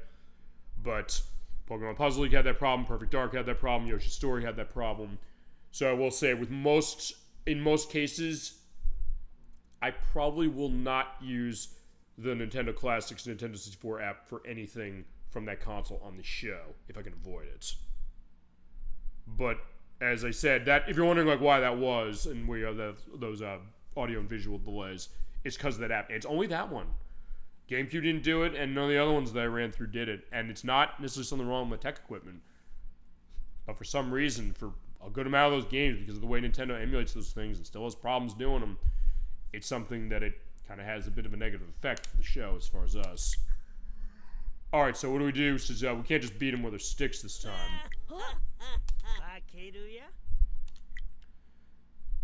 Alright, Bunboku's full power. Smackdown time.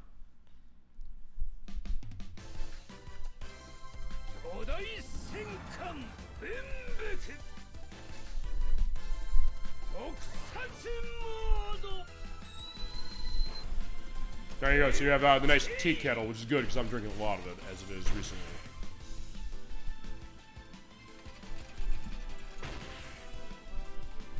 So it is like the anime transformation robot appearance setup, and I love it.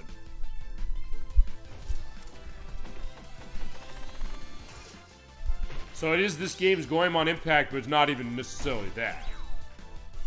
Yeah, so it's a case that this is not completely bastardizing Goemon. Or saying, oh, we don't have Goemon, let's just do it and be, you know, kind of like it, but not really. It does have some interesting stuff, including the battles here, because in this case, it's almost like a 3D take on King of the Monsters from SNK. Or if you ever played War of the Monsters on the PlayStation 2, it's kind of like that. Or any of those Godzilla 3D games, like Destroy All Monsters Melee, or Godzilla Unleashed, or Save the Earth. It's like that. So in this case, we basically have to do punching in the arena. You have guarding, we have sidestepping, and you have a special attack that's on ZL. So let's get going. Yeah, in this case, yeah, it is... it's a kaiju fight, basically. And a good sense of scale, because in this case, I am walking slow.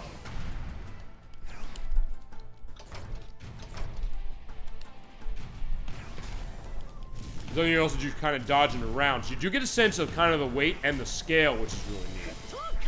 Ooh, and then we get yourself fully boiled to get your ultimate attack. That's on ZL. Yeah, look at that. But actually, it's more like, and we talked about boxing. It is like a boxing game, because yeah, if he's down for too long, yeah, he'll be out. So we'll see. But as far as this first fight of it, he's not going to be putting up too much of a battle.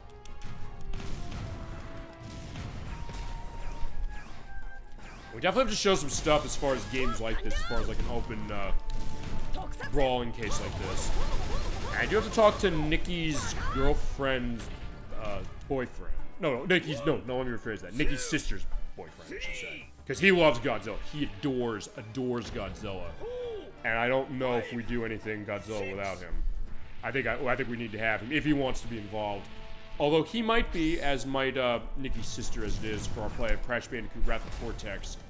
I gotta get in discussion with them. I actually might have an answer for that on our next live show. But get up. If you get yourself knocked up, hit L&R repeatedly, like 1, 2, 3. It's like, See, it's a punch-out thing. So yeah, fitting I looked at this after arms. Alright, there you go. What's up? Finish him off. You ain't living through this. Yeah,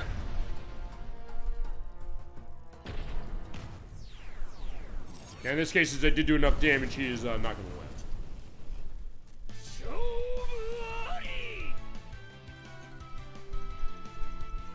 Yeah, so we're going through Osaka as far as how that is, but yeah, it's kind of a bit of a mess. Yeah, 47 prefectures across Japan and 60 stages in total. And then the last thing I'm going to show is I'm going to show off the shooting section, and then we'll go on to the next demo.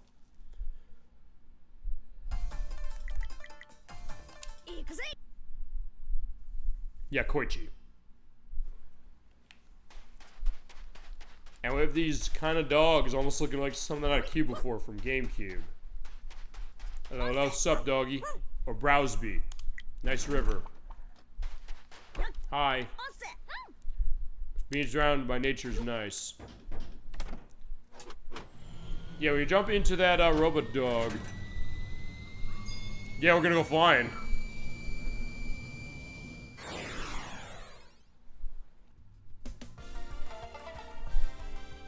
Yeah, fighter jet Browsby and destroy the festive troops. Yeah, kind of a, as I mentioned, like a 3D take on something like Fantasy Zone, but also kind of the Star Fox thing kind of fits as well.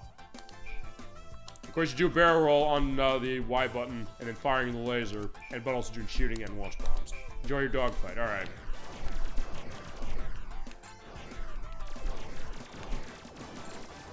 Actually, in some ways, it's not dissimilar to like the chase when you're doing the Goemon Impact stuff in Mystical Ninja Star Goemon. Fine, it's fair to make that comparison basically anywhere. But you also have the laser. You can also control how long you shoot it based upon holding down that ZR button. Or use the bomb. Boom. So in that case, the Star Fox 64 aspect kind of goes as well.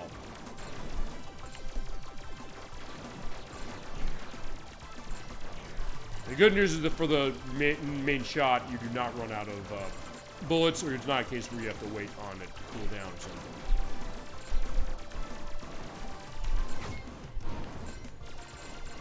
I probably should wait to use the bombs for other purposes. And actually, just like Star Fox, it's where you have hit targets going on. Although I don't know if it's like that, where you have score attack possibilities going on here. As I said, I haven't bought this game, even though it's something I quite like when I play. But if I do get it, I would definitely get the physical version, and I would definitely show it on Switch too.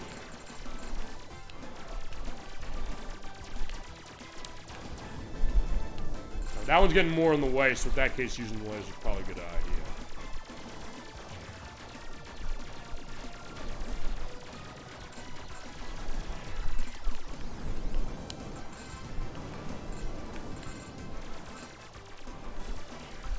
Alright, the wrench gives you extra health, because yeah, if you take too many hits, you're gonna die.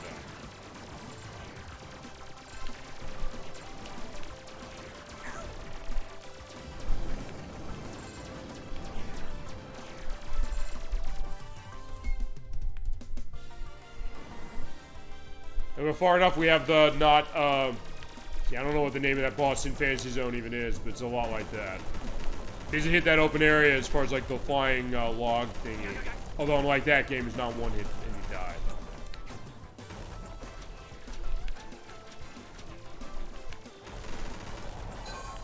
Uh-oh.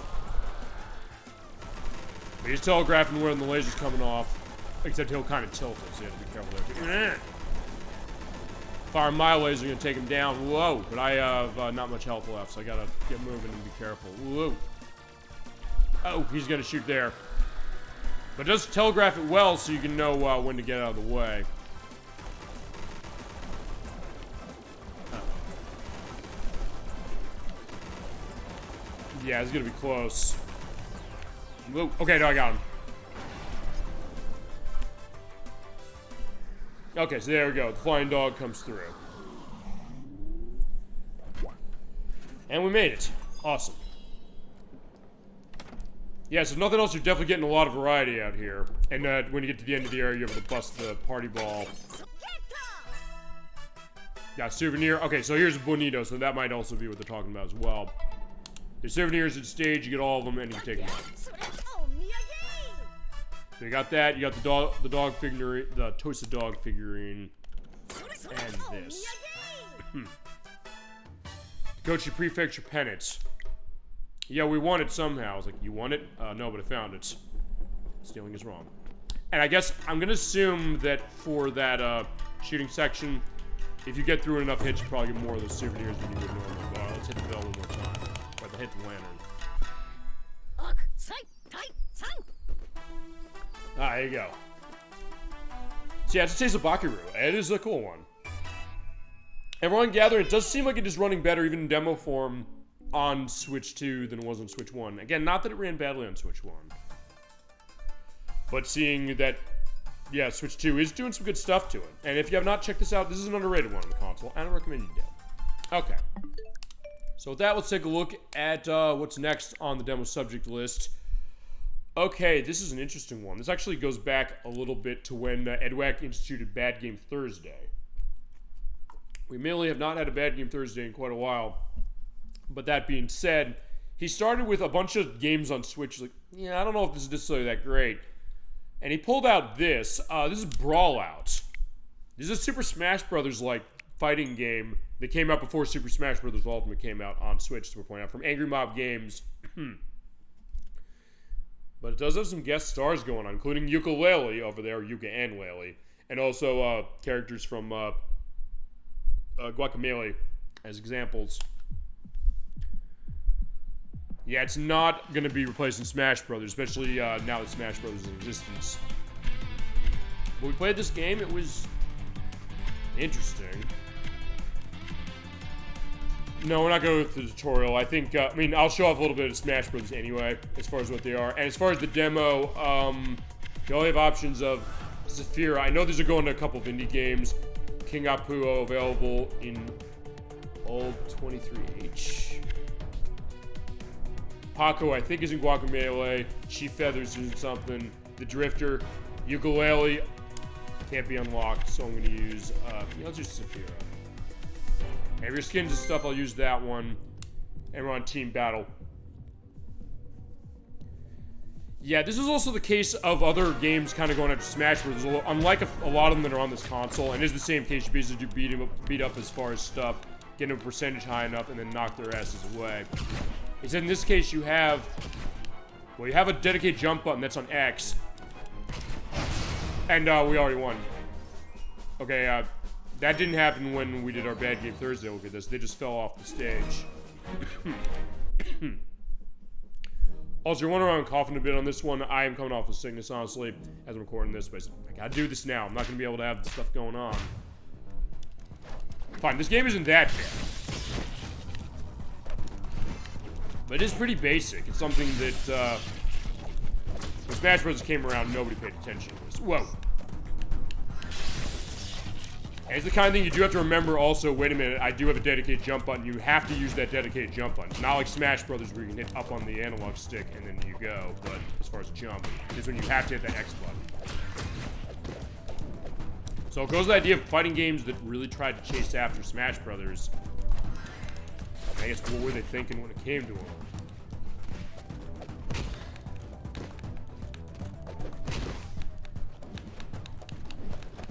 Yeah, when you get to over 100, that means you're going to be easier to knock away and get knocked away.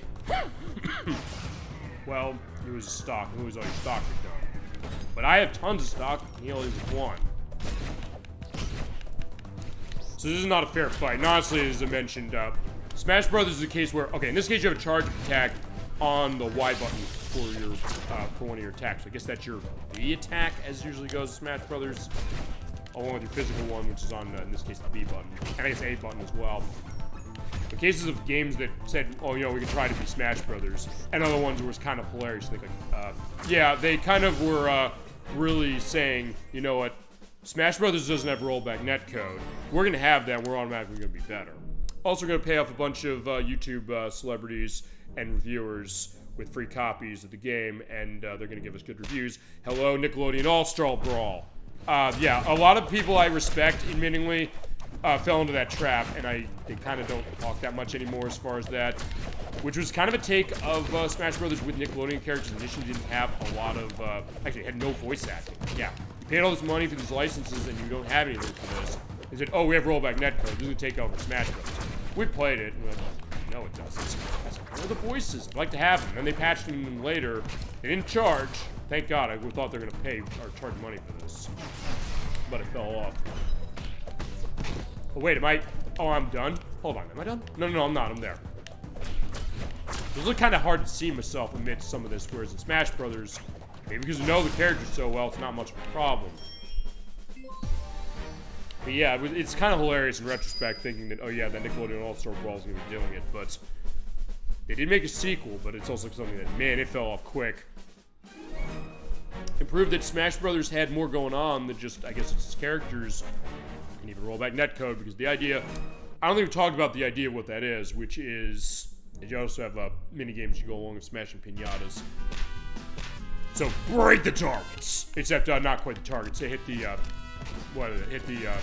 hit the flamingos,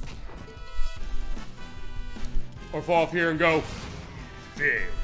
Okay, well, no. I come back, so yeah, I guess I don't fail. Yeah, rollback netcode. If you're not aware of what that is, it is a variance of I guess coding that they do for fighting games that are online. Because the idea is that you don't want lag infecting your fighting game when you go online, which is true. And if you're Smash Brothers has had problems with that with Smash Brothers Brawl and Wii. Not as much with the Wii U game or the 3DS game, and sort of with the Switch game, but not necessarily too bad. But also the case has local multiplayer to kind of make up for that. But the case that what companies decided to do, they said, hey, you know what? In order to rectify that idea and saying, hey, you know, if there's a delay and you're going to get hit or something, or you're going to miss a hit because of lag online or something, because of a bad connection, either on your end, the other player's end, or maybe a combination of all of them, you'll be able to have a case where it'll basically roll back to where it was before it saw like the spike in, you know, latency, which is good as far as how that is, saying, oh, it's going to be smoother. And there are a lot of games that run that. A lot of stuff that Capcom's runs that. Street Fighter 6 runs that. A lot of those Capcom Fight collections that the online shouldn't do that. And it is cool to have that, but Smash Brothers was kind of coming around before that kind of became a thing, so I don't know if it's necessarily as much of an ace in the hole for everybody else saying, like, oh, Smash Bros. You didn't do this before it was cool. But then thinking, oh, that's going to be what all the hardcore fans want. I was like, no. They want that fun and finesse that Smash Bros. Offers. I mean, let's put it this way. Edwack and AJ42, they have logged literally over 1,300 hours to Super Smash Bros. Ultimate. And they keep playing it to this very day.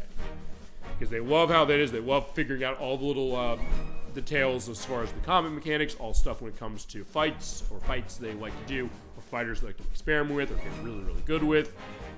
So a case where, and they tend not to do stuff with online for that game. They tend to want to just be in the room with everybody and just play around, or play against each other as far as that. So in that case, it's something where, yeah, a lot of fighting games said, oh, we can do better than this just because we have this, but they ironically lacked the soul that Smash Brothers had. So in that case, it didn't really mean much. And admittingly with Brawl, it's a bit of a different case, because this doesn't have it either as far as the rollback netcode thing. And also this came out before Smash Brothers. So this did have that benefit of saying, all right, Smash Bros. Isn't here. It's going to come eventually. I don't know if they announced Smash Brothers Ultimate by the time this released. Because this was 2017. This was pretty quick after the Switch came out. And it plays fine. It's not a case where it seems like there's anything wrong with how it operates. But it does seem a bit sterile. It seems a bit, I don't know, repetitive with some of its environments, maybe with some of its characters. Sometimes it's hard to see where they are. And let's face it, the cast in this is not cases where you're going to remember the way you're going to remember Mario or Link or Zelda or Pikachu or something like that. Or even when they got the guest characters in, things like Solid Snake or Sonic the Hedgehog, or even Ken and Ryu from Street Fighter and things like that, or Joker from Persona. So at that point, they had that benefit, but also the case that it was kind of like, in a way, a bit of a love letter to all these franchises, while also being a really fun fighting game that also, at the time when Super Smash Bros. Came out on Nintendo 64 in 1999, was a type of fighting game we weren't really seeing before. A 2D fighting game with this basically damage-based and saying just knock out the opponent to knock them off into the ring to get your points. Not a case where you usually saw that.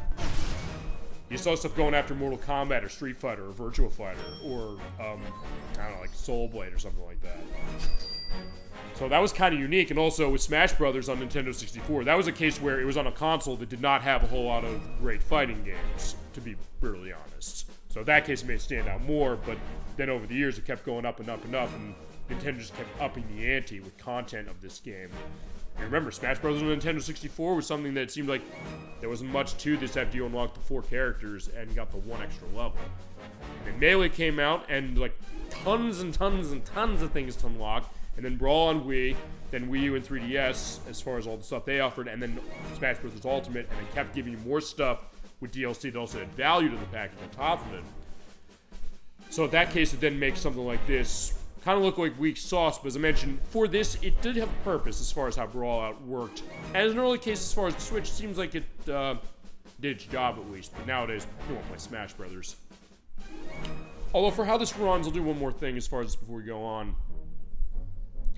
Even on Switch 1, this seemed like it ran pretty well. So above anything else, is pretty much, I think, going to be, what was it? Pretty much 60 FPS in the whole game, which adds some drops to itself. And honestly, Smash Brothers does on the Switch as well, although it's something that you don't really notice that much. And the times it tends to do it, it's mostly for effect. But you get those close-ups when you get a last shot on your opponent, and it's most likely going to kill him.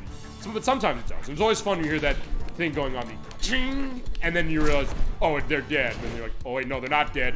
They're still in the fight for a little more. But as far as something like this, it does seem like it's running fine, and it looks okay, if a little bit sterile.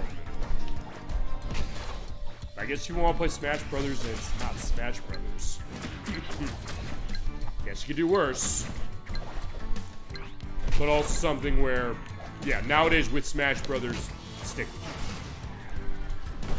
it. Alright, but I think I'm done. I think we can go on as far as this. And even as far as our Bad Game Thursday case, it wasn't bad. It was just a case of us thinking like, well, we'd rather be playing Smash Brothers. Okay, next, this is going to be a little bit of a question for me because this is a demo of a cloud game. Sort of a game we played before, sort of, kind of. This is Kingdom Hearts 1.5 plus 2.5 remixed cloud versions. Because, yeah, Kingdom Hearts is on the Switch. Every game in the franchise is on the Switch. Sort of. Basically, they took the Kingdom Hearts collections that are on the PS4, Xbox One, and PC, put them on the Switch, except they are cloud versions. So what that means, you have to be tied to an internet connection. So if you're wanting to play these things portably, what's the point? Because you have to be connected to an online account at all times. And you don't own it, and so in that case, when they turn it off, you're shit out of luck. Now, when I download these demos, because we got questions about this, when we played Kingdom Hearts the first time as far as running the Xbox One version, they had announced these at the time, like, oh god, what are we doing with running these cloud things? Couldn't just port these things straight. Yeah, I think they could have. But I also asked, well, maybe they'll run better. Based on my initial internet setup when I first looked at these demos about 4 years ago, holy shit, they didn't. But now, I don't know, maybe it's going to be better. I don't know. Can Switch 2 make this better? Well, we're going to take a look.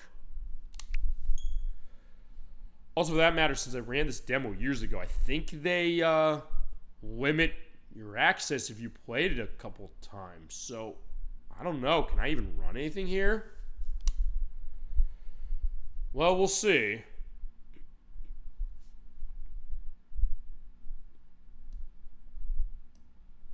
Also, the loading was pretty long, and also because it is an internet connection tied, that's the other thing you have to wonder about.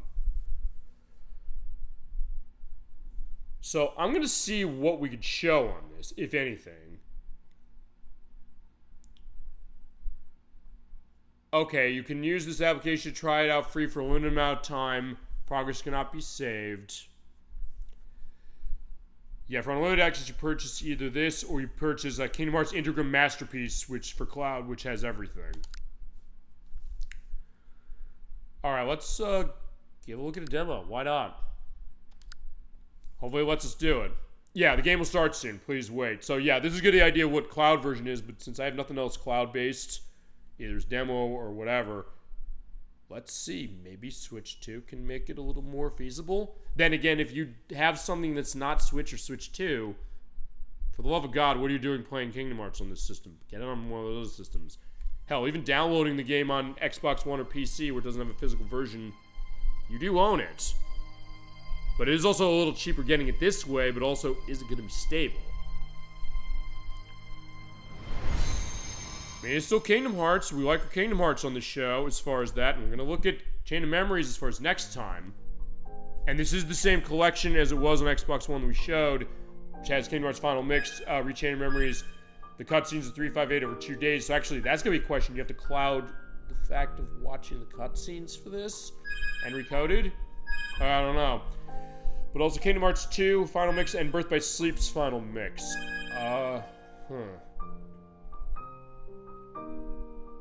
You know, well, okay. When it comes to demo, I'm also thinking, well, A, what are they going to give me? And also, am I going to get music that I have to mute? Fine, fuck it. Let's take a look at Kingdom Hearts 2. It's going to be a while till we get to this anyway. Because I said we are not playing Kingdom Hearts 2 as far as a full show until we do Chain of Memories, because otherwise you're going to be as confused as everybody else was if you missed Chain of Memories like I did. Because that's a necessary piece of the puzzle, and we do need to basically say to people, this franchise sort of makes sense in cases, but if it is going to be something like that, we do want to go on, and we usually go chronologically on the show with franchises if we can do it. Alright, but there is our Sea Salt Ice Cream perspective with Sora and Roxas, but when this game came out, I had no idea as far as that. Oh, Kingdom Hearts 2. I rented this on the PS2 alongside The Godfather for the PlayStation 2. After I played that game, which I was surprised how good it was, so let's put in Kingdom Hearts 2. This is the one I was waiting for. Alright, so you have... Okay, I'm trying to see if there's a lag on the menu selection for sound. Alright, you have beginner mode, standard mode, proud mode, because you get secret ending running on proud mode, or a better chance of running critical mode, which gives you certain abilities and other perks. We'll take a look at standard, rumble on, and we'll go. They're not going to give you much to play on this. I know they're time limited.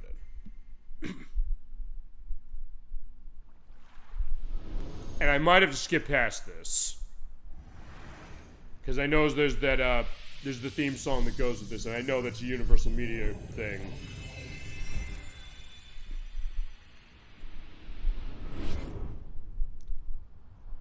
Scattered dream that's like a far-off memory. A far-off memory that's like a scattered dream. Yeah. I want to line the pieces up. Yeah, we all do, Sora. Yours and mine. Right, because remember last time, okay, I'm skipping this. I'm not going to let that play for that music. I'm sorry, because I'm going to get content stricken otherwise. That, and I do need to show how running this game is. Holy shit, okay, fine, this is still bad. You're seeing how the seams are going. I guess it's going to catch on the video is just stuttering.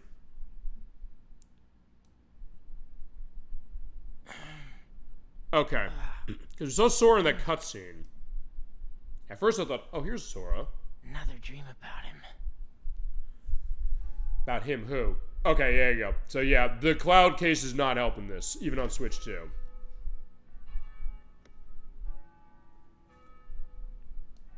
Alright, so here we are in Twilight Town. But when I first played this game, I was like, wait a second, we're only looking for Pluto with the letter from King Mickey. Where did Sora and Goofy and Donald go? Who are these guys? Why are we in town with them? Who's that girl over there? Also, why is it stopping? Okay, that's the cloud version. So, even with insanely fast internet that I have, and one thing is worth pointing out, for Switch 2, it does have a built-in Ethernet port on the dock, which it didn't have on Switch 1. Or Switch 1 didn't have, I should say. Does that tick you off? I don't have it hardwired, but even with really fast internet, it's still stuttering. Gone too far this time. Aside from Final Fantasy VIII that we saw a little earlier, he sliced ourselves in the face. He did go too far there. But at the time, I didn't play Final Fantasy. I was like, who the fuck's Cypher? Who are these for? I mean, it's true that stuff's been stolen around town. Yeah. And we've got a score to settle with Cypher and everything. So, if he wants to think we did it, I can't really blame him. Alright, and what's he gonna do? He's gonna kill us? Really bugs me.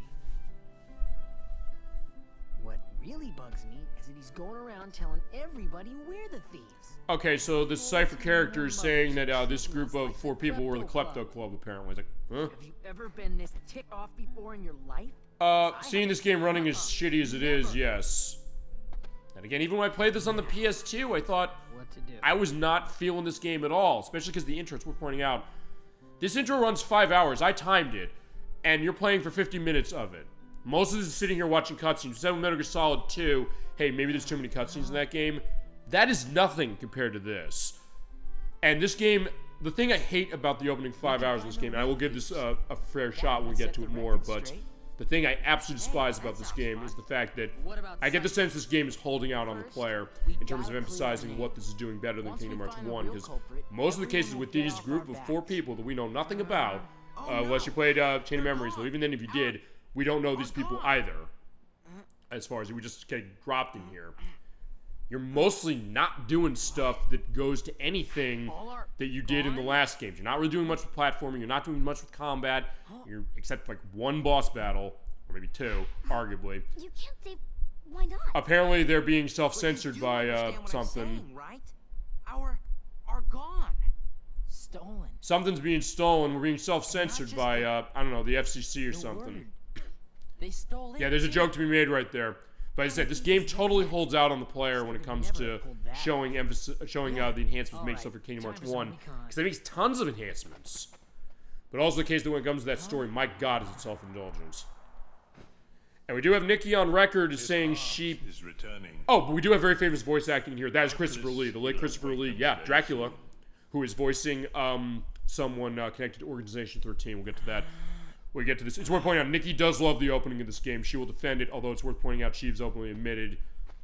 This is the first Kingdom Hearts game I ever played because I thought this was the first one, even on the box. It doesn't look like there's a 2 in that title. Yeah, this is Roxas. You know, at first I was like, who is this? I mean, it sure looks good. Even as far as how Switch is, it looks nice, just the way it's stuttering. But alright, I'm going to show this because above anything else, they give you a tutorial saying, okay, moving and running with the B button, we have to go to the armor shop. But the idea is that most of what you're doing here is just, okay, I get control, I just walk over there and starts a cutscene. Alright, so we're walking around and jumping. So, yeah, alright, I'm going to not do that, because otherwise we're going to have to go over there and we have to get the plot continuing. We're stuck here for a while. So, as I said, Nikki likes this introduction. She kind of likes getting to understand, like, who is Roxas. And, like, I'd like to know, but it's also the case that because I didn't think Chain of Memories, which initially was only on the Game Boy Advance, I didn't think, well, wait a minute. You have to play that in order to know this. I mean, this is the second game. You think, well, this is going to be it. Just follow this. That's all it is. But like, no. You have to know that story because, like, where is Sora? We're not going to know until 5 hours into this. Although that's the other thing that's interesting. Because after the 5 hours, this game takes off and mostly never looks back. If you can get through that, this game is awesome. It's just you have to get through that. Or I said, back in the day, I said, it's like saying, oh yeah, you get to play The Legend of Zelda Ocarina of Time, you have to play 5 hours of Superman 64 first. Not that this is as bad as that, in all honesty, although the stuttering here is horrible. But that being said, it's something I'm saying, I felt that this game has absolutely no respect for the player when I first played it, because I'm saying, just walking around doing nothing in this empty town, there's nothing going on, even as far as on the PlayStation 2, I said, what's happening here? I'm basically just walking towards stories. Just give me the story to watch instead. But as I said, I will give it a fresh look when we get to this game, and also I'll say this. I know Nicky and Edwick are dead set against multi-part games in most every single circumstance, but I will say to them for the first part of this, I think Nicky needs to be in on that one to give defense of this intro because, hey, I think it's worth getting that extra perspective. But alright, walk here. I just walked around. You do get great music for sure, because there's Yoko Shimomura again doing the music, who did the music for the first game, as well as Parasite Eve, and Super Mario RPG, and Live Alive, and Adventures of the Magic Kingdom on NES, and Final Fantasy 15, and Street Fighter 2, and so many others. You never do just a rotten thing. What are you talking about? We didn't steal. But who else would do it? Anyone else? Maybe Cypher. Remember Final Fantasy VIII? I'm not gonna tell you. Go ask the accessory shop. That's the other thing. This game is dragging you by the hand. And it's dragging you. It's basically the carrot on the stick. It's like, go here. Oh no, now go here and ask her. Like, wait a minute. Get to the fucking point. With all due respect. I'm sorry. Reaction commands used to execute situations according to situations. That's an X button. So it does make it a little better as far as doing the run on this. And it goes really great when we get to the battles, but we're not going to see the battles. Because I was also going to turn this off before I get to a case of doing that. Hi, Roxas. So I didn't steal, but he used to be one of my favorite customers. I'm not a thief. Yeah, it's no fun having everybody suspect you, you know? Now you got to clear your name. Well, the candy shop is pretty disappointing too. I mean, I guess then, yeah. So see, now I have to go to the candy shop. Why is it the case I have to go to all three of these buildings at once? Why can't I just handle this as a start, you know? And now we have to go get her cat back. It's like, wait, how's this Kingdom Hearts? Yeah, move the camera with right analog stick and go to default positions. Hit the R button to lock onto the cat. Yeah, I don't know. I mean, in that case, I just do that and then down the cat comes. Just on you too. Alright, she's maybe a little more understanding. It was like, yeah, by the way, we didn't do it, but she does believe us. Thank you, finally. So what'd they steal? My insert whatever you want to put here. He's stealing this thing that we cannot speak. Not just that, but the word. Wait. What Cypher would know anything about this? You know, let's see if we can find him. Go to the Sandlot. God, I wish it was the movie The Sandlot. Because at least that one would get to the fucking point. I'm sorry. I mean, but that's kind of how I went as far as the first time I played it. As I said, this is not necessarily the way you want to play this game. Although, from what I understand, apparently the Final Mix version this is based on, it does give you more. But we also get another famous face. There's Vivi from Final Fantasy IX. Hi. Thieves. That was low, you know? And Vivi does never speaks, just like in Kingdom Hearts. In Final Fantasy IX. What'd you say? You can give us back the now. Yeah, you're the only ones who would take it, you know? That was Alright, so yeah, it is Cypher a bit younger than he was when we saw him in Final Fantasy VIII. I mean, guess fitting that we had Squall in Kingdom Hearts 1 and then Cypher in this one. Not that we need some to prove that you're losers. Replay. But you do see still great stuff with the graphics and the fact that the animations are unbelievable. But in case I'm saying, let me enjoy this sooner. Build on what Kingdom Hearts 1 did and let me see that sooner. Alright, maybe we can kick his ass. We just get some action going on here. Barox is like, yeah, you know what? I'm basically begging in front of him, huh? But maybe he's playing something. Oh, we can pull that sword out.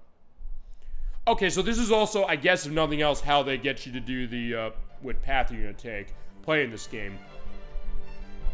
You do get the battle music, that's amazing. I will not go against the music. I said, when we get to this game full show, I will be fair to this, but I am reflecting my negative experience when I first played it. Alright, we have our idea as far as we can pick up.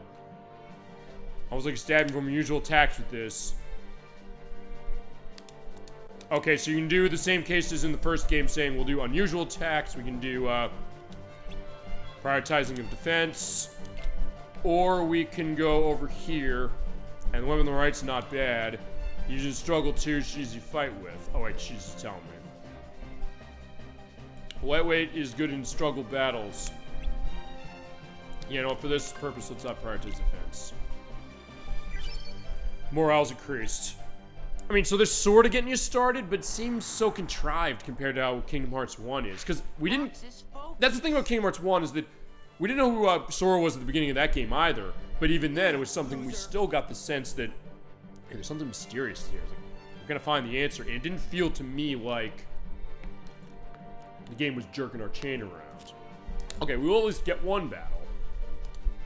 But even this case, it adds up active combat stuff. It's almost like God of War, and it's amazing. Although it's also a question, we've talked about this when we played Kingdom Hearts 1, the idea that does it perhaps undo some of the strategy of the combat that the first game had, and maybe it's more of an RPG perspective on that one, but this one kind of turns into more of a hack and slash.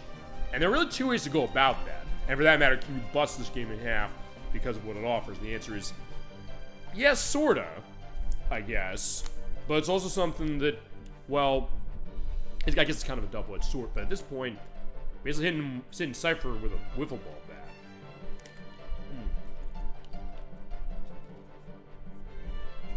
But saying mysterious power is not available is like MP gauge. Like, we didn't get the MP gauge on the other one. We didn't have to know. We also get that command bar that has a lot of animations based on where you're at, which is pretty cool.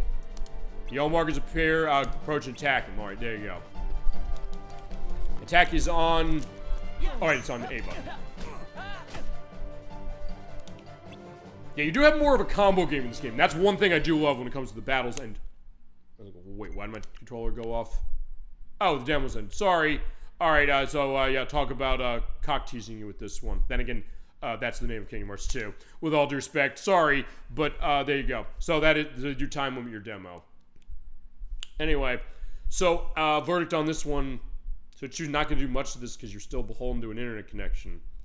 But if nothing else, let me sort of rant on Kingdom Hearts 2 a little bit. But that's the thing. After you get through this annoying stuff, it's great. It's just that the first game, I think, it had a lot of setting up to do that first game, admittingly. And I think later on, it does it's still exciting as it goes along. Whereas, fine, I didn't know what was going on with 2 because I made the mistake of not playing the game in the middle, thinking I didn't need to. But in case, like, yeah, I'm confused here, but I'm like, I get the sense I'm being held out on. I don't think that I'm really getting into a case of really being excited. It's like, this game asks a lot of the player to put up with what it gives you to start. I know it takes the training wheels off. You're like, why couldn't you have done this before? Because it's awesome.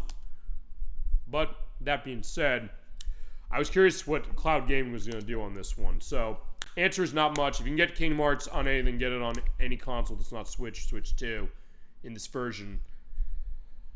Unless I guess you're okay with the Cloud case. But even compared to the Cloud releases like Resident Evil 3 and Resident Evil 2's remakes on this console, they run better. And even Hitman initially ran better as far as Switch was concerned. So, you do better that way. But yeah, and as I said, I got my problems with Kingdom Hearts 2 starting as far as how it is, and this version with the stutters is not necessarily helping, although I guess it ran better than I expected it to. I thought it was going to be a complete dog, like it was when I tested it earlier in previous years. Yeah, and as I said, if you love Kingdom Hearts 2 and you're mad at what I'm saying, yeah, I said, understand that I'm saying that more about the intro of it. And I was like, yeah, I have a problem with that. But I said, I'm going to give it a fresh look when we go to it. And I will say that when I started looking at it this time, I maybe wasn't as upset when I first played it back in 2006. But, yeah, you got quite a hump to get over. And we'll get over it. But as I said, the other thing is that is also why we're going to play Kingdom Hearts Chain of Memories. You're wondering why we're playing that one and not 2. That's why. I'll be damned if I'm going to let anybody out there say, hey, I'm going to drop you into this game and say, what the fuck's happening? We're not doing that. And also in that case, since I will have Nikki, I'll ask her that way. It's like, part 1, please. Because she'll give the defense like, hey, sometimes I like that. I like the idea of, and it's not necessarily say this, like, look, just because I'm saying what I'm saying, and there are people who will say, agree with me, saying, oh God, no, nothing happens with this. This is for 5 hours and it's annoying. But other people might say, hey, I like it, but give a good reason. And I'm all about that on the show. If you can give a good reason as far as like something, even if it's disagreeing with me or guests, lay it on us. I'm fine to hear it. And you know what? Sometimes I'll understand where you're coming from. And I think I can, in a way, with something like Kingdom Hearts 2, the idea of, maybe getting a sense like who this is and what this world is like. And it kind of, if nothing else, I guess, I'll say this, it takes you off guard. I'll say this. One thing you're saying in Kingdom Hearts 2, it's not just necessarily rehashing the way the first game is, but it's also because I have to compare it against that first game, and I did because I didn't play Chain of Memories first. I was like, comparing against that first game and saying, wait, what's going on here? I feel like I'm being held out on, and that being kind of an annoyance for me, but as I said, if you can get over that hump, you'll have a great time, but it's something that, yeah, you have to dedicate a lot to it. As I said, when we get through Chain of Memories, maybe it would be easier to do that, because at that point, we'll be equipped with everything we need to know. Okay, so next we're going to look at a game that actually got hatched about a week or so ago. Not the way we're looking at, though. This is Kirby and the Forgotten Land. This came out in 2000... I'm trying to remember what year this was. Actually, no, maybe the demo will tell me. Or maybe the thing on the screen will tell me. Oh, no, I don't want to do that. Well,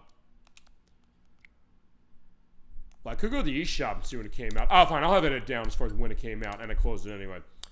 This is the first 3D game in the franchise. Kirby did not go 3D as far as the platforming games for a long time. But Hal came around as far as it and said, yeah, we're going to do it right as far as this, and they made it pretty good. And you have stuff that goes really hard, but also really easy. So yeah, it does balance that perspective, saying, hey, you know, I'm going to go easy if I have children, or I'm going to play a whole lot of games, but saying, you know, let's go crazy if we want to. I'm going to go crazy as far as this. Now, they did patch this for a new Switch 2 version that adds new DLC for it. There's also a new release that's $80 that has that DLC packed in, as well as enhancements that run this at 60 FPS. For the purpose of this demo, we're not going to see that, because it's the demo that came out for the game on Switch 1. So we're going to do what we did with Legend of Zelda Breath of the Wild. We're going to see what does Switch 2 do natively to this game.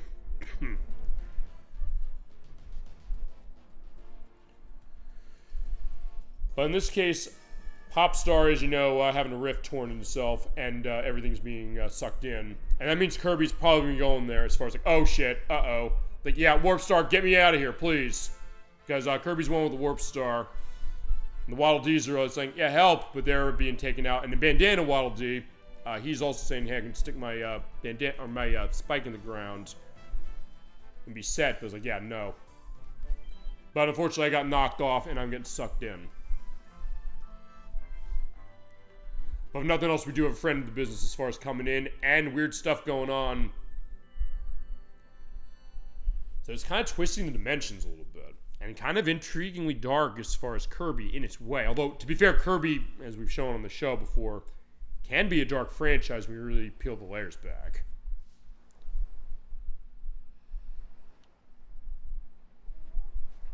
We were on the beach.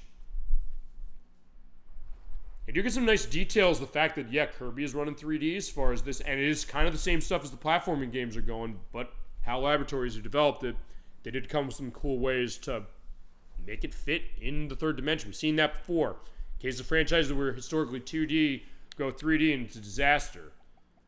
In this case, they say, fine, we're in a 3D environment. We don't have to have a run button anymore. We just basically move around with that left analog stick. And then do the suck in on the B button. We do a swallow now on a button. We can't really hit down, so we have to hit, I think I have to hit A to do it, but I'll suck something in. Also, I can walk in any direction and do the suck in, but that is on, ZR.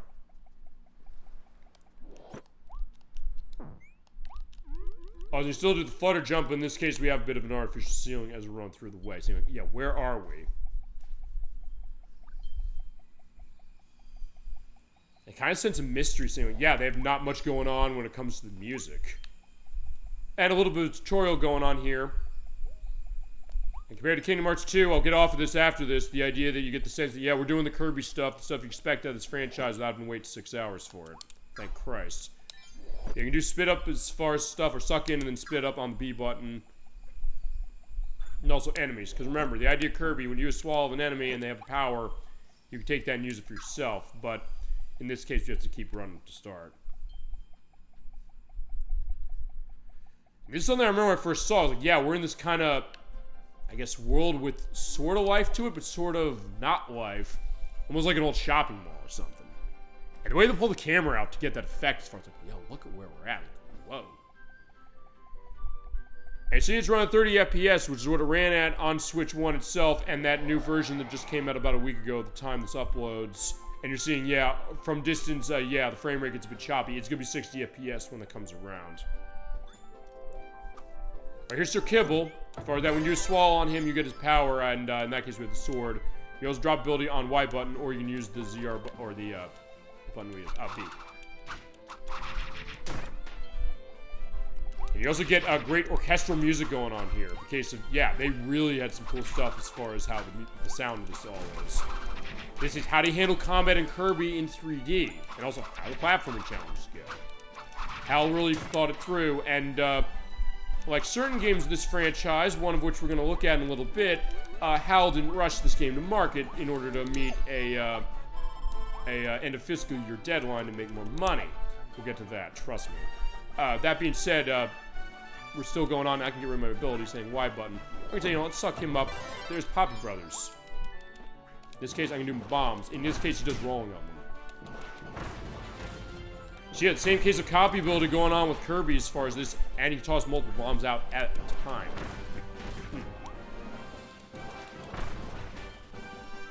Yeah, so that new version is it's going to run 60 FPS. This one, it seems like it's mostly 30, although in all honesty, I don't really see it running any better than it did on the normal Switch. And also to point out, if you bought this game on Switch 1, you will be able to get DLC cost of less in order to get the DLC that goes along with the Switch 2 version, and then also the new world, because they're giving you more content to this game.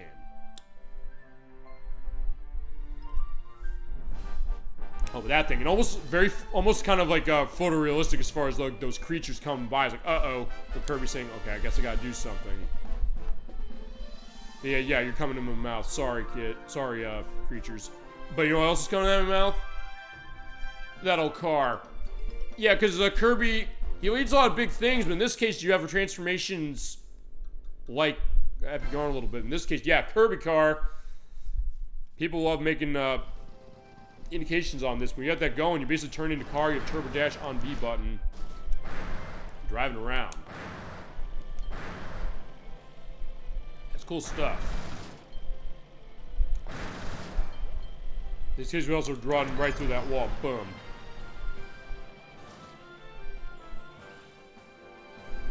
We still have our bomb ability, but when we're in this form, we can't use it. Basically, you have to get to the point where we don't need it anymore, and then we'll go back to our normal self. In this case, we can also just... Oh, actually, no. Okay, I was going to say, we can just run... We can run over the enemies. Like, no, you can't. You actually have to dash into it. Which is kind of weird when you think about it. Think, well, I'm car. I'm just running over. But maybe they're hitting Kirby on the outside, and that's the hard part that's hurting.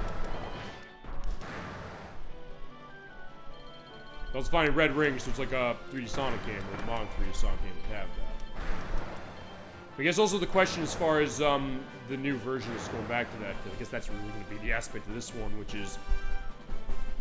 they say it's going to enhance the frame rate. I don't know if it's doing on pop-up, although even in the state it's in, it still ran fine. And for the kind of game it is, it's not something that it really demands that fast a frame rate. And given the tech on it, I understand this game being at 30 FPS more than the next one we're going to look at. I'll tell you that right now. I believe that next one is on our docket for the show. I don't think I have it for next time. In this case, I have to spit out the car because I can't get myself going.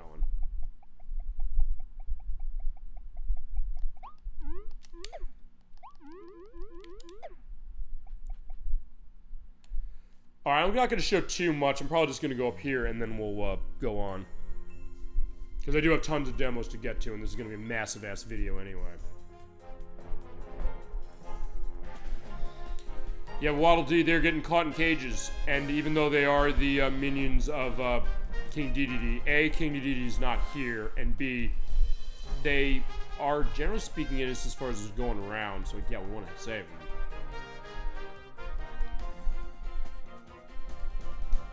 That's because these weird dog things are surrounding this this blue, or this turquoise thing. It's also in cage, so yeah, we're not going to be able to do much with him. Or her.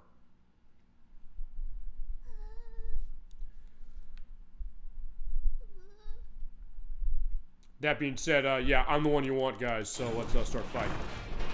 Yeah, and they also give you, like, an arena aspect, so it is kind of a ring where you can't lose. So that... Yeah, so that's the kind of handling that idea of, like, the arena fights of stuff of the older Kirby games. Alright, yeah, let that one go, please.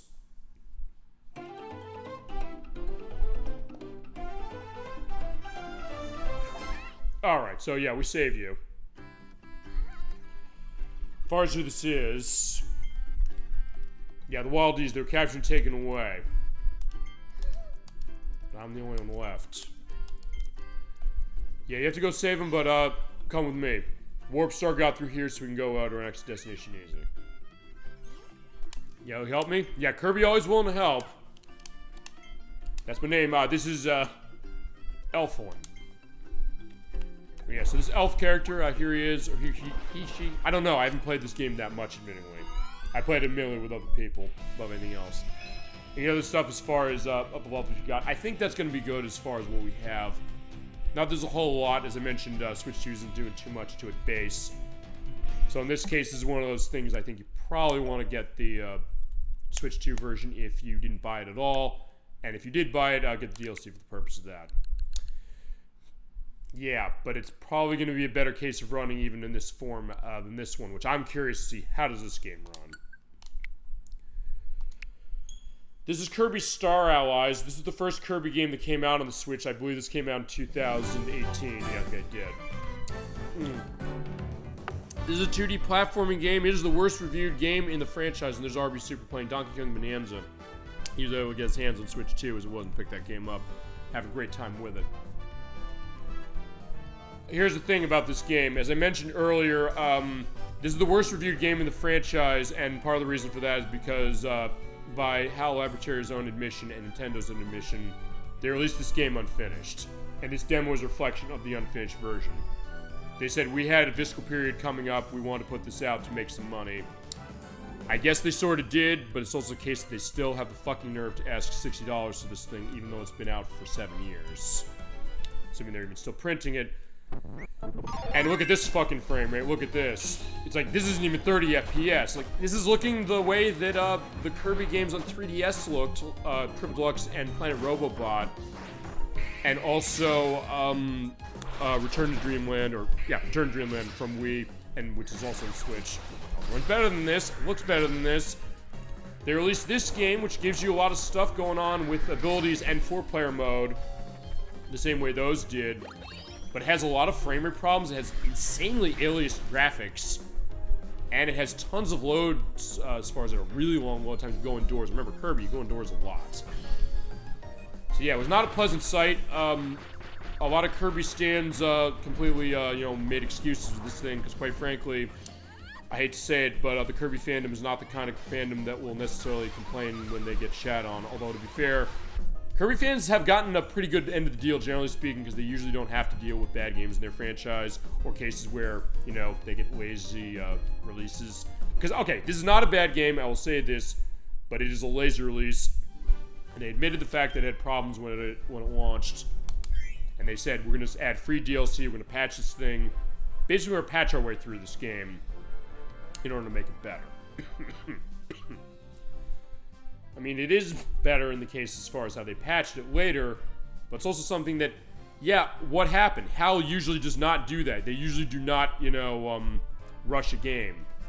So what were they doing with this? Is it a case where it's like, unlike the Zelda fans, which would probably burn down the headquarters of HAL and Nintendo in other cases, that they say the Kirby fans won't do that to us. They said we can just give them that. I mean, it looks good, it sounds good to certain degrees, but it's also aliased as far as that. And look at this frame rate, it's not even 30 FPS. It just felt like something was kind of missing. And they added some neat stuff as far as the allies going on later in the game, as far as how it is, and also with the other stuff they added, including stuff that's going into older Kirby games.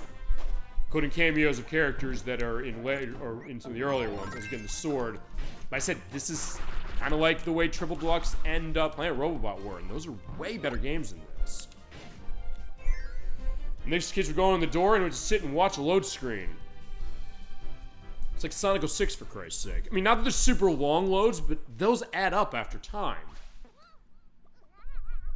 As the kind of thing that, if above anything else, I'll say this, I did not let Nintendo off the hook when it came to them, saying we're just going to release this game unfinished. And that was my point when I said to Pokemon Generation 9, I said, they've been doing this shit for years, starting with this one, because they figured, well, people are not going to complain about this anymore. We're not going to get any trouble. And unfortunately, they were right. And I was warning that for years and years and years and years and years. And then, much to my surprise with Pokemon Gen 9, they had a complete collapse. I mean, it makes this thing look like the most polished game in the world. But it's one of those cases where it's like, yeah, people say, like, oh, Nintendo's never going to, you know, rush games. They're never going to put out games that are unfinished and patch them later and give you DLC. I mean, they didn't charge the DLC, admittingly. And this is the main gameplay mechanic that goes with this. Pick a friend hard, you make friends, and you pull your allies and get a posse going on. Which is cool, but it said, finish the job. Make this game run decently. Make it look better, even as far as Switch is concerned. Make it have better load times. Release your finished game. It said, Nintendo is always the case. They put themselves on that pedestal all the fucking time. Even nowadays, they do that. And saying, you know, we're better than everybody else. Like, oh, no, all those other companies now that we're not going to be giving those massive cards to for Switch 2, they're going on game key cards. We're good. We're going to not do that with our games. It's like, well, yeah, you're not. But then again, you're not giving the other third parties an opportunity to do anything about that. And cases where, are you going to be doing this with releasing unfinished games? I mean, so far on Switch 2, they haven't. Because Mario Kart World does have a bunch of content. Donkey Kong Bonanza, which is out now, that does have a lot of stuff going on. Tons. Like, there you go. They totally put their effort as far as that. I just hope it's a case where they don't let the success of a system go to their heads and say, we can get away with this shit. I'm like, no. You said you're better than this. I'm like, well, no. Make sure you avoid that. And if nothing else, HAL got the lesson. Because they looked at the reviews, which were not that great. They weren't horrible. They're like 6s and 7s and 5s. Like, yeah, usually don't... Kirby's got great reviews, generally speaking. They're generally pretty good. This game's pretty good for what it is, too. But as I said, it was not a finished game. And I think I gotta treat it that way to a certain degree. But, alright, we're gonna make friend. So it's actually not dissimilar to Kirby Crystal Shards, but I think you have to make friends with specific people. And they will run with, you know, AI stuff, kind of like the helpers did in Kirby Superstar, as is. As I said, above anything else, my thing is that there are other Kirby games that were doing a lot of what this game did better as far as the time. They're asking $60 for this game. Like, yeah, you can pay $40 and get a Triple Deluxe or Planet Robobot and get a better value, honestly, and get a game that was finished. It's like, my point is, Nintendo, don't release unfinished games. People say, like, oh, that's now the world we live in, including RB Super popped up. He was one who constantly was haranguing me on that one. Him and Edwack, with all due respect. But I was like, yeah, who's laughing now when it comes to saying games like this? And I'm like, yeah, maybe it's not a case of saying, you know, that's going to be a good case. And I'm like, well, Nintendo's usually the one who puts themselves above that. It's like, yeah, those days ended as far as the Switch was concerned to certain degrees. And even we're done worse than this. But good news to HAL is they learned their lesson. And so far they haven't, and I guess Nintendo hasn't developed anything else. Me going into this now is basically saying, you know, Nintendo, finish your games. Don't think it's okay because other companies do it for you not to do it. And other companies also finish your fucking games, for Christ's sake. But anyway, yeah, so fine. That's my angry case, but I'll, I guess, pull Burning Leo out. That being said, if you do patch this game, it's better. But as I said, I'm delivering this game, like with Pokemon Gen 9, the way that they sold it to you for $60. I'm saying, well, yeah, Kirby fans deserve a little better than this. Even with some of the stuff this does, it's pretty neat. And honestly, I'll say, if you're gonna pick a Kirby game up for Switch, I'd say get, wait a second, hold up to charge up your power, and power per sword. So get Sizzle Sword. So you have an attack up, so it does add a little more depth as far as the copy mechanic stuff, and then set that off to set a bomb, and then the timer goes off and boom, blows up. And that you're able to get all the puzzle pieces and stuff like that, you know?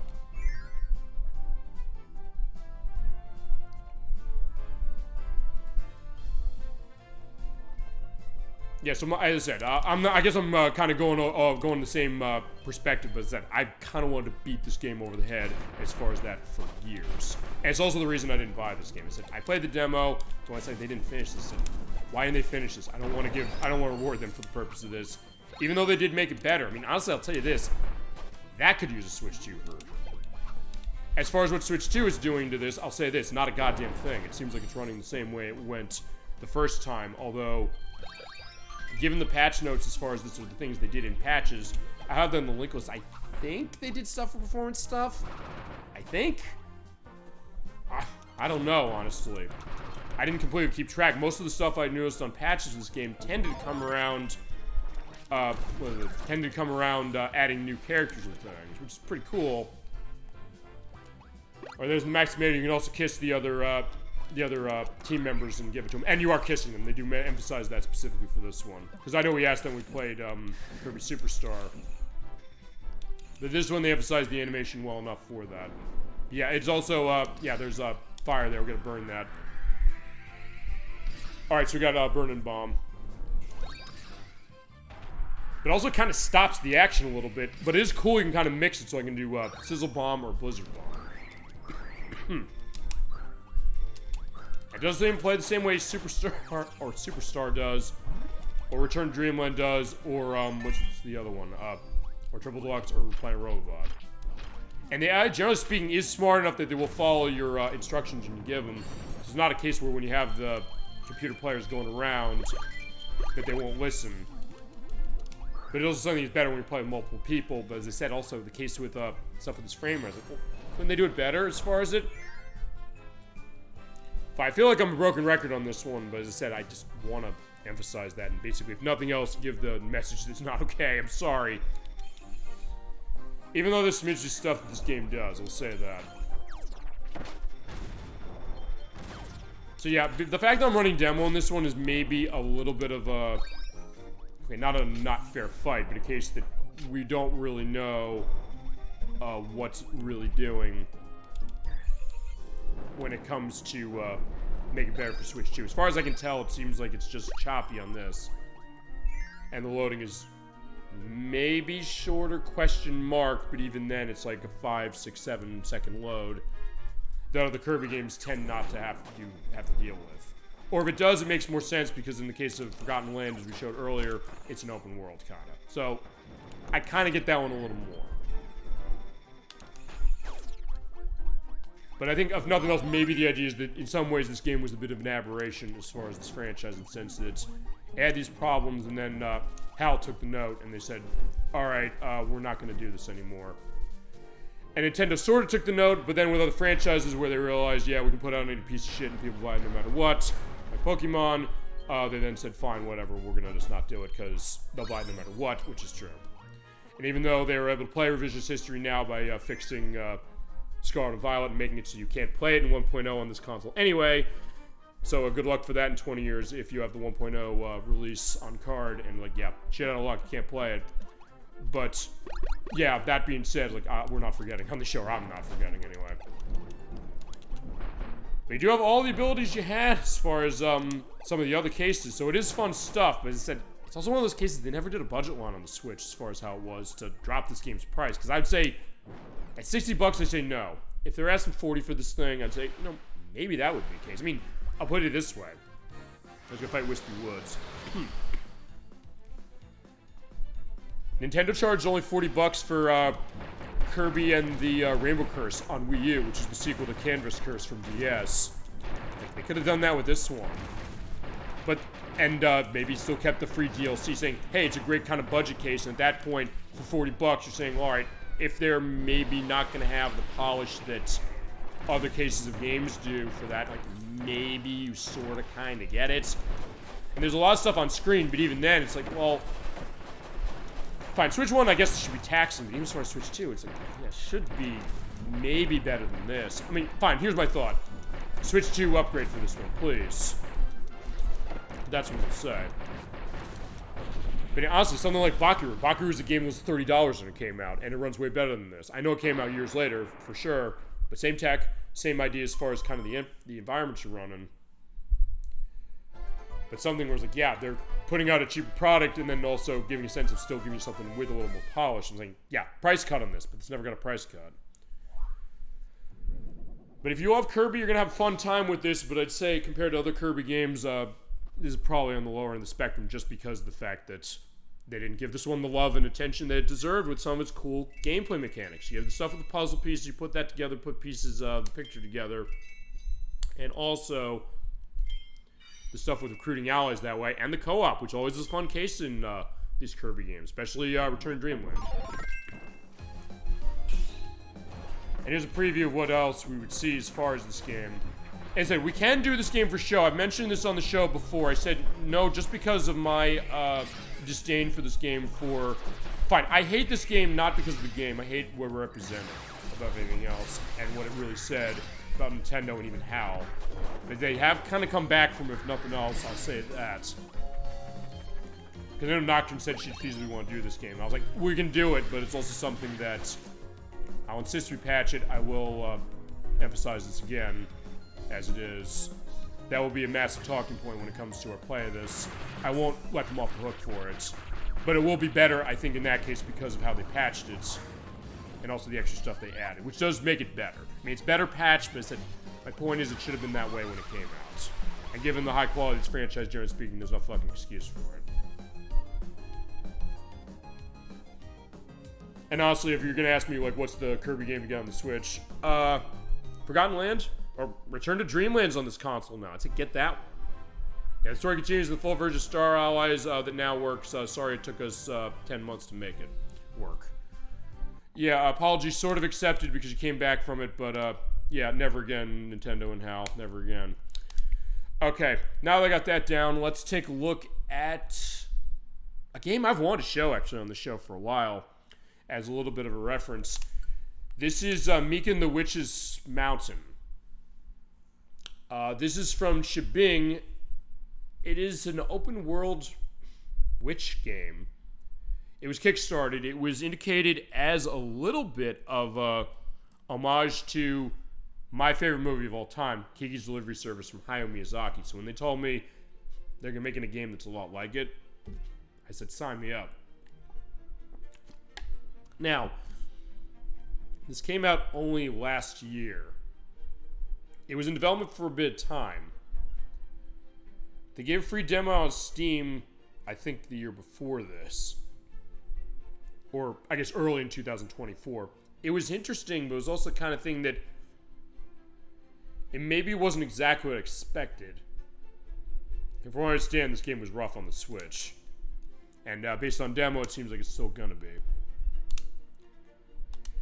And even the concept, which is you're a witch making deliveries in like a Zelda Wind Waker-ish open world, like, that's cool. But also something that, okay, it's not Kiki's Delivery Service because they're not licensed by it. They just said, we love that movie like I do. And said, wouldn't it be cool to make a game based on that? Twitch's like, yeah, you bet it would. But I'm curious to see what Switch 2 does to the demo on this console. And actually, I only played the demo on Steam for this, so I don't know how it's running in demo form on this console. And also, unlike Kiki's Delivery Service itself, this is about a more impatient character a little bit, as opposed to an unsure one. And maybe someone who's a little more headstrong. Yeah, this is Mika. Mom told her of her school days here at Stellar Lighthouse. Alright, this is fair. This is the element, like, hey, Kiki was far away from home. I'm basically going to be talking that element the same way I was with Goemon and Bakeru. Like, alright, be cool, you got this. Well, at least she's kind of talking to herself, I guess, in the sense of pumping herself up and saying, you know, I can do this, whereas Kiki had to find her inner strength, which made total sense as far as that. Yeah, unlike Kiki, though, we don't have to go to magic school. Because in that movie, the idea is the custom is she flies off for a year to find a town that doesn't have a witch in it to go through her training and find what is her place in the world, what is she going to do for a job, and what kind of person is she going to become. And what kind of witch is she going to be, and how is she going to help other people, and what is it that she's going to do to help them. Because remember, in the movie, her mother saying when you, Miss Dora, she came in around and said, yeah, you know, I remember when you flew down here on your broomstick, and like, I never knew you'd be resident witch, but now you're here, you're making medicine to cure my rheumatism, or control it. He's like, well, back then I could fly, Kiki can't even do that, and I didn't have time to teach her how to make potions. Alright, so in this case, you're moving around with left analog stick and using right stick to look around, and X button to jump. We have to talk to Mistress Oligari. And nonetheless, this is playing to that idea of that milieu, and I've always loved this concept, and maybe I just kind of like the idea of, weird enough, it is that movie that did it for me. That was the case where I kind of got into the idea of witchcraft in media, really, to a certain extent. Because under normal circumstances, the thought is that, to quote The Wizard of Oz, witches are old and ugly, or they're villains, or something like that. And it seemed like that was the case, but Kiki's Delivery Service said, no, that's not the idea what this is. And even other stuff like Ojamajo Do Re Mi, which is kind of more of a younger child's take on that. But also something that kind of was interesting is like I always kind of wanted like an open world game based on one of those things. This is the closest we got. But in this case, we're talking to this character who kind of looks more like your Bob out of Spirited Away a little bit, which probably was the intention. So the idea of, you know, imitation being the sincerest form of flattery and all that, but in this case, maybe not an imitation so much as saying, I guess, an evocation. Alright, I did bring this letter of recommendation. This also goes to then the idea, the idea of Harry Potter, as far as when that happened. No one rather got that idea, but that's not how things work. Alright, so even our mother was mistaken. Old-fashioned way to get into magic school, I should say. Alright, I was asking for apprentice supplies. Supplies. Well, I got broom, I got magic book, tempera paints, chocolate. It's called talisman as well. What about that? Yeah, I do. But, where are we gonna stay tonight? I'm basically asking if I can have a room. As opposed to Kiki in that movie. It's like, yeah, I'm not gonna even bother. I just mentioned, like, wait a second, I don't have anywhere to stay. And then Asona says, like, okay, fine, yeah, we have somewhere over the attic. You can use that.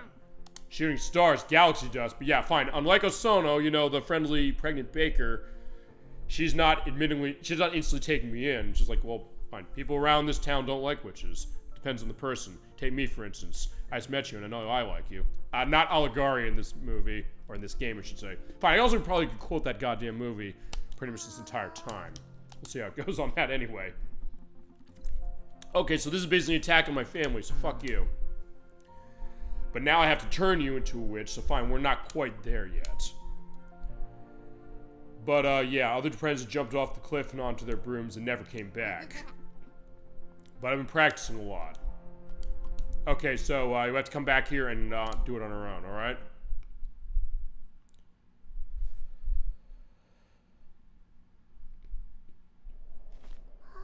Yeah, these animation cutscenes that do look really nice. In this case, just a little push and you'll be smiling.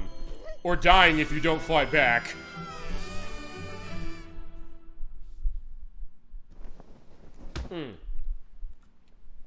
Alright, so here we are. This is day one. Yeah, that hurt. And my broom is broken. So, I don't know, do I spoil Kiki's delivery service by that? This happens halfway through the movie. So in this case, we're having that happen right away. But yeah, we need help as far as flying, because we can't fly. Yeah, as far as this on the PCs, we'll point out, it did run at 60 FPS, and it's also the case on PlayStation 5 and Xbox Series S and X, because it's on that as well. I think they capped it to 30 on Switch, so I guess it's going to stay at 30 on this. I know it had big frame rate drops on this console, but it seems like it's maybe a little more stable now. Alright, Allegra. Something I guess I could use, clearly, given the coughing fits. Yeah, I got pushed down. Sorry. Yeah, Orilla Town Artisan. Okay, mostly Potter, but people wanted me to fix stuff, huh? Alright. But maybe you know how to repair a broom. Also, let me turn the volume up a little bit. Yeah, won't fly as well as you used to. There you go. Okay, that was fixed, so we asked somebody to fix it for us. But, you really think you fly up there on this thing?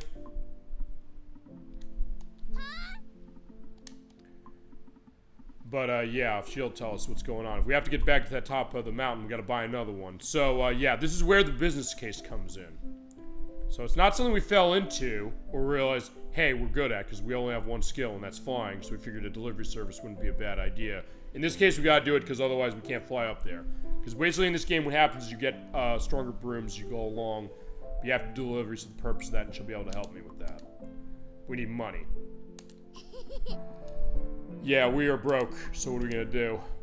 Yeah, the delivery company's hiring, okay. Witches don't work. Yeah, you've never seen Kiki's delivery service. So, if nothing else, this is not copying the movie, if nothing else.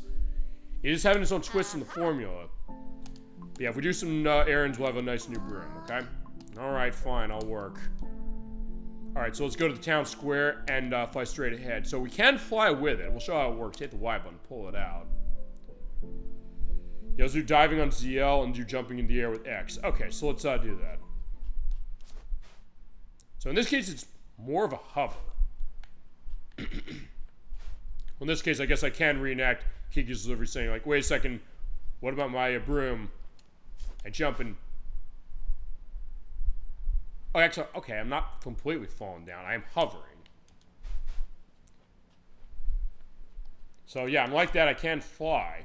So you are flying, but you do have to get stronger brooms in order to fly up higher. And then you can kind of go all across the mountains and all the area.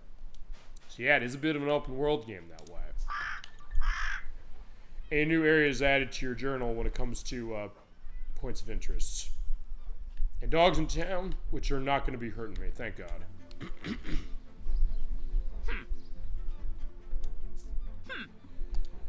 Alright, this is Gref. Yeah, maybe I can be the courier, huh?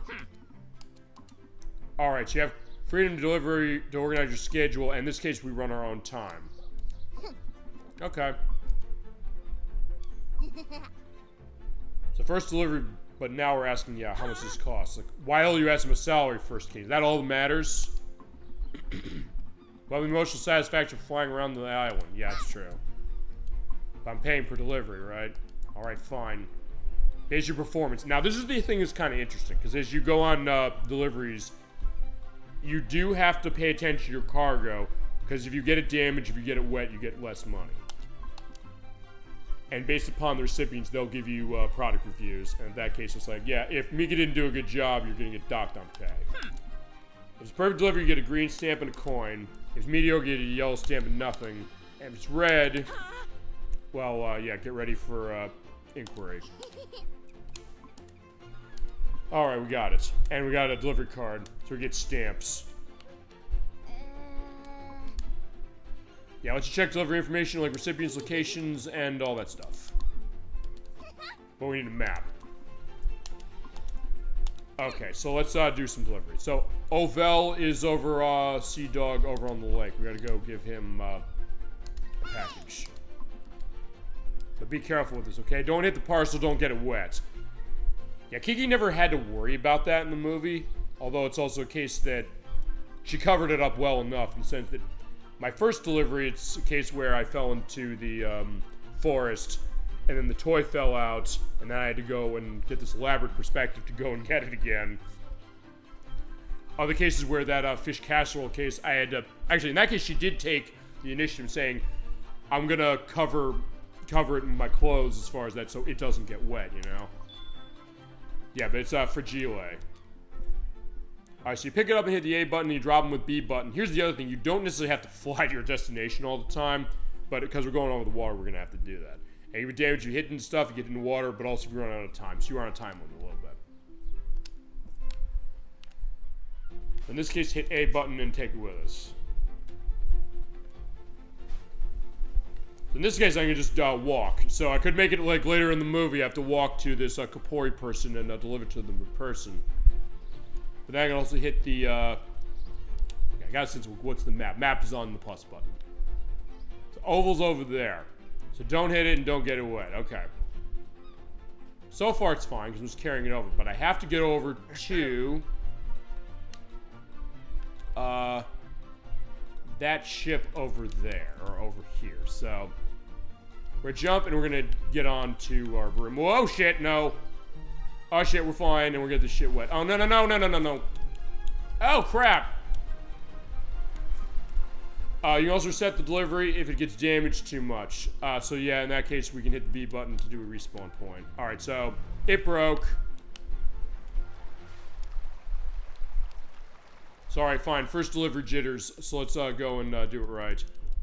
Also, you can descend on the broom and hit the X button, so I probably should have done that.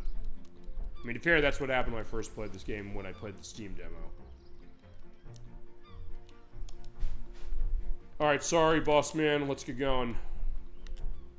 Okay, so fine, let's do it. All right, so there we go. So yeah, we don't have the music going on. I'd also probably get content striked if I had that music. The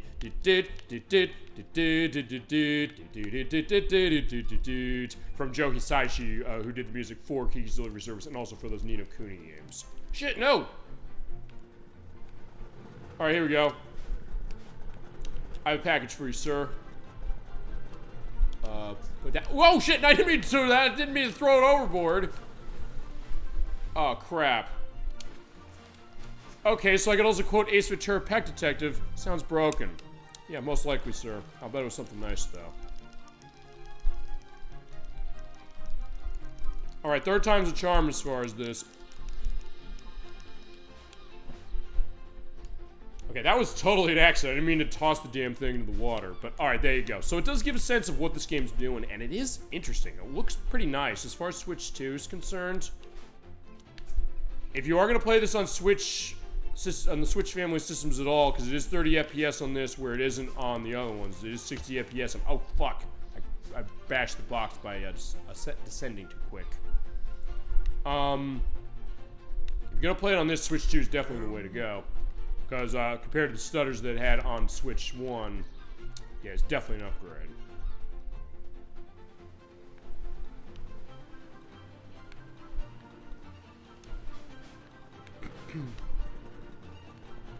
I do need to drop this. Hit. Go ahead. B button. Hi, I have your package here. It's mostly in good shape. And when you do deliver it, I believe you go back to your boss, and then you get. Okay, I'm not gonna get a pay because I only got I got a mediocre because I hit the damn ground with it.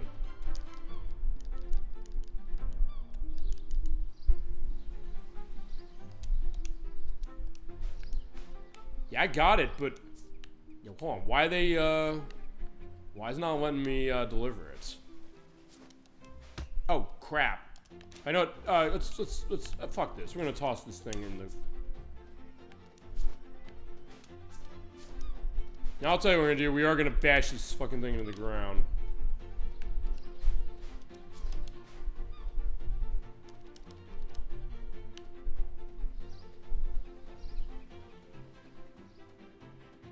You know what? We're gonna drop it in the water, so fine. I've had enough of this. Oh, right. Okay. Okay, I can just drop it that way. So I hit the B button, I can just drop it on him. So I probably should have just done that.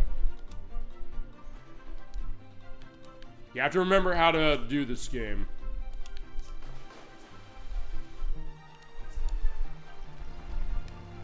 Alright, so yeah, we're gonna deliver this package and then we'll go on. I do want to show this game. It's also pointing out one other thing. It has another similarity to something I love, Pilotwings 64, because like with that game, you're seeing over there the wind draft, you can use those so you can kind of get some air going on to get yourself extra altitude.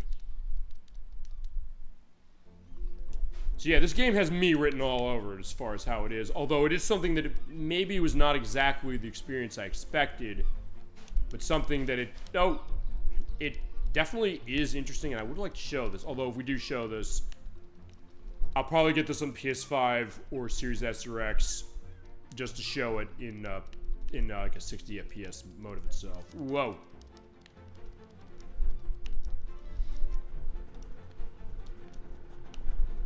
I'm trying to drop it. No, I don't want to. Can I talk to you? You're the guy, right? Oh shit, I keep doing that again. Hey. You know what? I don't know how to deliver this package. You know what? There's a house in the shipyard, so maybe I'm not in the right place. Okay, so I remember in the demo. Oh, hey, what are you trying to do? You're gonna take my package? All right, I might be going the wrong way. So I do. Let me go deliver it. I was gonna say no, I'm not gonna deliver. We're gonna move on. I was like, no, I gotta do this. So yeah, give Kiki this as far as going back to that movie.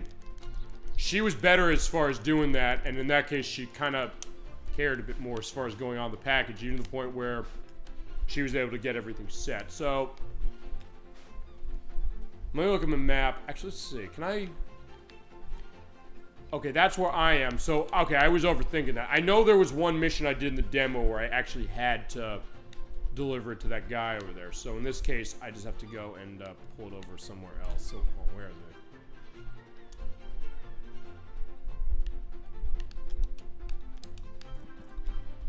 It said he lives in the house, so where is he? Oh, this is you? Okay, there you go. So yeah, get the A button prompt and then you drop the package. Hi. Well met. Alright, so I'm getting a nice rating. We can check the package, make sure it's okay. If nothing else, Mika's saying this, saying, check my package, make sure it's alright. Like, I'm sure it's fine. Alright, so he's gonna be trusting that way, but yeah, his package is in good case. But can you deliver something for me? Okay, here we go. This is what I was thinking. I was thinking ahead. He didn't take his lunch. Can you take it to him? He's sailing around the shipyard. Also, don't get wet. Yeah, in that case, they'll also give you different, what is it? They'll give you different stipulations. In that case, he says don't get it wet, and also you have less of a, what is it? Less of a health bar for it. Whoa. Oh, shit. So much for not getting it wet. Yeah, so he ain't eating that lunch now. But I guess they're not gonna say to you, like, yeah, why do you keep getting this thing wet?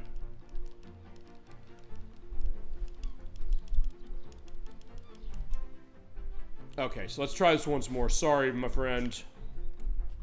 I'll make sure I get it to him. I'm just not remembering what the button is for dropping it, or dropping everything for that. So hit Y to get off my brain. Oh, here you go. Sorry, I didn't mean to scare you. Okay, so this is like when Kiki delivers the pacifier, except in that case, it's more just a case like, hey, wait, she missed it. Sona says, hey, you know what? I'm gonna have to, you know, stop my business briefly in order to go deliver. It's like, well, let me do it. I can go quick. And first she says, like, oh, great, you're just gonna deliver it to her and I don't have to deal with this. Thank you. He's like, hold on. I was like, wait a second. What are you doing, young lady? You're gonna be jumping off the side of that bridge? And like, she's like, oh my god. Then she's like, and she sees, like, wow, she can fly. She realizes that, okay, she's got something special just from that first sight. Alright, this is pick, by the way. Hope I didn't screw up the package. Alright, here you go. So there's his lunch. Right, he's thinking of me, but it's hard for him to go sailing nowadays. Do you feel lonely? Sometimes. It's calm and quiet here. But don't worry, I'll be fine on my own when you're gone, and I do enjoy your company. But how'd you like to catch a fish? Well, they won't be hurt. Put in a fishbowl, huh? We'll catch one for them. Okay, now in this case, you do have to get it wet. Because you drop it into the water, but the other thing you do is jump out. You go in the water that way, and basically like a pelican, basically you kind of drag it in and you catch fish for your young. In this case, getting it wet is encouraged because the idea is that, yeah, you have to get that set for the fishbowl. So it does give you variety on the deliveries, which you do like that. Hi. The deckhand's here. Let's fish. Your son wants to see it. You have it. Eat it? Nonsense. Put it in the aquarium with all the others. Yeah, I feel like boys here with me even when I was out sailing. So yeah, there is kind of a sweetness to this as far as all these people. And a case where I'd love to play this game more, and I'd love to show this on the show fully. But there you go. I'll give you a fresh rating. Before I leave, though, I have one other favor. Take this delivery office. But it has the wrong address. Sorry. Okay, so in that case, my business got it wrong. And since it's close in town, I can just walk from here. I'm getting all these smiley faces on my notebook. I'll be getting some money. Hi. This is the wrong address, apparently. Yeah, that's not possible. That's not possible. It's like, yeah, it is. And he's pretending they did it on purpose. Like, no, he didn't. Good job. It's for Bram. You met him? He owns the ice cream kiosk. Behind the shipyard. Slightly damaged, like we didn't damage it. Okay, I'll deliver this last one and then we'll go. Right, because you fill them all out on the card and then you get paid. Alright, you know what? In that case, that should be fine. This is just, if nothing else, a little bit of a brief perspective of what Mika and the Witch's Mountain is all about. We'll come back to this game, and it definitely has a charm, even if maybe it's not quite the game I expected. They said, as the closest thing we'll get to Kiki's delivery service, the game, I'll take it. But I'll probably take it on the console. But if you are going to play the Switch version, run on Switch too. And this demo seems like it's running really well. Also, next is a case of another anime flared case, another one where we want to test to make sure this thing runs decently. This is Phantom Brave: The Lost Hero. This is the sequel to Phantom Brave, which came out on the PlayStation 2 in 2004 from Nipponichi Software. They developed it and published this game. I was a big fan of this on the PS2, and I actually gave this game to Kazan22 when they ported it to Switch, the original. And they said, we're going to do a sequel. It's a strategy RPG, and actually this is the first look at Nipponichi we've had on the show. I keep teasing Rhapsody Musical Adventure. We'll do that one eventually. But this is another really good game, one I would like to show. As far as it, I don't know if Kazan22 would want to be in on that. He did buy this on the Switch. He said, I regret buying this game on the Switch because there's a lot of frame rate problems, which was shocking because none of the footage they showed had any issues with it. And the Disgaea games that were released on Switch tend not to have this issue either. Well, 7 did, actually, as it turned out. Now, the concept of this game is pretty interesting. You have this girl, Morona. In the first game, she's orphaned. Her parents die, and her phantom, named Ash, he is tasked to take care of her. He doesn't tell her or can't tell her really that her parents died. He's under the impression the parents say, hey, tell her we'll be back for her. But because she's so young, how is she going to take this? She keeps going under the perspective saying, one day when my parents come back, and he has to kind of think saying, it's been so long they haven't come back, maybe that's a sign that you shouldn't get your hopes up. And it's absolutely devastating when you get to the point of when she has to realize that. So it works really well on a storytelling perspective. It's really interesting as far as the atmosphere because you're taking place on an island. You're just kind of going around doing jobs, kind of like Meek and the Witch's Mountain as is. So in that case, it is pretty interesting to see it, and it has a lot of really good strategy RPG takes on itself. Now, this has options for graphics and performance mode. I'm going to run it twice. I'm going to go normal, because I played this on the PS2, so it's not my first rodeo on this one. I know, weird one for them to get as far as the sequel, as we have Ivoire, which is the area with a lot of islands. This is where this franchise is set.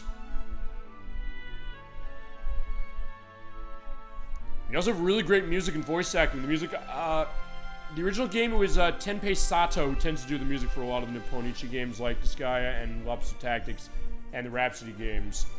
I don't know if he's involved in this one. Its inhabitants are just as diverse, from humans to animals and beast people. Because in the last game you had other creatures, and the other thing that was kind of pointed about the original game is not only is the case of Morona having to deal with the fact that she's happy-go-lucky and willing to help anybody, even though it's a case that she feels she doesn't realize her parents are not going to come back, and she's basically having to be mentally prepared for what is probably the most damaging thing to happen to a child, especially at an age that she is. But also the fact that in that game, a lot of other people say, hey, she can control phantoms and be in connection with them, so they think there's something horribly wrong with her. And even as she's treated with the worst prejudices imaginable, it's buttressed very effectively by the fact that she always has a good spirit. And it is very poignant, but also strangely funny in some cases about how sometimes that goes, but also the idea of some of the connections she makes. The stories in this game are really, really good, as is. I'm going to briefly show this both ways, but yeah, phantoms are souls of the dead who come, the living can't interact with, but there's one girl who can do that. Her name is Morona. One girl can not and she only lives speak with one. Phantoms, she lives with one. This is Morona. And since this is a sequel to the original game, which the original game has been ported a lot, it is on the PlayStation 2, but it's also on the Wii, it's on the PSP, and the version on the Switch, which is on the Prinny Presents Nipponichi Classics Collection Volume 1. It does have all the extra content that was in the PSP version, and I think the Wii version, which is called We Meet Again, has extra stuff on it as well. And so basically, if you're going to play this game nowadays, get the Switch version as it is, because it has all the content for the game. Yeah, so she lost her parents at an early age, and she was called the Possessed One. She was despised because she can interact with phantoms. The possessed one. So I'm kind of telling you what I already know, but as I mentioned, since I go back to this game back in 2004 when it came out, or actually I played it in 2005. And that is an interesting game. I definitely want to show that at some point. I do know what the deal is. But this is Ash, her Phantom Guardian. And she was always happy. Or even when she went through the things that she goes through in that game. But despite what I'm saying, that's not necessarily spoiling the first game as far as some of the stuff I'm saying. But it's also the specifics about it, which makes it work so well. That and the gameplay is unbelievably great and deep. Along with Marona's parents. Yeah, he lost his life along with her parents, but remained in the world as a fan. Basically, he's the remnant of her parents and basically what she has left of them, really. He feels it's his duty to protect Marona. Yes, he does, and that's something that makes him really interesting and very admirable as far as a character. In fact, having Ash around is that's why she'll be happy and healthy, or as much as possible. Basically, he kind of wanted to shelter her as much as he could from the dangers of the world, while also then having to be in that perspective that her parents would have had to be, of saying, what happens when a child grows up? What do they do when they have to learn to compartmentalize horrible things about the real world? And how do they then figure where their place is, really? And also, how are they going to react? What kind of person are they going to become? And she works as a chroma. Basically, in that case, she's willing to take jobs, and that's how they're able to keep bills paid as far as everything on the island. People have slowly come to accept Marona and Ash. And after a fierce battle, they achieved something truly remarkable. Yes, they did. And that is... They banished sulfur. Okay, we are spoiling the last game. Sorry, as far as this. So maybe I should skip this. Instead of possessed, people have started calling Marona a hero. Yeah, indeed so. It is now. Yeah, okay, so this takes 6 months after the first game, and I do not have Fanbrave on the Switch. If I did, I would show it. Job, Marona. Being a chroma is really dangerous work. You helped a lot by destroying the monster's traps.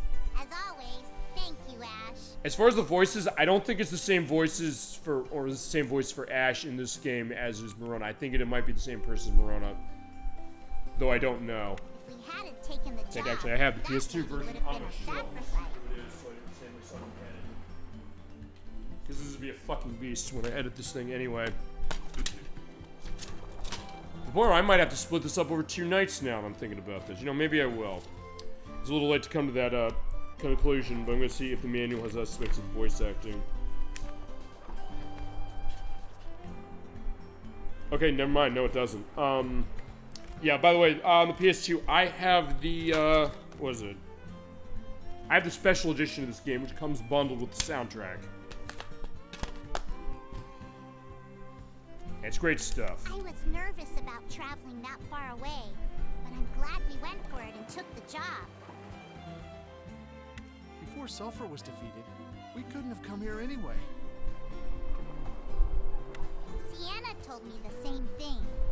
Something about the wall of darkness dividing the sea. Now, maybe I should skip this because honestly, I don't think I'm going to be able to show much of this stuff. I hope we get more requests like this one from islands that we couldn't reach before. I really wish you'd stop taking all of these dangerous chroma jobs. Well, but Marona, she does have her case saying she never wants to not help someone. You're the hero who saved the world now. You don't need to keep putting yourself in danger. It means so much to me when you worry about me like that. That's true. Marona does respect the fact that Ash is always going to be there for her, but she likes doing this and she wants to help everyone. As many people as I can. And that's the interesting thing about Marona as a character, because the case that even with all the stuff that's happened to her, all the horrible things that happened to her as far as her personal experiences and then also people shunning her or treating her badly, she never lost her spirit and never said, you know, I don't want to help people. And you understand from playing that game and also through this one, from what I've gathered, that, you know, she's not going to necessarily put her happiness first, but in some ways her not doing that is putting her happiness first. And you understand why she came to this decision of saying, how was my life out with you know? Sorry I'm so unreasonable, Ash, but I'm all in about being a chroma. I've heard the stories, but are you really Marona the Chroma? Yeah, they'd be saying horrible things about her in the last game. Yep, that's me. Who are you? I'm Olive, a pirate in training. I was just on my way home after stocking up on provisions. Okay. So, you really are Marona? The legendary Chroma who defeated Sulfur, the Lord of Terror? Okay, so that deer guy is liking I that. don't know about that, but it is true that I defeated Sulfur. I knew it! Wow! It really is you. And we're not even that far apart in age. Also, it's worth pointing out she's, I think 15. Actually, how old is she? Yes, I do have the PS2 version. It does say, I think, how old she is as far as the manual, unless I'm going to say wrong, like, no, she's not. I think she's, like, in her teens, so the idea is that, yeah, you know, she's technically sort of underage a little bit, but she's taking a lot of responsibilities on, you know. You're the phantom that's been helping Marona ever since she was a kid, huh? What a guy. That's true, yeah. So people even know about me now. It's true.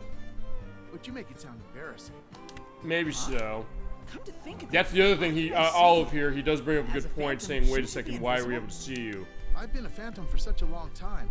I can now temporarily materialize. Although I still can't eat or drink like normal living humans. No wonder you're Marona's friend. You do things your own way, huh? Well, they both do, as is. Actually, in all honesty, this is more turning into a story layout of this game as opposed to a demonstration of the gameplay. But I am honored by your invitation. I'd be happy to go for a visit. Alright, fine. I think I'm gonna have to skip this stuff. Alright, sorry. But one thing I do know on the story of this game is that, well, I think I tell this. Why'd it get so cloudy? Yeah, it's raining, so something's going on with their ships over there.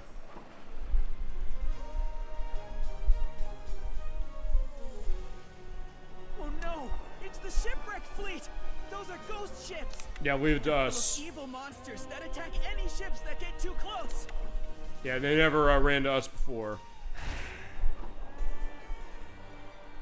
I mean, maybe if nothing else, we can at least get into a battle here. Quick, we have to do something. We're gonna kick their asses. Come on, let's get out of here! I'll ask the captain to prepare the lifeboats! You do that, we'll take care of these dudes. You report to the captain. We'll take care of these monsters and buy you some time. Awesome, and I'll be able to show the gameplay, and I'll also see if I can't switch between performance and gameplay mode, or performance and quality mode for graphics. Because from what Kazan22 was showing me, this game has horrific frame rate drops on the Switch 1, so There are so many I'm gonna try it both ways. Marona, I'll handle this. You go help the others escape. No, I can't do that. I won't leave you on your own, Ash. I'm pretty sure it is Tenpei Sato doing the music listening to this, because yeah, you can tell those strings off of him. It's like what Emetic said about Yoko Shimomura. When it comes to certain instruments with a video game musician, you can sometimes tell it's them. Yeah, it absolutely. This has to be Tenpei Sato. If it's not, I will edit down saying no, it isn't somehow. All right, Ash is gonna go help. By the way, plot-wise, he's going bye-bye. That is the main idea, is like what the lost hero is.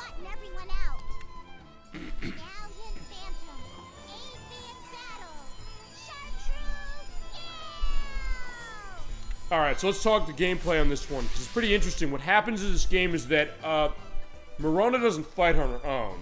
She's able to get the phantoms going on. You'll go no further.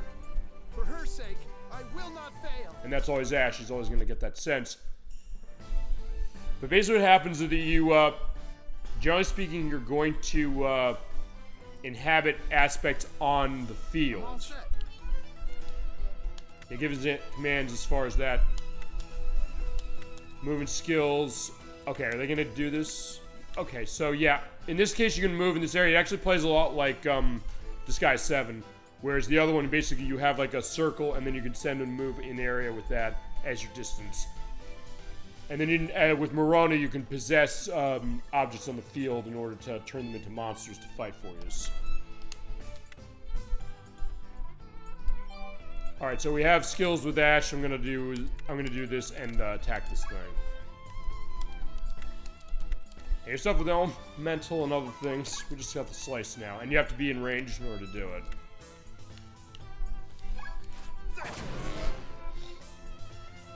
Alright, so I did enough damage and he's gone, but then it's also the case that then you can move around to a certain area and then say, do you want to end your turn?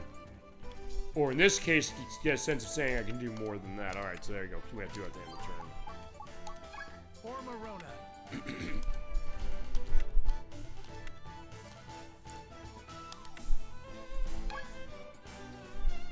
Also, if you hit ZL, you can play it the same way you played the old way, which is saying, hey, you know, I'm going to do a, not a grid case, basically a run case. Let's do the Dragon Slash.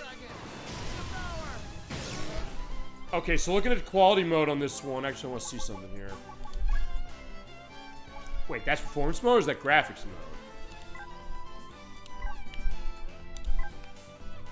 Alright, this is graphics mode, so let's see this. Actually, is that graphics mode? Yeah. Oh, apparently I have a jump in this game, didn't know you had that. Alright, that's a help.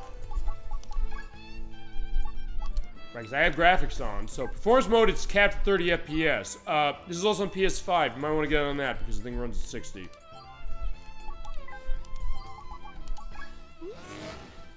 Yeah, but other enemies can move around, they can hurt you, but he's not doing anything, so I'll slice him.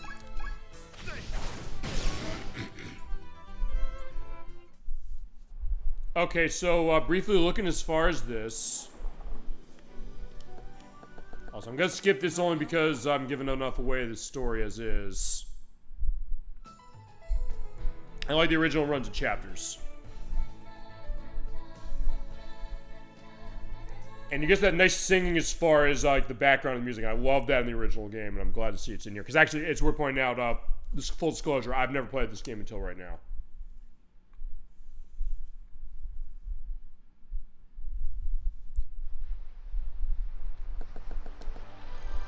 Okay, so I guess we got shipwrecked back at home. I guess, let's see.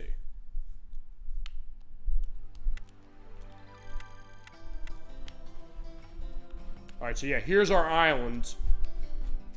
To go around as far as, I guess, going stuff for plot. Okay, so, just to go into this as far as the stuff with graphics. Since I have performance mode and I have graphics mode, it's capped at 30 FPS on Switch. So honestly, above anything else, it seems like, I didn't see any slowdown either way, so I guess if you're running this on Switch too, just run in performance mode the whole time, but you're not going to be getting a frame rate boost running it for, running in quality mode, I should say, but you're not getting a frame rate boost at all. So basically just, do you want the graphics to look better or not, as opposed to prioritizing frame rate. Honestly, it's one of those games then like Kirby Star Allies that this could probably use a 60 FPS mode, but don't know if Nipponichi is going to want to do that. Alright, but I'm also going to take a walk through. I'm going to get that message in a bottle and we'll go on. Oh, the difficulty, dude? No, we're not doing that. Okay, so that's a little bit of a preview on Phantom Brave Lost Hero. Yeah, it doesn't seem like it runs better, but it's also a case that not much of a benefit because it's 30 FPS both ways. Alright, we only have 4 demos left, so we're good. Okay, next is a game that is going to be the jurisdiction of Gemini96. He loves Pikmin. We're going to start with the first one, but I'm going to give a demo of Pikmin 4.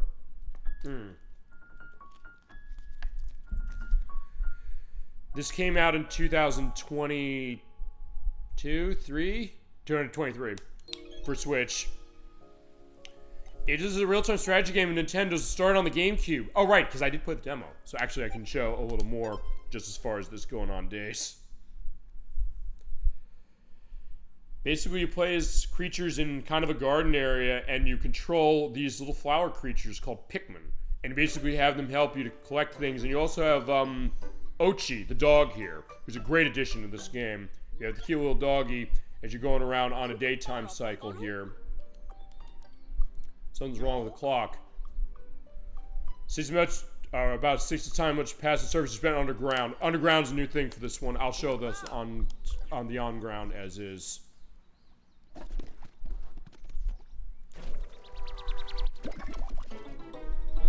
And when you deliver onions and things over here, you're able to get more stuff going on to the onion as far as this, for bulbs.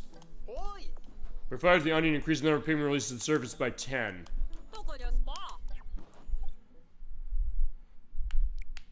Alright, when we start a mission, you have options of Pikmin. They have different skills. This one added ice Pikmin, but they also give you the red ones, which can survive being killed or hit by fire. I'm just going to show briefly as far as what they are. Basically, they'll follow around, and you have the B button you can use to kind of put them in an area and send them to go do stuff. Or throw them at an enemy, like that creature over there. Hit A button. Oh, well, okay, they're gonna tell me. Circle stones, but, yeah, looking for Captain Olimar, the main character of the franchise. We can create a base over here. Let's kill this thing. So we're gonna throw the Pikmin over at that. Throw him over there, they will go and murder him. But they might hurt him, so you gotta be careful as far as that so they don't get themselves killed. But, oh shit, Ochi's on fire. Tail's burning. Put fire out with B button. Okay, so let's see. Help. I guess my whistle can help. Alright. Alright, so the whistle calmed them down. So in this case, I'll throw them on there and kill the guy. And we'll kill them in hilariously, you know, dark fashion for a kid's game.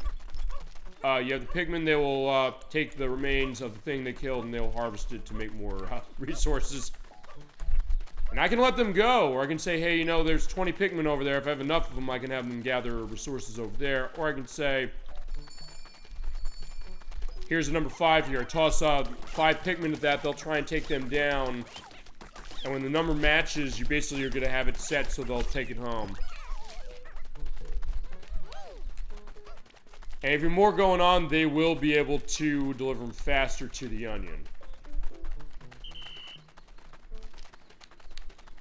I guess it's where the onion is.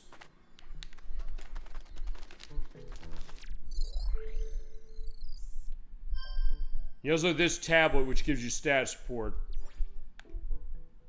Alright, so that's our map. Where is the onion? I want to see where that is. That's our main sort of base. Okay, the onion is, look this way. Well, let's see, where is it? Alright, that's the Last Frost Cavern.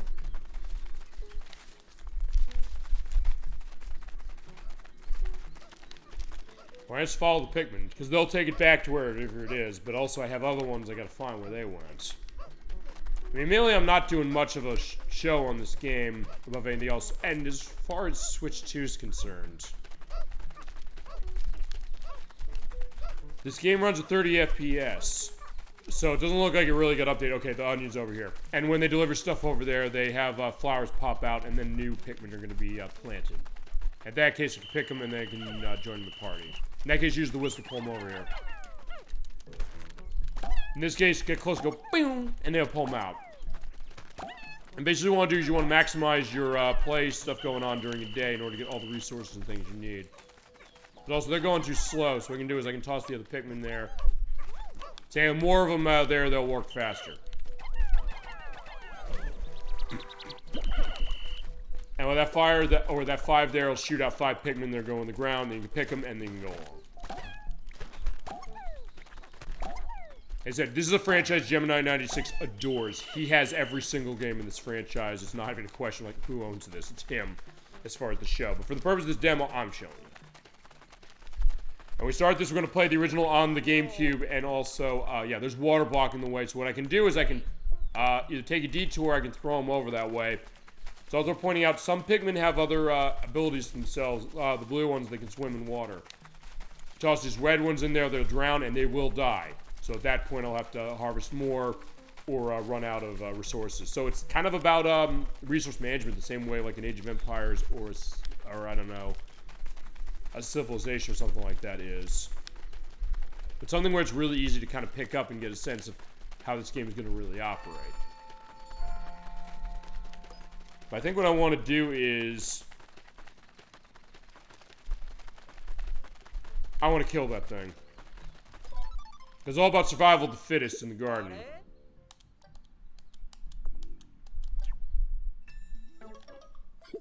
You press CR to fix your auto target lock and focus on it, and then, yeah, basically just go on them and have them kill them.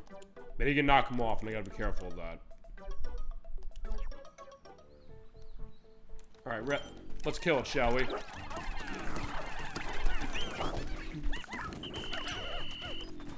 Oh, but someone will get eaten, and that means that then they die. Go, and so, yeah, they did die. So you have to be careful as far as that. So if that's the case with that, I think it's Bulb Orb is the name of the thing. Hit him in the fucking back and kill him there.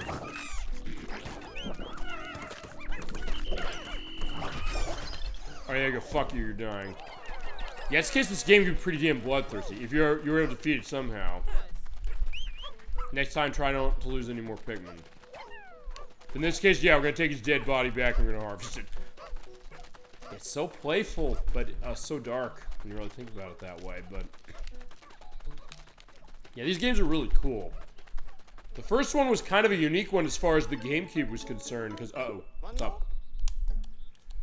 Bridge under construction, so... It's something that you can, rebuild the bridge. So there's a lot of things to do in the environment. It's not just about killing things and harvesting their bodies for, resources. And yeah, I am making it sound as dark as I am intentionally. But I said it's so cute, and I have a cute doggy with me, except, no, yeah, he's there. So yeah, he's even helping. But Ochi's in bad shape. I mean, as I said, I don't think I'm going to show too much on this. When we get to this game, we'll start with the first one on the GameCube. The second one has a co-op mode. I don't know if we'll run the co-op mode together, Gemini 96 and myself.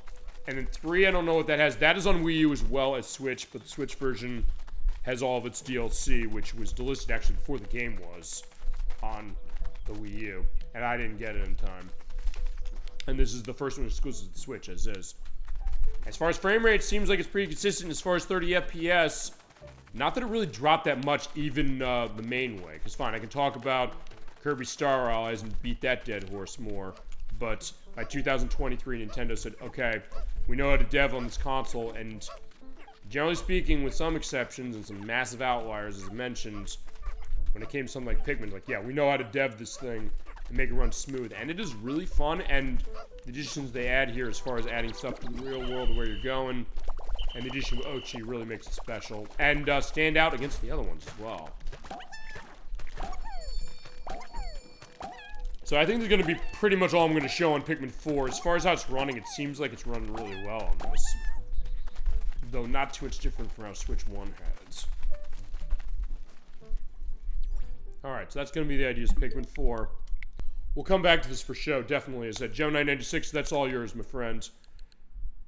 But also, I may as well yin-yang it. I could do Pokemon Let's Go Eevee and Pikachu next, but we're going to yin-yang it with a game I know he will never be involved in because he fucking hates this game. And I have a complicated one on this one, too. I'm just curious how this runs on this console. This is a Powerwash Simulator. This is from Square Enix. It is literally what it says. What do you mean disconnected? I literally had my Pro Controller on. There we go. It's from Square Enix Collective and Future Labs. There's a sequel to this coming out. It came out in 2021. You have a fucking end-user license agreement because of course you do. And so I have to scroll all the way down through this bullshit in order to be able to play this game. Now, it's like Super Mario Sunshine in the sense of cleaning stuff, but the word simulator is not wrong on this one. And I have to do a privacy policy. Oh, for Christ's sake, come on. Not that there's really online for this. There's DLC of things you can clean. I'll show something simple going clean.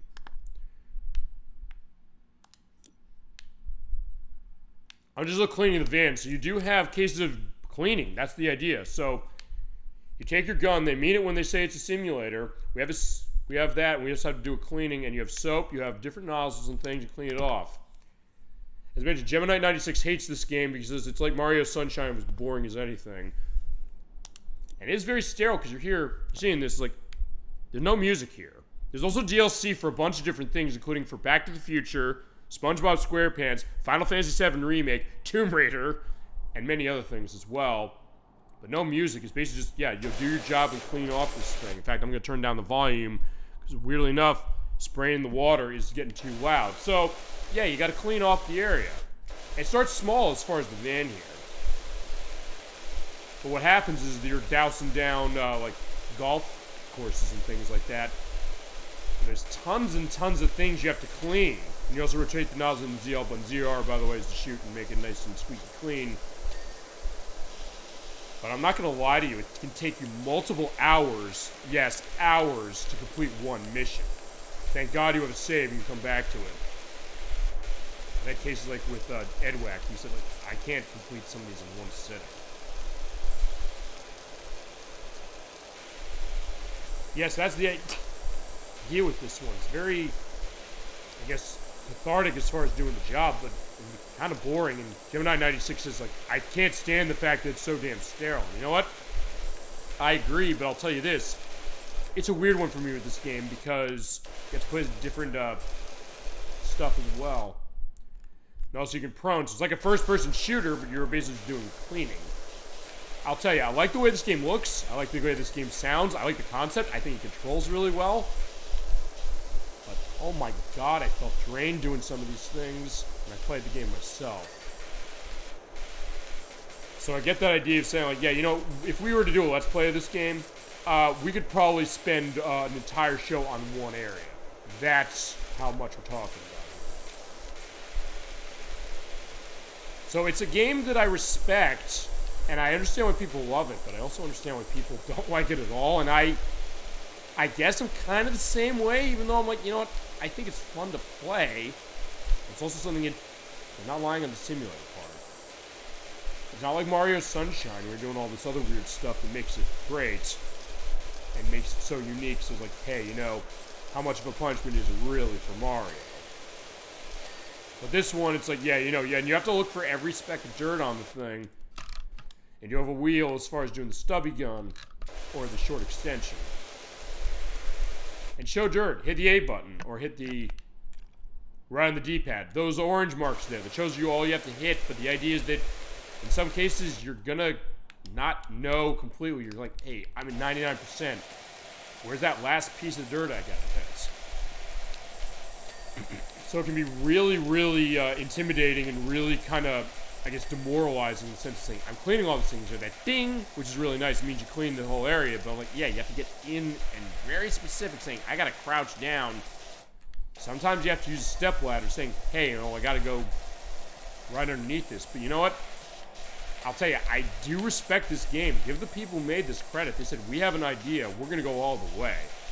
They're not half-assed this game. Look, as far as the Switch is concerned, I mean, mainly this runs on 30 FPS on every console, even on Xbox Series X, which is where I played it, because it was on Game Pass. In fact, I think it still might be. And I was like, let me give a shot of this, because I was fascinated when Edwak showed me this. Like, oh my God, you're cleaning off the 7th Heaven bar from Final Fantasy VII Remake. I was like, oh, that's cool. I was like, holy shit, this game was draining when I played it. But as far as how it's running on Switch 2, it seems like, okay, I'm not necessarily aware of how Switch 1 handled this game, but it stuttered. And to be fair, I'm only in a room with a van. So, at that case, I don't know if it's something where this really, I mean, if it really ran badly before it needed this. But also, you had the step ladder, so you hit the down D-pad to pick it up. Put it there, because like, wait a second, I gotta go on the top now. And yeah, I can walk on this, so I'll say this, as far as simulator case, my dirty boots are not going to get dirty again. So that's one good thing, if nothing else. Like, hey, you know, it's not that much of a simulator saying, I'm walking on top of this van, I'm trudging my dirty feet on this, I'm getting more dirt on this. But you do need to clean everything, literally everything. So you have to squeeze into all those nooks and crannies and get it all set. You get a sense of making sure, like, hey, where's there? Can I get that stuff going off on the mirror over there? And on that one. And again, sorry for all the coughing that way. Like, this is the only time I'm going to get this set. I'm coming off of vanilla-ness as it is, but still going alright. Now, obviously, it's only now that I A, have the time, and B, I'm going to be even in a case to be able to talk. So yeah, in that case, yeah, I do take care of myself as far as on the show, making sure, like, hey, if I'm not ready to do a show, I won't do it. And if it's a case where I get a sense where I'm really, really sick, I usually will say, no, I won't do the show if it's really, really bad. But then again, also a case where I have guest cases, I'll say, hey, you know, you handle it. Maybe I should do as an April Fool's Day show at some point. Have a show with a guest and someone and have them just completely go the whole way and be mute the whole time. I'm trying to think of like what would be a good case of doing that. Also, you can change your aim mode on D-pad as far as that, so you can kind of just look around or aim around that way. Alright, but maybe I need to change my nozzle.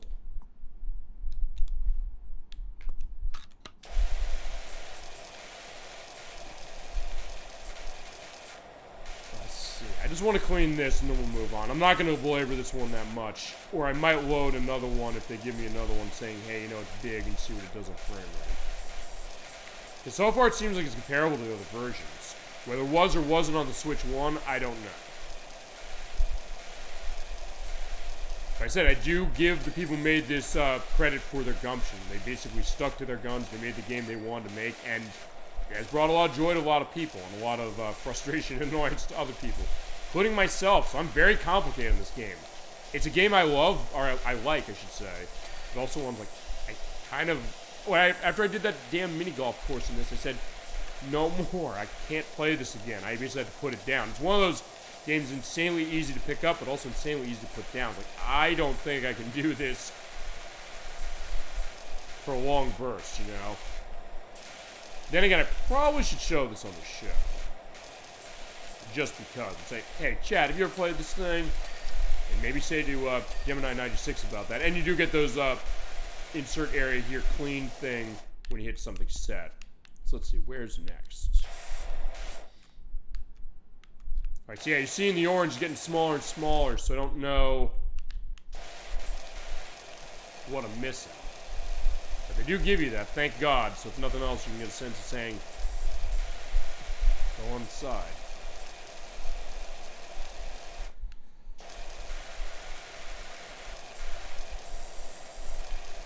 You also kind of got to get it in there, you know? There we go. When we get to down to your last three things, it tells you, okay, you got to hit the grill, you got the tire, and you hit the windscreen. I believe it is a European developer who made this, because you can tell from the idea they call the windshield the windscreen. You can tell the tire with a Y.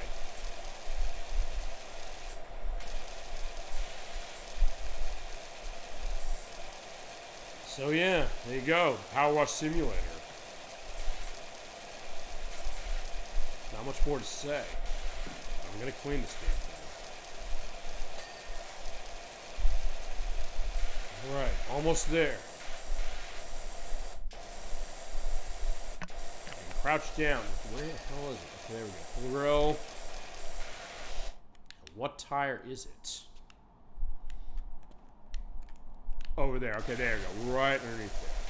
One thing when you do the job, you'll see this. I think they'll show that, right? It shows you in a fast frame everything you did as far as going across. So, there you go. Alright, we're not going to do this job, but I am going to show. First off, the loading seems like it's pretty quick. It has to load the dirt. Alright, so here's the house. You do have to clean this whole damn thing. And hit different materials. I'm hitting on wood. I'm hitting on plastic. I'm hitting on multi-purpose. So yeah, instead of getting a window washing or a power washing business in real life, do it in a video game and don't get paid for it. Look, as I said, I get the appeal, but I also get the sense that, as I said, I agree with the people who love this game, and I also agree with the people who hate this, just for that very reason, you know? Yeah, it's also reminding me of, like, I don't know, do I have to do this to my own house? Well, fine. Age of my place? No, I don't have to do it. But, yeah, to clean the porch, to clean the wood underneath it. But it does look really nice when it's all clean. You know, I'll just shoot some stuff. But, yeah, they are expecting to clean this whole damn thing. And the fences. Well, okay, maybe not a fence. But other cases, they will ask for that. So you gotta be careful.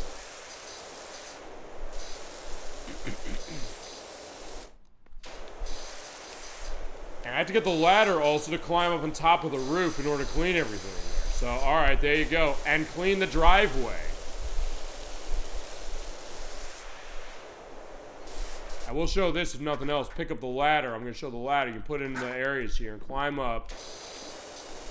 Here we are on the roof. We can start shooting stuff as far as the water here. Also, you do not have help, so if you fall off, you will not break your legs. So that's a benefit. But yeah, as far as how this game is run, it seems it's consistent with the other versions. As far as, you know, how that is, or if it's, you know, running worse. I mean, I guess it's more of anything, I guess, loading. But I said, I don't know how this is on Switch 1. But I also can get another thing, which is that, yeah, despite the fact I'm saying I'm not going to clean this place, I'm starting to clean this place 5% of the way done. It's alright, I'll tell you what I'm gonna do. Let's clean the door.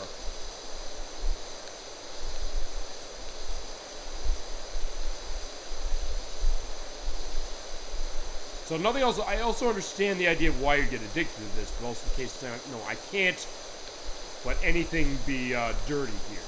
But also the case eventually, Jesus Christ, after 5 hours or something like this, it can't take that long. Maybe longer. Like, enough already. I don't know if I can do anymore.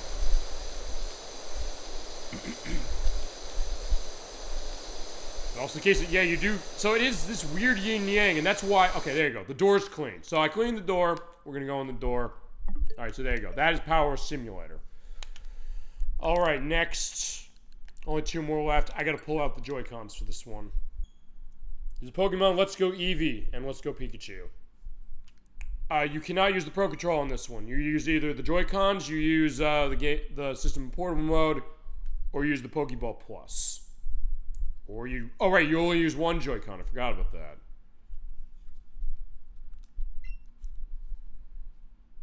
Yeah. Well, actually, no. Go back. I'm just use the right one. Okay, this is a remake from Game Freak and Nintendo of Pokemon Red, Blue, and Yellow from Game Boy. It's the second remake of it after Fire Red and Leaf Green from Game Boy Advance. This one they tied into Pokemon Go, the mobile game from Niantic.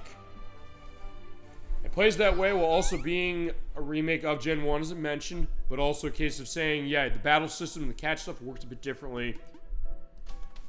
As the demo lets you go to Viridian Forest, and there is Professor Oak. Hi. Had the chibi style going on here. You gonna help me with a bit of Pokemon research for this demo? Sure. Alright, Pikachu's with us as far as it, and the Eevee version lets you start with Eevee.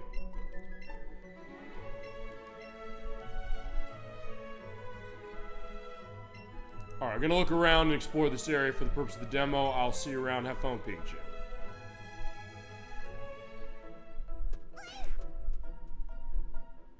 And you have the enemies.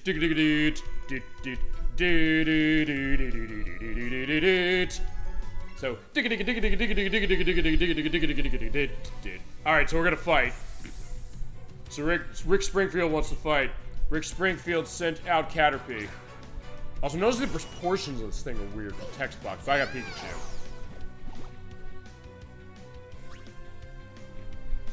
Yeah, this works a bit differently as far as how it goes. We're running on this method as far as just the Joy-Con. You also have moves you did not have in the original game. Floaty Fall. This is a flying move. Since it's a bug type, I can use this to hit him. So let's hit him with Floaty Fall. So yeah, this is Pikachu going up on balloons and bouncing down. Yeah, it's gonna kill your Caterpie. So bye-bye.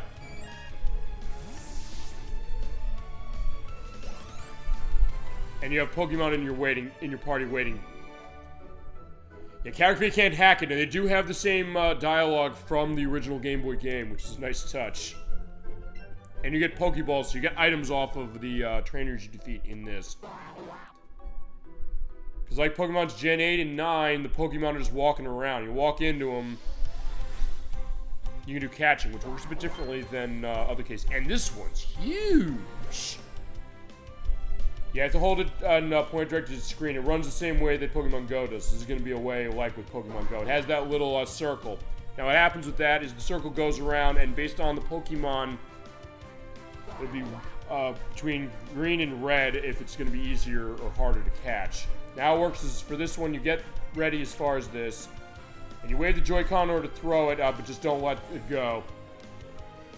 Now, the way you're supposed to go, and every so often he'll do that animation, that means you can't throw at him, because if you do, it'll bounce off him. What you want to do is you want to throw the Pokeball when that circle's going on, and you want to have it within the circle. And if you get it within the circle when it's small, you get style points. You also have to be specific as far as how it is, but also be careful when Pokemon move. And you can also, okay, so the way it works, because you basically hold it upwards and you flick it down. Like, whoop. There you go, excellent. I got it right in the circle. That's what you want to do. With a Pokemon Go or in this, and it also makes it so that you'll get some bonuses if you catch them. Alright, there you go. So yeah, you don't have to do as much stuff when it comes to the catch, and just like with Pokemon Go, it has aspects of new Pokemon, excellent throw, technique bonus, and size bonus, and berries you get. And you get experience for all your Pokemon in your person, or on your person, I should say. Of course, they have Pokédex, and you can pull them out and use them as far as that if you so desire. And the box is in your bag, so you can use that. Hit the plus button, or hit the X button. You can do that. Let's take a look at that. So let's meet the team. We got Pikachu. You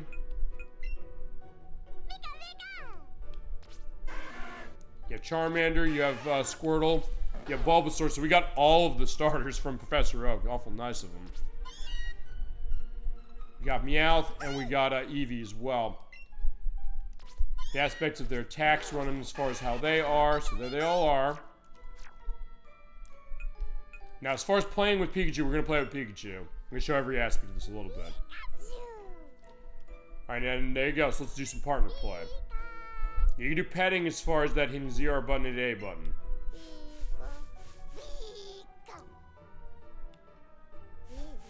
He likes us soft on the head. If you do that, if you do that, he'll be happy. But I'll just say, hey, I'm gonna hit that and try and get it going. But fine, he doesn't like if I touch him in certain areas, so you gotta be careful of that. Just like as far as on the show. You also give Barry a hidden ZR button and drag it over his mouth. So hi, here you go. Want that? That guy's feed Pikachu. So just going, ah. Yeah, there you go. And by doing that, he'll like you more, and I believe it is like Pokemon Go, and since you basically adventure with Pikachu and comes out. I think. Although, admittedly, I haven't played this game that much. And also, this game has multiplayer, it's worth pointing out, which is pretty neat, where you basically have another player with another Joy-Con. You're able to go around, and you're able to do the battles and the catching at the same time. Pretty fun. We have Rattata, so let's capture the rat. Alright, here you go. Now, as far as the bag's concerned, you basically just have the Pokeballs. And you select which Pokemon or Pokeballs you want to toss, because some of them have better rates of success. No, I don't want to give up. Oh, no, I want to catch him.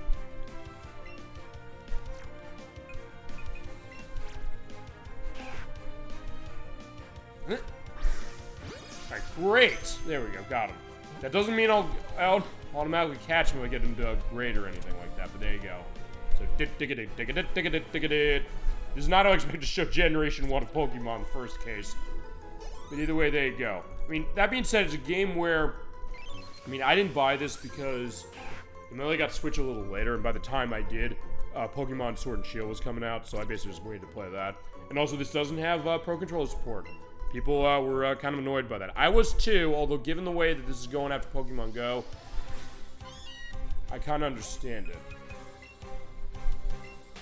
Alright, but I'm gonna run away from Meowth. And by the way, Eevee and Pikachu are the ones who are voiced. The other ones have their cries from the other games.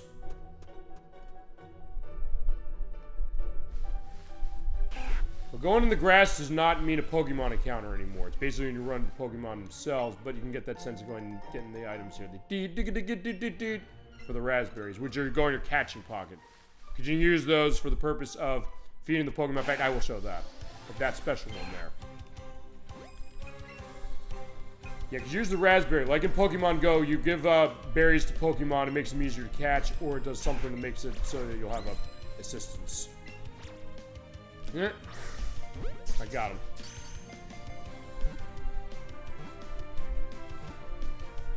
Yes, above anything else, this is a more casual way of playing Pokemon for the RPGs, but it does still have the stuff with the battles, so you do have to kind of think that way through a little. But it does streamline the level up cases going on that way, which is pretty nice to see. But you do still get level ups going on, and they do still learn moves, and they still evolve as far as that going on as well.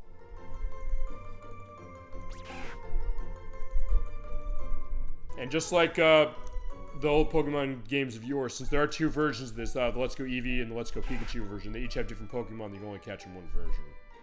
And not in the other one. So it does give some value. You know, let's talk to that girl. I'm raising Pokemon too, and get strong to be able to protect me. Alright, so she's not a trainer. Not everybody's a trainer.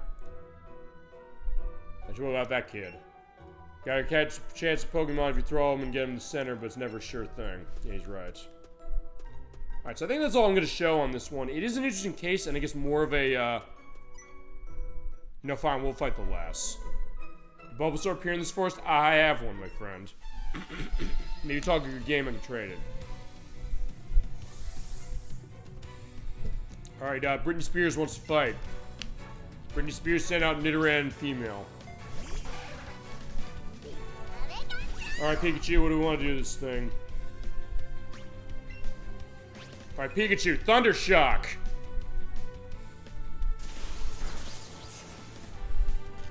Alright, it's paralyzed, awesome. Yeah, the same rules as far as the Pokemon RPGs apply here in terms of how, you know, the power moves are and their effects as far as that as well.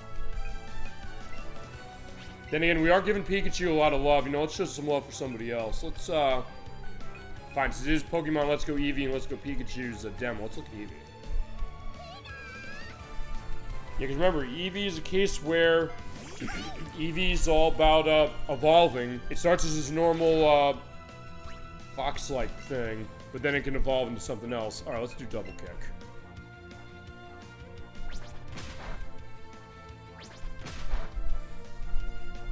But it's not very effective. But based upon what, if you give this thing like Thunder, Water, Firestone, you can get the other forms of itself. And I believe this game does have some of the other ones like Espeon and Umbreon, as an example, that came later. It's not all just Generation 1 Pokemon, there are other ones. And you did see, as far as other Pokemon, in fact, I'll show that with, let's see. Was it Meowth? Yeah, Meowth has Fake Out, because that's a move that wasn't just Gen 1.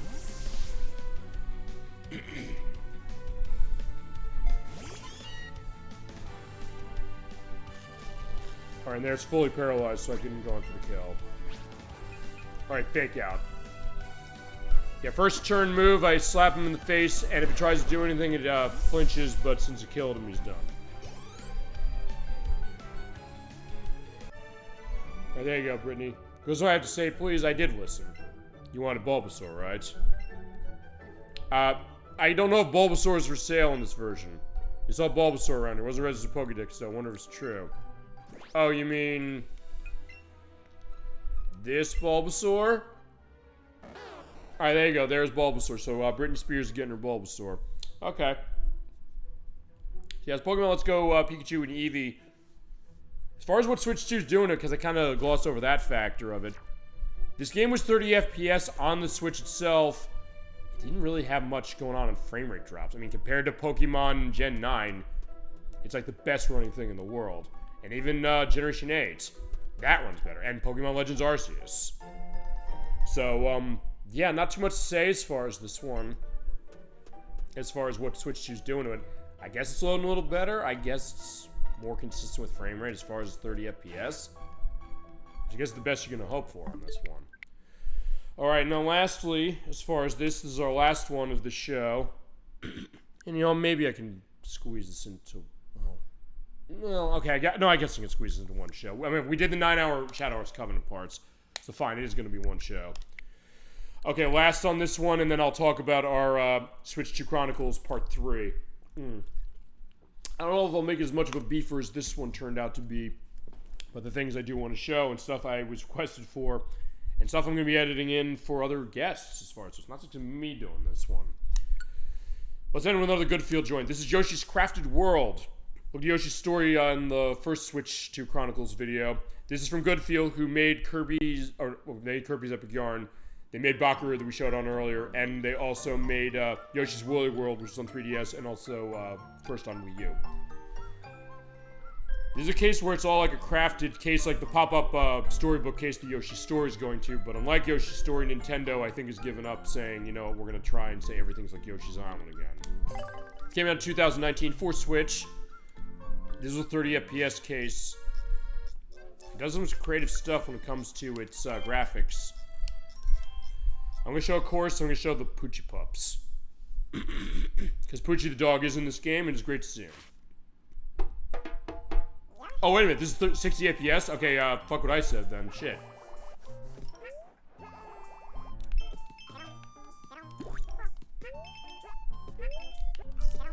Alright, so never mind. Actually, I don't remember this was even... I'm trying to remember if this was 60 FPS on the, what was it? On the Switch. Yeah, the flutter jump still, so it plays a lot of Yoshi's Story. But I can also eat them, and I'll get the stuff on the eggs. And just like Yoshi's Story, this game actually takes a lot of ideas from Yoshi's Story, in all honesty. You have the holding of the eggs out by holding the A button, and then you, aim the cursor around with the left analog stick or the D-pad if you want, and then shoot it off. And go through there, and yeah, it is kind of like a papier-mâché world, more so even than Yellow, and you still have the ground pound as far as doing the bring hat and down when you're in the air. The case that everything has a tactile feel, and it is really, really neat, and also like Yoshi's Story, going back to that one again, you're able to go into the environments or up and down for it. It's because you go up and down, but also left and right, seeing the nice train coming here. Alright, so I'm gonna have to check this when I edit, seeing, did this game run at 60 FPS on this console on Switch 1? I don't remember it doing that. And this isn't one of those games that got a Switch 2 patch for itself, specifically. I'm also gonna get that set so I can have a full case of eggs. Or, well, hold on. I was like, still do the crawl, like with, actually something I didn't show, with Yoshi's Story, as is the case. Like Yoshi's Island, you have the winged clouds still, so hit those. And it lets you go down the way. Yeah, I'll have to check as far as how this went on, what was it, on Switch 1. Because this is 60 FPS on this console and it wasn't on Switch 1. This is absolutely the way to play it then. Also, unlike, in the cases you're aiming into the environment, so you're just kind of going 3D that way, saying, hey, I can aim the eggs in the foreground and the background, hit the winged cloud over there, get over there to get all of the stars that you need. I do like that. This game is playing with perspective in a really interesting way. Even in the case of saying, hey, I can hit those flowers to find them. And still 5 flowers, same way Yoshi's Island is. So yeah, this is kind of taking some of the best aspects of Yoshi's Island and Yoshi's Story, and a lot of the Yoshi games, honestly. Kind of putting it in one package, and Nintendo realizing, let's not create a comparison with this. Let's just say, let's go our own way. Let's call it something else. Well, in this case, with Crafted World, it's coming off of Woolly World, so the only expectation I guess that creates is the fact that it's about the same people, A, as that, and B, it's all about its style with its look, but also very relaxing and very pleasing for kids and adults, you know? In that case, yeah, hit the Shy Guy from the distance.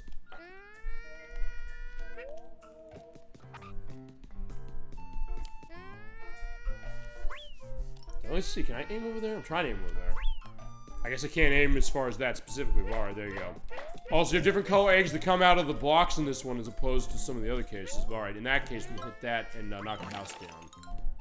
Yeah, it's all the visual stuff of this game, and actually, to be fair, a lot of the good feel games that have this style like this. This, Yoshi's Woolly World, Yoshi and Pochi's Woolly World, which is the 3DS version, and Kirby's Epic Yarn, where it has this great visual style as far as what it's great to look at and so relaxing to play, but also something that it's a lot of fun just to play and kind of just get lost in.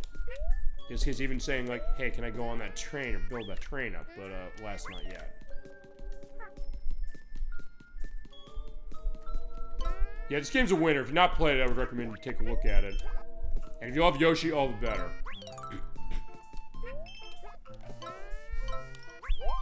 And I'll say this, sorry, going back to the idea of playing with foreground and background, to me, since I started the show with a Virtual Boy reference, I may as well end this, or find this part of the show with the demos with a Virtual Boy reference. I'll end it with one.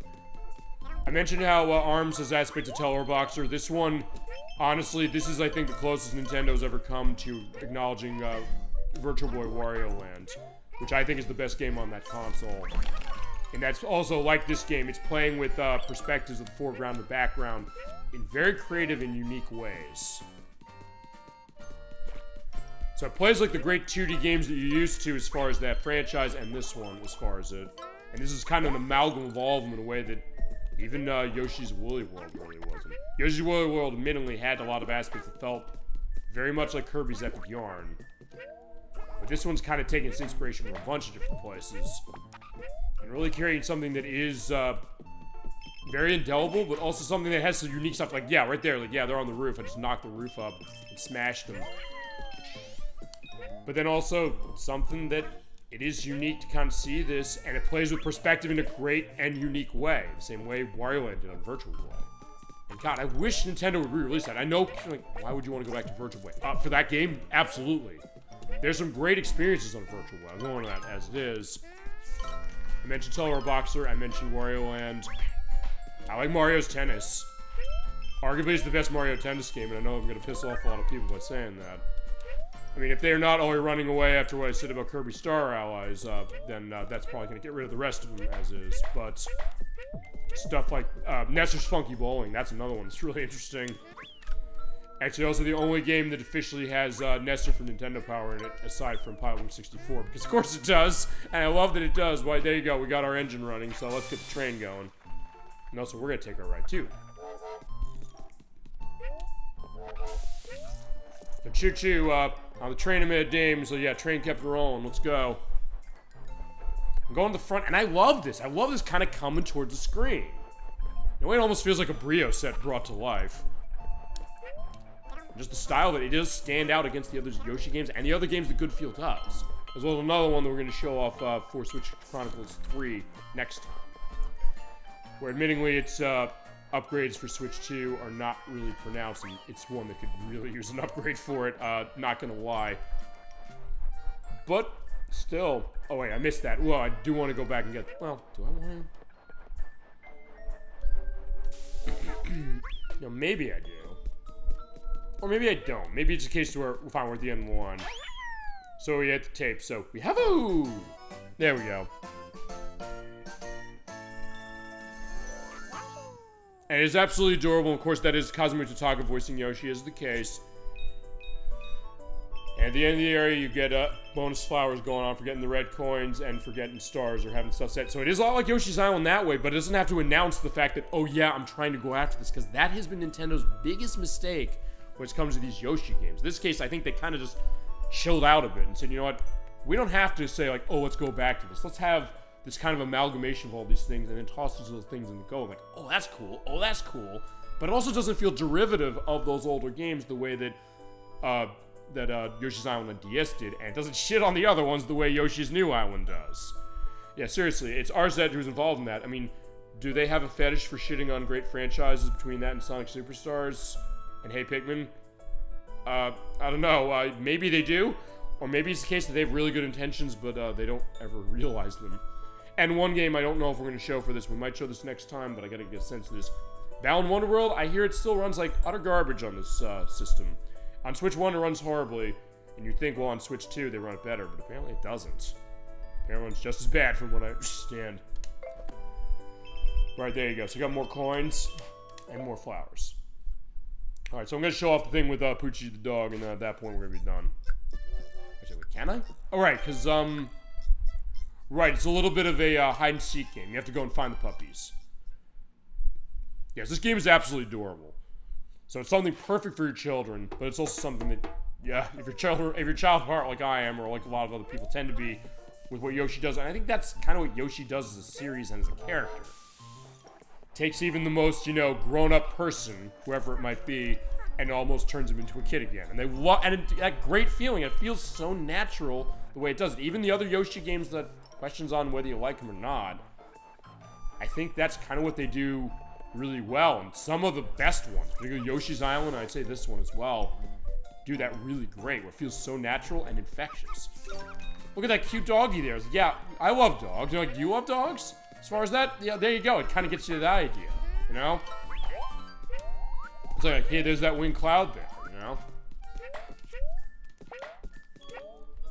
So in this case, it's a timed scavenger hunt, or it has a timer, and basically as you go along, you basically want to get the other doggies set as quickly as you can. Also, I don't know if it's... Wait, is it? I would say, no, okay, it is. It's like the Huff and Puffins from Yoshi's Island. We haven't shown that yet. December. Come back for Yoshi's Island in December. We're going to start that game then. Because Because I am not going to be ignoring that game's 30th anniversary. No siree. Come back for that one. You'll understand what I mean by Huff and Puffins if you don't know that game. Alright, so there's a doggy over there. Can we get him over here? It's basically like a game of hide and seek. Like, hey, here's the little doggy. Like, but don't worry, I mean, he's not gonna get hurt. But let's hit the bog there. Yeah, coax him to follow you by hitting him with eggs.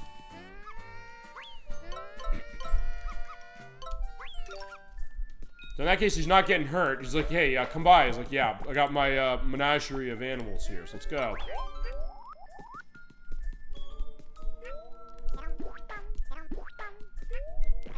And also the other case is like, yeah, you have like cookies there. In fact, a little nod to Yoshi's Cookie from well, the game Yoshi's Cookie. I guess also it says Yoster, so like Yoster Isle from Super Mario RPG. So the case it has these kind of nods to itself. Another case where someone like me can say, oh, it's like Mario and a Virtual Boy with what this game's doing with perspective. But it also feels like its own unique product and something that it pulls off this amazing balancing act.